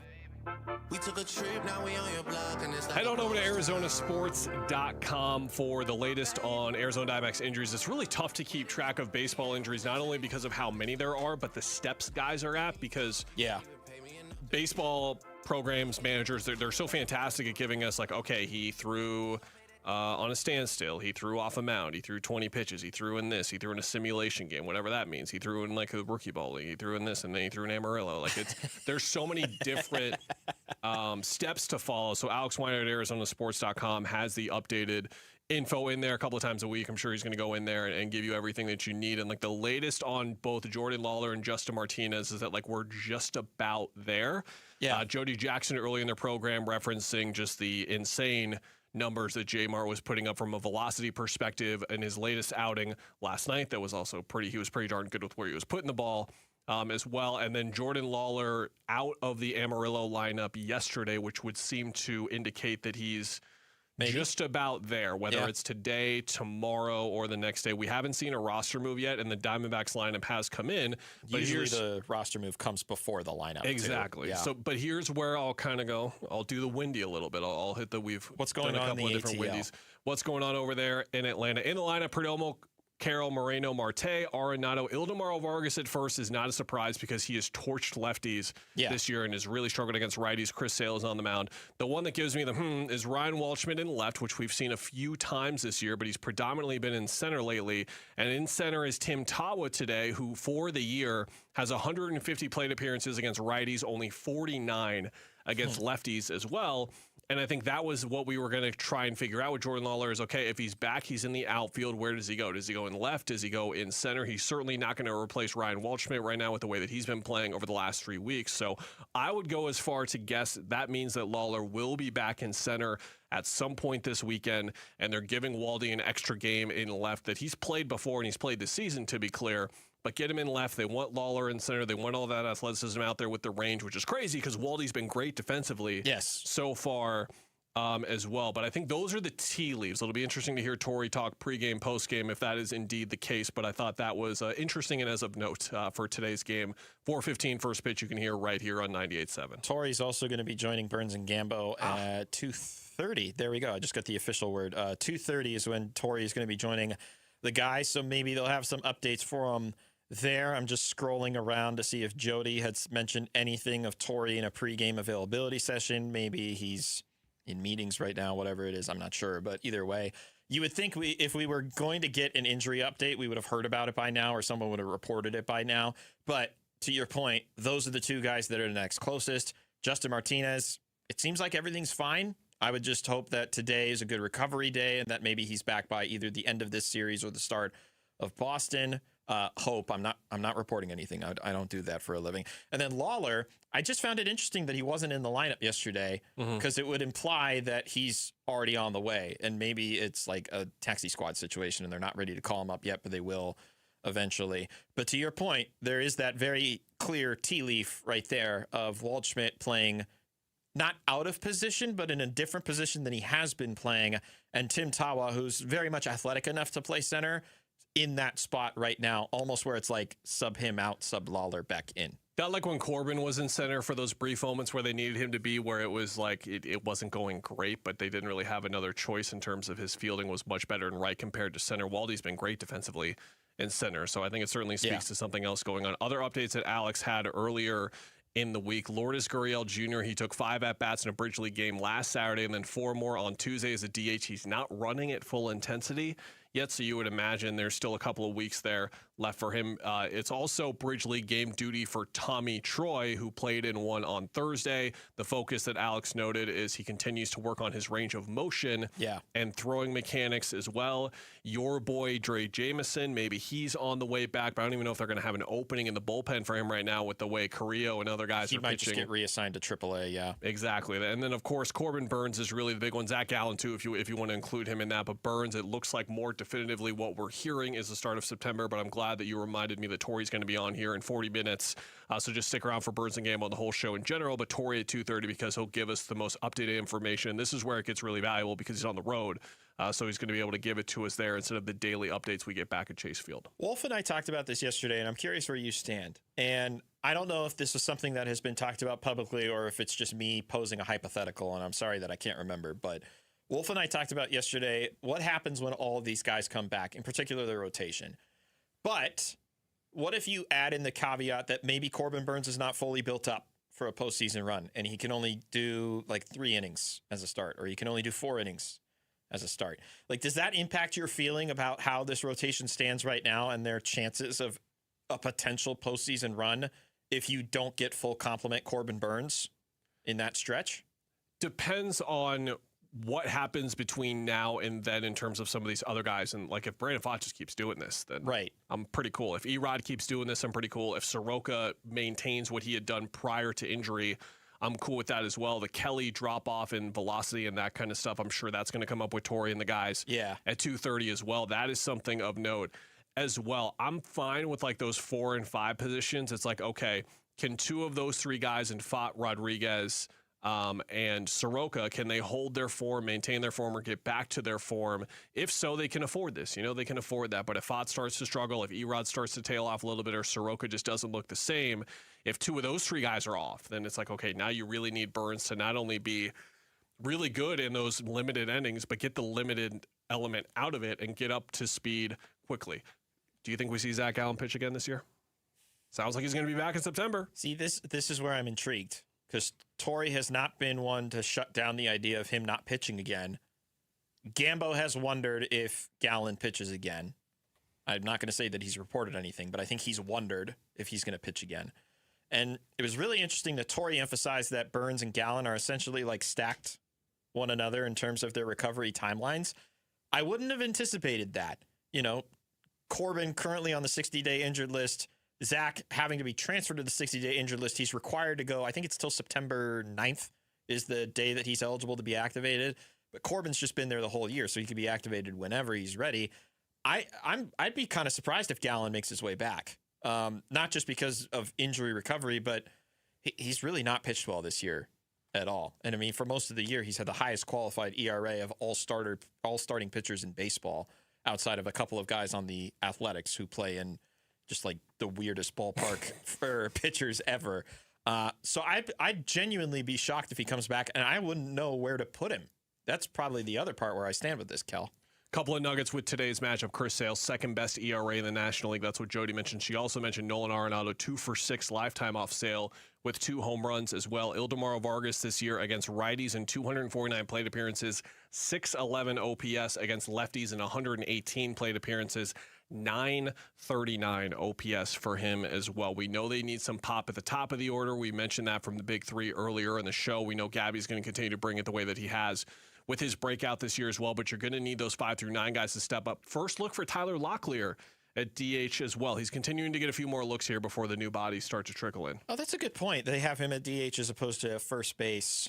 I wonder if they plan on keeping Vargas in, but then potentially when Sale comes out, subbing in like a Nootbaar or a Kepler later, and maybe it just fits better with that lineup projection too. And you could argue the same for Tawa. Maybe he is subbed out for a left-handed hitter later as well. It's a good note. Yeah, you wonder how rotational Nootbaar is going to be if he continues to keep up the poor form he did. And then Kepler 3 for 22 in the month of August as well. So he was due for a day off or a stint out of the lineup as well. That's going to do it here for the Wolf and Luke program. Mitch, thank you so much. Thanks, for Kel. the Arizona Sports at Day. Wolf and Luke again are back on Monday, and stay tuned for Burns and Gambo. Tori Lavello joining the guys at 2:30. Until then, have a good rest of your weekend. Goodbye.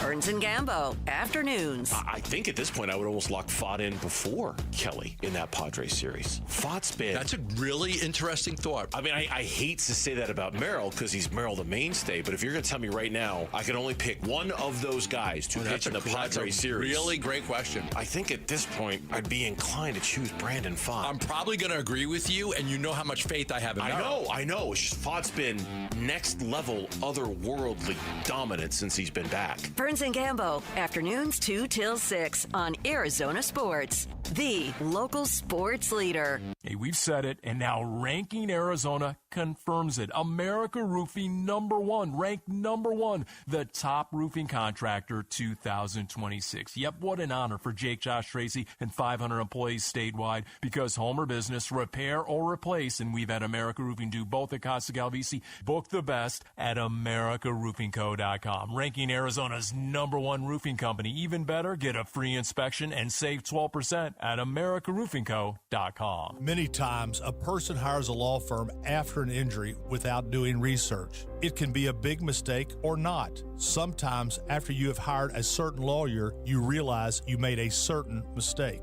But guess what? Just because you hired them doesn't mean you can't fire them. I'm John Morgan of Morgan & Morgan. If you think you've hired the wrong firm, you may have. So do this. Google Morgan & Morgan results or visit forthepeople.com for cases just like yours. You may find that our full-service injury firm should have been your choice in the first place. Last year, almost 12,000 people discharged their law firm and hired us after further research. We became America's largest injury firm for a reason. Visit forthepeople.com today and let's get started. Or call Pound Law on your cell phone. Morgan & Morgan, for the people. Morgan & Morgan, forthepeople.com. Arizona lawyer will handle Arizona cases. Prior results do not guarantee a similar outcome. Dan Bickley here with my great friend Shane O'Hanrahan, GM of Chapman BMW, where there's big news coming from your service departments. That's right, Bick. We have slashed prices on major repairs and 12 essential services, from oil changes to brake pads. The savings are incredible, and you don't have to take my word for it. Just go to ChapmanBMW.com, put your VIN number in, and you'll see all the money you're saving. And it doesn't matter where you purchase your BMW. That's Chapman BMW, 2 great locations. 1 great experience. Advanced Window Products is the local manufacturer of high-grade vinyl replacement windows. The name homeowners trust here in Phoenix. And right now, we're offering $2,500 off when you buy 10 windows or more. Hi, I'm Joe with Advanced Window Products. Imagine your home feeling cool and comfortable, even in this extreme summer heat. Our high-efficiency vinyl windows are engineered to boost your comfort and lower your energy bills by keeping that precious cool air inside your home. At Advanced Window Products, we build every window right here in Tolleson. No middlemen markups, no out-of-state delays, just factory direct quality, custom made for this crazy Arizona climate. And we install them and guarantee them for life. Call me right now at 480-676-3600. Don't forget, you get $2,500 off when you buy 10 windows or more. Call 480-676-3600 and get a free estimate on upgrading your windows today. Advanced Window Products. Check us out at advancedwindows.com. Again, advancedwindows.com. Hi, I'm Alyssa Rivera, Senior Marketing Manager with Mattamy Homes. We're proud to be the Stories of Hope sponsor of the Phoenix Children's Hospital Give-a-thon. In my own family, my son was diagnosed with leukemia. He's now doing great, all thanks to the wonderful medical care of PCH. Call 602-933-4567. You can also text GIVE to 620-620. The children at PCH need our help now more than ever.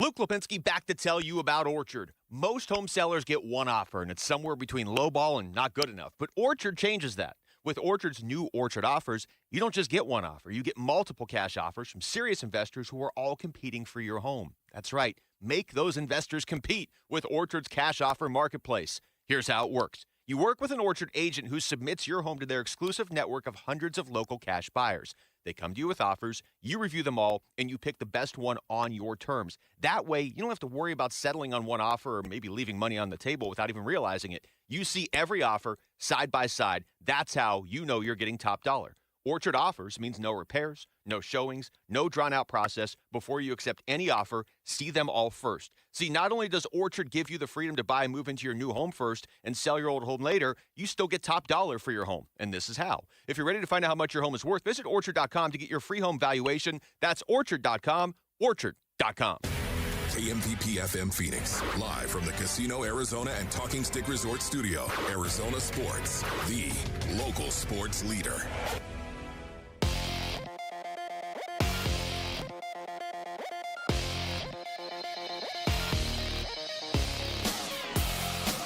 I'm Jesse Morrison, and here's what's trending now. Jeremiah Love and Gardner Minshew shined as the Arizona Cardinals took down the Las Vegas Raiders 27-14 in preseason action yesterday. There was some bad news for the Cardinals in the game as rookie right guard Chase Basantis left the game with what appeared to be a serious knee injury. For more on the Cardinals win, head on over to arizonasports.com. The Arizona Diamondbacks are back in action after an off day yesterday. They take on the Atlanta Braves tonight. Pre-game coverage starts at 3:30 with first pitch at 4:15 right here on Arizona Sports 98.7 and the Arizona Sports app. It is a terrific pitching matchup between the red-hot Brandon Pfaadt and future Hall of Famer Chris Sale. And if you do not have any plans on Sunday, you might want to get down to Mortgage Matchup Center as the Phoenix Mercury will be inducting the great Diana Taurasi into the Ring of Honor. The Merc will take on the Portland Fire Sunday with tip-off at 4. This report is brought to you by the Window Depot. Did you know the Window Depot is more than just windows? They have doors, skylights, cabinets, countertops, even flooring. Proud partner of the Arizona Diamondbacks, go to thewindowdepot.com. Arizona Sports, the local sports leader. Burns and Gambo starts now.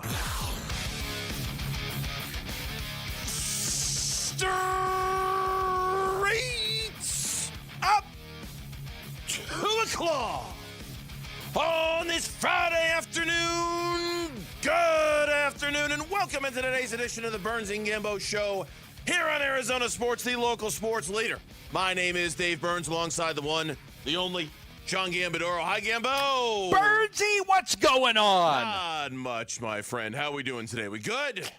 Yeah, we got the Suns schedule is out. We got a huge Diamondback series coming up right now. We've got a Cardinals offense that a lot of people are talking about.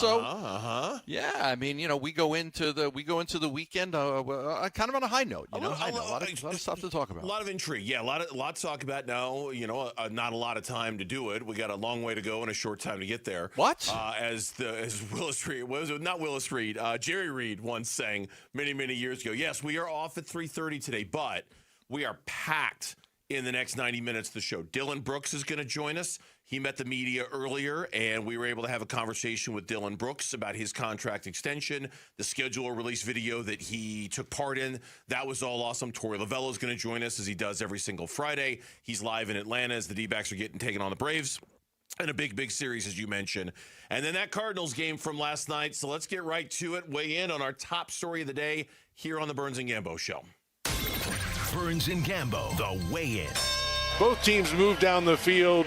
A lot of scoring again, a lot of production for the Cardinals offense especially.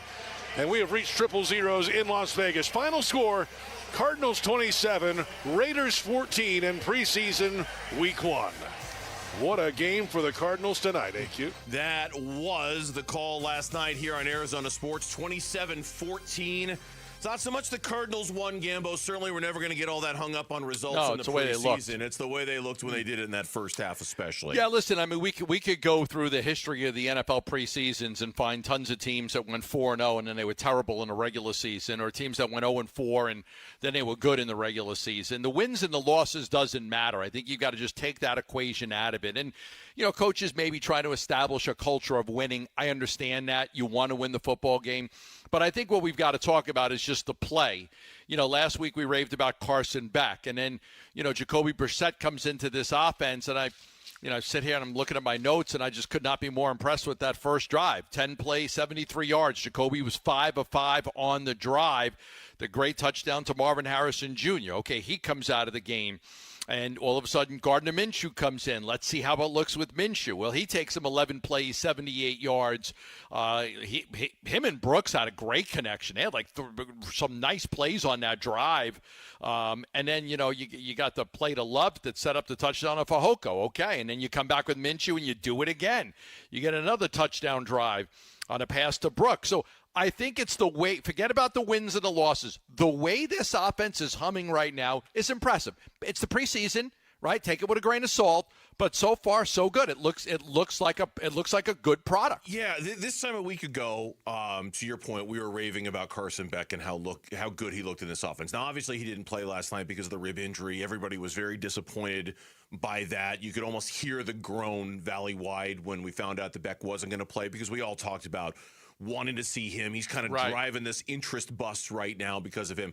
I'd tell you, what emerged to me last night was that maybe Carson Beck isn't as much of the story as Mike LaFleur is the story when it comes to the Cardinals. Because that offense was humming, and it didn't matter who the quarterback was, to your point. It didn't matter that it was Keaton Slovis in the second half. He put up good numbers. It didn't matter that Jeremiah Love, he had a great game, and he had a lot of touches, way more than he expected, way more than I ever would have thought that he would have gotten his first preseason game. He touched the ball 14 times last night.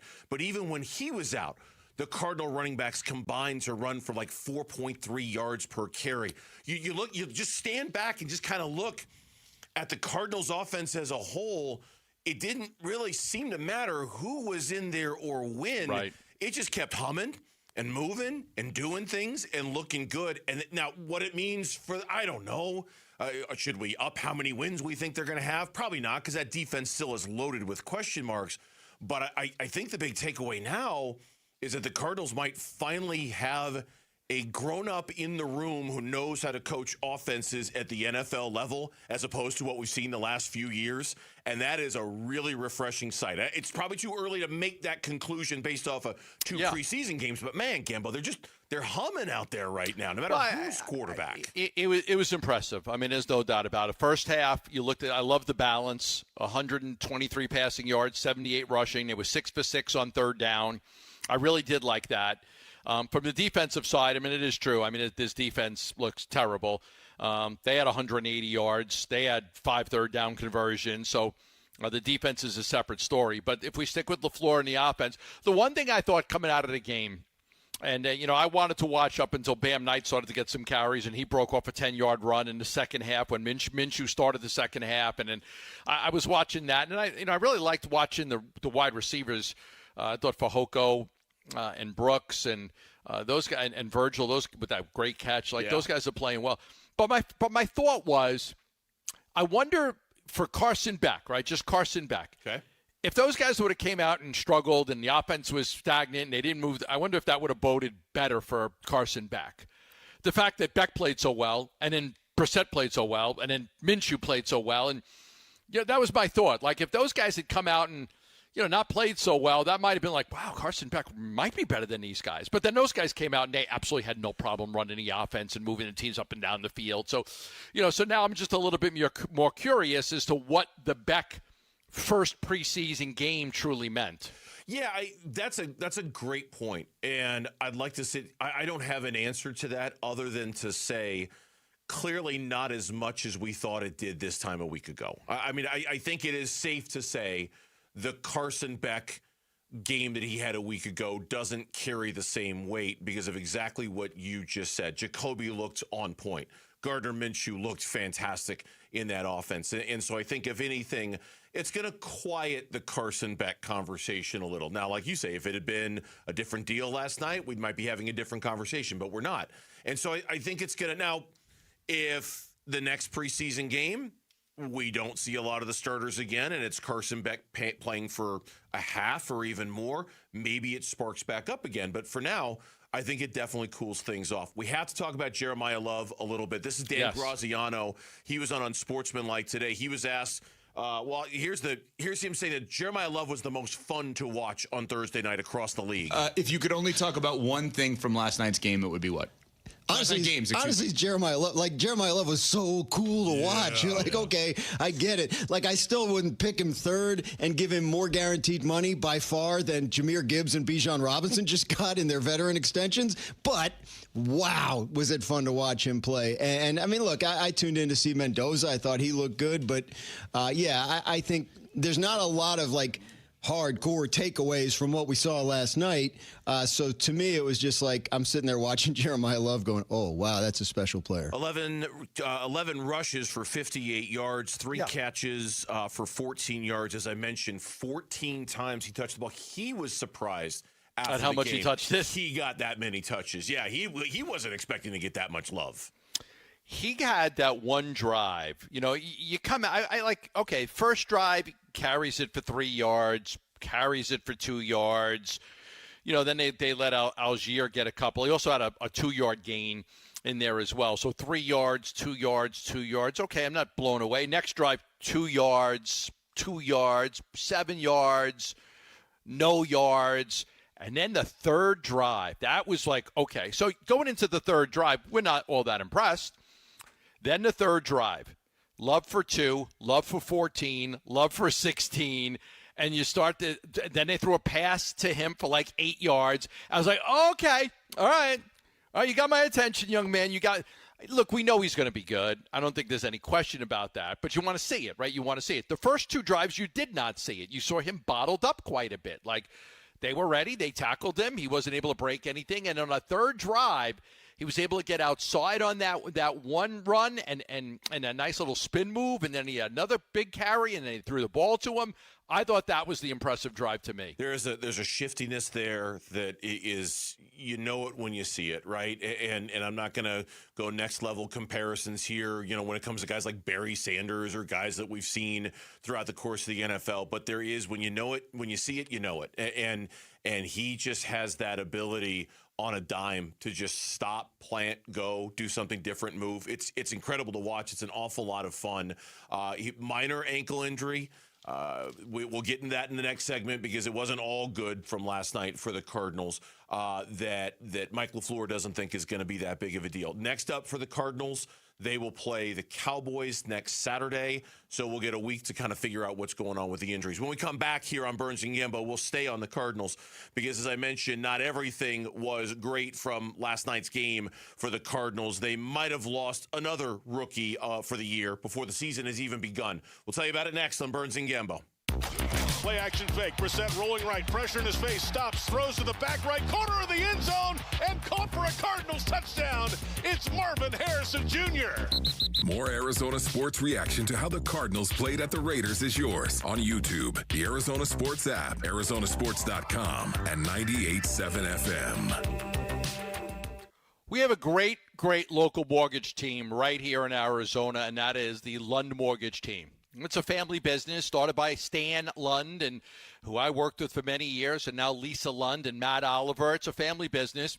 As brokers, they can shop and get you the best rate, and they're simply the best at what they do, because for them, it's not, all about the volume and volume and volume. It's about taking care of clients one at a time.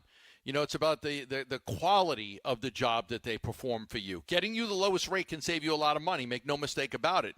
And if there's a company out there that's not willing to shop for you, that's not willing to save you a quarter of a point, that can end up costing you tens of thousands of dollars down the road.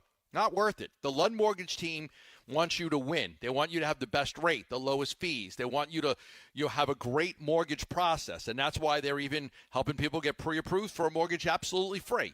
Call them at 623-889-0130 for all your mortgage needs. That's 623-889-0130. Oh, hey, Sarah. Here to pick up your little camper, too? Yeah. Did you hear my daughter Katie got Camper of the Week? Wow, that's a big deal. We got a big deal, too. Right, Mom? Honey, shh. That was our little secret. What's that? Okay, see that brand new Hyundai Santa Fe? Yeah. It feels like I got away with something. I only paid... Whoa, nice. Yeah. Deal so right, it almost feels wrong. Get the Hyundai you've always wanted, plus America's best warranty at the Hyundai Getaway Sales Event. Come on, Katie. We're taking the scenic route to the dealership.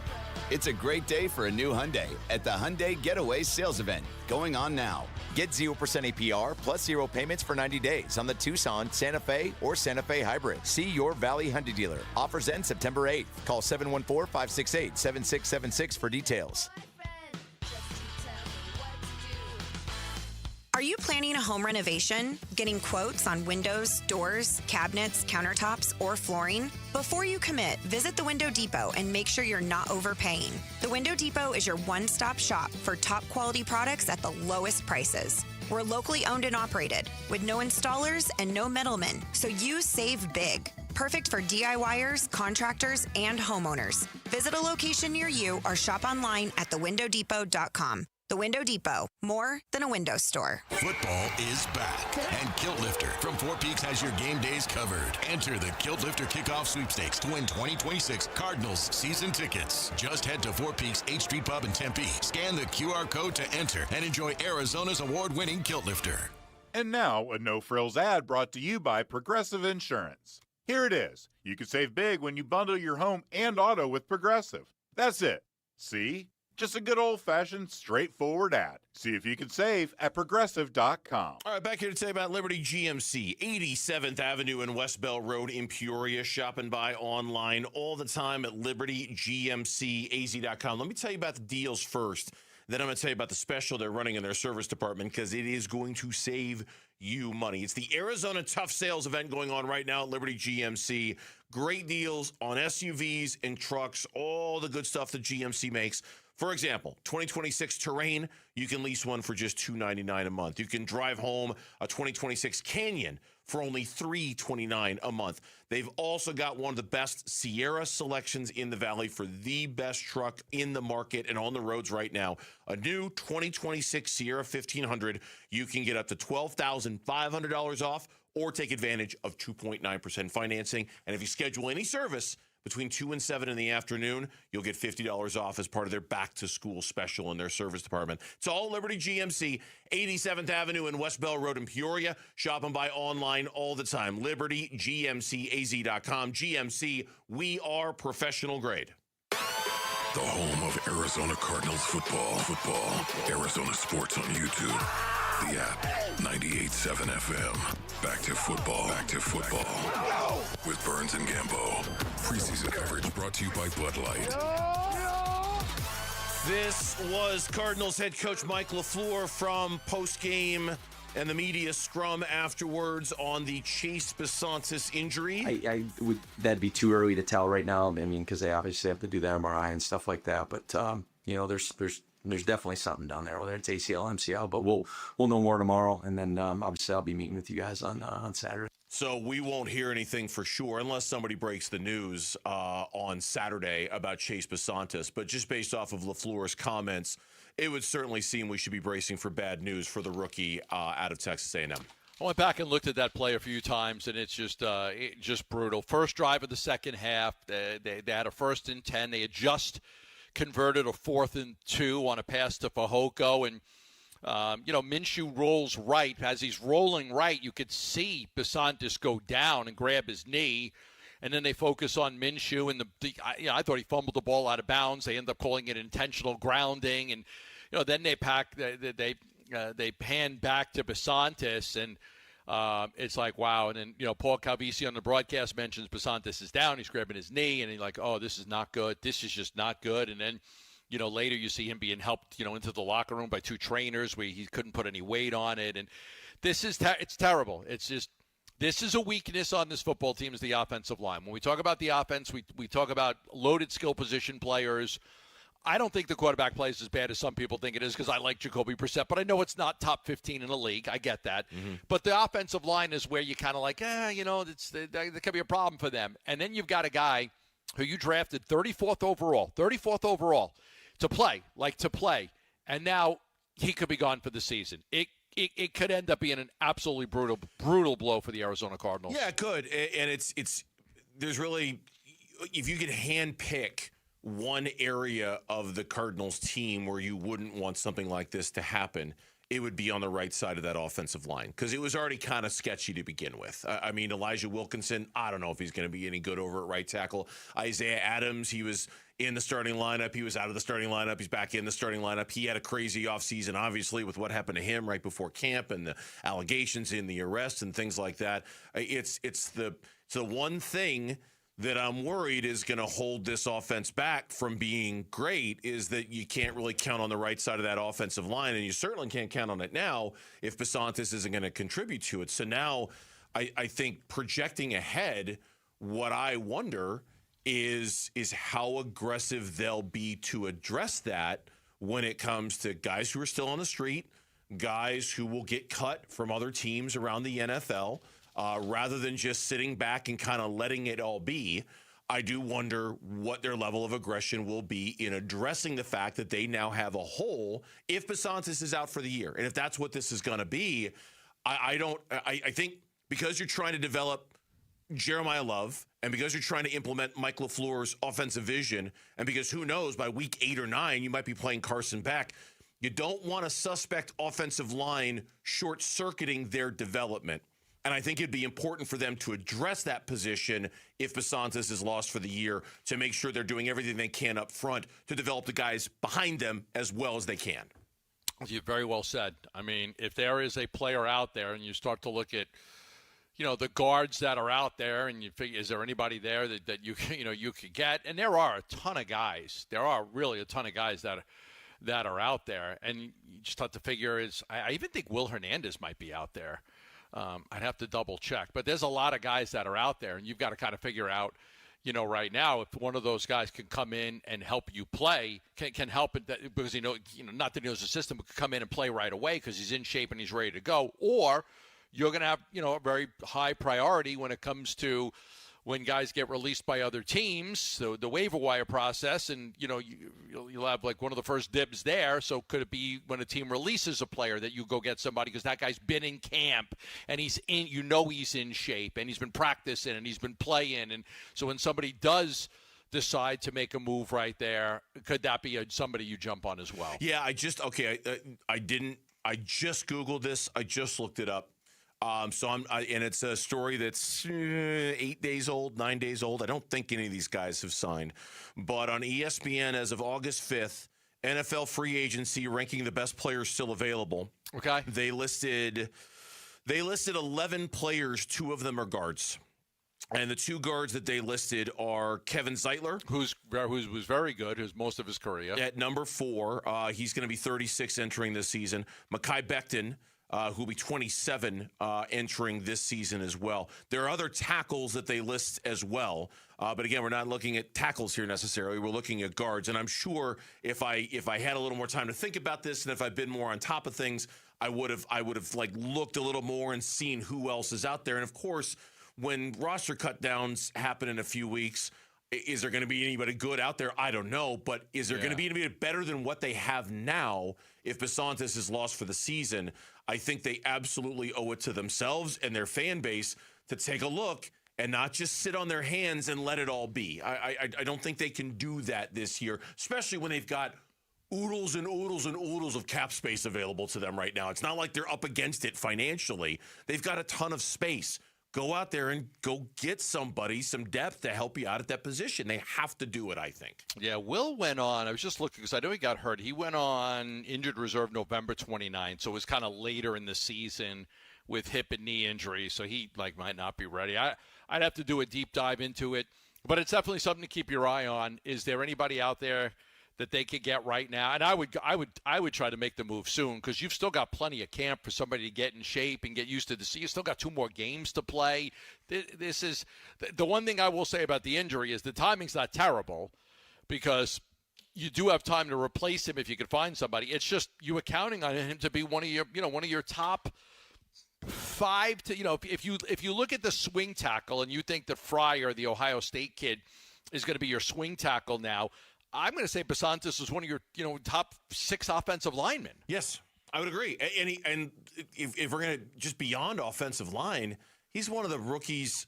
He's one of the few rookies who is actually going to play this year that you're expecting to. I don't think they're getting a ton of contributions from their rookies beyond that. Well, the other kid's out too, Caleb Proctor. Yeah, absolutely. Now maybe Reggie Virgil turns out to be something more than we thought. He's he had that really good catch last night. That was a great catch. But I was really looking forward to Basantis. I'm bummed for him. We had him on the show. He just seems like an absolute mauler, right? Like just the perfect kind of offensive lineman mindset. And I'm really disappointed for him. And I hope it's not going to be the worst news, but I think based off of LaFleur's comments last night, we're all kind of bracing for the worst news. Fortunately, that was not the case with Jeremiah Love. Here's Mike LaFleur after the game on what he saw from his rookie running back out of Notre Dame. He's able to self-correct himself, and what I mean by that, he's probably a little bit not as grounded in the first couple carries, and then as he just got a little bit more into the game, a little bit more settled, he was staying grounded, and that's where you can end up hitting the big ones.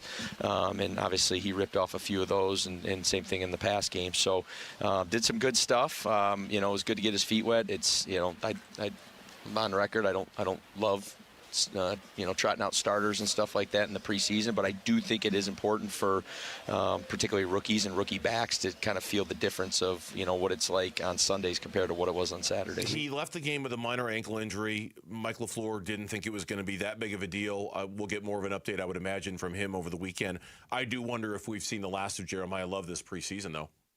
Just based off of that comment right there, I don't know if we're going to see Jeremiah Love again the rest of the preseason. Yeah, but they did give him so much play, right? I mean, we talked about 11 carries and then 3 receptions, 14 touches, and it didn't seem like it was a big deal, the ankle injury, but you're probably right at this point. And the interesting thing was Algier didn't get, what did he get, 4 carries in the game? He didn't get a ton. Yeah, you're probably right. We're going to see a lot of Bam Knight in his next game. I would be surprised if we saw I think that was the game last night for us to see the starters. And I don't know, because Trey McBride was out there for, one play, Buda didn't play. I don't know if we can expect really any of the starters the rest of the preseason. Again, based off of that comment and his, he goes, I'm kind of on record. I don't really like playing starters in the preseason. So I don't know. But certainly if Love is going to be nursing some sort of an ankle injury, I would think with him specifically, that would be that. And maybe we would see more Bam Knight. When we come back on the Burns and Gambo show here on Arizona Sports, the local sports leader, the Arizona Diamondbacks open up a big weekend series in Atlanta against the Braves. And we will check in as we do every Friday at 2:30 with the manager, Torey Lovello. He'll join us. So stay tuned for that next, right here on Burns and Gambo. High school sports on Arizona Sports, the local sports leader, and the Kevin McCabe Show. Every Saturday morning, 9 to 11. His nickname is The Dean, and it's earned because no one supports high school sports in Arizona like Kevin McCabe does. Catch the Kevin McCabe Show Saturday morning, 9 to 11 on the Arizona Sports app on your phone and 98.7 in your car.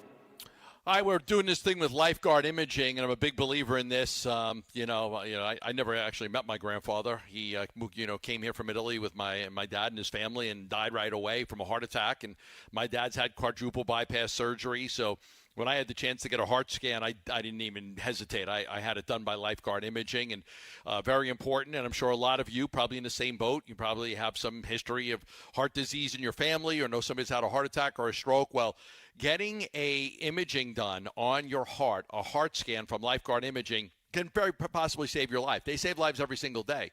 It only takes a few minutes.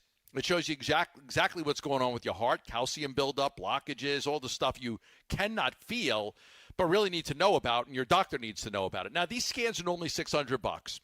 And what we're doing right now, and this is a limited time, this isn't going to last forever, we can do the first 5 people get it for $99 when you make the phone call that I'm going to give you the number in a second. You can get a complete heart scan from Lifeguard Imaging for $99. That'll save you over $500. Call 602-755-5004. That's 602-755-5004. Hey everybody, Dan Bickley here with my great friend and the guy who will hook you up, Shane O'Hanrahan, GM of Chapman BMW, where the summer sales event is already in full effect. That's right, Bick, and the savings are incredible. So if you want to spend your summer in the ultimate driving machine, now is a great time to make it happen. And to all your listeners, remember to ask for me by name. I'll make sure you get the best price you're going to find in the Valley. That's Chapman BMW, 2 great locations, 1 great experience. I'm Ken Goodrich with Gettle. We once got a call from 2 neighbors yelling at each other over a shared wall. We got there fast, isolated the leak, repaired the pipe, and calmed down a suburban standoff before it turned into full-blown neighborhood warfare. At Gettle, we do things the right way, not the easy way. So we don't just fix the pipes, we keep the peace. Because burst pipes bring stress, and we bring solutions. Gettle, G-O-E-T-T-L. We'll fix your pipes, but it's hard to spell. I'm Dan Morgan of Morgan & Morgan. Last year, millions of people called us for representation. Why? Because trust grows when you win, and we've won a lot. Over $30 billion and counting. When you call America's largest injury law firm, you're calling a family. You're calling an army, our army. You're calling somebody who will fight for you. Injured? Let our family fight for your family. Morgan & Morgan, forthepeople.com. Morgan & Morgan, forthepeople.com. Arizona lawyer will handle Arizona cases. Prior results do not guarantee a similar outcome. Liberty Mutual customizes your car and home insurance. And now we're customizing this rush hour ad to keep you calm, which could help your driving. And science says therapy is great for a healthy mindset. So enjoy this 14-second session on us. I think you've done everything right and absolutely nothing wrong. In fact, anything that hasn't gone your way could probably be blamed on your father, not being emotionally available because his father wasn't emotionally available, and so on. And now that you're calm and healing, you're probably driving better too. Liberty, liberty, liberty, liberty. T-Mobile is launching something no other wireless network offers. Introducing Nothing. Pay nothing today and walk out of the store with a new phone. What did he say? Nothing. You definitely said something about nothing. Exactly. Go to T-Mobile, pay nothing up front, and leave with a new phone. Wait, nothing rules. She gets it. Hey, thanks for nothing. For the first time ever, switch to T-Mobile, pay nothing. No taxes, no fees, no money down. And walk out with a new phone. There are 250 reasons to choose T-Mobile, and now nothing is holding you back. On eligible devices with qualifying credit plan and 36-month finance agreement. For 150 years, Budweiser has been at backyard cookouts, your favorite concerts, and at ballparks where America fell in love with the game. And here in the Valley, that story continues. Budweiser is proud to partner with Major League Baseball and your hometown Arizona Diamondbacks. Because baseball isn't just a sport. It's tradition. It's time spent with friends. It's where we cheer together. Cheers to 150 years of Budweiser and baseball. And the fans who make it all unforgettable. This Bud's for you. 21 and over only. Enjoy responsibly.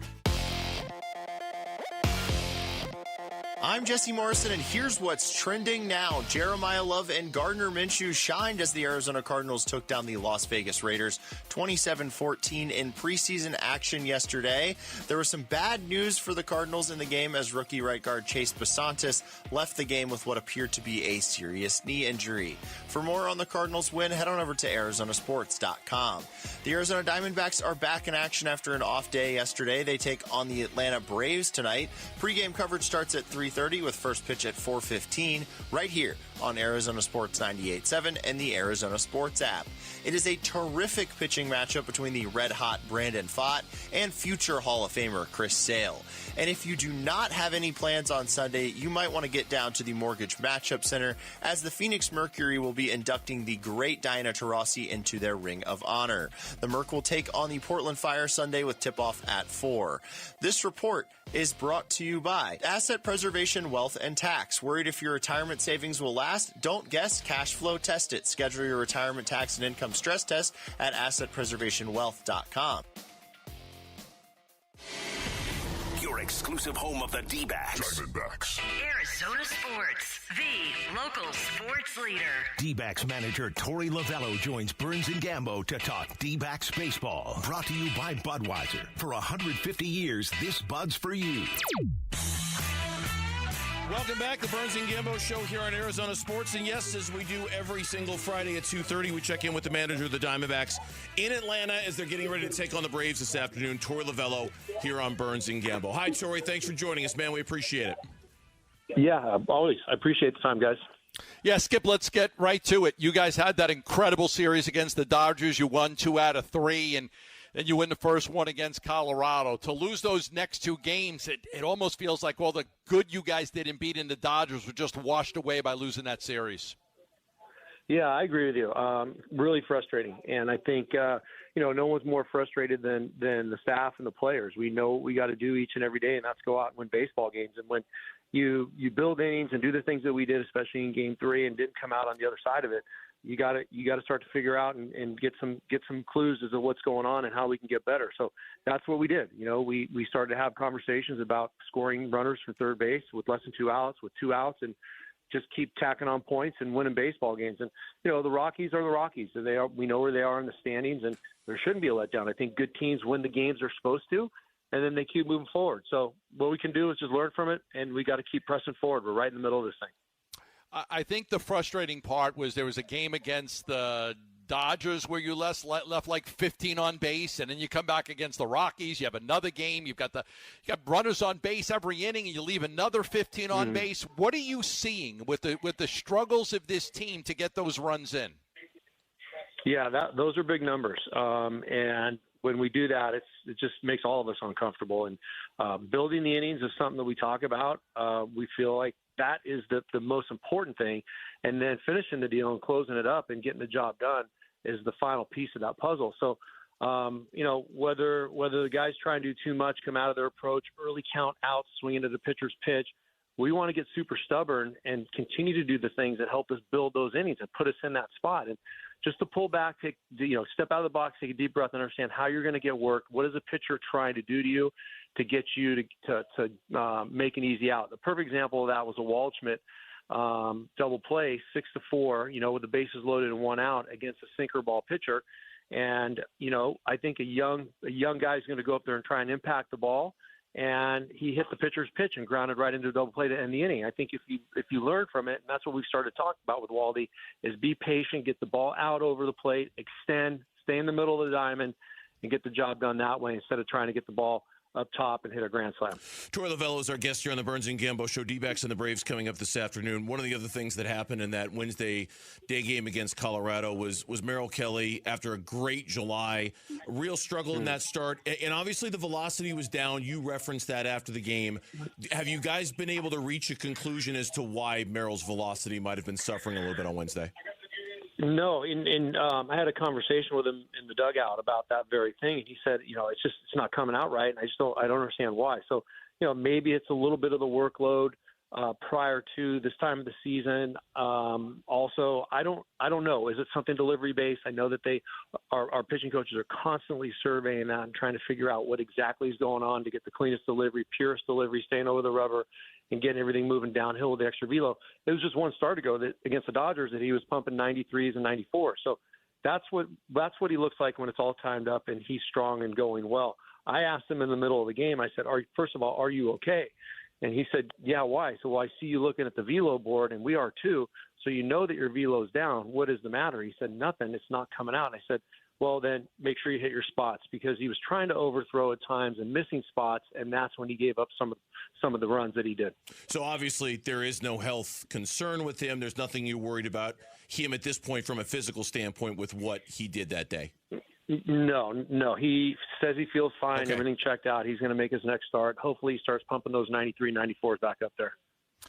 When I look at how you guys are trying to incorporate, Lars Nootbaar into the lineup, you've had him at leadoff, you've had him down in the lineup. I think he's 3 for 25 so far, but he does have a bunch of walks for you guys. What's your early impressions of him for your team? Well, I like him. We identified him as a guy that would fit right into our lineup, and he fits our offensive profile, which is see pitches, get on base in different ways. Yeah, we like slug, we like base hits, but he's patient, waiting for the pitch that he wants. And I think what happened to Lars was he came in as the one guy that was going to be able to turn our season around. Well, I don't think we need a whole turnaround. We just need him to be giving us his input, the correct input, which is controlling counts and being the best version of himself. He doesn't have to come in and be a savior to clean everything up and get us over the top to win a World Series.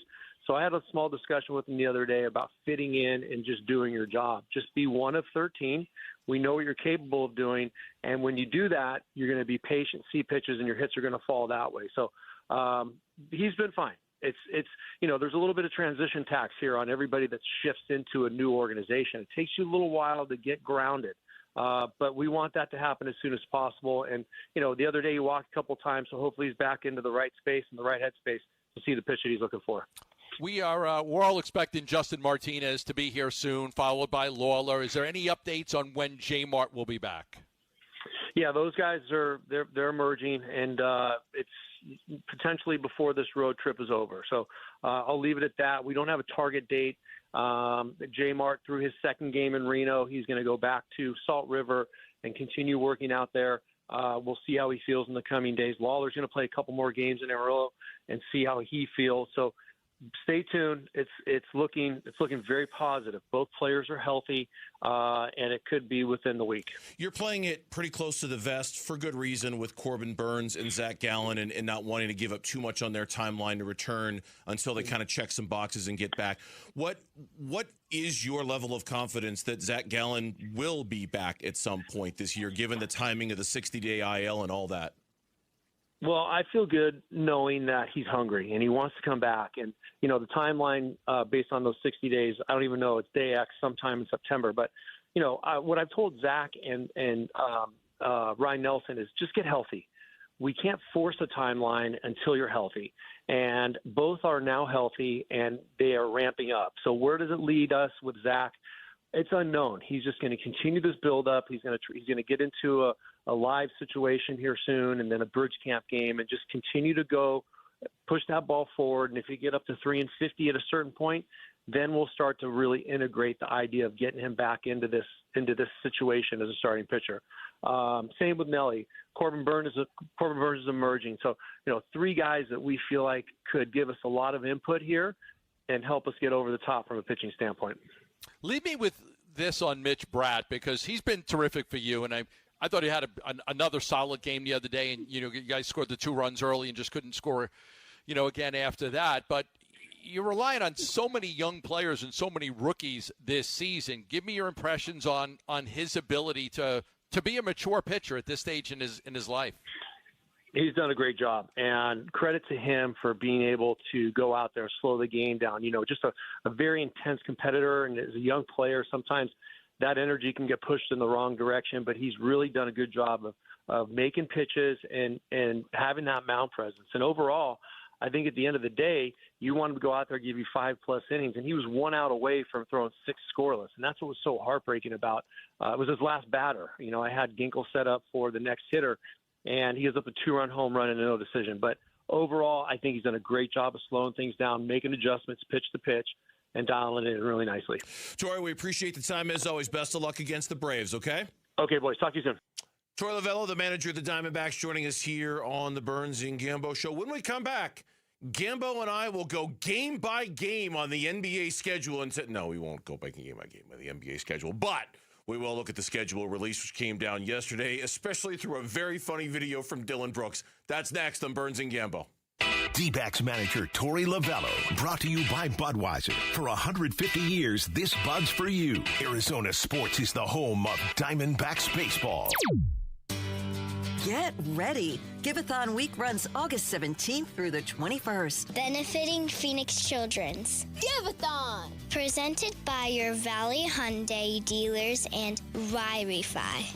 All right, back here for Global Credit Union. So happy to be a member of Global Credit Union for a couple of reasons. Number one, it is really nice knowing I have a financial partner who has my back. I've got a checking account, savings account, and loan with Global Credit Union, and I know they are committed towards saving me money. If you're a member of Global Credit Union, they're committed to saving you money, and they do it through fewer fees when it comes to their checking accounts and their savings accounts. In some cases, no fees when it comes to those accounts, better rates when it comes to their loans. I've been in on these meetings, and I know they are almost maniacal about their desire for you to be able to save money. Save money for a house, save money for a vacation, save money for the kids' college, whatever it is. You're not going to get where you want to go unless you're able to save some money, and that's the whole point of fewer fees, no fees, better rates, et cetera, et cetera.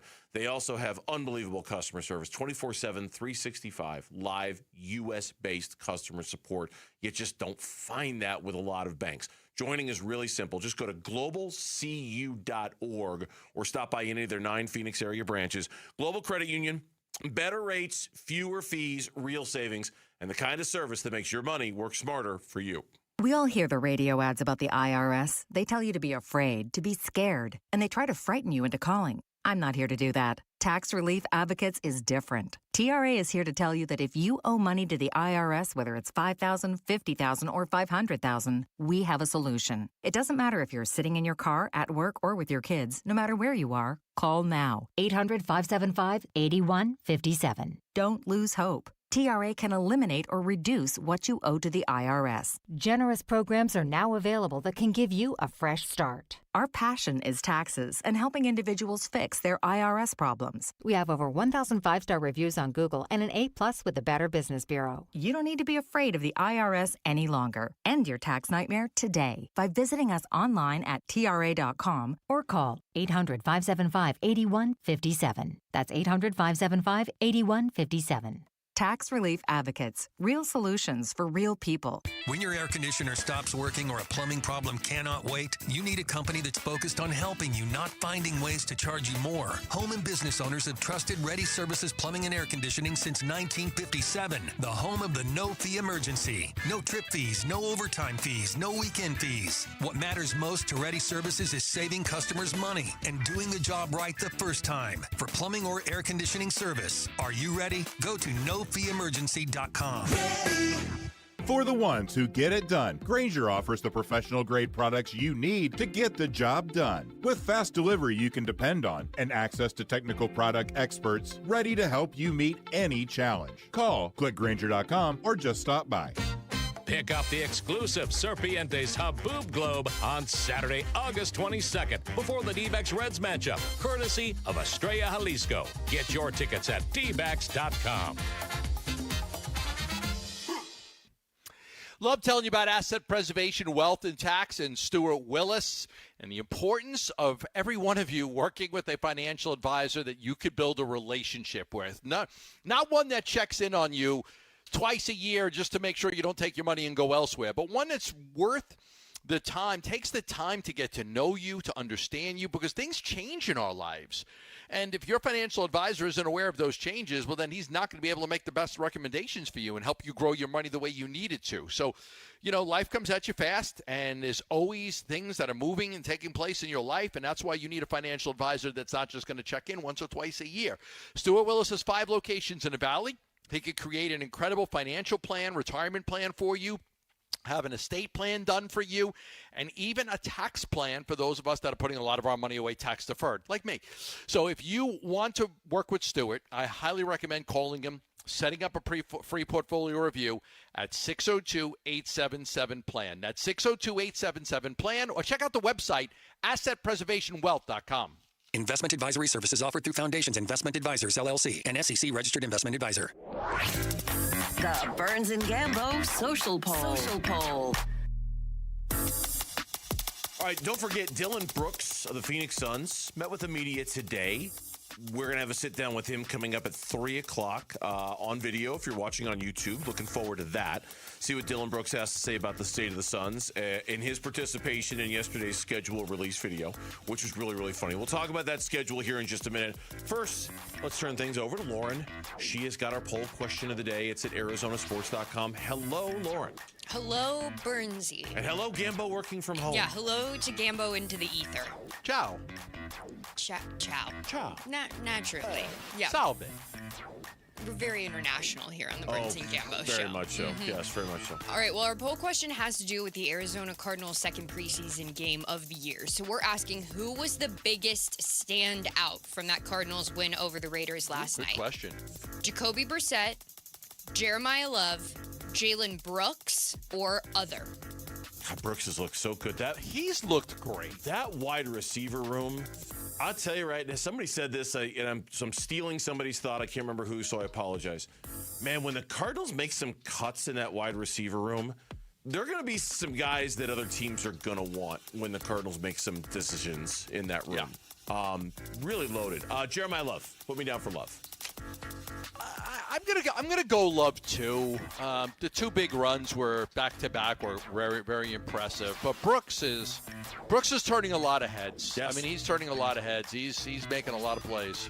Lots of love for Love today because he is leading this poll question with 60% of the vote. 21% going with Jalen Brooks, 13% going with Jacoby Brissett, and 6% going with other. A little bit of love for Jacoby Brissett. Love is all you need. No, love is all you need. But actually, on this football team, you need a little bit more than love. It's not going to get you through. Love.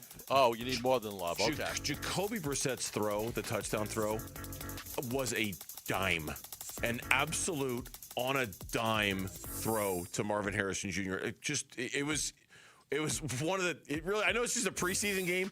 I feel like it's one of the best throws I've seen in my life. I mean, it wasn't great distance. I was just not. It was so. We're not trained to see that from an Arizona Cardinals offense. I'm serious. I mean, like, he's on the run. It's a short throw, but it required a slight contortion of the body, and he just put it. And he had to lift it over the defender. It was perfect. It was a great throw. Perfect throw. Maybe I'm not a one of the fan. best I'm one a I've fan ever of seen. Jacoby Brissett. He's a good quarterback. Yeah. I'm a fan of his. Excited to see what he could do in this system. We'll see. All right, that's the poll question. Again, you can find it at ArizonaSports.com. We're gonna, like I mentioned, we're going to have Dylan Brooks on in about 10 minutes. And the schedule release video they sent out yesterday, the Suns did, it was really, really fun because it's Dylan Brooks, and it's going to be like this big thing. He's sitting down. He's getting makeup put on. He's getting spritzed. He's getting all ready. And he looks right into the camera. He crumples up the paper, and he says, "We play everyone," and then they just roll this because it's stupid. In the NBA, they play everybody. There's nobody they're going to miss.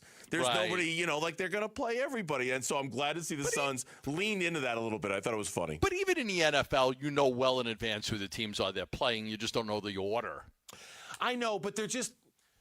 And maybe this is me looking for something that isn't there. I feel like the NFL is different. I acknowledge what you're saying. It's totally 17 true. games, not 82. But the pockets are important, right? Like I think in the NFL, like for example, the Cardinals have their easy pocket at the end and their hard pocket at the beginning. It'd probably be a little bit more beneficial if they had their easy pocket at the beginning so they could kind of get their feet on the ground and not get their potential brains beat in for the first 9-10 weeks of the season. It also matters because the Cardinals don't have their bye until about 2 weeks before Christmas. That's terrible, right? Like I mean, that's really, really bad. You don't have that kind of variance in an NBA schedule release, right? You don't. That doesn't really exist. So I think the NFL still matters, even though you know who you're going to play, because you got to find out where that bye is. and it matters how it's distributed and when you play them. I think matters. The NBA, it's just like whatever. You know? Okay, so let's talk about at least takeaways from the NBA schedule. First takeaway: nationally televised games. They ended up with 9 nationally televised games, which there are 5 teams that got 2. 1 got 3, 2 got 6, 3 got 6, 1 got 7, 2 got 8. So they have more nationally televised games than the Clippers, Magic, Raptors, Hornets, Jazz, Wizards, Bulls, Nets, Grizzlies, Bucks, Pelicans, Kings. So like 11 or 12 teams. Okay. It's somewhere in the middle. They've got 9. The Hawks have 10, the Blazers have 11, the Pacers 11, the Cavs 17. The top teams are the Sixers with LeBron have 34. The Lakers have 34. The Spurs have 34. The Knicks have 34. The Suns got 9. So, I mean, it is what it is. That you could just tell from the national televised schedule, they're not like a priority to put on national television. No, they don't, because they don't really. No offense, Devin Booker, Dylan Brooks, Jalen Green, or anybody else. They don't have a ton of star power on their team, right? Like we all think Devin Booker's a star, but I think nationally there's some question about whether his star is starting to fade a little bit. And so I think most of those national TV assignments are based off of star power. All right, what else? All right, here's the other one. God, they better hope that baseball doesn't go on a lockdown and there's nothing going on in March, like spring training and getting started for the regular season, because March, oh my goodness, 17 games, 6 straight road games at one point, schedule that includes back-to-back games against the Thunder, a game against Milwaukee, a game against Toronto, back-to-back on the road, not back-to-back, but 2 in a row on the road against San Antonio and then Denver. Oklahoma City, Milwaukee, Toronto, San Antonio, Denver. That's a tough little stretch right there. That is a tough month. That's a tough month. March is brutal. 17 games in March. So if there's no baseball and they're going through a little tough times, all the focus of attention is going to be on them. Yeah, that's a 6-game road trip that has one set of back-to-backs at Miami, at Orlando.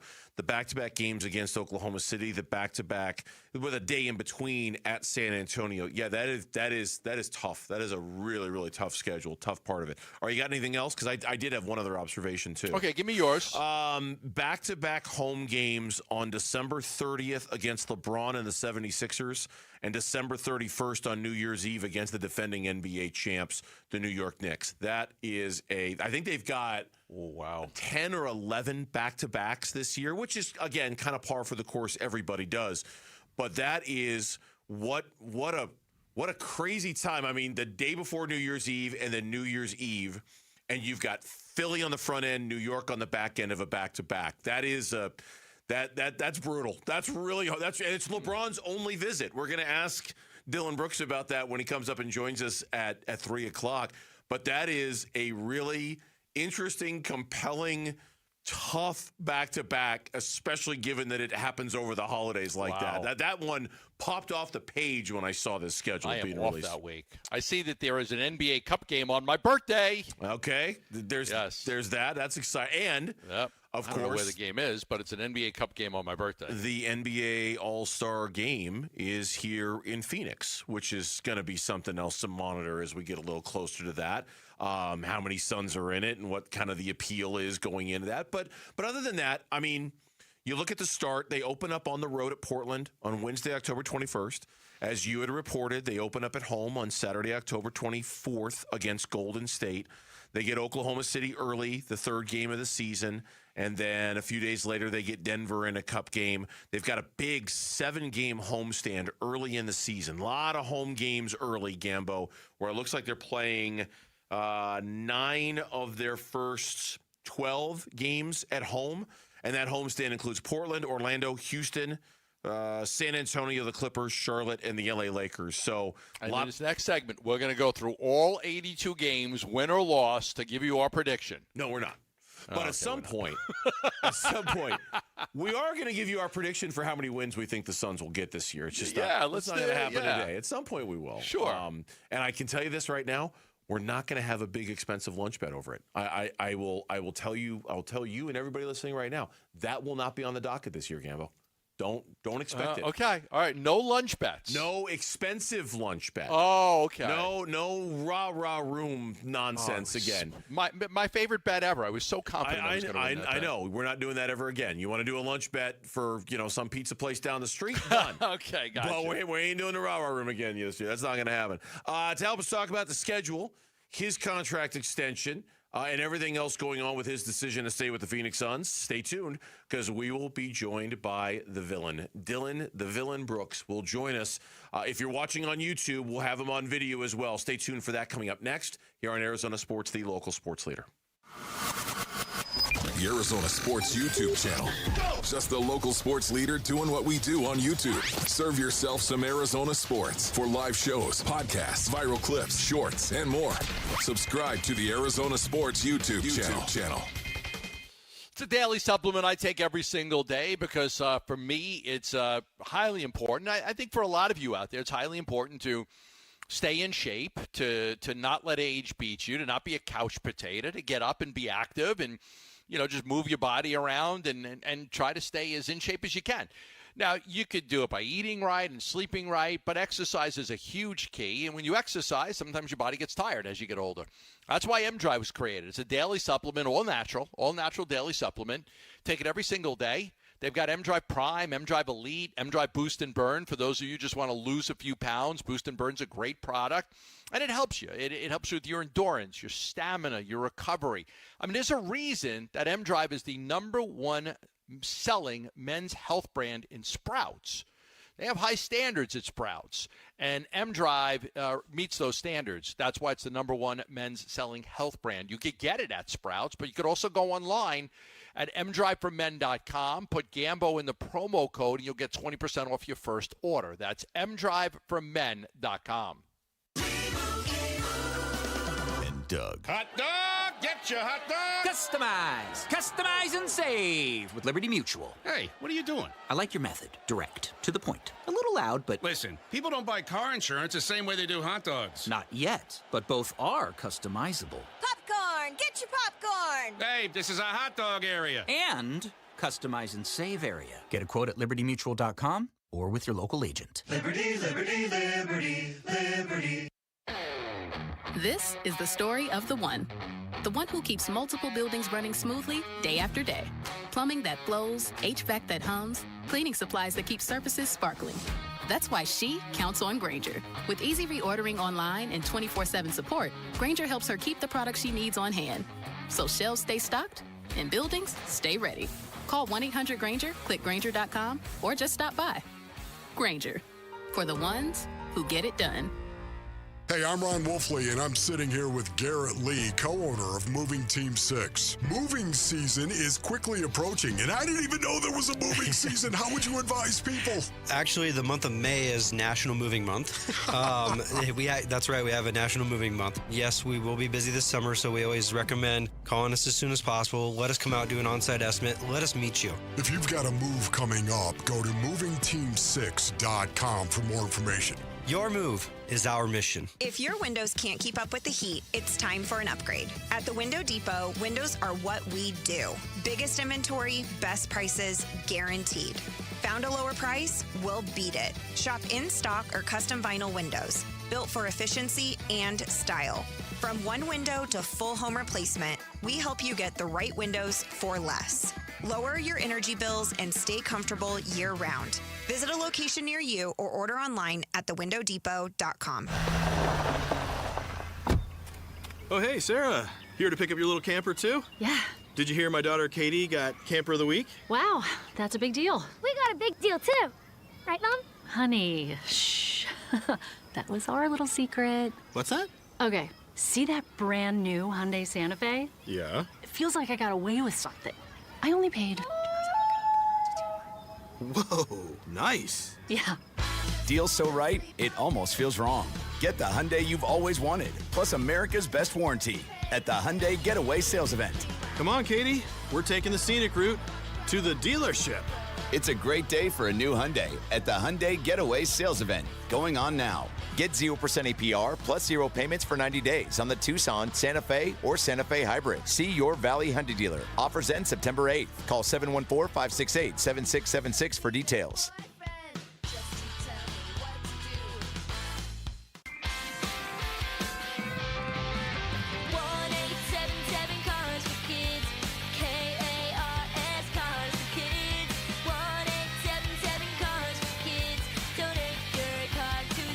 Call 877-CARS-FOR-KIDS to reach a friendly live agent. Donation is super easy, and your car can be picked up as soon as tomorrow. Call us now or go to carsforkids.org. Did you know you can donate real estate too?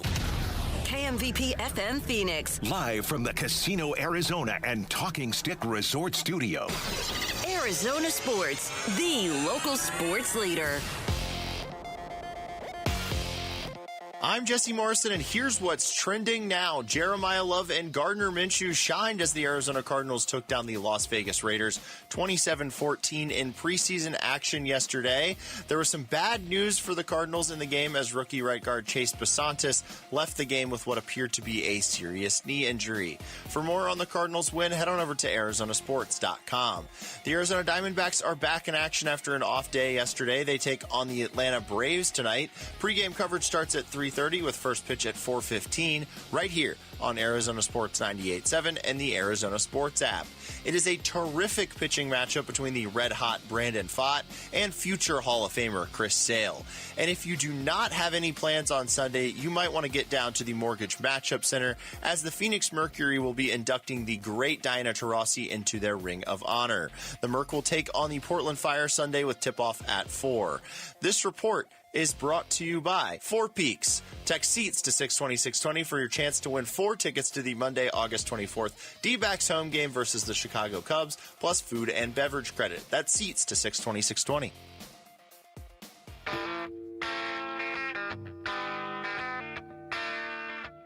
Hey, it's Vince Marotta. Join us Monday morning. All the latest on the Cardinals as they head into their 3rd preseason week, starting at 6 a.m. on Arizona Sports 98.7, the Arizona Sports app, and the Arizona Sports YouTube channel.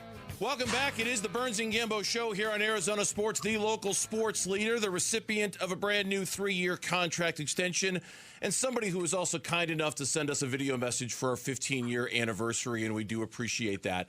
Dylan Brooks, Suns forward, joining us here on the Burns and Gambo Show. A heartfelt thanks to you for being a part of our video, and congratulations on the contract extension, Dylan. Thank you. I'm glad to be here. How much did it mean to you to get that contract done? 3 years, knowing you'll be here in Phoenix. The fans took to you. You took to Phoenix. How important was it to get that finalized? It was pretty important. I knew that, BG and them wanted to get the young guys done first. And, that's the kind of trust we have. And, once that all was done, they ended up, getting my contract right. And, I was happy. I was ready to, sign whatever it was because I knew I wanted to be here. Love Phoenix, love the community, love the team. So somewhere I want to be for the long term. You were in a few spots before you got to Phoenix. What was it about the organization, the fan base, the community that you embraced so well in your short time here? They really look out for their players. This is a basketball state. So, for me, I felt the love. And then when I, been in the communities, I felt the love as well.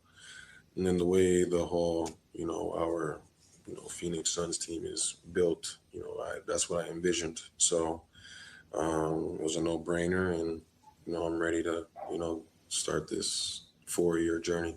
When you came to the Suns, Dylan, did you imagine they needed you as much as they did? Was that kind of part of the calculus for you in coming here and taking on the leadership role that you did, knowing that this team kind of needed that void to be filled? Yeah, and I knew that was a big part of the trade. So I knew I had my hands full and I had to be ready for this season to come up because nobody thought we were going to be good. And, me and Book and JG wanted to prove them wrong. So we worked extra hard, to have a great baseline our first year all together. So, the pressure's on us to, replicate it, get better and grow and, be in the playoffs hunt again. How much, and this is probably a silly question, but how much do you enjoy being counted on like that? It seems like it suits you very much. How much does being relied upon like that fit your personality and your skill set? It's the life I live. My family, my friends, my people count on me. So, it's nothing that I'm not used to. And, it shows that they trust you and that you're pretty good at it. So, it's something that I don't take lightly and always try to, change, mold, and grow. I was going to start this segment off with a staring contest against you, but it doesn't really play well on radio because then, when nobody's hearing our voices. So, when did that start? People get a kick out of that; they enjoy it. Your stare downs with mascots and players. When did that begin, and what makes it so fun for you? 3 years ago, I started it. It was fun at first. 2 years, my first 2 years doing it, with all the little media and how they want to spin it and put it this way and that way. But I started, utilizing it as like a tactic to get me ready, to get me locked in, something that's different, something that, no one has done. And, it kind of just revs the engine up for the game. Yeah, when I boxed, I used to just hit myself a few times. That would kind of get me going during my amateur boxing career. Let's talk about the schedule release. I got a kick out of that. It's not like the NFL. We play everybody, plain simple. You were a part of it. The whole production was that enjoyable? Yeah, it was enjoyable. It was fun. I liked it. Yeah. Is there anything about the schedule? We look at back-to-backs. We look at tough stretches. We look at nationally televised games. That's what we do. What do you look at as a player when you see the schedule? Travel. That's the first thing. Like we have like a grueling, I wouldn't say grueling, it's only, I think 3 games where we go to Toronto, Indiana, and then fly to Clippers and play the Clippers. I look at the travel, I look at games I love to circle like Toronto, Memphis, Houston, Golden State, and now Philly. I was just going to ask you if Philly is now on that list of teams that you like to circle. So you're uncircling the Lakers, and now you're circling the Sixers, Dylan? The Lakers are always forever circled. Okay. That's just what me and the fans, But Philly, I play well in Philly. I like Philly. I like playing Philly. Yeah, definitely. Why the Warriors? That's just history, Steph, Draymond, and now Jimmy. So, that's just history right there. Dylan Brooks is our guest here on the Burns and Gambo Show, and I'm curious with some of the newer members of the Suns, Miles Bridges, Koa Pete, if you've had the chance to work with either of them, Koa in particular, do you view him as somebody you can kind of take under your wing like you did some of the other players last year? Tell me about your interactions with those two and how you plan on kind of adapting and molding yourself to them. Yeah, I think we're all, kind of the same player. I think Koa could learn a lot from me and a lot from Miles as well. And our games are like similar but different, so you can get the best of both worlds. I haven't worked out with Koa yet, but that's on tap. Worked out with Miles. The team came out to Toronto and hung out with me. So, in due time, you're going to see a lot of bump fades from Koa for sure. When you found out Grayson and Royce were traded to bring in Miles, good power forward, gives you guys another tougher player, physicality, little bit of size, not the height ways, but the width and the strength down low. How much do you know about him, and how much can he help this team? Oh, I know a lot about him. Playing, against him in Charlotte. Around Memphis against Charlotte.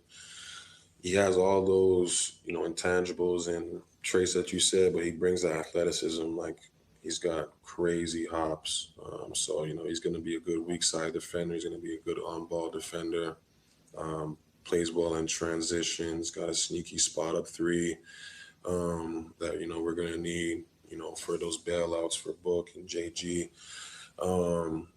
He's going to help with our rebounding. So, I think it's a great trade and great acquisition for us. And I think he wants to be on that winning side. So, I think he's going to be ready and, do everything for, Phoenix Suns. Dylan, we appreciate the conversation. And again, we thank you for being a part of our 15-year video. Congratulations on the contract extension. We look forward to seeing what year 2 of the Dylan Brooks experience is going to be like for all of us, man, because year 1 was a lot of fun. Thanks for coming on. Yes, appreciate it. Thank you. Dylan, that's Dylan Brooks joining us here on Burns and Gambo. The wild card race is on the line. Arizona Sports has a family 4-pack to the D-backs Cubs at Chase Field on August 24th and 25th. 2 very big games that could decide October baseball. Visit the contest page at arizonasports.com to register to win. Speaking of big games, the Diamondbacks have a big one coming up, a big road trip coming up. We'll preview Game 1 of the series against the Braves and the trip next, right here on Arizona Sports, the local sports leader. The snap, number high, delayed handoff, a draw. And there's Love, finds room, past the 50, leaps over a defender, falls ahead to the 45-yard line, and here we go with Jeremiah Love racking up yardage tonight. More Arizona sports reaction to how the Cardinals played at the Raiders is yours on YouTube, the Arizona Sports app, arizonasports.com, and 98.7 FM. So when my eyesight started to change, like many of you, your eyesight changes and your options are what? Get glasses and contacts and readers and go through that, or go get a vision correction procedure like LASIK surgery done at the Schwartz Laser Eye Center. I opted for that. I didn't want to wear glasses, which I didn't want to.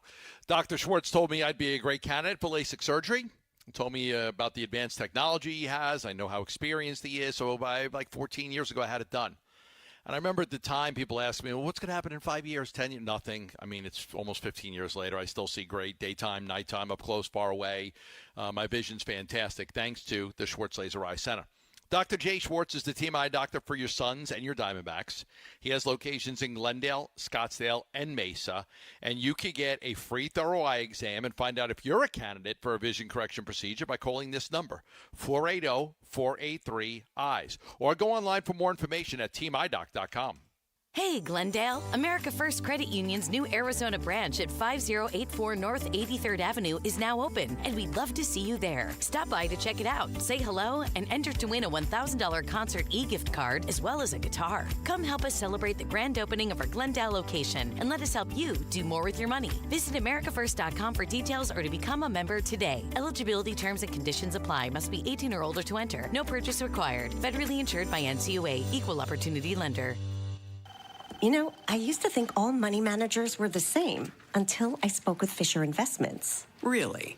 How different are they? Fisher's investment counselors are dedicated to service, not sales, keeping clients up to date on their portfolio. Well, they probably just invest in a bunch of mutual funds like I do. Nope. They build a tailored portfolio based on their clients' personal goals, helping them stay on track for a comfortable retirement. Well, they must make commissions selling products. Actually, Fisher doesn't sell any commission-based products. They're a fiduciary, and they believe that's a conflict. Then they have some kind of complex fee structure. Nope. Fisher has a simple, transparent fee that's a percentage of their client's portfolio. So they do better when their clients do better. It sounds like Fisher really is different. Couldn't have said it better myself. Fisher Investments. Clearly different wealth management. Learn more at fisherinvestments.com/different. Investing in securities involves the risk of loss.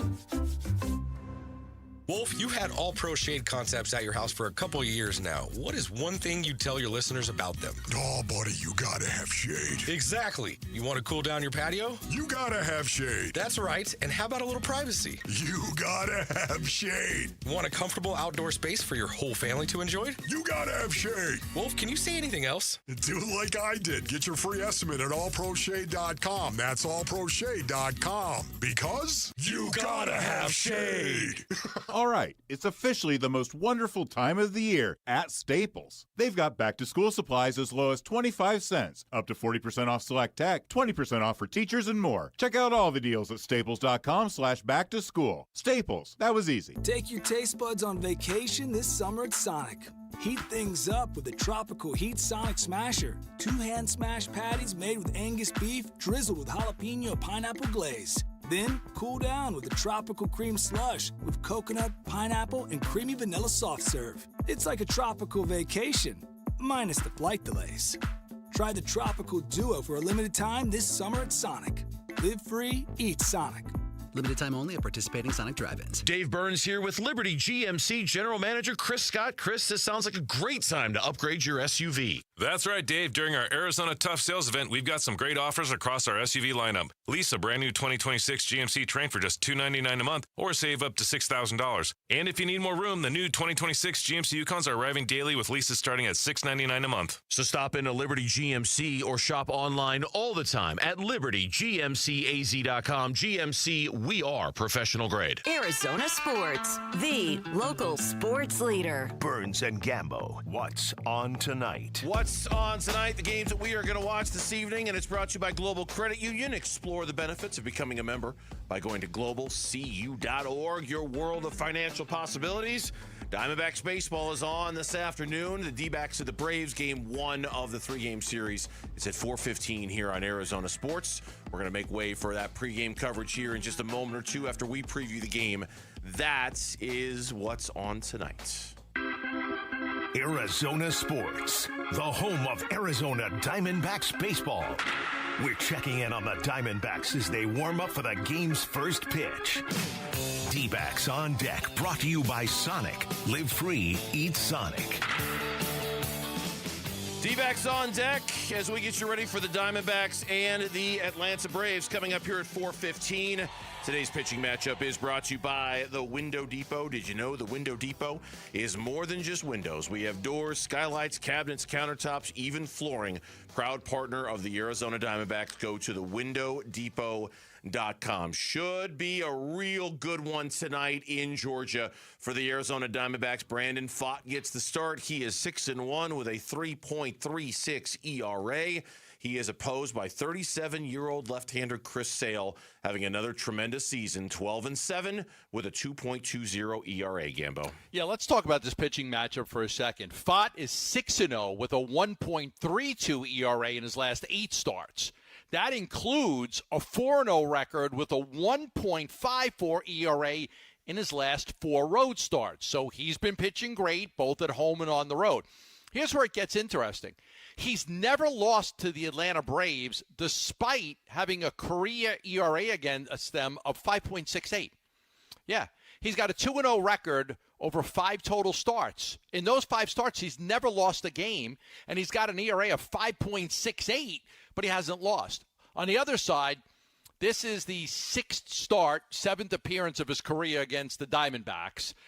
Chris Sale is 4-1 with a 2.33 ERA all-time against Arizona. His 2.20 ERA on the season ranks second among qualified pitchers in baseball. Only Jacob Mizorowski, who has a 1.76 ERA, has a better mark.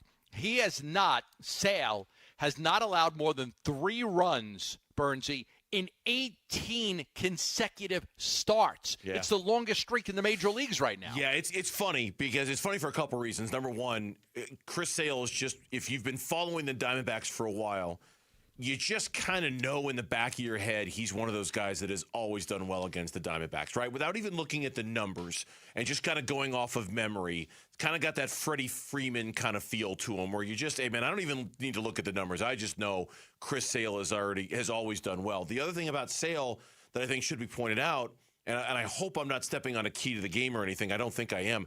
The Diamondbacks have done really, really good against lefties this year, but obviously they struggle historically against Chris Sale. So tonight will be a really interesting kind of intersection of those two things to see which wins out, because the Diamondbacks typically have been very good against left-handed pitching so far this year, but not against Chris Sale.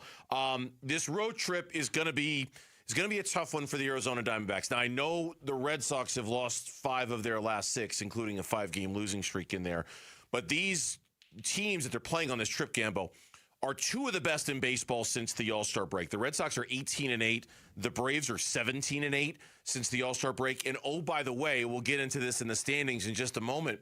If the season ended right now, the Diamondbacks aren't a playoff team. The Phillies won last night, and as of right now, the Diamondbacks are occupying the first team out of the wild card race in the NL spot in the standings. Yeah, and you could blame a terrible series against the Colorado Rockies for that. There is no way you could allow that team, on pace to lose 100 games for the fourth straight year, to come into your building and take 2 out of 3 against you. There's just no way that they should. You can't leave 15 guys on base against the Colorado Rockies. It was mind-boggling, how poorly they played in those games, trying to get some runs across the plate. Very disappointing. Yeah, it was. And they, based off our conversation with Torey Lovello earlier, you can tell he's still trying to kind of put the pieces together after that and try to. It's been when the Diamondbacks have been at their best. Unfortunately, when they've had moments like they had against the Rockies, they do always seem to respond. But then the minute they respond, they have moments like they did against the Rockies where they have some sort of a setback. This is going to be 6 really difficult games for the D-backs against 2 really good teams, and their ability to kind of respond to what happened against the Rockies will be absolutely essential. Now, today's injury report is brought to you by Barrow Neurological Institute. Learn more at barrowneuro.org. This is Troy Lovello. As I mentioned, he was on with us earlier, and you asked him specifically about Jordan Lawler and Justin Martinez, and this is what he said. Yeah, those guys they're emerging, and potentially before this road trip is over. So I'll leave it at that. We don't have a target date. J. Mart through his second game in Reno. He's going to go back to Salt River and continue working out there. We'll see how he feels in the coming days. Lawler's going to play a couple more games in Amarillo and see how he feels. So stay tuned. It's looking very positive. Both players are healthy, and it could be within the week. Okay. As I reported last week, I think J. Mart is either at the end of this series or the beginning of the Boston series. So Sunday or Monday, I think, is the plan for J. Mart. Yeah, so that will be, and then how they use him, how they deploy him, how often they feel comfortable using him. Certainly there'll be some, they're going to be cautious in how they do that. Lawler, on the other hand, I mean, every single game they have where they leave 15 guys on base, you can't help but to wonder how he might help. Seriously, now, how long he'll be able to last, I don't know, because he's been so injury-prone, and that's going to be something else to watch when he comes back. Sure. But certainly this offense, given its roller coaster nature all season long, is so right. You're not going to say no to somebody like Jordan Lawler and how he could help. It's just a question again of how they divvy up the playing time among all the outfielders. Yeah. You know what? They beat the Dodgers 2 out of 3. I'm talking about how Lovello's done a great job and he should get consideration for manager of the year. Nobody says anything. Then they lose 2 out of 3 to the Rockies. And how about his manager of the year stuff now? You moron! Roller coaster, baby. It's just ride the coaster, man. It's Diamondbacks baseball. MLB standings brought to you by Liberty GMC, where the deals are a home run and nowhere can you buy a new GMC for less. As I mentioned, the Diamondbacks a half game out of the final wild card spot in the National League. Phillies have the 3rd spot. The San Diego Padres have the 2nd spot. Big series for the D-backs tonight. Gambo has a key to tonight's game. Listen, man, I need you to be the key master. I am the key master. D-backs keys to the game. Arizona Sports, the home of Arizona Diamondbacks baseball. This one's easy for me. 7, 8, 9 in the lineup for the Atlanta Braves. 7, 8, 9. Let me give you 2 of the guys. One is Austin Riley, who's hitting .400 against Brandon Pfaadt in his career. Another one is Mike Yastrzemski, who's batting .556 against Brandon Pfaadt. He's 5 for 9. So you look at the bottom of that lineup for the Atlanta Braves, and you're seeing a bunch of guys that really hit Brandon Pfaadt hard. So the key to the game tonight is very simple. Brandon Pfaadt against the bottom of that lineup. That is going to do it for us. Diamondbacks baseball is next. We'll see you Monday, straight up 2 o'clock here on the Burns and Gambo Show. Have a great night, everyone.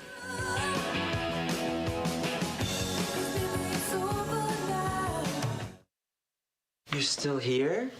It's over. Go home. Go. You've been listening to D-backs on Deck. Brought to you by Sonic. Live free, eat Sonic. Arizona Sports, the home of Arizona Diamondbacks baseball.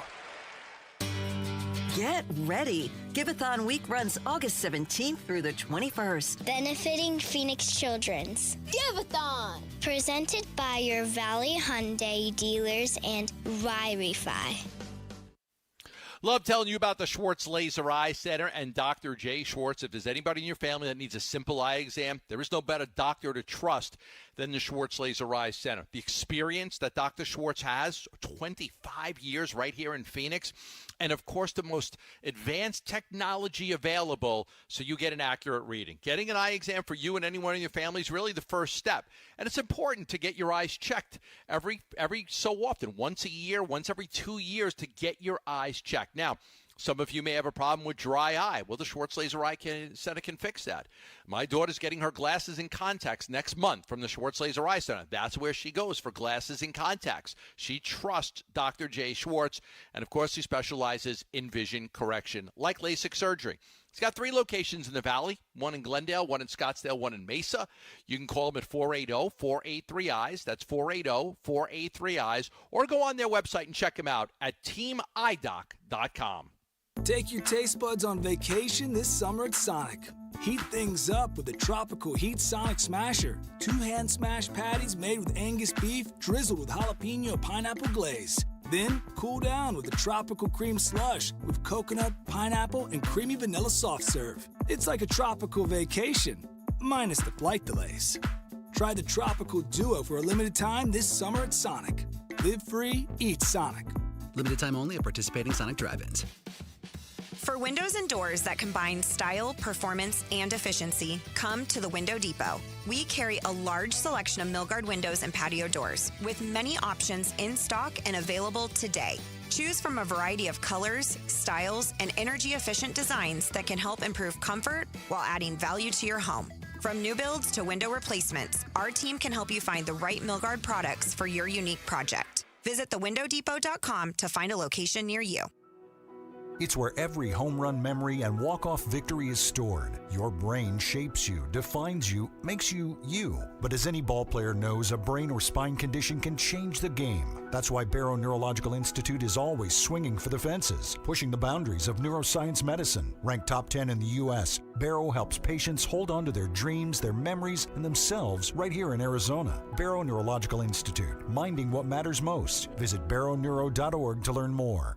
Summer. Sonoran hot dogs, baseball games, and triple-digit temperatures. When Phoenix turns up the heat, keep your home running smoothly with American Home Shield. An AHS home warranty can help protect your wallet from pricey breakdowns on even your oldest appliances and systems like your AC, plumbing, or fridge. If they can't repair your covered item, they'll replace it. American Home Shield. Don't worry, be warranty. Sign up today at ahs.com. See ahs.com/contracts for coverage details, including limit amounts, fees, limitations, and exclusions. Arizona's premier college football event is about to kick off the season, and you can win a staycation package for the UMB Bank Fiesta Sports Foundation football kickoff presented by the Fairmont Scottsdale Princess on August 21st. 2 tickets to the luncheon, a 2-night stay at the Princess, and a VIP meet and greet with a pair of college football legends, Mike Gundy and Jack Swarbrick. Kick off the season like a VIP. Enter for your chance to win on the contest page at arizonasports.com. Hi, folks. Jody Jackson here. My friends at Y-Refi are humbled to be this year's co-presenting sponsor of the Phoenix Children's Hospital Give-a-thon.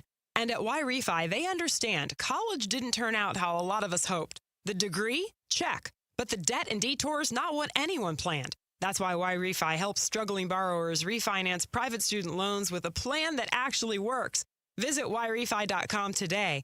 That's YREFY.com. Y-Refi is not available in all states. Orthopedic care. At Abrazo Health, we believe these 2 words are better together. When joint pain postpones a walk with friends or halts a weekend hike, recruit our orthopedic physicians, surgeons, and physical therapists to join your team. From our minimally invasive advanced technology designed to improve patient outcome to our comprehensive rehabilitation program, start your journey to a pain-free life. Find your partner in care at abrazohealth.com/orthopedics.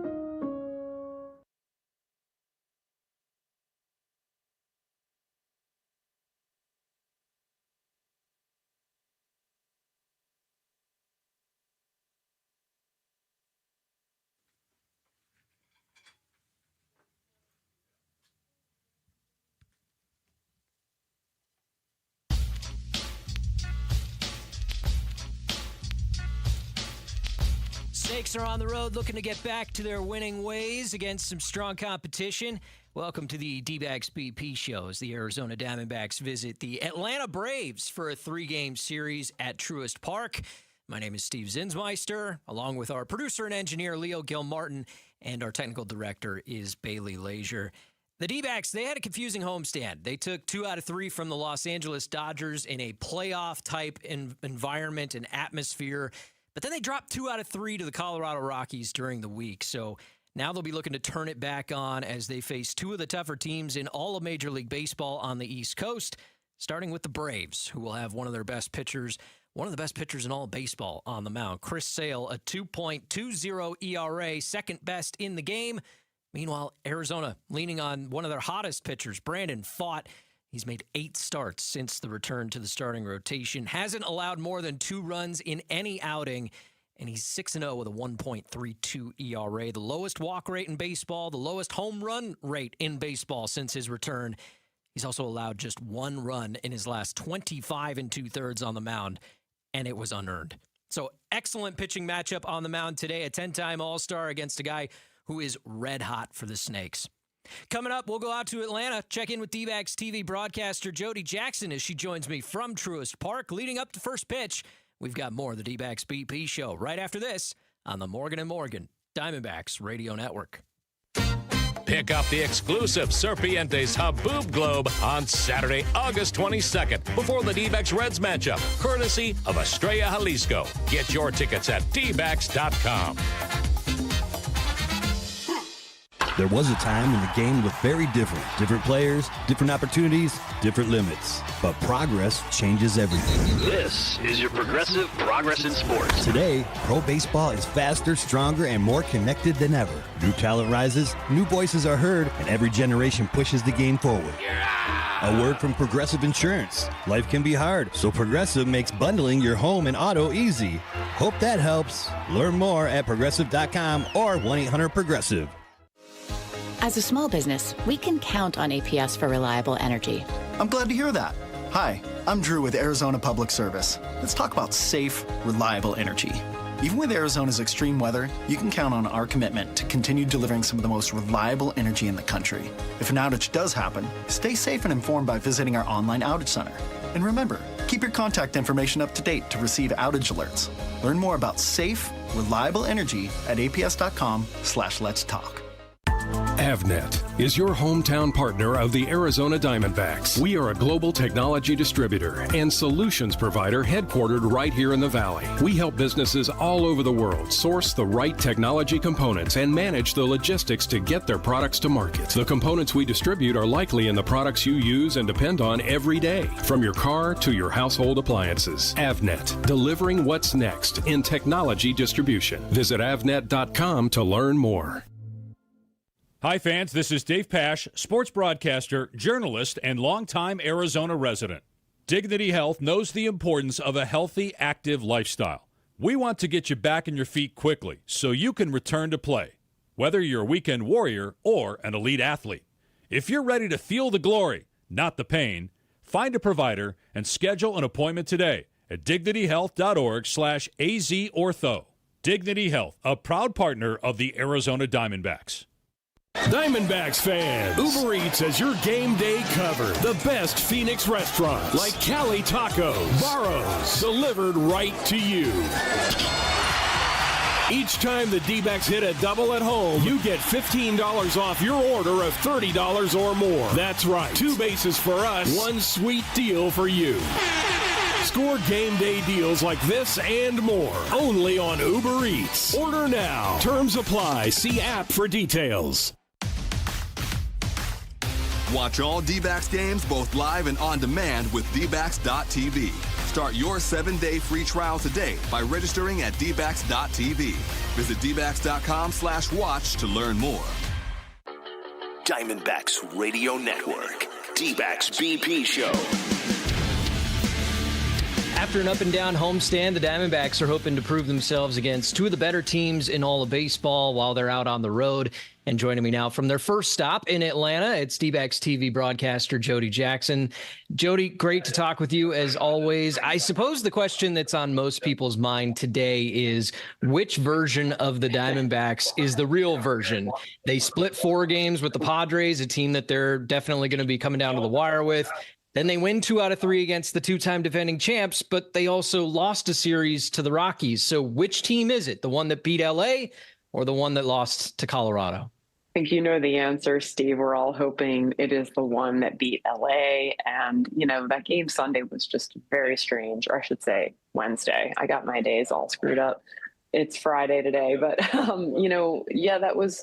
it was odd. And, I don't think it was a letdown because they looked very good on Monday. They looked like they had all the ducks in a row. And it does all start with starting pitching, though. And unfortunately, it was a bad day for Merrill Kelly, and Merrill gave up a bunch of runs, and everything kind of just got out of whack from there.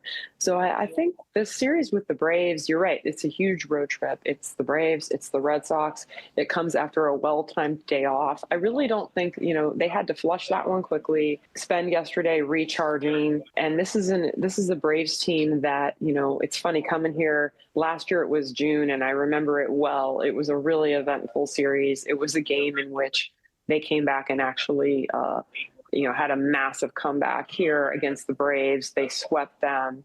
Now we know that was a different Braves team, though. These are 2 teams that are improved from last year. The Braves just more dramatically. And, they play each other very tight, these 2 teams. And so I'm expecting it to be wild and really entertaining. And hopefully the Diamondbacks will, number one, get that starting pitching that they really have had now through a couple turns. It's been very impressive. The bullpen, I expect them to continue what they're doing. And then offensively, yes, how do you find a way? Last year, they found a way to beat Chris Sale. That was a 2-1 victory for the Diamondbacks. So how do you put that together? Does it look like another low-scoring game? I think so. But that is step number 1, is find a way to go out tonight and get the good starting pitching, get good pitching on your side, and then get enough going on against Sale and or their bullpen to get a win. One of the guys I'm really excited to see in this series pitching tonight, Brandon Pfaadt, 8 straight starts of 2 runs or fewer. It just looks like a completely different guy out there from the guy that we saw early on in the season. Definitely different than the one who came out of the bullpen about halfway through the year. What are the biggest differences that you're seeing in Brandon from now to before he got called back up? Early, it was easy to see, right? The whole change in delivery, no longer going up over his head, moving to the first base side of the rubber, which was a change that we actually saw in 23 that helped him out.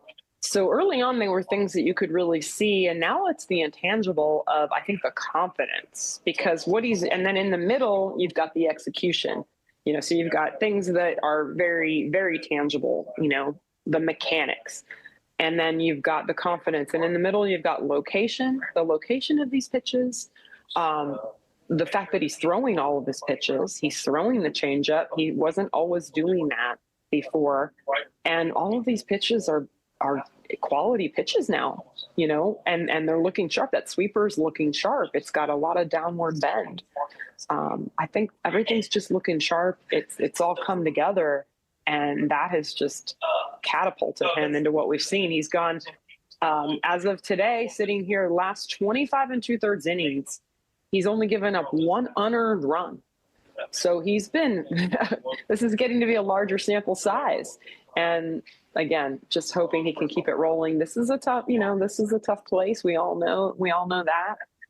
He's been in this atmosphere before, and I'm looking forward to him going out there and executing tonight. Jody, we've talked about how important this road trip is. You're facing 2 of the better teams in all of baseball, and the Braves and the Red Sox over the next 6 days. What do you hope to see in total from the Diamondbacks over the next week or so? Well, I think something that you usually do see from them, and that's that great competitive spirit, because these games are going to be tough. They're going to come down to the late innings. You never know what's going to happen. It's baseball, but I think in those crunch time moments, it's how are they going to come out on top? Because you could argue, I mean, yeah, the Braves are playing for home field and they're in that mix with the Brewers and the Dodgers. And, but you know, the Diamondbacks and the Red Sox, we know when they're sitting in a good spot, but the Diamondbacks they have a lot to play for. They are fighting for their lives in that wild card spot. And as we sit here to start the series with the Braves, they are not in that spot right now because the Padres are hot. So I think it's that continued urgency that we saw against the Dodgers, and we saw it in the Padres series. We've seen it most of the season. So I think it's just a matter of finishing. If you get a lot of base runners, how do you finish it? If you get 8 innings and you've given up 1 run, how do you finish it? So I think, and that's what excites me, is I think this team has that in them. It's just a matter of going out and doing it now. There should be no shortage of motivation for the Diamondbacks. We'll see how this road trip turns out. Jody, thanks so much for your time. As always great talking with you. You too, Steve. Thanks for having me. All right, that's D-backs TV broadcaster Jody Jackson joining me on the pregame show. When we come back, we'll take a look at the injury report on the Morgan & Morgan Diamondbacks Radio Network. Pick up the exclusive Serpientes Haboob Globe on Saturday, August 22nd, before the D-backs Reds matchup, courtesy of Estrella Jalisco. Get your tickets at dbacks.com.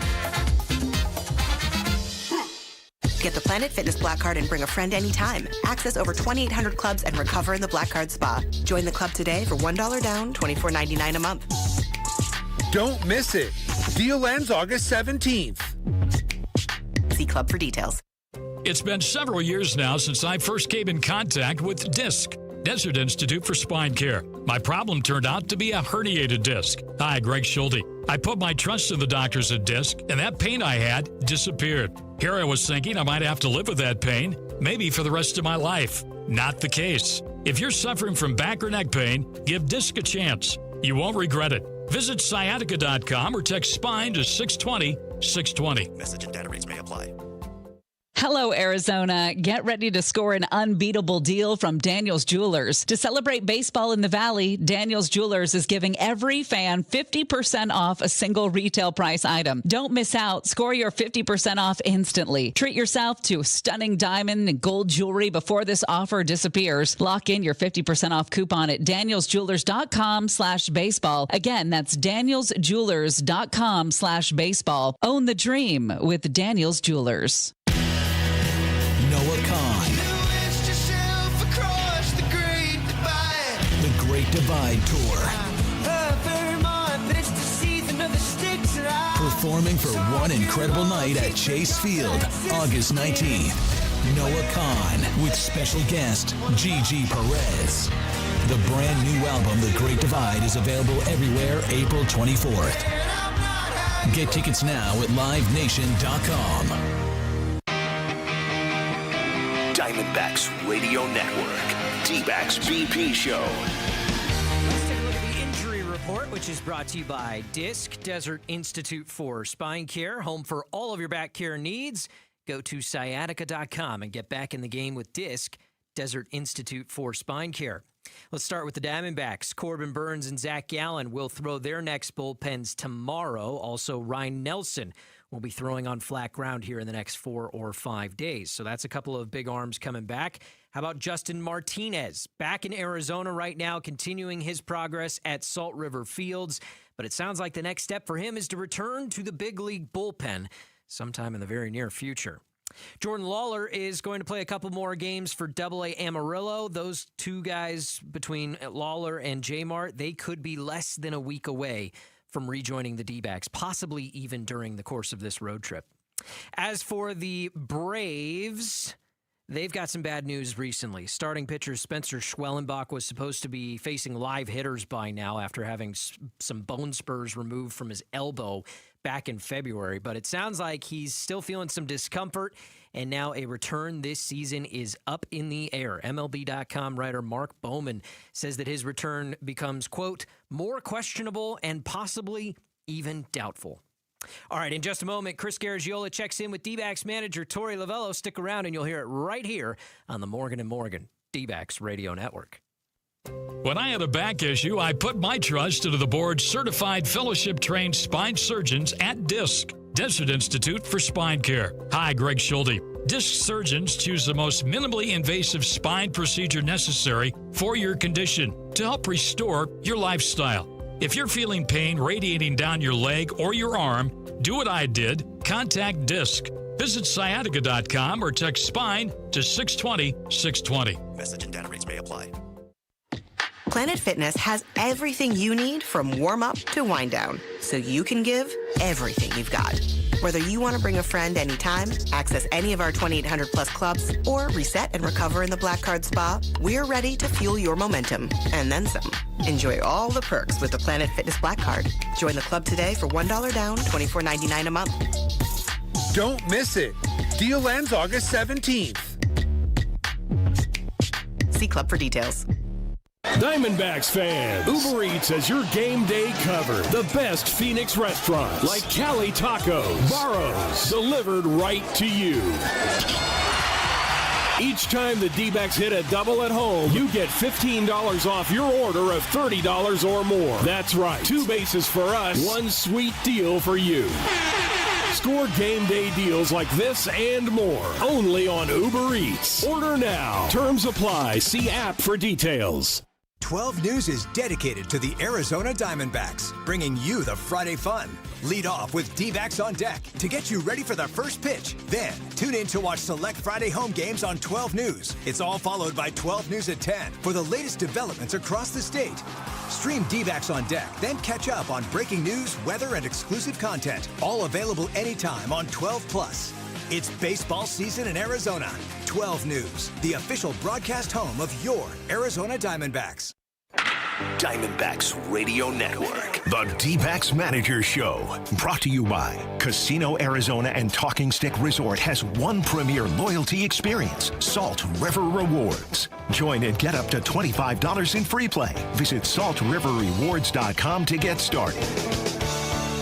Welcome back to the D-backs BP Show alongside manager Torey Lovello as we get ready for the first of 3 against the Atlanta Braves. Torey, off day yesterday, but the day before concluded a stretch where your group played 20 games in 21 days. As you reflect on the start of that in St. Louis with the 4-city road trip to the conclusion of the Rockies series, how would you assess what your team did and what they can do moving forward? I'm very pleased with it. You know, you look at that full body of work, and it's a long run. And we put ourselves right in the middle of this race by playing good baseball on the road against some good teams, and at home, which we've typically done all year long. So overall, can't be more pleased. When you're playing games, and whether you're half a game up or half a game down, they're all meaningful games from here on out for us, and our team is going to be ready to go. Torey, last 12 games, the record is 6-6.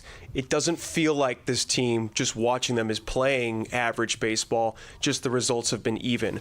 What do you think has perhaps held this group back from having a slightly more successful, for lack of a better word, run compared to what we saw like a week ago? You know, the easy target will probably be situational hitting for me. I think it separates really good teams from really, really good teams. And when you build the innings, which we've been doing, you got to be able to finish the job and go out there and score runners. And that's the hardest part of the game. You know, all the chips are in the middle of the table. Both teams are fighting to protect it.